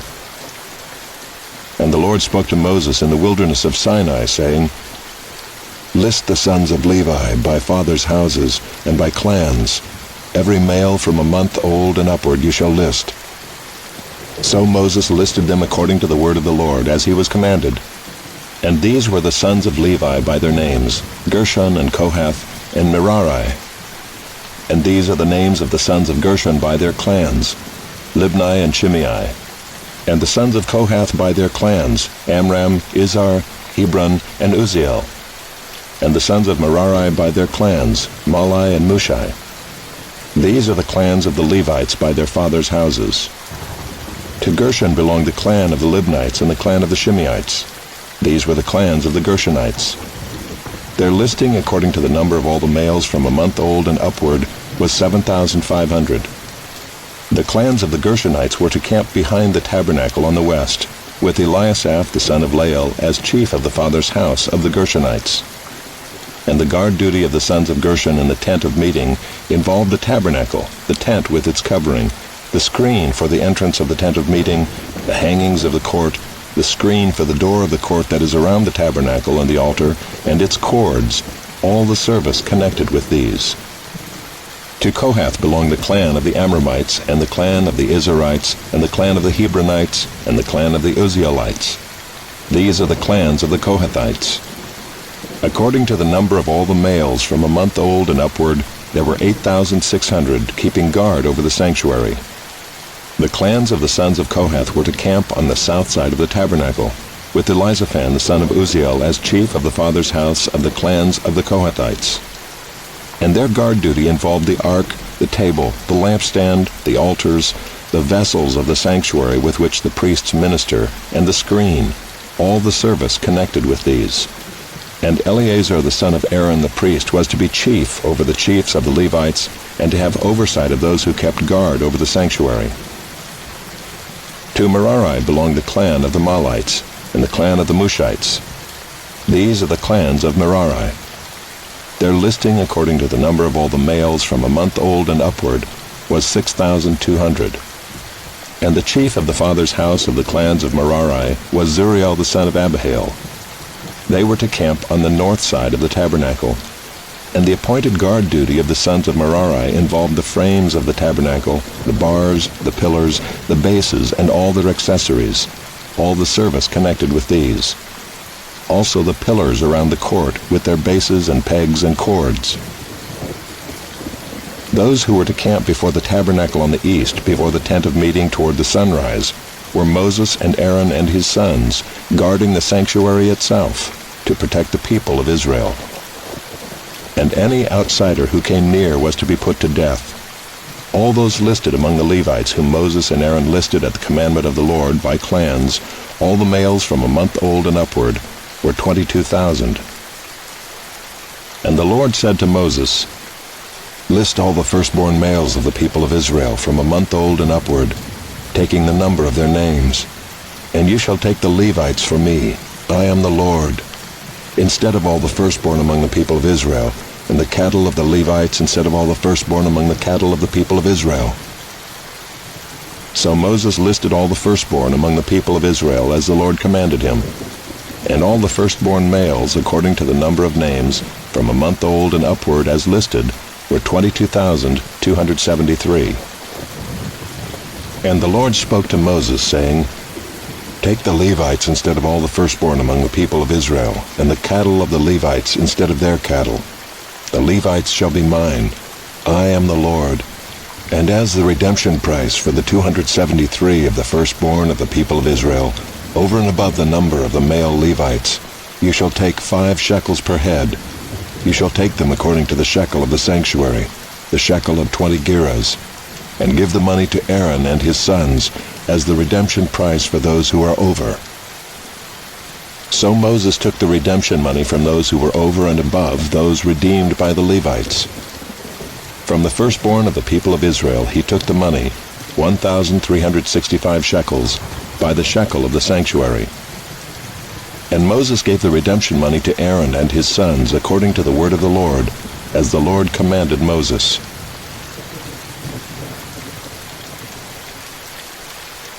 Chapter 4. The Lord spoke to Moses and Aaron, saying, Take a census of the sons of Kohath from among the sons of Levi, by their clans and their fathers' houses, from 30 years old up to 50 years old, all who can come on duty to do the work in the tent of meeting. This is the service of the sons of Kohath in the tent of meeting, the most holy things. When the camp is to set out, Aaron and his sons shall go in and take down the veil of the screen and cover the ark of the testimony with it. Then they shall put on it a covering of goatskin and spread on top of that a cloth all of blue, and shall put in its poles. And over the table of the bread of the presence they shall spread a cloth of blue, and put on it the plates, the dishes for incense, the bowls and the flagons for the drink offering. The regular showbread also shall be on it. Then they shall spread over them a cloth of scarlet, and cover the same with a covering of goatskin, and shall put in its poles. And they shall take a cloth of blue, and cover the lampstand for the light, with its lamps, its tongs, its trays, and all the vessels for oil with which it is supplied.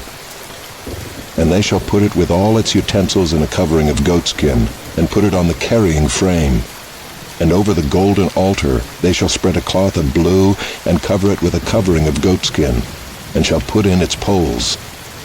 And they shall take all the vessels of the service that are used in the sanctuary, and put them in a cloth of blue, and cover them with a covering of goatskin, and put them on the carrying frame. And they shall take away the ashes from the altar, and spread a purple cloth over it.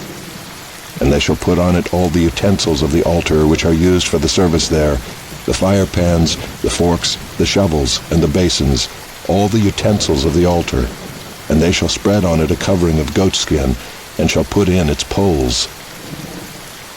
And when Aaron and his sons have finished covering the sanctuary and all the furnishings of the sanctuary as the camp sets out, after that the sons of Kohath shall come to carry these, but they must not touch the holy things, lest they die. These are the things of the tent of meeting that the sons of Kohath are to carry. And Eleazar the son of Aaron the priest shall have charge of the oil for the light, the fragrant incense, the regular grain offering, and the anointing oil, with the oversight of the whole tabernacle and all that is in it, of the sanctuary and its vessels. The Lord spoke to Moses and Aaron, saying, Let not the tribe of the clans of the Kohathites be destroyed from among the Levites, but deal thus with them, that they may live and not die when they come near to the most holy things. Aaron and his sons shall go in and appoint them each to his task and to his burden. But they shall not go in to look on the holy things even for a moment, lest they die. The Lord spoke to Moses, saying, Take a census of the sons of Gershon also, by their fathers' houses and by their clans. From 30 years old up to 50 years old you shall list them, all who can come to do duty, to do service in the tent of meeting. This is the service of the clans of the Gershonites in serving and bearing burdens. They shall carry the curtains of the tabernacle, and the tent of meeting with its covering, and the covering of goatskin that is on top of it, and the screen for the entrance of the tent of meeting, and the hangings of the court, and the screen for the entrance of the gate of the court that is around the tabernacle and the altar, and their cords, and all the equipment for their service. And they shall do all that needs to be done with regard to them. All the service of the sons of the Gershonites shall be at the command of Aaron and his sons, in all that they are to carry, and in all that they have to do. and you shall assign to their charge all that they are to carry. This is the service of the clans of the sons of the Gershonites in the tent of meeting, and their guard duty is to be under the direction of Ithamar the son of Aaron the priest.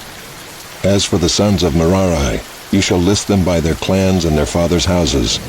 From 30 years old up to 50 years old you shall list them, everyone who can come on duty, to do the service of the tent of meeting.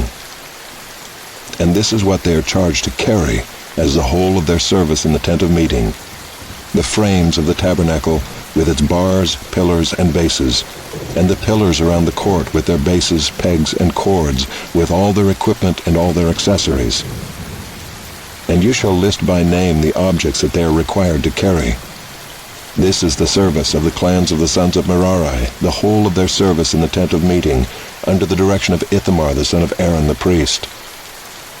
And Moses and Aaron and the chiefs of the congregation listed the sons of the Kohathites by their clans and their fathers' houses, from 30 years old up to 50 years old, everyone who could come on duty for service in the tent of meeting, and those listed by clans were 2,750.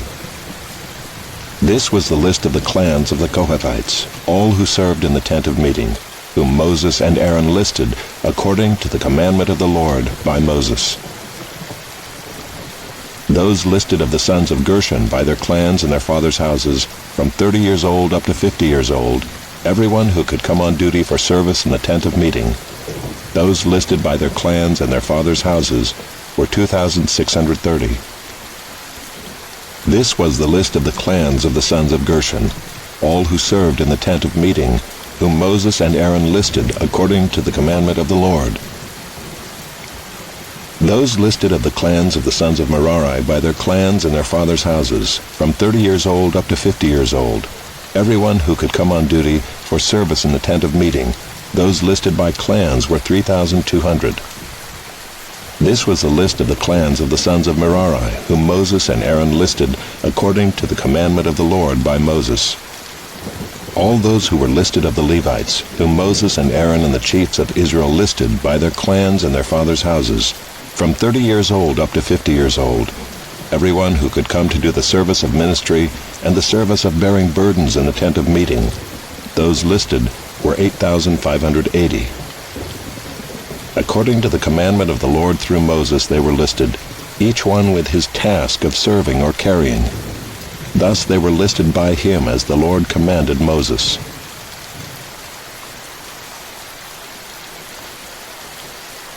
Chapter 5. The Lord spoke to Moses, saying, "Command the people of Israel that they put out of the camp everyone who is leprous, or has a discharge, and everyone who is unclean through contact with the dead. You shall put out both male and female, putting them outside the camp, that they may not defile their camp in the midst of which I dwell." And the people of Israel did so, and put them outside the camp. As the Lord said to Moses, so the people of Israel did. And the Lord spoke to Moses, saying, "Speak to the people of Israel. When a man or woman commits any of the sins that people commit by breaking faith with the Lord, and that person realizes his guilt, he shall confess his sin that he has committed, and he shall make full restitution for his wrong, adding a fifth to it, and giving it to him to whom he did the wrong. But if the man has no next of kin to whom restitution may be made for the wrong, the restitution for wrong shall go to the Lord for the priest, in addition to the ram of atonement, with which atonement is made for him. And every contribution, all the holy donations of the people of Israel, which they bring to the priests, shall be his. Each one shall keep his holy donations. Whatever anyone gives to the priest shall be his." And the Lord spoke to Moses, saying, "Speak to the people of Israel. If any man's wife goes astray and breaks faith with him, if a man lies with her sexually, and it is hidden from the eyes of her husband, and she is undetected, though she has defiled herself, and there is no witness against her, since she was not taken in the act, and if the spirit of jealousy comes over him, and he is jealous of his wife who has defiled herself, or if the spirit of jealousy comes over him, and he is jealous of his wife, though she has not defiled herself, then the man shall bring his wife to the priest, and bring the offering required of her, 1/10 of an ephah of barley flour. He shall pour no oil on it, and put no frankincense on it. For it is a grain offering of jealousy, a grain offering of remembrance, bringing iniquity to remembrance. And the priest shall bring her near and set her before the Lord. And the priest shall take holy water in an earthenware vessel, and take some of the dust that is on the floor of the tabernacle, and put it into the water. And the priest shall set the woman before the Lord, and unbind the hair of the woman's head, and place in her hands the grain offering of remembrance, which is the grain offering of jealousy. And in his hand the priest shall have the water of bitterness that brings the curse. Then the priest shall make her take an oath, saying, If no man has lain with you, and if you have not turned aside to uncleanness while you are under your husband's authority, be free from this water of bitterness that brings the curse. But if you have gone astray, though you are under your husband's authority, and if you have defiled yourself, and some man other than your husband has lain with you, then let the priest make the woman take the oath of the curse, and say to the woman, The Lord make you a curse and an oath among your people, when the Lord makes your thigh fall away and your body swell. May this water that brings the curse pass into your bowels, and make your womb swell, and your thigh fall away. And the woman shall say, Amen, Amen. Then the priest shall write these curses in a book, and wash them off into the water of bitterness. And he shall make the woman drink the water of bitterness that brings the curse, and the water that brings the curse shall enter into her, and cause bitter pain. And the priest shall take the grain offering of jealousy out of the woman's hand, and shall wave the grain offering before the Lord, and bring it to the altar. And the priest shall take a handful of the grain offering as its memorial portion, and burn it on the altar, and afterward shall make the woman drink the water. And when he has made her drink the water, then if she has defiled herself and has broken faith with her husband, the water that brings the curse shall enter into her and cause bitter pain, and her womb shall swell, and her thigh shall fall away, and the woman shall become a curse among her people. But if the woman has not defiled herself and is clean, then she shall be free and shall conceive children. This is the law in cases of jealousy, when a wife, though under her husband's authority, goes astray and defiles herself, or when the spirit of jealousy comes over a man, and he is jealous of his wife. Then he shall set the woman before the Lord, and the priest shall carry out for her all this law. The man shall be free from iniquity, but the woman shall bear her iniquity. Chapter 6. And the Lord spoke to Moses, saying, Speak to the people of Israel, and say to them, When either a man or a woman makes a special vow, the vow of a Nazirite, to separate himself to the Lord, he shall separate himself from wine and strong drink. He shall drink no vinegar made from wine or strong drink, and shall not drink any juice of grapes, or eat grapes, fresh or dried. All the days of his separation he shall eat nothing that is produced by the grapevine, not even the seeds or the skins. All the days of his vow of separation no razor shall touch his head. Until the time is completed for which he separates himself to the Lord, he shall be holy. He shall let the locks of hair of his head grow long. All the days that he separates himself to the Lord, he shall not go near a dead body, not even for his father or for his mother, for brother or sister, if they die, shall he make himself unclean, because his separation to God is on his head. All the days of his separation he is holy to the Lord. And if any man dies very suddenly beside him, and he defiles his consecrated head, then he shall shave his head on the day of his cleansing. On the 7th day he shall shave it. On the 8th day he shall bring 2 turtle doves or 2 pigeons to the priest, to the entrance of the tent of meeting, and the priest shall offer one for a sin offering, and the other for a burnt offering, and make atonement for him, because he sinned by reason of the dead body. And he shall consecrate his head that same day, and separate himself to the Lord for the days of his separation, and bring a male lamb a year old for a guilt offering. But the previous period shall be void, because his separation was defiled.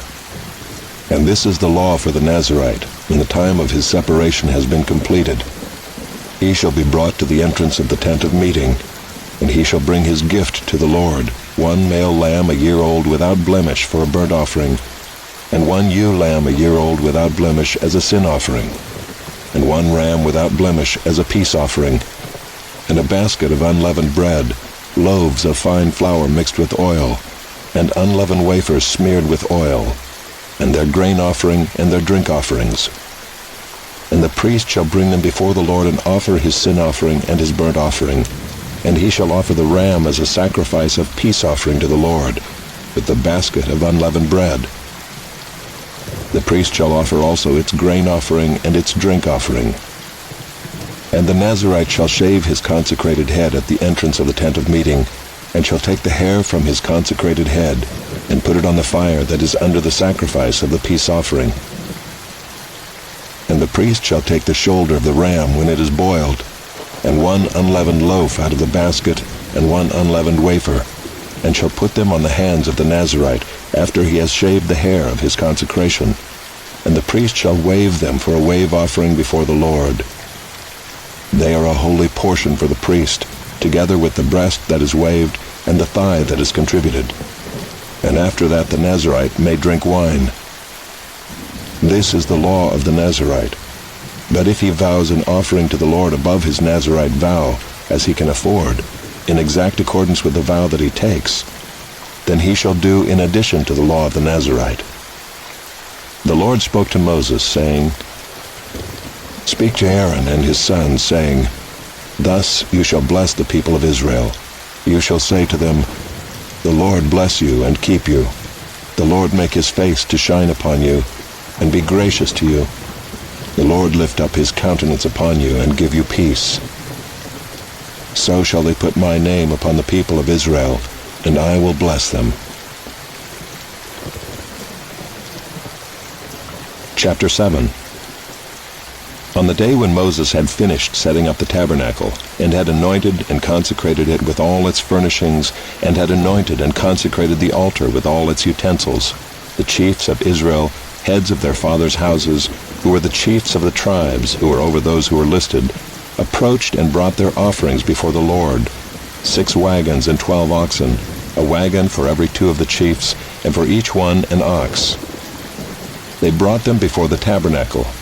Then the Lord said to Moses, Accept these from them, that they may be used in the service of the tent of meeting, and give them to the Levites, to each man according to his service. So Moses took the wagons and the oxen, and gave them to the Levites. 2 wagons and 4 oxen he gave to the sons of Gershon, according to their service. And 4 wagons and 8 oxen he gave to the sons of Merari, according to their service, under the direction of Ithamar the son of Aaron the priest. But to the sons of Kohath he gave none, because they were charged with the service of the holy things that had to be carried on the shoulder. And the chiefs offered offerings for the dedication of the altar on the day it was anointed, and the chiefs offered their offering before the altar. And the Lord said to Moses, They shall offer their offerings, 1 chief each day, for the dedication of the altar. He who offered his offering the first day was Nahshon the son of Amminadab, of the tribe of Judah. And his offering was 1 silver plate, whose weight was 130 shekels, 1 silver basin of 70 shekels, according to the shekel of the sanctuary, both of them full of fine flour mixed with oil for a grain offering, 1 golden dish of 10 shekels, full of incense, 1 bull from the herd, 1 ram, 1 male lamb a year old for a burnt offering, 1 male goat for a sin offering, and for the sacrifice of peace offerings, 2 oxen, 5 rams, 5 male goats, and 5 male lambs a year old. This was the offering of Nahshon the son of Amminadab. On the second day, Nathanael the son of Zuar, the chief of Issachar, made an offering. He offered for his offering 1 silver plate, whose weight was 130 shekels, 1 silver basin of 70 shekels, according to the shekel of the sanctuary, both of them full of fine flour mixed with oil for a grain offering, 1 golden dish of 10 shekels, full of incense, 1 bull from the herd, 1 ram, 1 male lamb a year old for a burnt offering, 1 male goat for a sin offering, and for the sacrifice of peace offerings, 2 oxen, 5 rams, 5 male goats, and 5 male lambs a year old. This was the offering of Nethanel the son of Zuar. On the third day, Eliab the son of Helon, the chief of the people of Zebulun.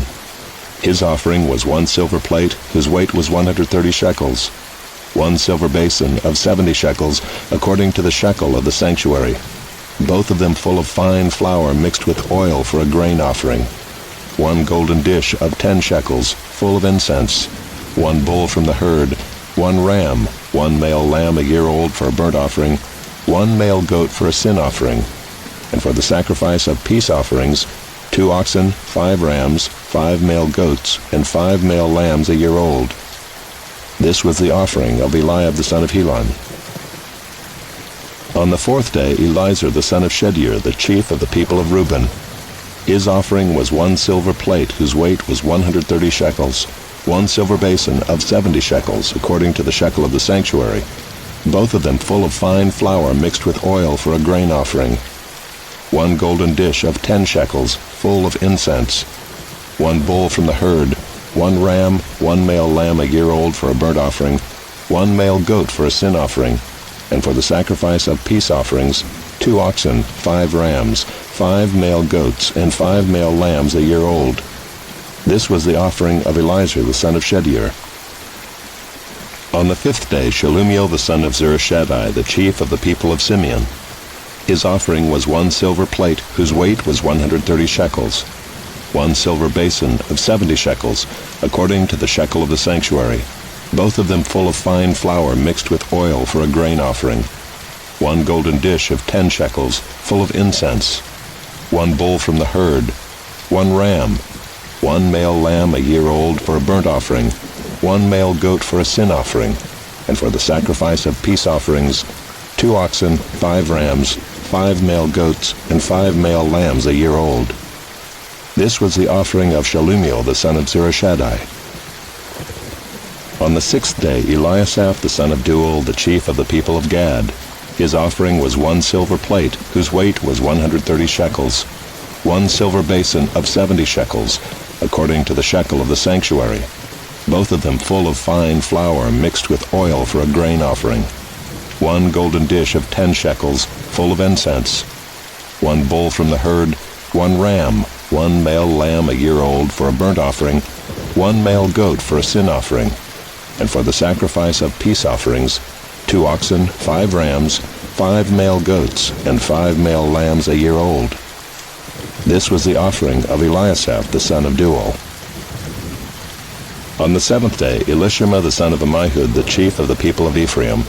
His offering was 1 silver plate, whose weight was 130 shekels, 1 silver basin of 70 shekels, according to the shekel of the sanctuary, both of them full of fine flour mixed with oil for a grain offering, 1 golden dish of 10 shekels, full of incense, 1 bull from the herd, 1 ram, 1 male lamb a year old for a burnt offering, 1 male goat for a sin offering, and for the sacrifice of peace offerings, 2 oxen, 5 rams, 5 male goats, and 5 male lambs a year old. This was the offering of Elishama the son of Ammihud. On the eighth day, Gamaliel the son of Pedazur, the chief of the people of Manasseh. His offering was 1 silver plate, whose weight was 130 shekels, 1 silver basin of 70 shekels, according to the shekel of the sanctuary, both of them full of fine flour mixed with oil for a grain offering, 1 golden dish of 10 shekels, full of incense, 1 bull from the herd, 1 ram, 1 male lamb a year old for a burnt offering, 1 male goat for a sin offering, and for the sacrifice of peace offerings, 2 oxen, 5 rams, 5 male goats, and 5 male lambs a year old. This was the offering of Gamaliel the son of Pedazur. On the ninth day, Abidan the son of Gideoni, the chief of the people of Benjamin. His offering was 1 silver plate, whose weight was 130 shekels, 1 silver basin of 70 shekels, according to the shekel of the sanctuary, both of them full of fine flour mixed with oil for a grain offering, 1 golden dish of 10 shekels, full of incense, 1 bull from the herd, 1 ram, 1 male lamb a year old for a burnt offering, 1 male goat for a sin offering, and for the sacrifice of peace offerings, 2 oxen, 5 rams, 5 male goats, and 5 male lambs a year old. This was the offering of Abidan the son of Gideoni. On the 10th day, Ahiezer the son of Ammishaddai, the chief of the people of Dan.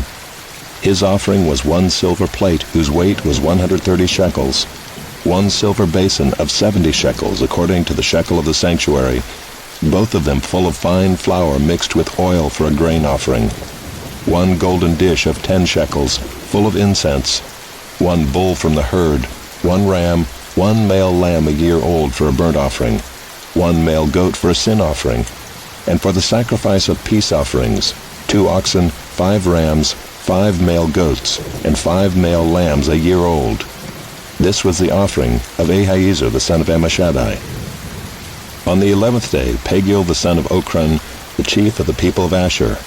His offering was 1 silver plate, whose weight was 130 shekels, 1 silver basin of 70 shekels, according to the shekel of the sanctuary, both of them full of fine flour mixed with oil for a grain offering, 1 golden dish of 10 shekels, full of incense, 1 bull from the herd, 1 ram, 1 male lamb a year old for a burnt offering, 1 male goat for a sin offering, and for the sacrifice of peace offerings, 2 oxen, 5 rams, 5 male goats, and 5 male lambs a year old.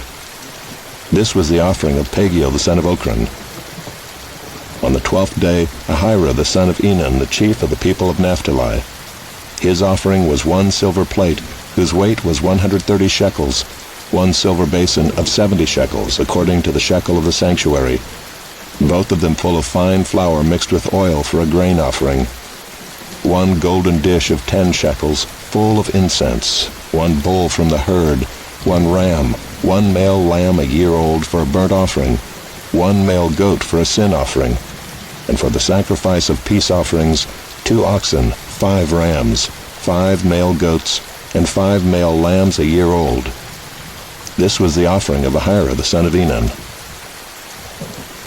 This was the dedication offering for the altar on the day when it was anointed, from the chiefs of Israel, 12 silver plates, 12 silver basins, 12 golden dishes, each silver plate weighing 130 shekels, and each basin 70.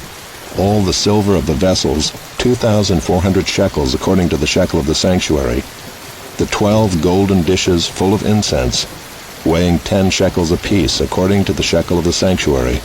All the gold of the dishes being 120 shekels. All the cattle for the burnt offering, 12 bulls, 12 rams, 12 male lambs a year old, with their grain offering, and 12 male goats for a sin offering, and all the cattle for the sacrifice of peace offerings, 24 bulls, the rams 60, the male goats 60, the male lambs a year old 60. This was the dedication offering for the altar after it was anointed. And when Moses went into the tent of meeting to speak with the Lord, he heard the voice speaking to him from above the mercy seat that was on the ark of the testimony, from between the 2 cherubim, and it spoke to him. Chapter 8. Now the Lord spoke to Moses, saying, Speak to Aaron and say to him, When you set up the lamps, the 7 lamps shall give light in front of the lampstand. And Aaron did so. He set up its lamps in front of the lampstand, as the Lord commanded Moses. And this was the workmanship of the lampstand, hammered work of gold. From its base to its flowers it was hammered work, according to the pattern that the Lord had shown Moses. So he made the lampstand. And the Lord spoke to Moses, saying, Take the Levites from among the people of Israel, and cleanse them. Thus you shall do to them to cleanse them. Sprinkle the water of purification upon them, and let them go with a razor over all their body, and wash their clothes, and cleanse themselves. Then let them take a bull from the herd, and its grain offering of fine flour mixed with oil. And you shall take another bull from the herd for a sin offering. And you shall bring the Levites before the tent of meeting, and assemble the whole congregation of the people of Israel. When you bring the Levites before the Lord, the people of Israel shall lay their hands on the Levites. And Aaron shall offer the Levites before the Lord as a wave offering from the people of Israel, that they may do the service of the Lord. Then the Levites shall lay their hands on the heads of the bulls, and you shall offer the one for a sin offering, and the other for a burnt offering to the Lord, to make atonement for the Levites. And you shall set the Levites before Aaron and his sons, and shall offer them as a wave offering to the Lord. Thus you shall separate the Levites from among the people of Israel, and the Levites shall be mine. And after that the Levites shall go in to serve at the tent of meeting, when you have cleansed them and offered them as a wave offering. For they are wholly given to me from among the people of Israel. Instead of all who open the womb, the firstborn of all the people of Israel, I have taken them for myself. For all the firstborn among the people of Israel are mine, both of man and of beast.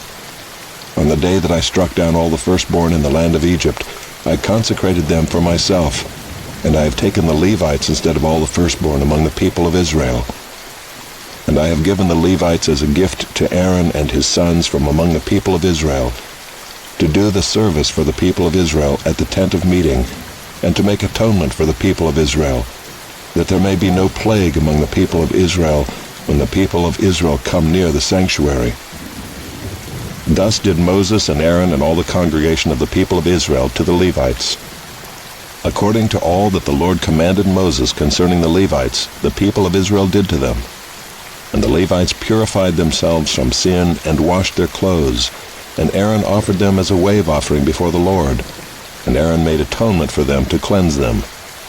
And after that the Levites went in to do their service in the tent of meeting before Aaron and his sons, as the Lord had commanded Moses concerning the Levites. So they did to them. And the Lord spoke to Moses, saying, This applies to the Levites. From 25 years old and upward, they shall come to do duty in the service of the tent of meeting. And from the age of 50 years they shall withdraw from the duty of the service, and serve no more. They minister to their brothers in the tent of meeting by keeping guard, but they shall do no service. Thus shall you do to the Levites in assigning their duties. Chapter 9. And the Lord spoke to Moses in the wilderness of Sinai in the first month of the second year after they had come out of the land of Egypt, saying, Let the people of Israel keep the Passover at its appointed time. On the 14th day of this month, at twilight, you shall keep it at its appointed time. According to all its statutes and all its rules you shall keep it. So Moses told the people of Israel that they should keep the Passover. And they kept the Passover in the first month, on the 14th day of the month, at twilight, in the wilderness of Sinai, according to all that the Lord commanded Moses. So the people of Israel did. And there were certain men who were unclean through touching a dead body, so that they could not keep the Passover on that day. And they came before Moses and Aaron on that day. And those men said to him, We are unclean through touching a dead body. Why are we kept from bringing the Lord's offering at its appointed time among the people of Israel? And Moses said to them, Wait that I may hear what the Lord will command concerning you. The Lord spoke to Moses, saying, Speak to the people of Israel, saying, If any one of you or of your descendants is unclean through touching a dead body, or is on a long journey, he shall still keep the Passover to the Lord. In the second month of the 14th day at twilight they shall keep it. They shall eat it with unleavened bread and bitter herbs. They shall leave none of it until the morning, nor break any of its bones. According to all the statute for the Passover they shall keep it. But if anyone who is clean and is not on a journey fails to keep the Passover, that person shall be cut off from his people, because he did not bring the Lord's offering at its appointed time. That man shall bear his sin. And if a stranger sojourns among you and would keep the Passover to the Lord, according to the statute of the Passover and according to its rule, so shall he do. You shall have one statute, both for the sojourner and for the native. On the day that the tabernacle was set up, the cloud covered the tabernacle, the tent of the testimony, and at evening it was over the tabernacle like the appearance of fire until morning. So it was always. The cloud covered it by day, and the appearance of fire by night. And whenever the cloud lifted from over the tent, after that the people of Israel set out, and in the place where the cloud settled down, there the people of Israel camped. At the command of the Lord the people of Israel set out, and at the command of the Lord they camped. As long as the cloud rested over the tabernacle, they remained in camp. Even when the cloud continued over the tabernacle many days, the people of Israel kept the charge of the Lord and did not set out. Sometimes the cloud was a few days over the tabernacle, and according to the command of the Lord they remained in camp. Then according to the command of the Lord they set out. And sometimes the cloud remained from evening until morning, and when the cloud lifted in the morning they set out. Or if it continued for a day and a night, when the cloud lifted they set out. Whether it was 2 days, or a month, or a longer time, that the cloud continued over the tabernacle, abiding there, the people of Israel remained in camp and did not set out, but when it lifted they set out. At the command of the Lord they camped, and at the command of the Lord they set out. They kept the charge of the Lord at the command of the Lord by Moses. Chapter 10. The Lord spoke to Moses, saying, "Make 2 silver trumpets. Of hammered work you shall make them, and you shall use them for summoning the congregation and for breaking camp. And when both are blown, all the congregation shall gather themselves to you at the entrance of the tent of meeting. But if they blow only one, then the chiefs, the heads of the tribes of Israel, shall gather themselves to you. When you blow an alarm, the camps that are on the east side shall set out. And when you blow an alarm the second time, the camps that are on the south side shall set out. An alarm is to be blown whenever they are to set out. But when the assembly is to be gathered together, you shall blow a long blast, but you shall not sound an alarm. And the sons of Aaron, the priests, shall blow the trumpets. The trumpets shall be to you for a perpetual statute throughout your generations. And when you go to war in your land against the adversary who oppresses you, then you shall sound an alarm with the trumpets, that you may be remembered before the Lord your God, and you shall be saved from your enemies. On the day of your gladness also, and at your appointed feasts, and at the beginnings of your months, you shall blow the trumpets over your burnt offerings and over the sacrifices of your peace offerings. They shall be a reminder of you before your God. I am the Lord your God. In the 2nd year, in the 2nd month, on the 20th day of the month, the cloud lifted from over the tabernacle of the testimony, and the people of Israel set out by stages from the wilderness of Sinai. And the cloud settled down in the wilderness of Paran. They set out for the first time at the command of the Lord by Moses. The standard of the camp of the people of Judah set out first by their companies, and over their company was Nahshon the son of Amminadab. And over the company of the tribe of the people of Issachar was Nathanael the son of Zuar. And over the company of the tribe of the people of Zebulun was Eliab the son of Helon. And when the tabernacle was taken down, the sons of Gershon and the sons of Merari, who carried the tabernacle, set out. And the standard of the camp of Reuben set out by their companies, and over their company was Elizur the son of Shedeur. And over the company of the tribe of the people of Simeon was Shelumiel the son of Zurishaddai. And over the company of the tribe of the people of Gad was Eliasaph the son of Deuel. Then the Kohathites set out, carrying the holy things, and the tabernacle was set up before their arrival.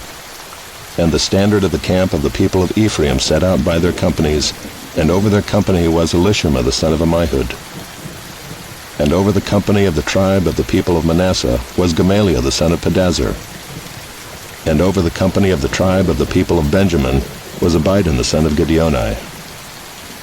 Then the standard of the camp of the people of Dan, acting as the rear guard of all the camps, set out by their companies, and over their company was Ahiezer the son of Ammishaddai. And over the company of the tribe of the people was Asher, was Pagiel the son of Ochran. And over the company of the tribe of the people of Naphtali was Ahira the son of Enan.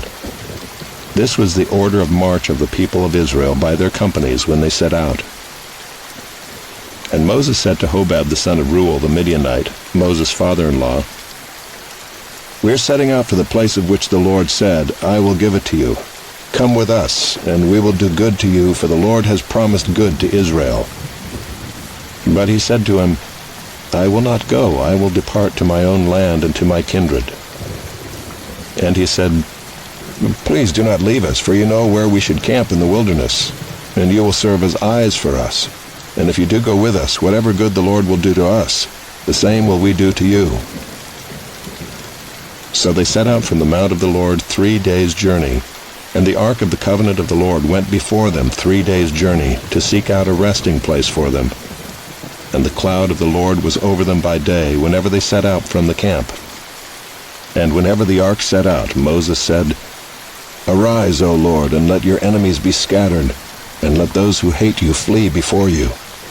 And when it rested, he said, "Return, O Lord, to the 10,000 thousands of Israel."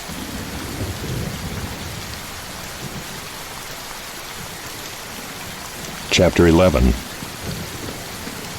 And the people complained in the hearing of the Lord about their misfortunes, and when the Lord heard it, his anger was kindled, and the fire of the Lord burned among them and consumed some outlying parts of the camp. Then the people cried out to Moses, and Moses prayed to the Lord, and the fire died down. So the name of that place was called Tabernacle, because the fire of the Lord burned among them. Now the rabble that was among them had a strong craving, and the people of Israel also wept again, and said, "Oh, that we had meat to eat! We remember the fish we ate in Egypt that cost nothing, the cucumbers, the melons, the leeks, the onions, and the garlic. But now our strength is dried up, and there is nothing at all but this manna to look at." Now the manna was like coriander seed, and its appearance was like that of bdellium. The people went about and gathered it, and ground it in handmills, or beat it in mortars, and boiled it in pots, and made cakes of it. And the taste of it was like the taste of cakes baked with oil. When the dew fell upon the camp in the night, the manna fell with it. Moses heard the people weeping throughout their clans, everyone at the door of his tent. And the anger of the Lord blazed hotly, and Moses was displeased. Moses said to the Lord, "Why have you dealt ill with your servant, and why have I not found favor in your sight, that you lay the burden of all this people on me? Did I conceive all this people? Did I give them birth, that you should say to me, 'Carry them in your bosom as a nurse carries a nursing child, to the land that you swore to give to their fathers?' Where am I to get meat to give to all this people?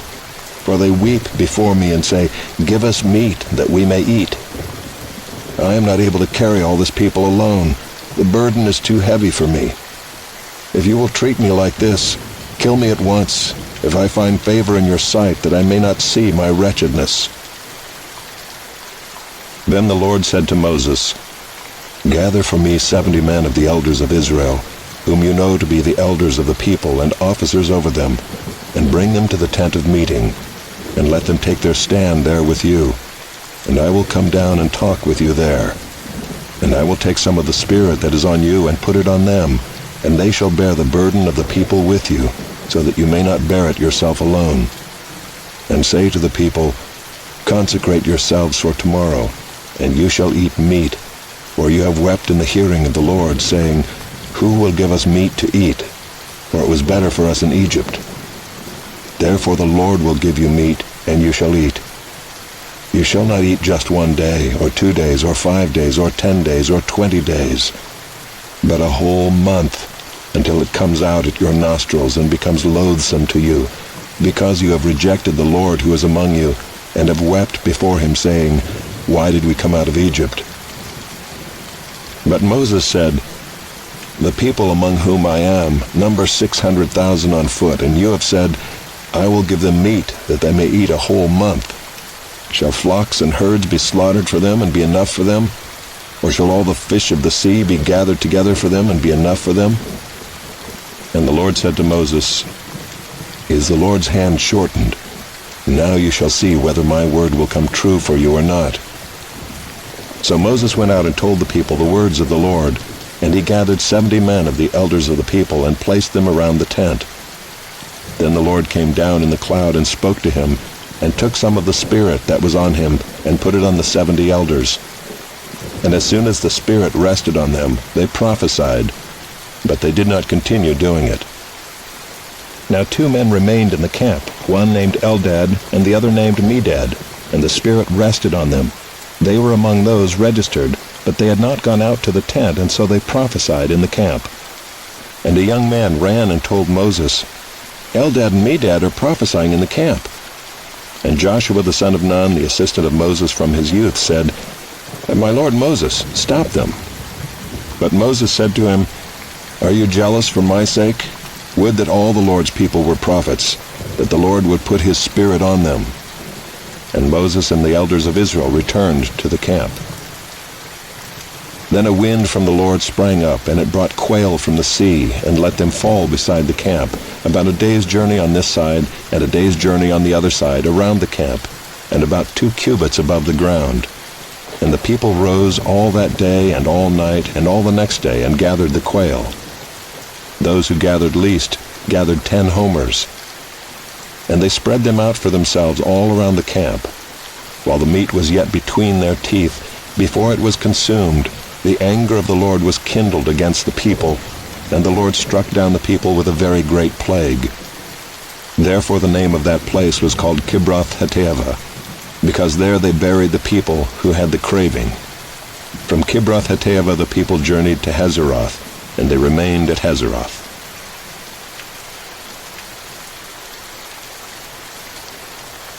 Chapter 12.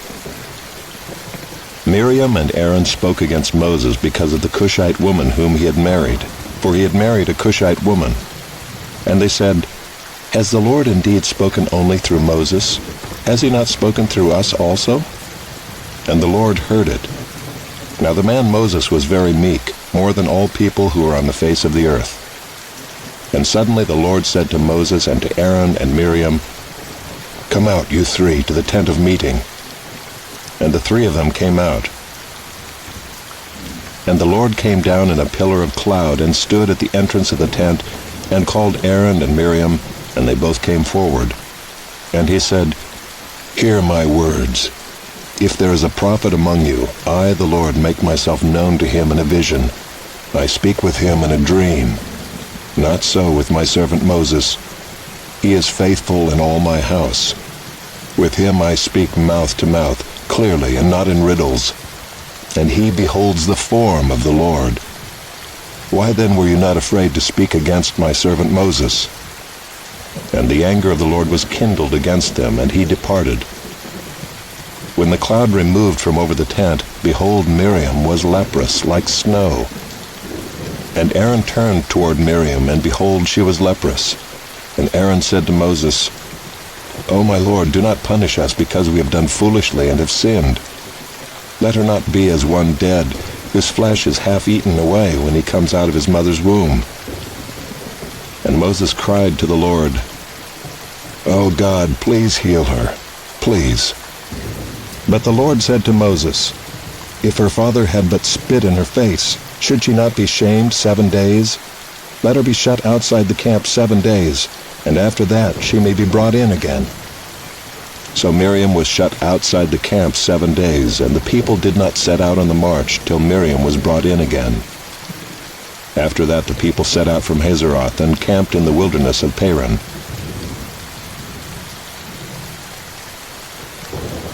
Chapter 13. The Lord spoke to Moses, saying, "Send men to spy out the land of Canaan, which I am giving to the people of Israel. From each tribe of their fathers you shall send a man, every one a chief among them." So Moses sent them from the wilderness of Paran, according to the command of the Lord, all of them men who were heads of the people of Israel.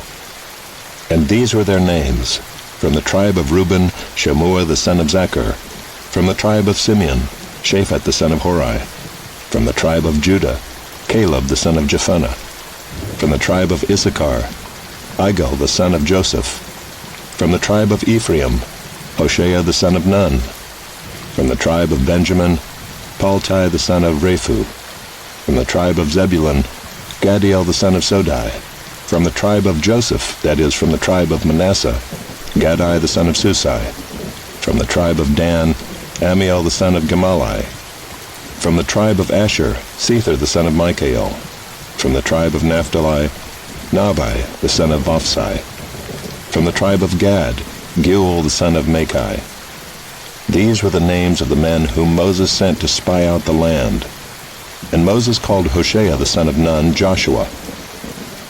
Moses sent them to spy out the land of Canaan, and said to them, "Go up into the Negeb, and go up into the hill country, and see what the land is, and whether the people who dwell in it are strong or weak, whether they are few or many, and whether the land that they dwell in is good or bad. and whether the cities that they dwell in are camps or strongholds, and whether the land is rich or poor, and whether there are trees in it or not. Be of good courage and bring some of the fruit of the land." Now the time was the season of the first ripe grapes. So they went up and spied out the land from the wilderness of Zin to Rehob, near Lebo-Hamath. They went up into the Negeb and came to Hebron.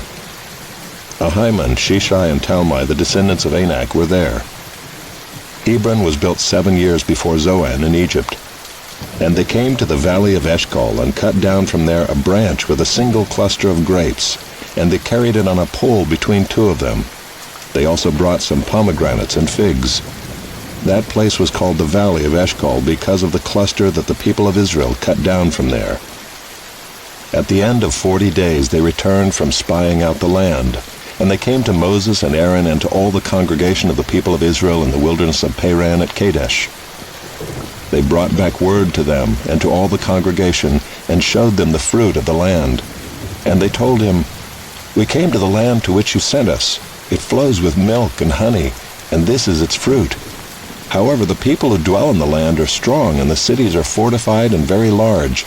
And besides, we saw the descendants of Anak there. The Amalekites dwell in the land of the Negeb. The Hittites, the Jebusites, and the Amorites dwell in the hill country. And the Canaanites dwell by the sea and along the Jordan." But Caleb quieted the people before Moses and said, "Let us go up at once and occupy it, for we are well able to overcome it."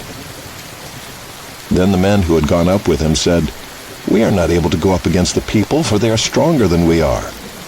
So they brought to the people of Israel a bad report of the land that they had spied out, saying, "The land through which we have gone to spy it out is a land that devours its inhabitants, and all the people that we saw in it are of great height. And there we saw the Nephilim, the sons of Anak, who come from the Nephilim. And we seemed to ourselves like grasshoppers, and so we seemed to them."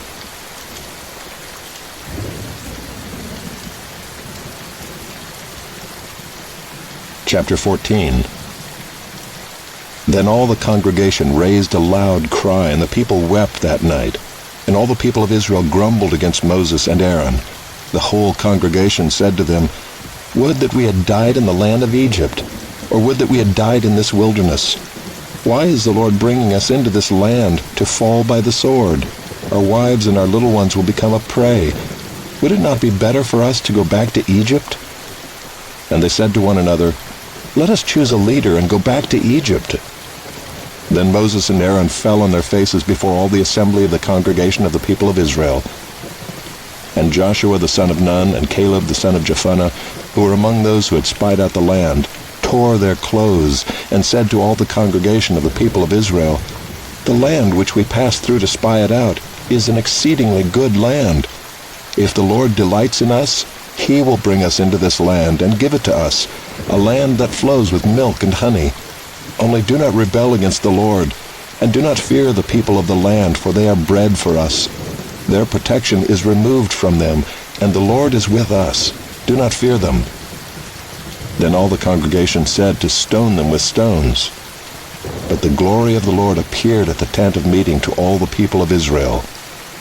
And the Lord said to Moses, "How long will this people despise me? And how long will they not believe in me, in spite of all the signs that I have done among them? I will strike them with the pestilence and disinherit them, and I will make of you a nation greater and mightier than they." But Moses said to the Lord, "Then the Egyptians will hear of it, for you brought up this people in your might from among them, and they will tell the inhabitants of this land. They have heard that you, O Lord, are in the midst of this people, for you, O Lord, are seen face to face, and your cloud stands over them, and you go before them in a pillar of cloud by day, and in a pillar of fire by night. Now if you kill this people as one man, then the nations who have heard your fame will say, 'It is because the Lord was not able to bring this people into the land that he swore to give to them, that he has killed them in the wilderness.' And now please let the power of the Lord be great as you have promised, saying, 'The Lord is slow to anger and abounding in steadfast love, forgiving iniquity and transgression. But he will by no means clear the guilty, visiting the iniquity of the fathers on the children to the third and the fourth generation. please pardon the iniquity of this people according to the greatness of your steadfast love, just as you have forgiven this people from Egypt until now." Then the Lord said, "I have pardoned according to your word. But truly as I live, and as all the earth shall be filled with the glory of the Lord, none of the men who have seen my glory and my signs that I did in Egypt and in the wilderness, and yet have put me to the test these 10 times, and have not obeyed my voice, shall see the land that I swore to give to their fathers. And none of those who despised me shall see it. But my servant Caleb, because he has a different spirit, and has followed me fully, I will bring into the land into which he went, and his descendants shall possess it. Now, since the Amalekites and the Canaanites dwell in the valleys, turn tomorrow and set out for the wilderness by the way to the Red Sea." And the Lord spoke to Moses and to Aaron, saying, "How long shall this wicked congregation grumble against me? I have heard the grumblings of the people of Israel, which they grumble against me. Say to them, As I live, declares the Lord, what you have said in my hearing I will do to you. Your dead bodies shall fall in this wilderness, and of all your number, listed in the census from 20 years old and upward, who have grumbled against me, not one shall come into the land where I swore that I would make you dwell, except Caleb, the son of Jephunneh, and Joshua, the son of Nun. But your little ones, who you said would become a prey, I will bring in, and they shall know the land that you have rejected. But as for you, your dead bodies shall fall in this wilderness. And your children shall be shepherds in the wilderness 40 years, and shall suffer for your faithlessness, until the last of your dead bodies lies in the wilderness. According to the number of the days in which you spied out the land, 40 days, a year for each day, you shall bear your iniquity 40 years, and you shall know my displeasure. I, the Lord, have spoken. Surely this will I do to all this wicked congregation who are gathered together against me. In this wilderness they shall come to a full end, and there they shall die."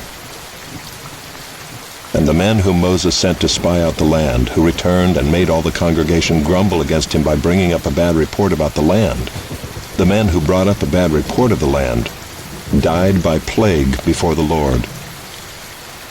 Of those men who went to spy out the land, only Joshua the son of Nun and Caleb the son of Jephunneh remained alive.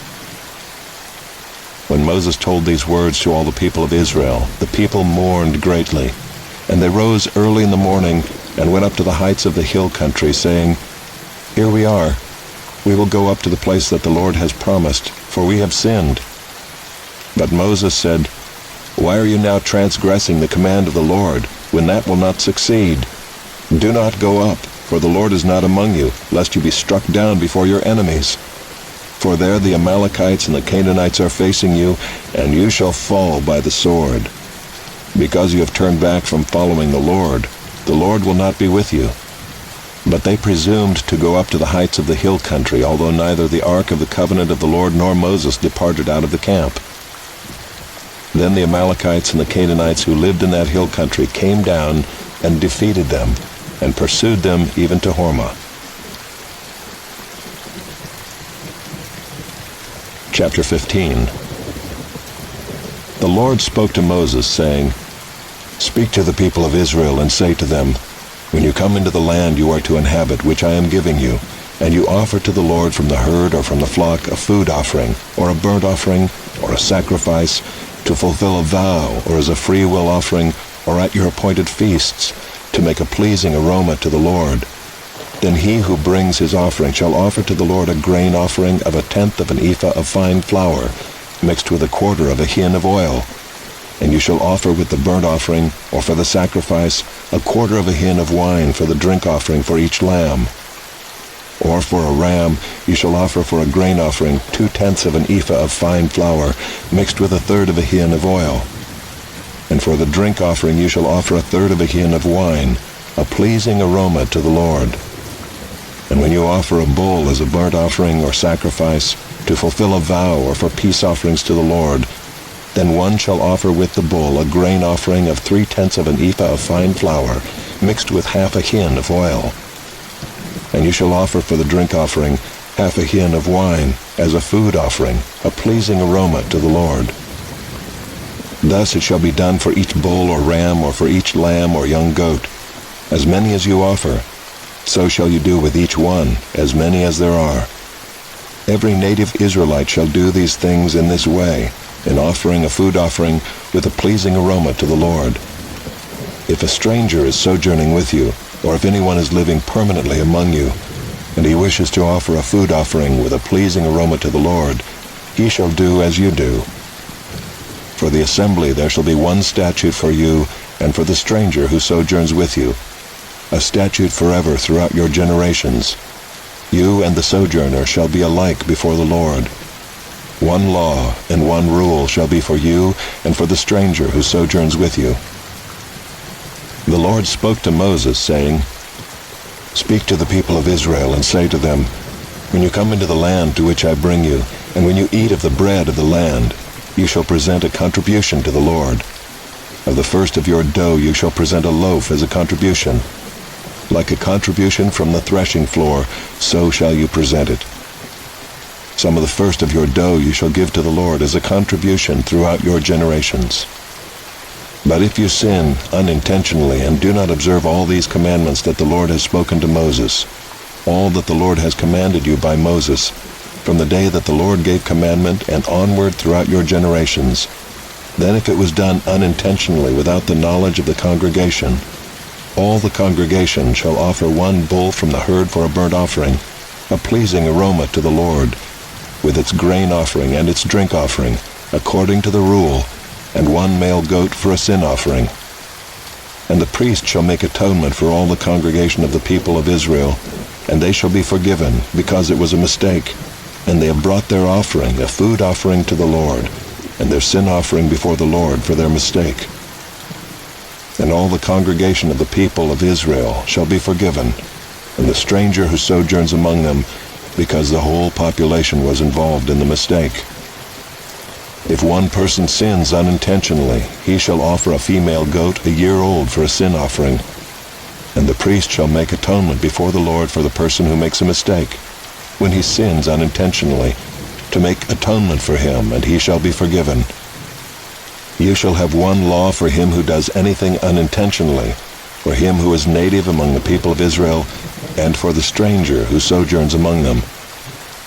But the person who does anything with a high hand, whether he is native or a sojourner, reviles the Lord, and that person shall be cut off from among his people.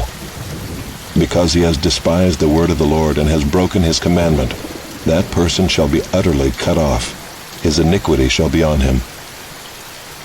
While the people of Israel were in the wilderness, they found a man gathering sticks on the Sabbath day. And those who found him gathering sticks brought him to Moses and Aaron and to all the congregation. They put him in custody because it had not been made clear what should be done to him.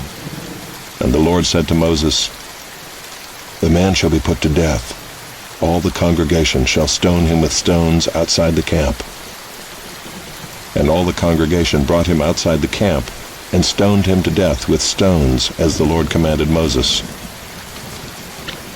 The Lord said to Moses, Speak to the people of Israel, and tell them to make tassels on the corners of their garments throughout their generations, and to put a cord of blue on the tassel of each corner. And it shall be a tassel for you to look at and remember all the commandments of the Lord, to do them, not to follow after your own heart and your own eyes, which you are inclined to whore after. So you shall remember and do all my commandments, and be holy to your God. I am the Lord your God, who brought you out of the land of Egypt to be your God. I am the Lord your God.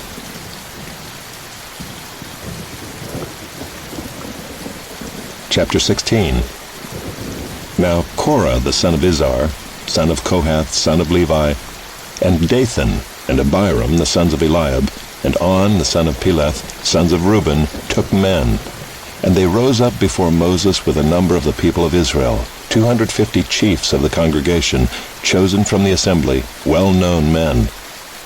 They assembled themselves together against Moses and against Aaron, and said to them, You have gone too far, for all in the congregation are holy, every one of them, and the Lord is among them. Why then do you exalt yourselves above the assembly of the Lord?" When Moses heard it, he fell on his face, and he said to Korah and all his company, "In the morning the Lord will show who is his and who is holy, and will bring him near to him. The one whom he chooses, he will bring near to him.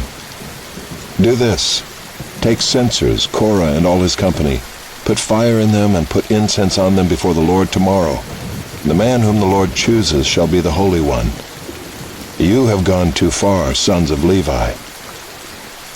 And Moses said to Korah, "Hear now, you sons of Levi.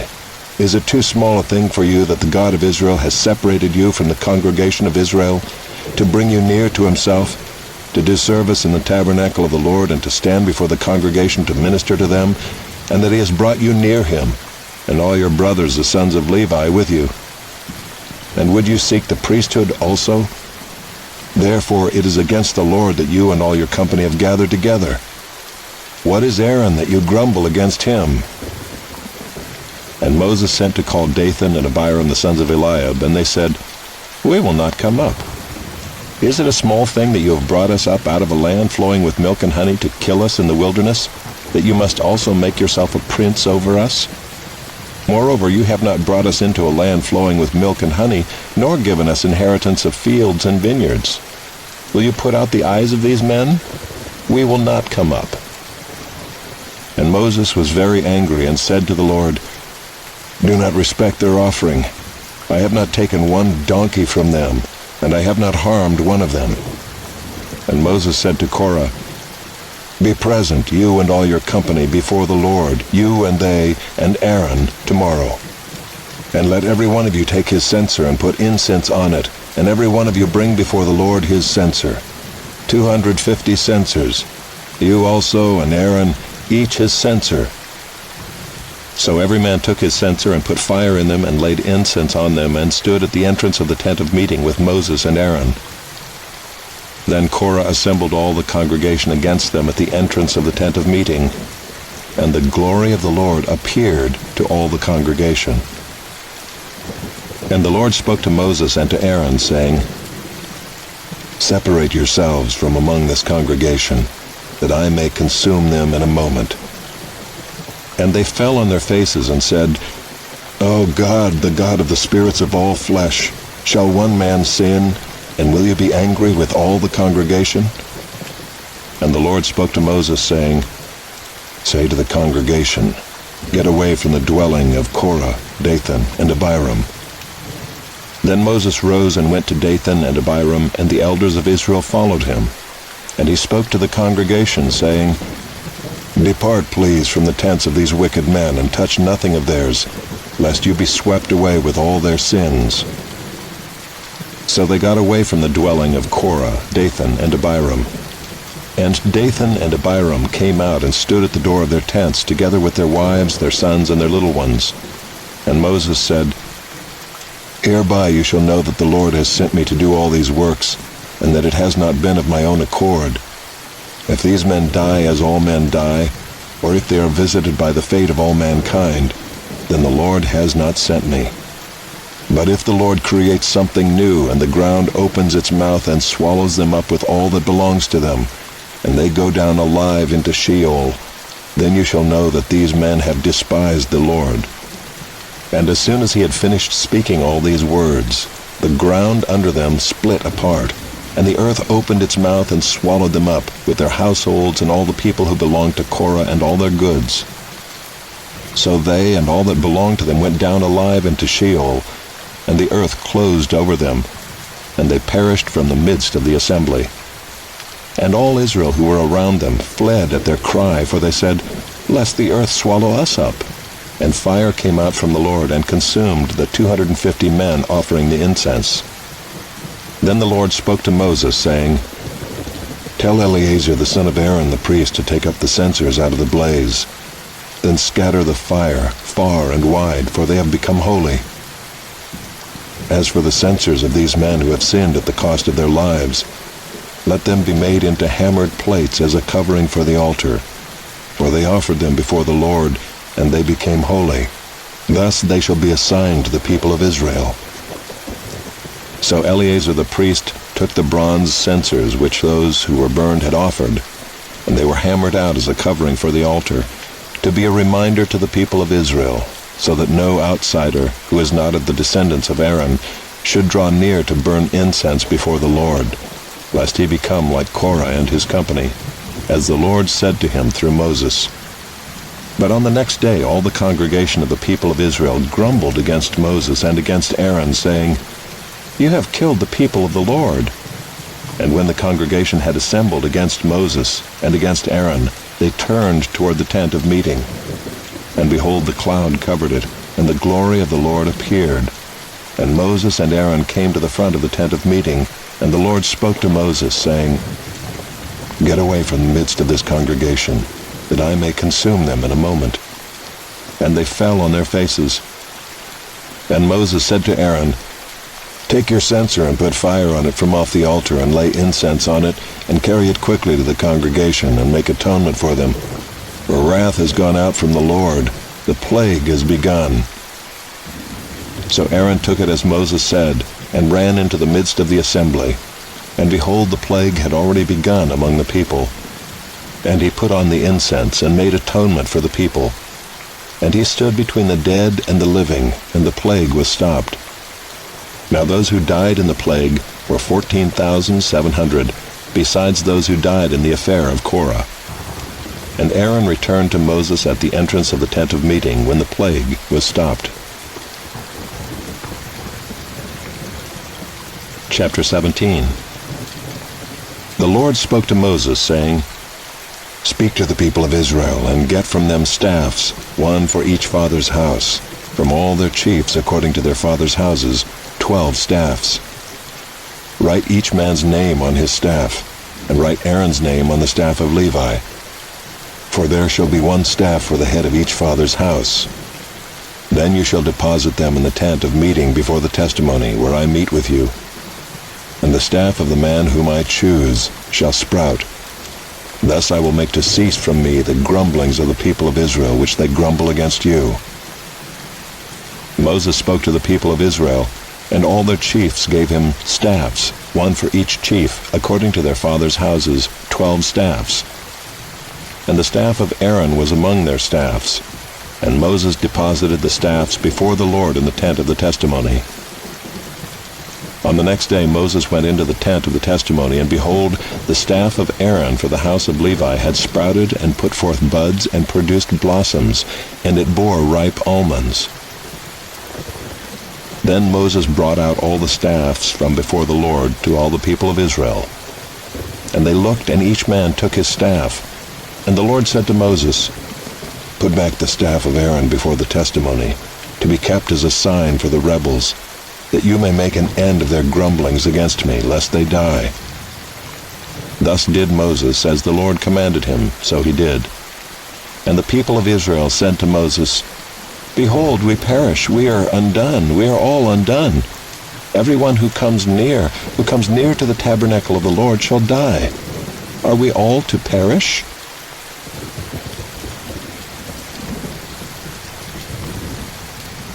Chapter 18. So the Lord said to Aaron, "You and your sons and your father's house with you shall bear iniquity connected with the sanctuary, and you and your sons with you shall bear iniquity connected with your priesthood. And with you bring your brothers also, the tribe of Levi, the tribe of your father, that they may join you and minister to you while you and your sons with you are before the tent of the testimony. They shall keep guard over you and over the whole tent, but shall not come near to the vessels of the sanctuary or to the altar, lest they and you die. They shall join you and keep guard over the tent of meeting for all the service of the tent, and no outsider shall come near you.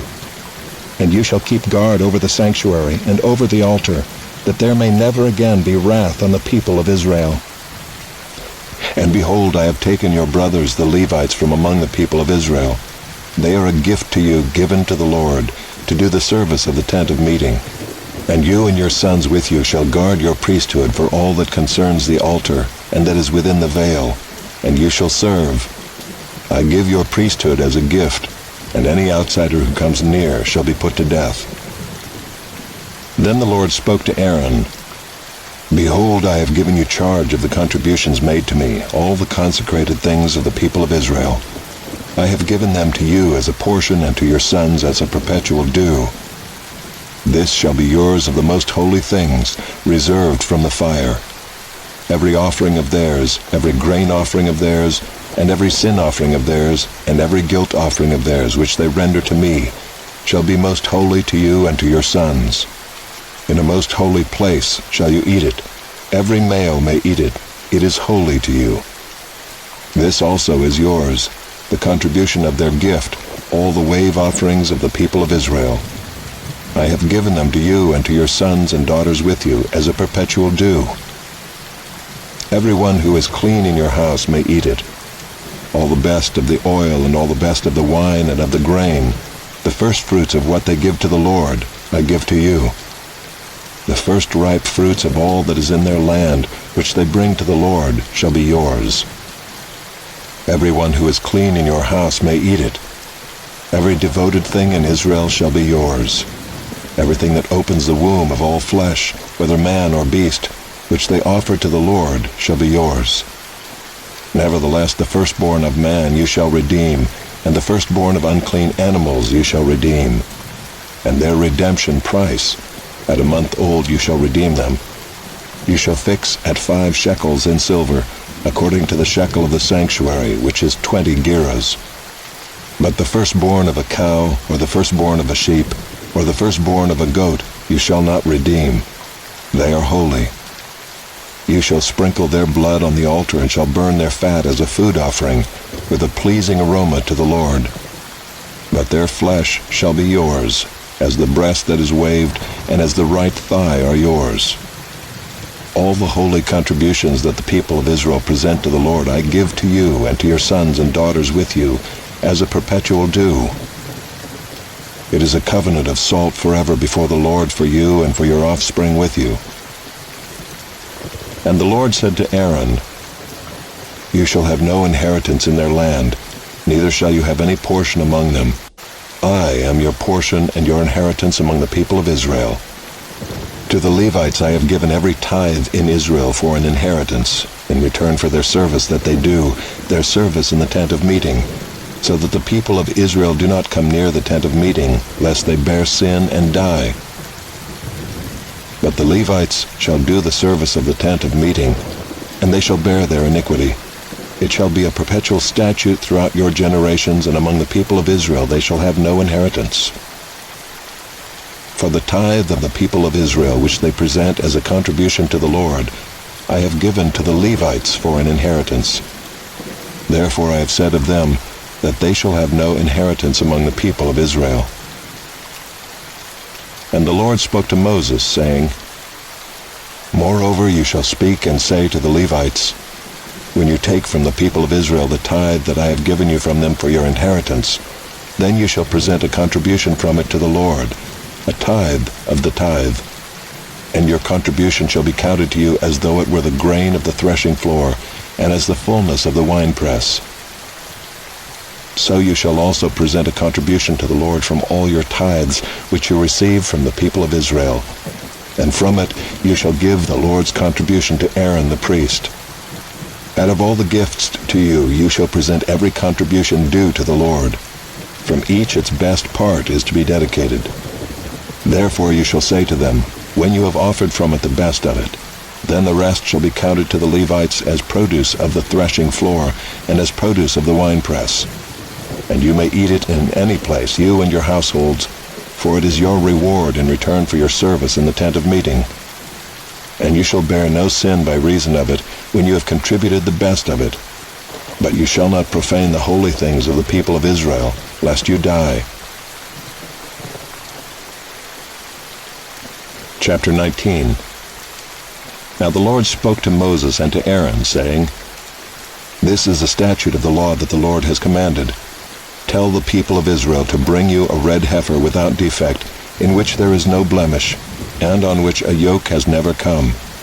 And you shall give it to Eleazar the priest, and it shall be taken outside the camp and slaughtered before him. And Eleazar the priest shall take some of its blood with his finger, and sprinkle some of its blood toward the front of the tent of meeting 7 times. And the heifer shall be burned in his sight. Its skin, its flesh, and its blood, with its dung, shall be burned. And the priest shall take cedar wood and hyssop and scarlet yarn, and throw them into the fire, burning the heifer. Then the priest shall wash his clothes and bathe his body in water, and afterward he may come into the camp. But the priest shall be unclean until evening. The one who burns the heifer shall wash his clothes in water and bathe his body in water, and shall be unclean until evening. And a man who is clean shall gather up the ashes of the heifer and deposit them outside the camp in a clean place. And they shall be kept for the water for impurity for the congregation of the people of Israel. It is a sin offering. And the one who gathers the ashes of the heifer shall wash his clothes and be unclean until evening. And this shall be a perpetual statute for the people of Israel, and for the stranger who sojourns among them. Whoever touches the dead body of any person shall be unclean 7 days. He shall cleanse himself with the water on the 3rd day, and on the 7th day, and so be clean. But if he does not cleanse himself on the 3rd day, and on the 7th day, he will not become clean. Whoever touches a dead person, the body of anyone who has died, and does not cleanse himself, defiles the tabernacle of the Lord, and that person shall be cut off from Israel. Because the water for impurity was not thrown on him, he shall be unclean. His uncleanness is still on him. This is the law when someone dies in a tent. Everyone who comes into the tent and everyone who is in the tent shall be unclean 7 days. And every open vessel that has no cover fastened on it is unclean. Whoever in the open field touches someone who was killed with a sword, or who died naturally, or touches a human bone or a grave, shall be unclean 7 days. For the unclean they shall take some ashes of the burnt sin offering, and fresh water shall be added in a vessel. Then a clean person shall take hyssop, and dip it in the water, and sprinkle it on the tent, and on all the furnishings, and on the persons who were there, and on whoever touched the bone, or the slain, or the dead, or the grave. And the clean person shall sprinkle it on the unclean on the 3rd day, and on the 7th day. Thus on the 7th day he shall cleanse him, and he shall wash his clothes and bathe himself in water, and at evening he shall be clean. If the man who is unclean does not cleanse himself, that person shall be cut off from the midst of the assembly, since he has defiled the sanctuary of the Lord. Because the water for impurity has not been thrown on him, he is unclean. And it shall be a statute forever for them. The one who sprinkles the water for impurity shall wash his clothes, and the one who touches the water for impurity shall be unclean until evening. And whatever the unclean person touches shall be unclean, and anyone who touches it shall be unclean until evening.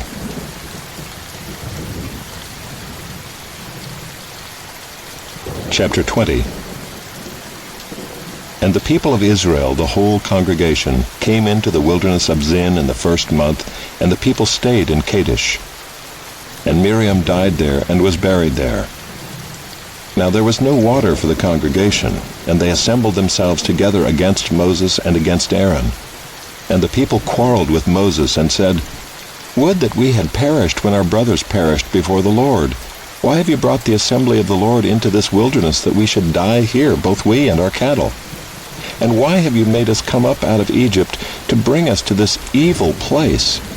It is no place for grain or figs or vines or pomegranates, and there is no water to drink."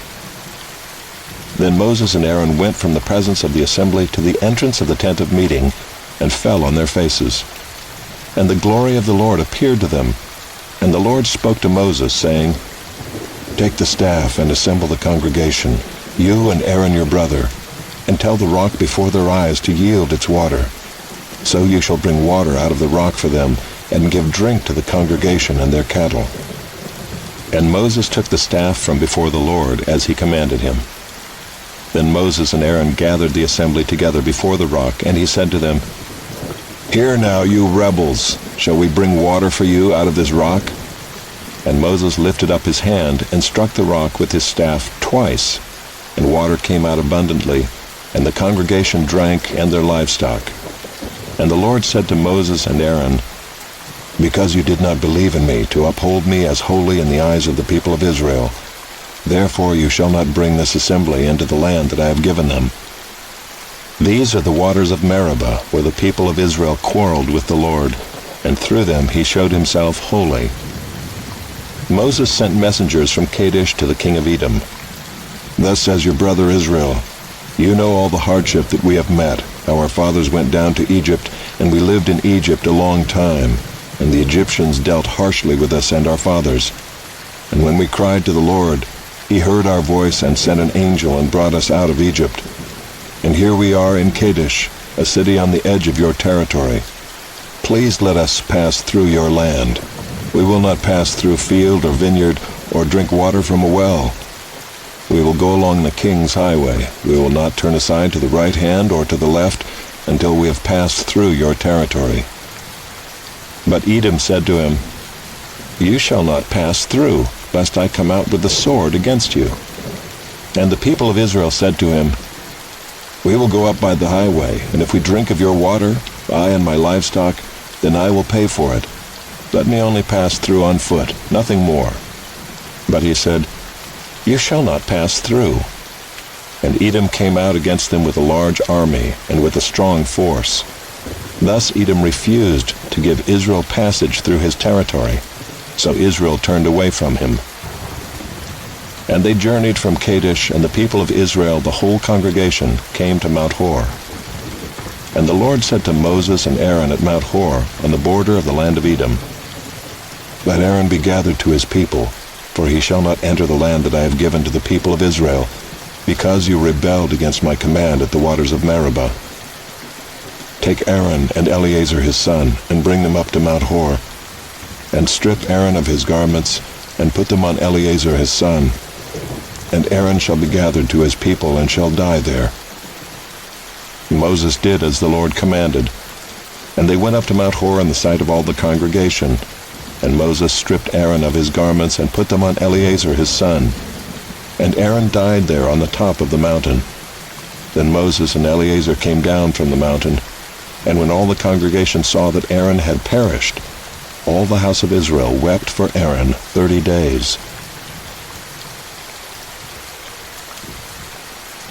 Chapter 21. When the Canaanite, the king of Arad, who lived in the Negeb, heard that Israel was coming by the way of Atharim, he fought against Israel and took some of them captive. And Israel vowed a vow to the Lord and said, if you will indeed give this people into my hand, then I will devote their cities to destruction. And the Lord heeded the voice of Israel and gave over the Canaanites, and they devoted them and their cities to destruction. So the name of the place was called Hormah. From Mount Hor they set out by the way to the Red Sea to go around the land of Edom. And the people became impatient on the way. And the people spoke against God and against Moses. Why have you brought us up out of Egypt to die in the wilderness? For there is no food and no water, and we loathe this worthless food. Then the Lord sent fiery serpents among the people, and they bit the people so that many people of Israel died. And the people came to Moses and said, we have sinned, for we have spoken against the Lord and against you. Pray to the Lord that he take away the serpents from us. So Moses prayed for the people. And the Lord said to Moses, make a fiery serpent and set it on a pole, and everyone who is bitten, when he sees it, shall live. So Moses made a bronze serpent and set it on a pole, and if a serpent bit anyone, he would look at the bronze serpent and live. And the people of Israel set out and camped in Oboth. And they set out from Oboth and camped at Abiram, in the wilderness that is opposite Moab, toward the sunrise. From there they set out and camped in the valley of Zered. From there they set out and camped on the other side of the Arnon, which is in the wilderness that extends from the border of the Amorites, for the Arnon is the border of Moab, between Moab and the Amorites. Therefore it is said in the book of the wars of the Lord, Wahab and Suphah, and the valleys of the Arnon, and the slope of the valleys that extends to the seat of Ar, and leans to the border of Moab. And from there they continued to Beer, that is the well of which the Lord said to Moses, gather the people together, so that I may give them water. Then Israel sang this song, spring up, O well, sing to it, the well that the princes made, that the nobles of the people dug, with the scepter and with their staffs. And from the wilderness they went on to Mattanah, and from Mattanah to Nahaliel. and from Nahaliel to Bamoth, and from Bamoth to the valley lying in the region of Moab, by the top of Pisgah that looks down on the desert. Then Israel sent messengers to Sihon king of the Amorites, saying, Let me pass through your land. We will not turn aside into field or vineyard. We will not drink the water of a well. We will go by the king's highway until we have passed through your territory.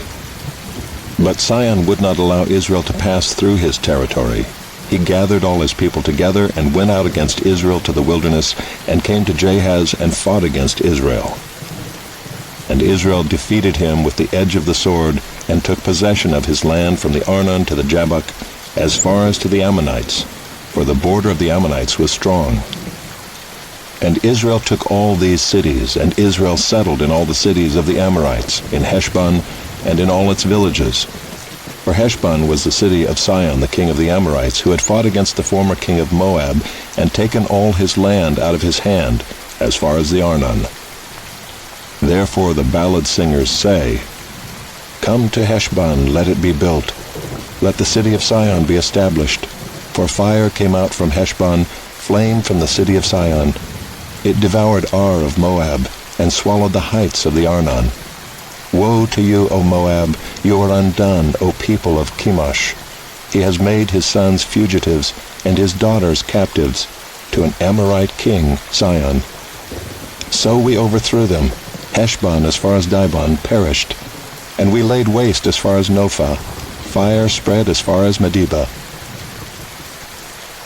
Thus Israel lived in the land of the Amorites, and Moses sent to spy out Jazer, and they captured its villages and dispossessed the Amorites who were there. Then they turned and went up by the way to Bashan. And Og the king of Bashan came out against them, he and all his people, to battle at Edrei. But the Lord said to Moses, Do not fear him, for I have given him into your hand, and all his people and his land. And you shall do to him as you did to Sihon king of the Amorites, who lived at Heshbon. So they defeated him and his sons and all his people, until he had no survivor left, and they possessed his land.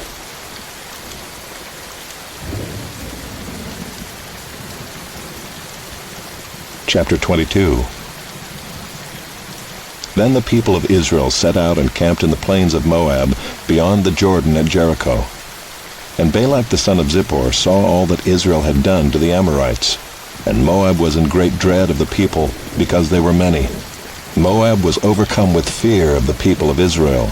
And Moab said to the elders of Midian, This horde will now lick up all that is around us, as the ox licks up the grass of the field. So Balak the son of Zippor, who was king of Moab at that time, sent messengers to Balaam the son of Beor at Pethor, which is near the river in the land of the people of Ammon, to call him, saying, Behold, a people has come out of Egypt.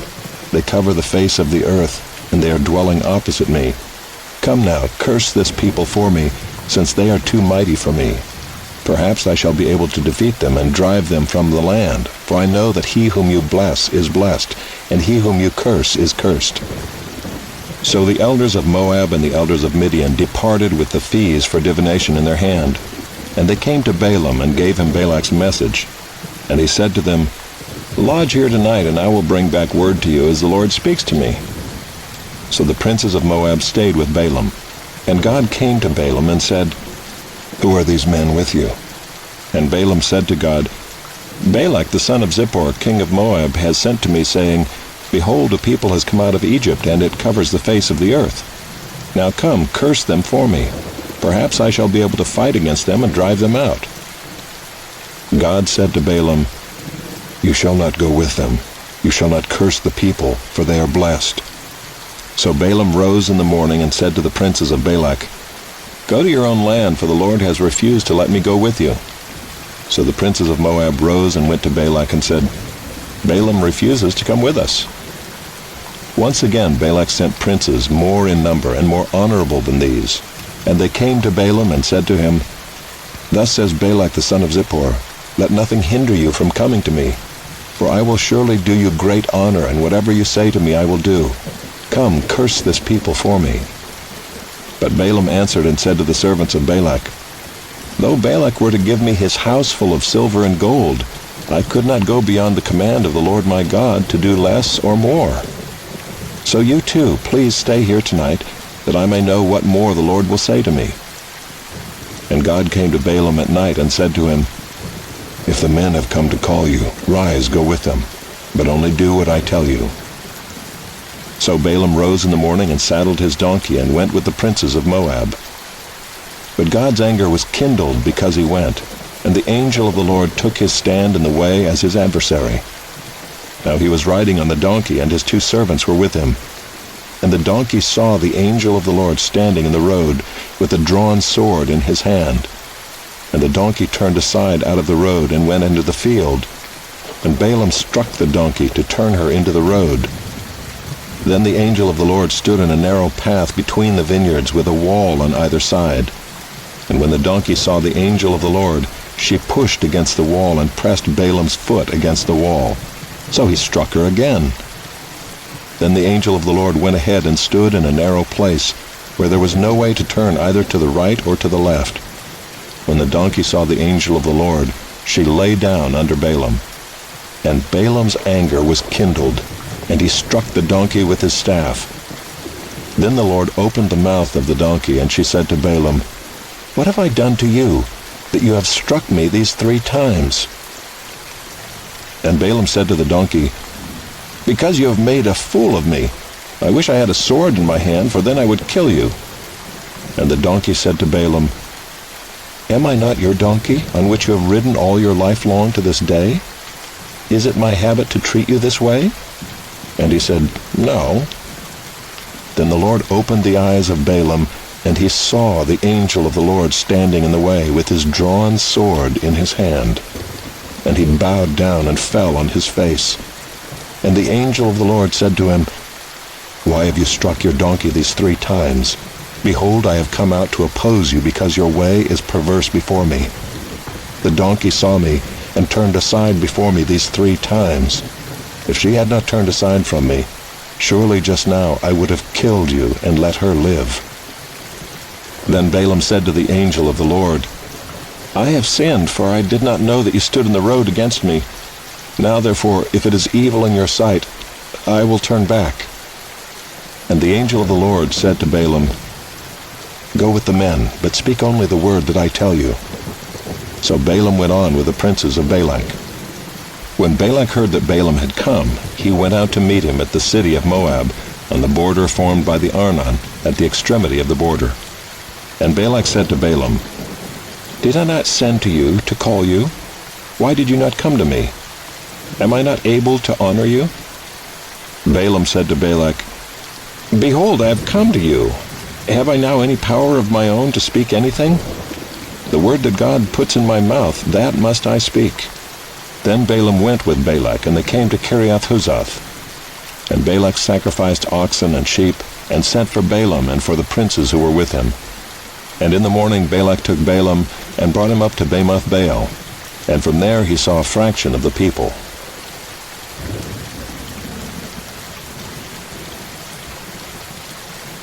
Chapter 23. And Balaam said to Balak, "Build for me here 7 altars, and prepare for me here 7 bulls and 7 rams." Balak did as Balaam had said, and Balak and Balaam offered on each altar a bull and a ram. And Balaam said to Balak, "Stand beside your burnt offering, and I will go. Perhaps the Lord will come to meet me, and whatever he shows me I will tell you." And he went to a bare height, and God met Balaam. And Balaam said to him, "I have arranged the 7 altars, and I have offered on each altar a bull and a ram." And the Lord put a word in Balaam's mouth and said, "Return to Balak, and thus you shall speak." And he returned to him, and behold, he and all the princes of Moab were standing beside his burnt offering. And Balaam took up his discourse and said, "From Aram Balak has brought me, the king of Moab from the eastern mountains. Come, curse Jacob for me, and come, denounce Israel. How can I curse whom God has not cursed? How can I denounce whom the Lord has not denounced? For from the top of the crags I see him, from the hills I behold him.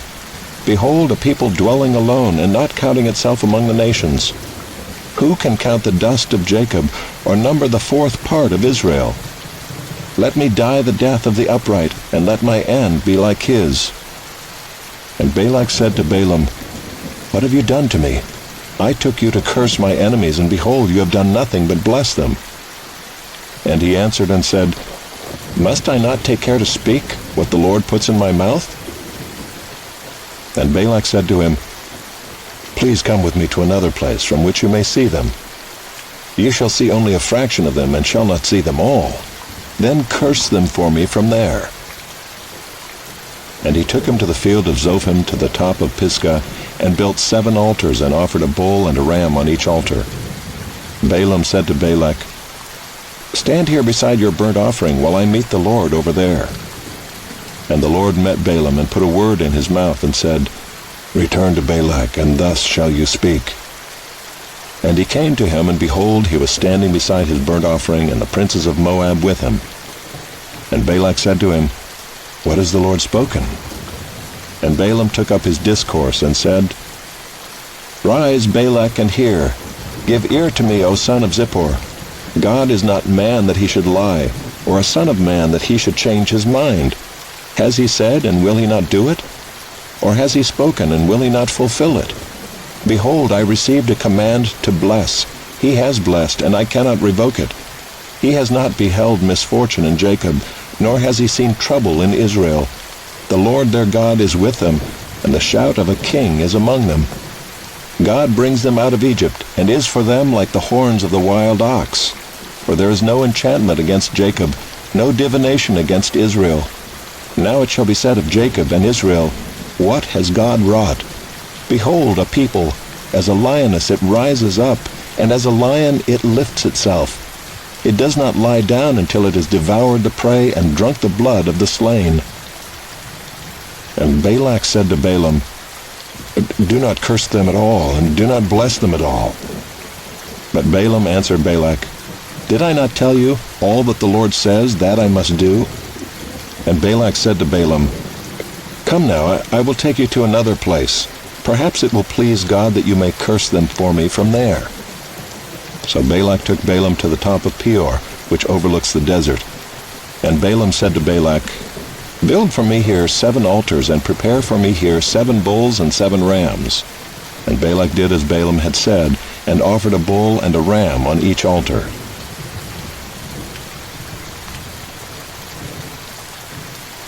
Chapter 24. When Balaam saw that it pleased the Lord to bless Israel, he did not go, as at other times, to look for omens, but set his face toward the wilderness. And Balaam lifted up his eyes, and saw Israel camping tribe by tribe. And the Spirit of God came upon him, and he took up his discourse, and said, "The oracle of Balaam the son of Beor, the oracle of the man whose eye is opened, the oracle of him who hears the words of God, who sees the vision of the Almighty, falling down with his eyes uncovered. How lovely are your tents, O Jacob, your encampments, O Israel, like palm groves that stretch afar, like gardens beside a river, like aloes that the Lord has planted, like cedar trees beside the waters. Water shall flow from his buckets, and his seed shall be in many waters. His king shall be higher than Agag, and his kingdom shall be exalted. God brings him out of Egypt, and is for him like the horns of the wild ox. He shall eat up the nations, his adversaries, and shall break their bones in pieces, and pierce them through with his arrows. He crouched, he lay down like a lion, and like a lioness. Who will rouse him up? Blessed are those who bless you, and cursed are those who curse you." And Balak's anger was kindled against Balaam, and he struck his hands together. And Balak said to Balaam, "I called you to curse my enemies, and behold, you have blessed them these 3 times. Therefore now flee to your own place. I said, I will certainly honor you, but the Lord has held you back from honor." And Balaam said to Balak, "Did I not tell your messengers whom you sent to me, if Balak should give me his house full of silver and gold, I would not be able to go beyond the word of the Lord, to do either good or bad of my own will? What the Lord speaks, that will I speak. And now, behold, I am going to my people. Come, I will let you know what this people will do to your people in the latter days." And he took up his discourse and said, The oracle of Balaam the son of Beor, the oracle of the man whose eye is opened, the oracle of him who hears the words of God and knows the knowledge of the Most High, who sees the vision of the Almighty, falling down with his eyes uncovered. I see him, but not now. I behold him, but not near. A star shall come out of Jacob, and a scepter shall rise out of Israel. It shall crush the forehead of Moab, and break down all the sons of Sheth. Edom shall be dispossessed. Seir also, his enemies, shall be dispossessed. Israel is doing valiantly. And one from Jacob shall exercise dominion and destroy the survivors of cities. Then he looked on Amalek and took up his discourse and said, Amalek was the first among the nations, but its end is utter destruction. And he looked on the Kenite and took up his discourse and said, Enduring is your dwelling place, and your nest is set in the rock. Nevertheless, Cain shall be burned when Asher takes you away captive. And he took up his discourse and said, Alas, who shall live when God does this? But ships shall come from Kittim, and shall afflict Asher and Eber, and he too shall come to utter destruction. Then Balaam rose and went back to his place, and Balak also went his way.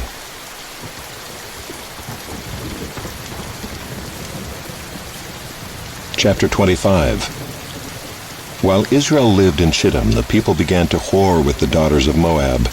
These invited the people to the sacrifices of their gods, and the people ate and bowed down to their gods. So Israel yoked himself to Baal of Peor, and the anger of the Lord was kindled against Israel.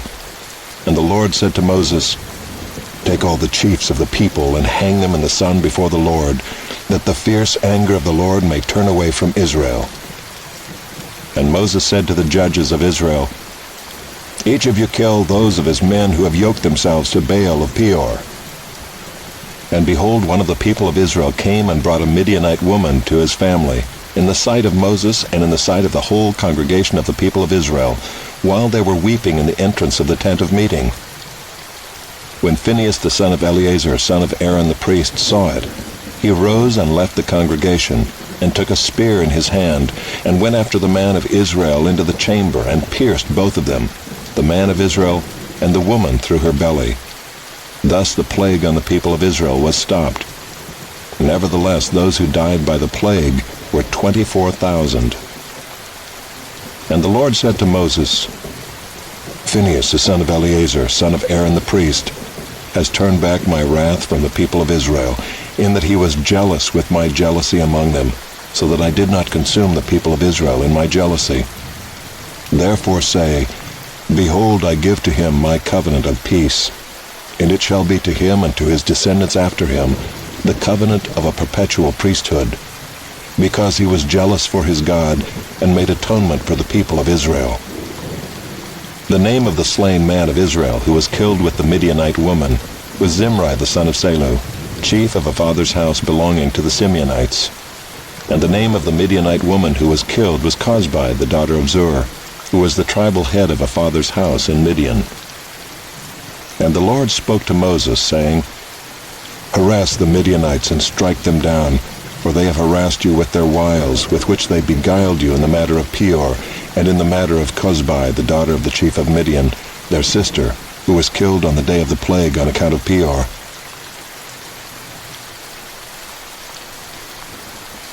Chapter 26. After the plague, the Lord said to Moses and to Eleazar the son of Aaron the priest, Take a census of all the congregation of the people of Israel, from 20 years old and upward, by their fathers' houses, all in Israel who are able to go to war.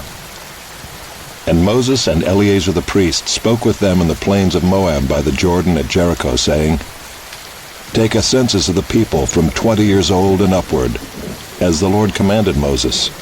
The people of Israel who came out of the land of Egypt were Reuben, the firstborn of Israel, the sons of Reuben, of Hanok, the clan of the Hanokites, of Palu, the clan of the Paluites, of Hezron, the clan of the Hezronites, of Carmi, the clan of the Carmites.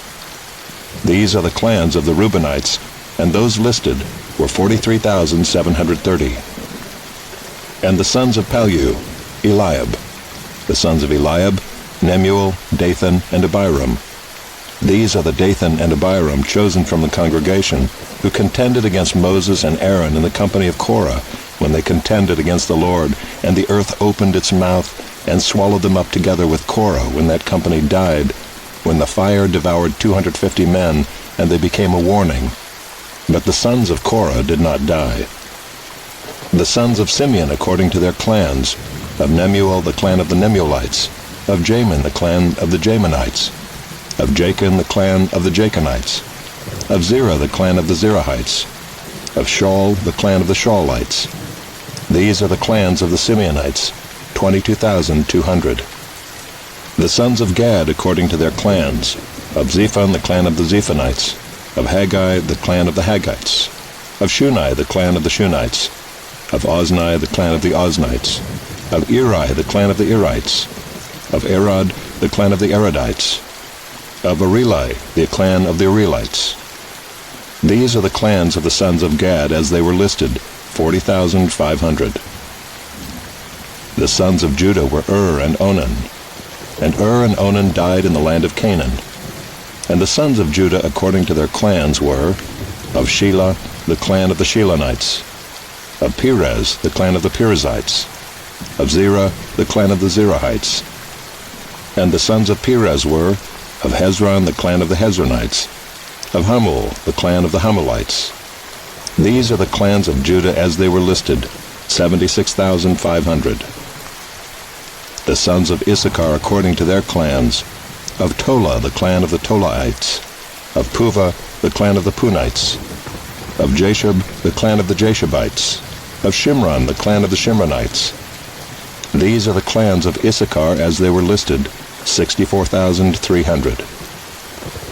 The sons of Zebulun according to their clans, of Sered the clan of the Seredites, of Elon the clan of the Elonites, of Jaleel the clan of the Jaleelites. These are the clans of the Zebulunites as they were listed, 60,500. The sons of Joseph according to their clans, Manasseh and Ephraim. The sons of Manasseh, of Machir the clan of the Machirites, and Machir was the father of Gilead the clan of the Gileadites. These are the sons of Gilead, of Iezer the clan of the Iezerites, of Helek the clan of the Helekites, and of Azrael the clan of the Azraelites, and of Shechem the clan of the Shechemites, and of Shemida the clan of the Shemaites, and of Hepher the clan of the Hepherites. Now Zelophehad the son of Hepher had no sons, but daughters, and the names of the daughters of Zelophehad were Mahlah, Noah, Hoglah, Milcah, and Tirzah. These are the clans of Manasseh, and those listed were 52,700. These are the sons of Ephraim according to their clans, of Shuthelah the clan of the Shuthelahites, of Becher the clan of the Becherites, of Tahan the clan of the Tahanites. And these are the sons of Shuthelah, of Aaron the clan of the Aaronites. These are the clans of the sons of Ephraim as they were listed, 32,500. These are the sons of Joseph according to their clans. The sons of Benjamin according to their clans, of Bela the clan of the Belaites, of Ashbel the clan of the Ashbelites, of Ahiram the clan of the Ahiramites, of Shephupham the clan of the Shuphamites, of Hupham the clan of the Huphamites. And the sons of Bela were Ard and Naaman, of Ard the clan of the Ardites, of Naaman the clan of the Naamites. These are the sons of Benjamin according to their clans, and those listed were 45,600. These are the sons of Dan according to their clans, of Shuam, the clan of the Shuamites. These are the clans of Dan according to their clans. All the clans of the Shuamites as they were listed were 64,400. The sons of Asher according to their clans, of Imnah, the clan of the Imnites, of Ishvi, the clan of the Ishvites, of Beriah, the clan of the Berihites, of the sons of Beriah, of Heber, the clan of the Heberites, of Malchiel, the clan of the Malchielites. And the name of the daughter of Asher was Sarah. These are the clans of the sons of Asher as they were listed, 53,400. The sons of Naphtali according to their clans, Of Jaziel, the clan of the Jazielites. Of Guni, the clan of the Gunites. Of Jezer, the clan of the Jezerites. Of Shillem, the clan of the Shillemites. These are the clans of Naphtali according to their clans, and those listed were 45,400. This was the list of the people of Israel, 601,730. The Lord spoke to Moses, saying, Among these the land shall be divided for inheritance according to the number of names. To a large tribe you shall give a large inheritance, and to a small tribe you shall give a small inheritance. Every tribe shall be given its inheritance in proportion to its list. But the land shall be divided by lot. According to the names of the tribes of their fathers they shall inherit. Their inheritance shall be divided according to lot between the larger and the smaller. This was the list of the Levites according to their clans. Of Gershon, the clan of the Gershonites. Of Kohath, the clan of the Kohathites. Of Merari, the clan of the Merarites. These are the clans of Levi, the clan of the Libnites, the clan of the Hebronites, the clan of the Malites, the clan of the Mushites, the clan of the Korahites. And Kohath was the father of Amram. The name of Amram's wife was Jochebed, the daughter of Levi, who was born to Levi in Egypt. And she bore to Amram Aaron and Moses and Miriam their sister. And to Aaron were born Nadab, Abihu, Eleazar, and Ithamar. But Nadab and Abihu died when they offered unauthorized fire before the Lord. And those listed were 23,000, every male from a month old and upward. For they were not listed among the people of Israel, because there was no inheritance given to them among the people of Israel. These were those listed by Moses and Eleazar the priest, who listed the people of Israel in the plains of Moab by the Jordan at Jericho. But among these there was not one of those listed by Moses and Aaron the priest, who had listed the people of Israel in the wilderness of Sinai. For the Lord had said of them, They shall die in the wilderness. Not one of them was left, except Caleb the son of Jephunneh and Joshua the son of Nun.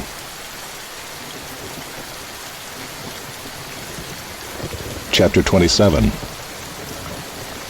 Then drew near the daughters of Zelophehad the son of Hepher, son of Gilead, son of Machir, son of Manasseh, from the clans of Manasseh the son of Joseph. The names of his daughters were Mahlah, Noah, Hoglah, Milcah, and Tirzah. And they stood before Moses and before Eleazar the priest and before the chiefs and all the congregation at the entrance of the tent of meeting, saying, Our father died in the wilderness. He was not among the company of those who gathered themselves together against the Lord in the company of Korah, but died for his own sin. And he had no sons. Why should the name of our father be taken away from his clan because he had no son? Give to us a possession among our father's brothers. Moses brought their case before the Lord, and the Lord said to Moses, The daughters of Zelophehad are right. You shall give them possession of an inheritance among their father's brothers, and transfer the inheritance of their father to them.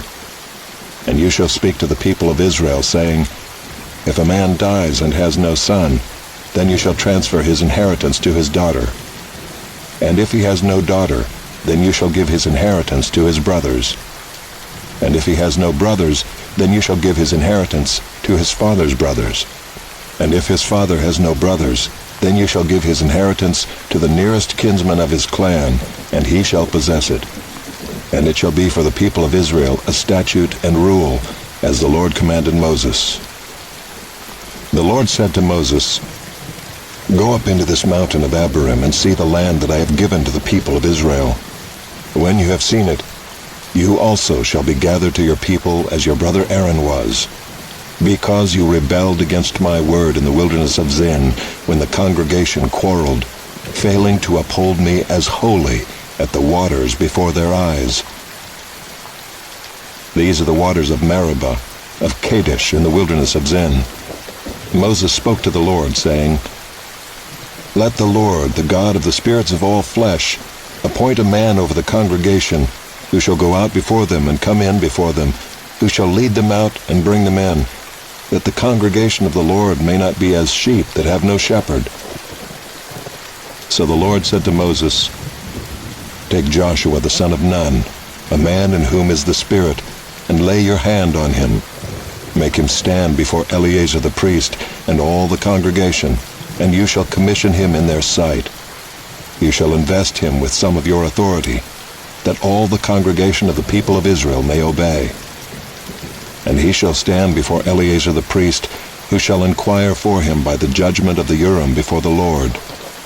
At his word they shall go out, and at his word they shall come in, both he and all the people of Israel with him, the whole congregation. And Moses did as the Lord commanded him.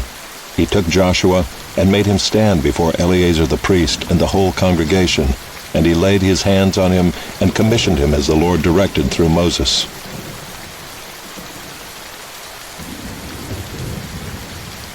Chapter 28.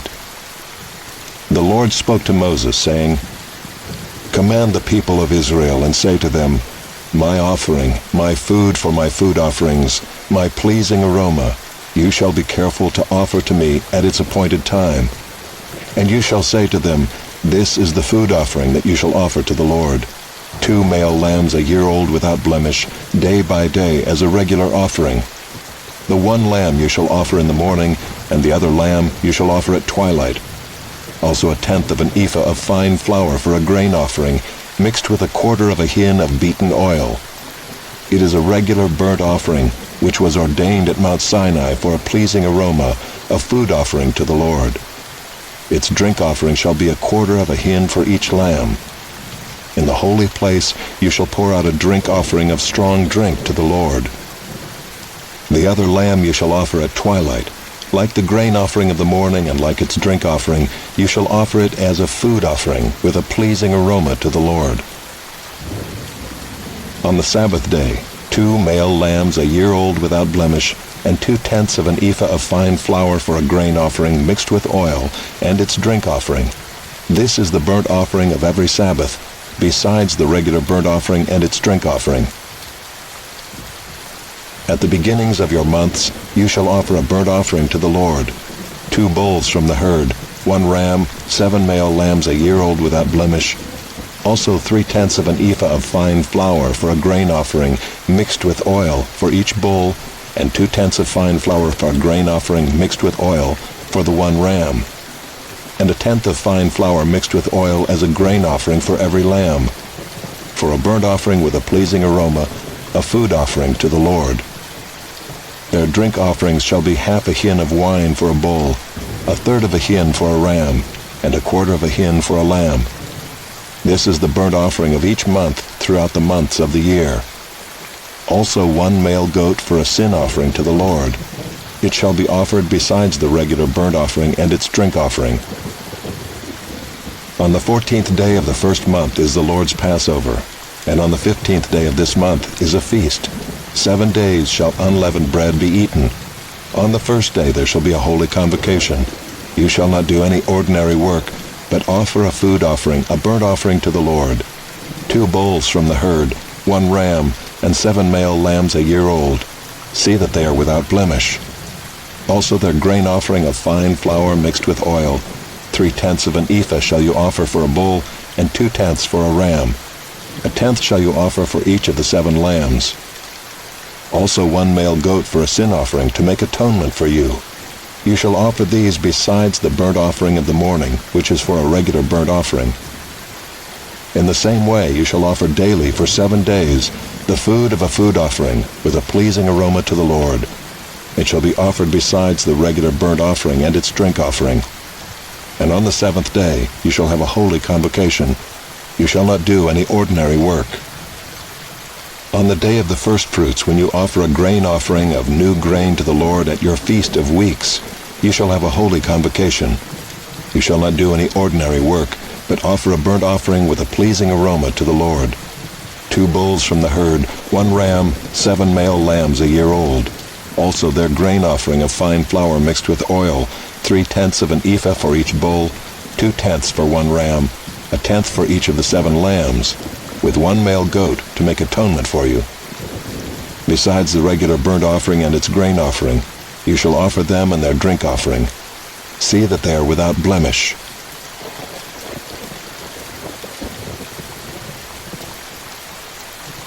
Chapter 29. On the first day of the 7th month you shall have a holy convocation. You shall not do any ordinary work. It is a day for you to blow the trumpets, and you shall offer a burnt offering for a pleasing aroma to the Lord.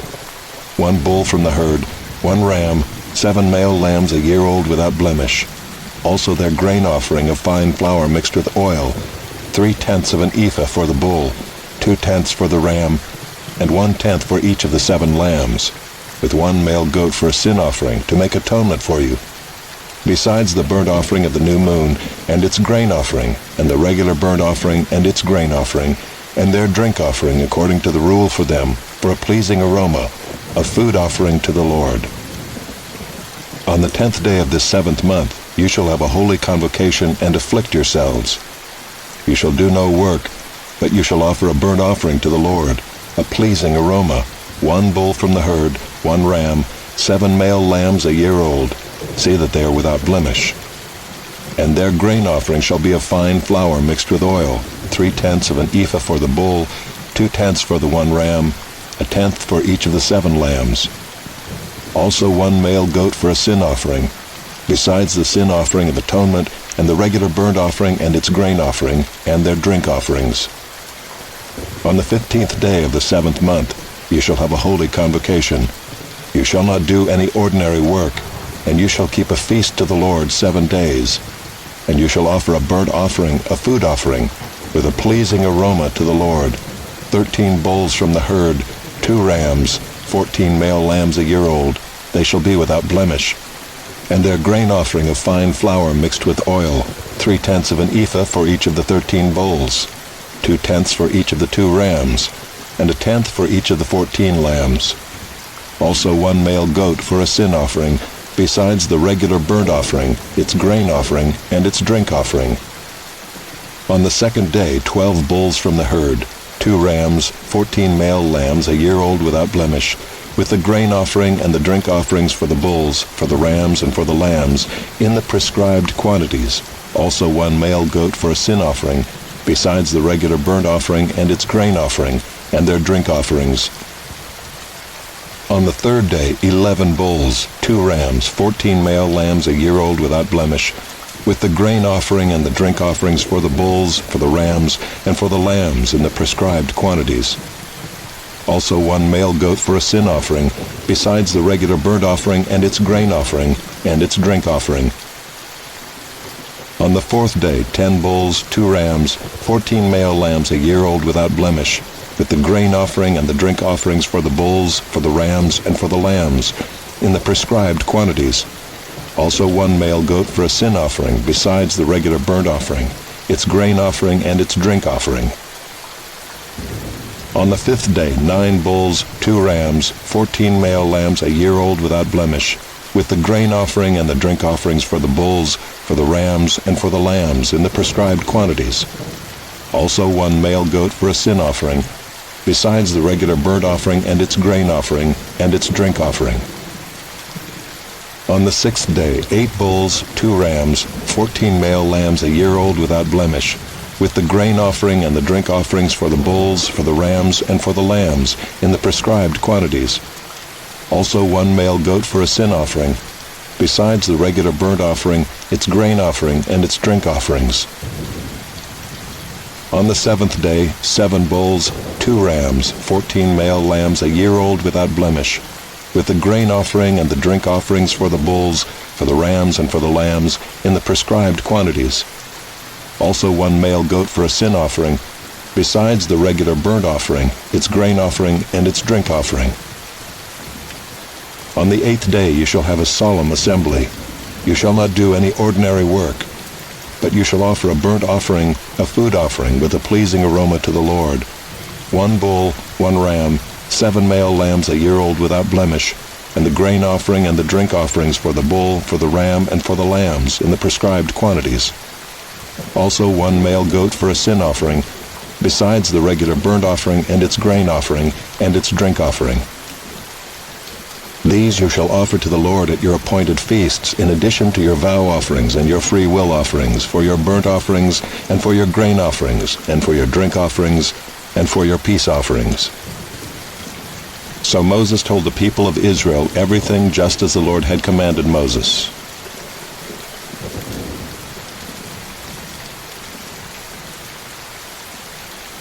Chapter 30. Moses spoke to the heads of the tribes of the people of Israel, saying, "This is what the Lord has commanded. If a man vows a vow to the Lord or swears an oath to bind himself by a pledge, he shall not break his word. He shall do according to all that proceeds out of his mouth. If a woman vows a vow to the Lord and binds herself by a pledge while within her father's house in her youth, and her father hears of her vow and her pledge by which she has bound herself, and says nothing to her, then all her vows shall stand, and every pledge by which she has bound herself shall stand. But if her father opposes her on the day that he hears of it, no vow of hers, no pledge by which she has bound herself shall stand. And the Lord will forgive her because her father opposed her. If she marries a husband while under her vows or any thoughtless utterance of her lips by which she has bound herself, and her husband hears of it, and says nothing to her on the day that he hears, then her vows shall stand, and her pledges by which she has bound herself shall stand. But if on the day that her husband comes to hear of it he opposes her, then he makes void her vow that was on her, and the thoughtless utterance of her lips by which she bound herself, and the Lord will forgive her. But any vow of a widow or of a divorced woman, anything by which she has bound herself, shall stand against her. And if she vowed in her husband's house or bound herself by a pledge with an oath, and her husband heard of it and said nothing to her and did not oppose her, then all her vows shall stand, and every pledge by which she bound herself shall stand. But if her husband makes them null and void on the day that he hears them, then whatever proceeds out of her lips concerning her vows or concerning her pledge of herself shall not stand. Her husband has made them void, and the Lord will forgive her. Any vow and any binding oath to afflict herself, her husband may establish, or her husband may make void. But if her husband says nothing to her from day to day, then he establishes all her vows or all her pledges that are upon her. He has established them because he said nothing to her on the day that he heard of them. But if he makes them null and void after he has heard of them, then he shall bear her iniquity. These are the statutes that the Lord commanded Moses about a man and his wife, and about a father and his daughter while she is in her youth within her father's house. Chapter 31. The Lord spoke to Moses, saying, "Avenge the people of Israel on the Midianites. Afterward you shall be gathered to your people." So Moses spoke to the people, saying, "Arm men from among you for the war, that they may go against Midian to execute the Lord's vengeance on Midian. You shall send 1,000 from each of the tribes of Israel to the war." So there were provided out of the thousands of Israel 1,000 from each tribe, 12,000 armed for war. And Moses sent them to the war, 1,000 from each tribe, together with Phinehas the son of Eleazar the priest, with the vessels of the sanctuary and the trumpets for the alarm in his hand. They warred against Midian as the Lord commanded Moses, and killed every male. They killed the kings of Midian with the rest of their slain, Evi, Recham, Zur, Hur, and Reba, the 5 kings of Midian. And they also killed Balaam the son of Beor with the sword. And the people of Israel took captive the women of Midian and their little ones, and they took as plunder all their cattle, their flocks, and all their goods. All their cities and the places where they lived, and all their encampments they burned with fire, and took all the spoil and all the plunder, both of man and of beast. Then they brought the captives and the plunder and the spoil to Moses, and to Eleazar the priest, and to the congregation of the people of Israel, at the camp on the plains of Moab, by the Jordan at Jericho. Moses and Eleazar the priest and all the chiefs of the congregation went to meet them outside the camp. And Moses was angry with the officers of the army, the commanders of thousands and the commanders of hundreds, who had come from service in the war. Moses said to them, "Have you let all the women live? Behold, these, on Balaam's advice, caused the people of Israel to act treacherously against the Lord in the incident of Peor, and so the plague came among the congregation of the Lord. Now therefore kill every male among the little ones, and kill every woman who has known man by lying with him." But all the young girls who have not known man by lying with him, keep alive for yourselves. Encamp outside the camp 7 days. Whoever of you has killed any person, and whoever has touched any slain, purify yourselves and your captives on the 3rd day and on the 7th day. You shall purify every garment, every article of skin, all work of goat's hair, and every article of wood. Then Eleazar the priest said to the men in the army who had gone to battle, This is a statute of the law that the Lord has commanded Moses. Only the gold, the silver, the bronze, the iron, the tin, and the lead, everything that can stand the fire, you shall pass through the fire, and it shall be clean. Nevertheless, it shall also be purified with the water for impurity. And whatever cannot stand the fire, you shall pass through the water. You must wash your clothes on the 7th day, and you shall be clean. And afterward you may come into the camp.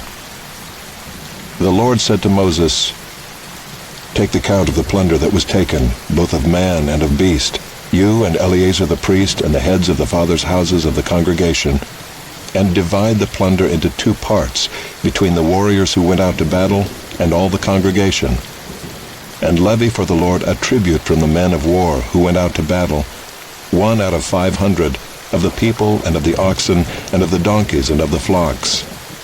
Take it from their half, and give it to Eleazar the priest as a contribution to the Lord.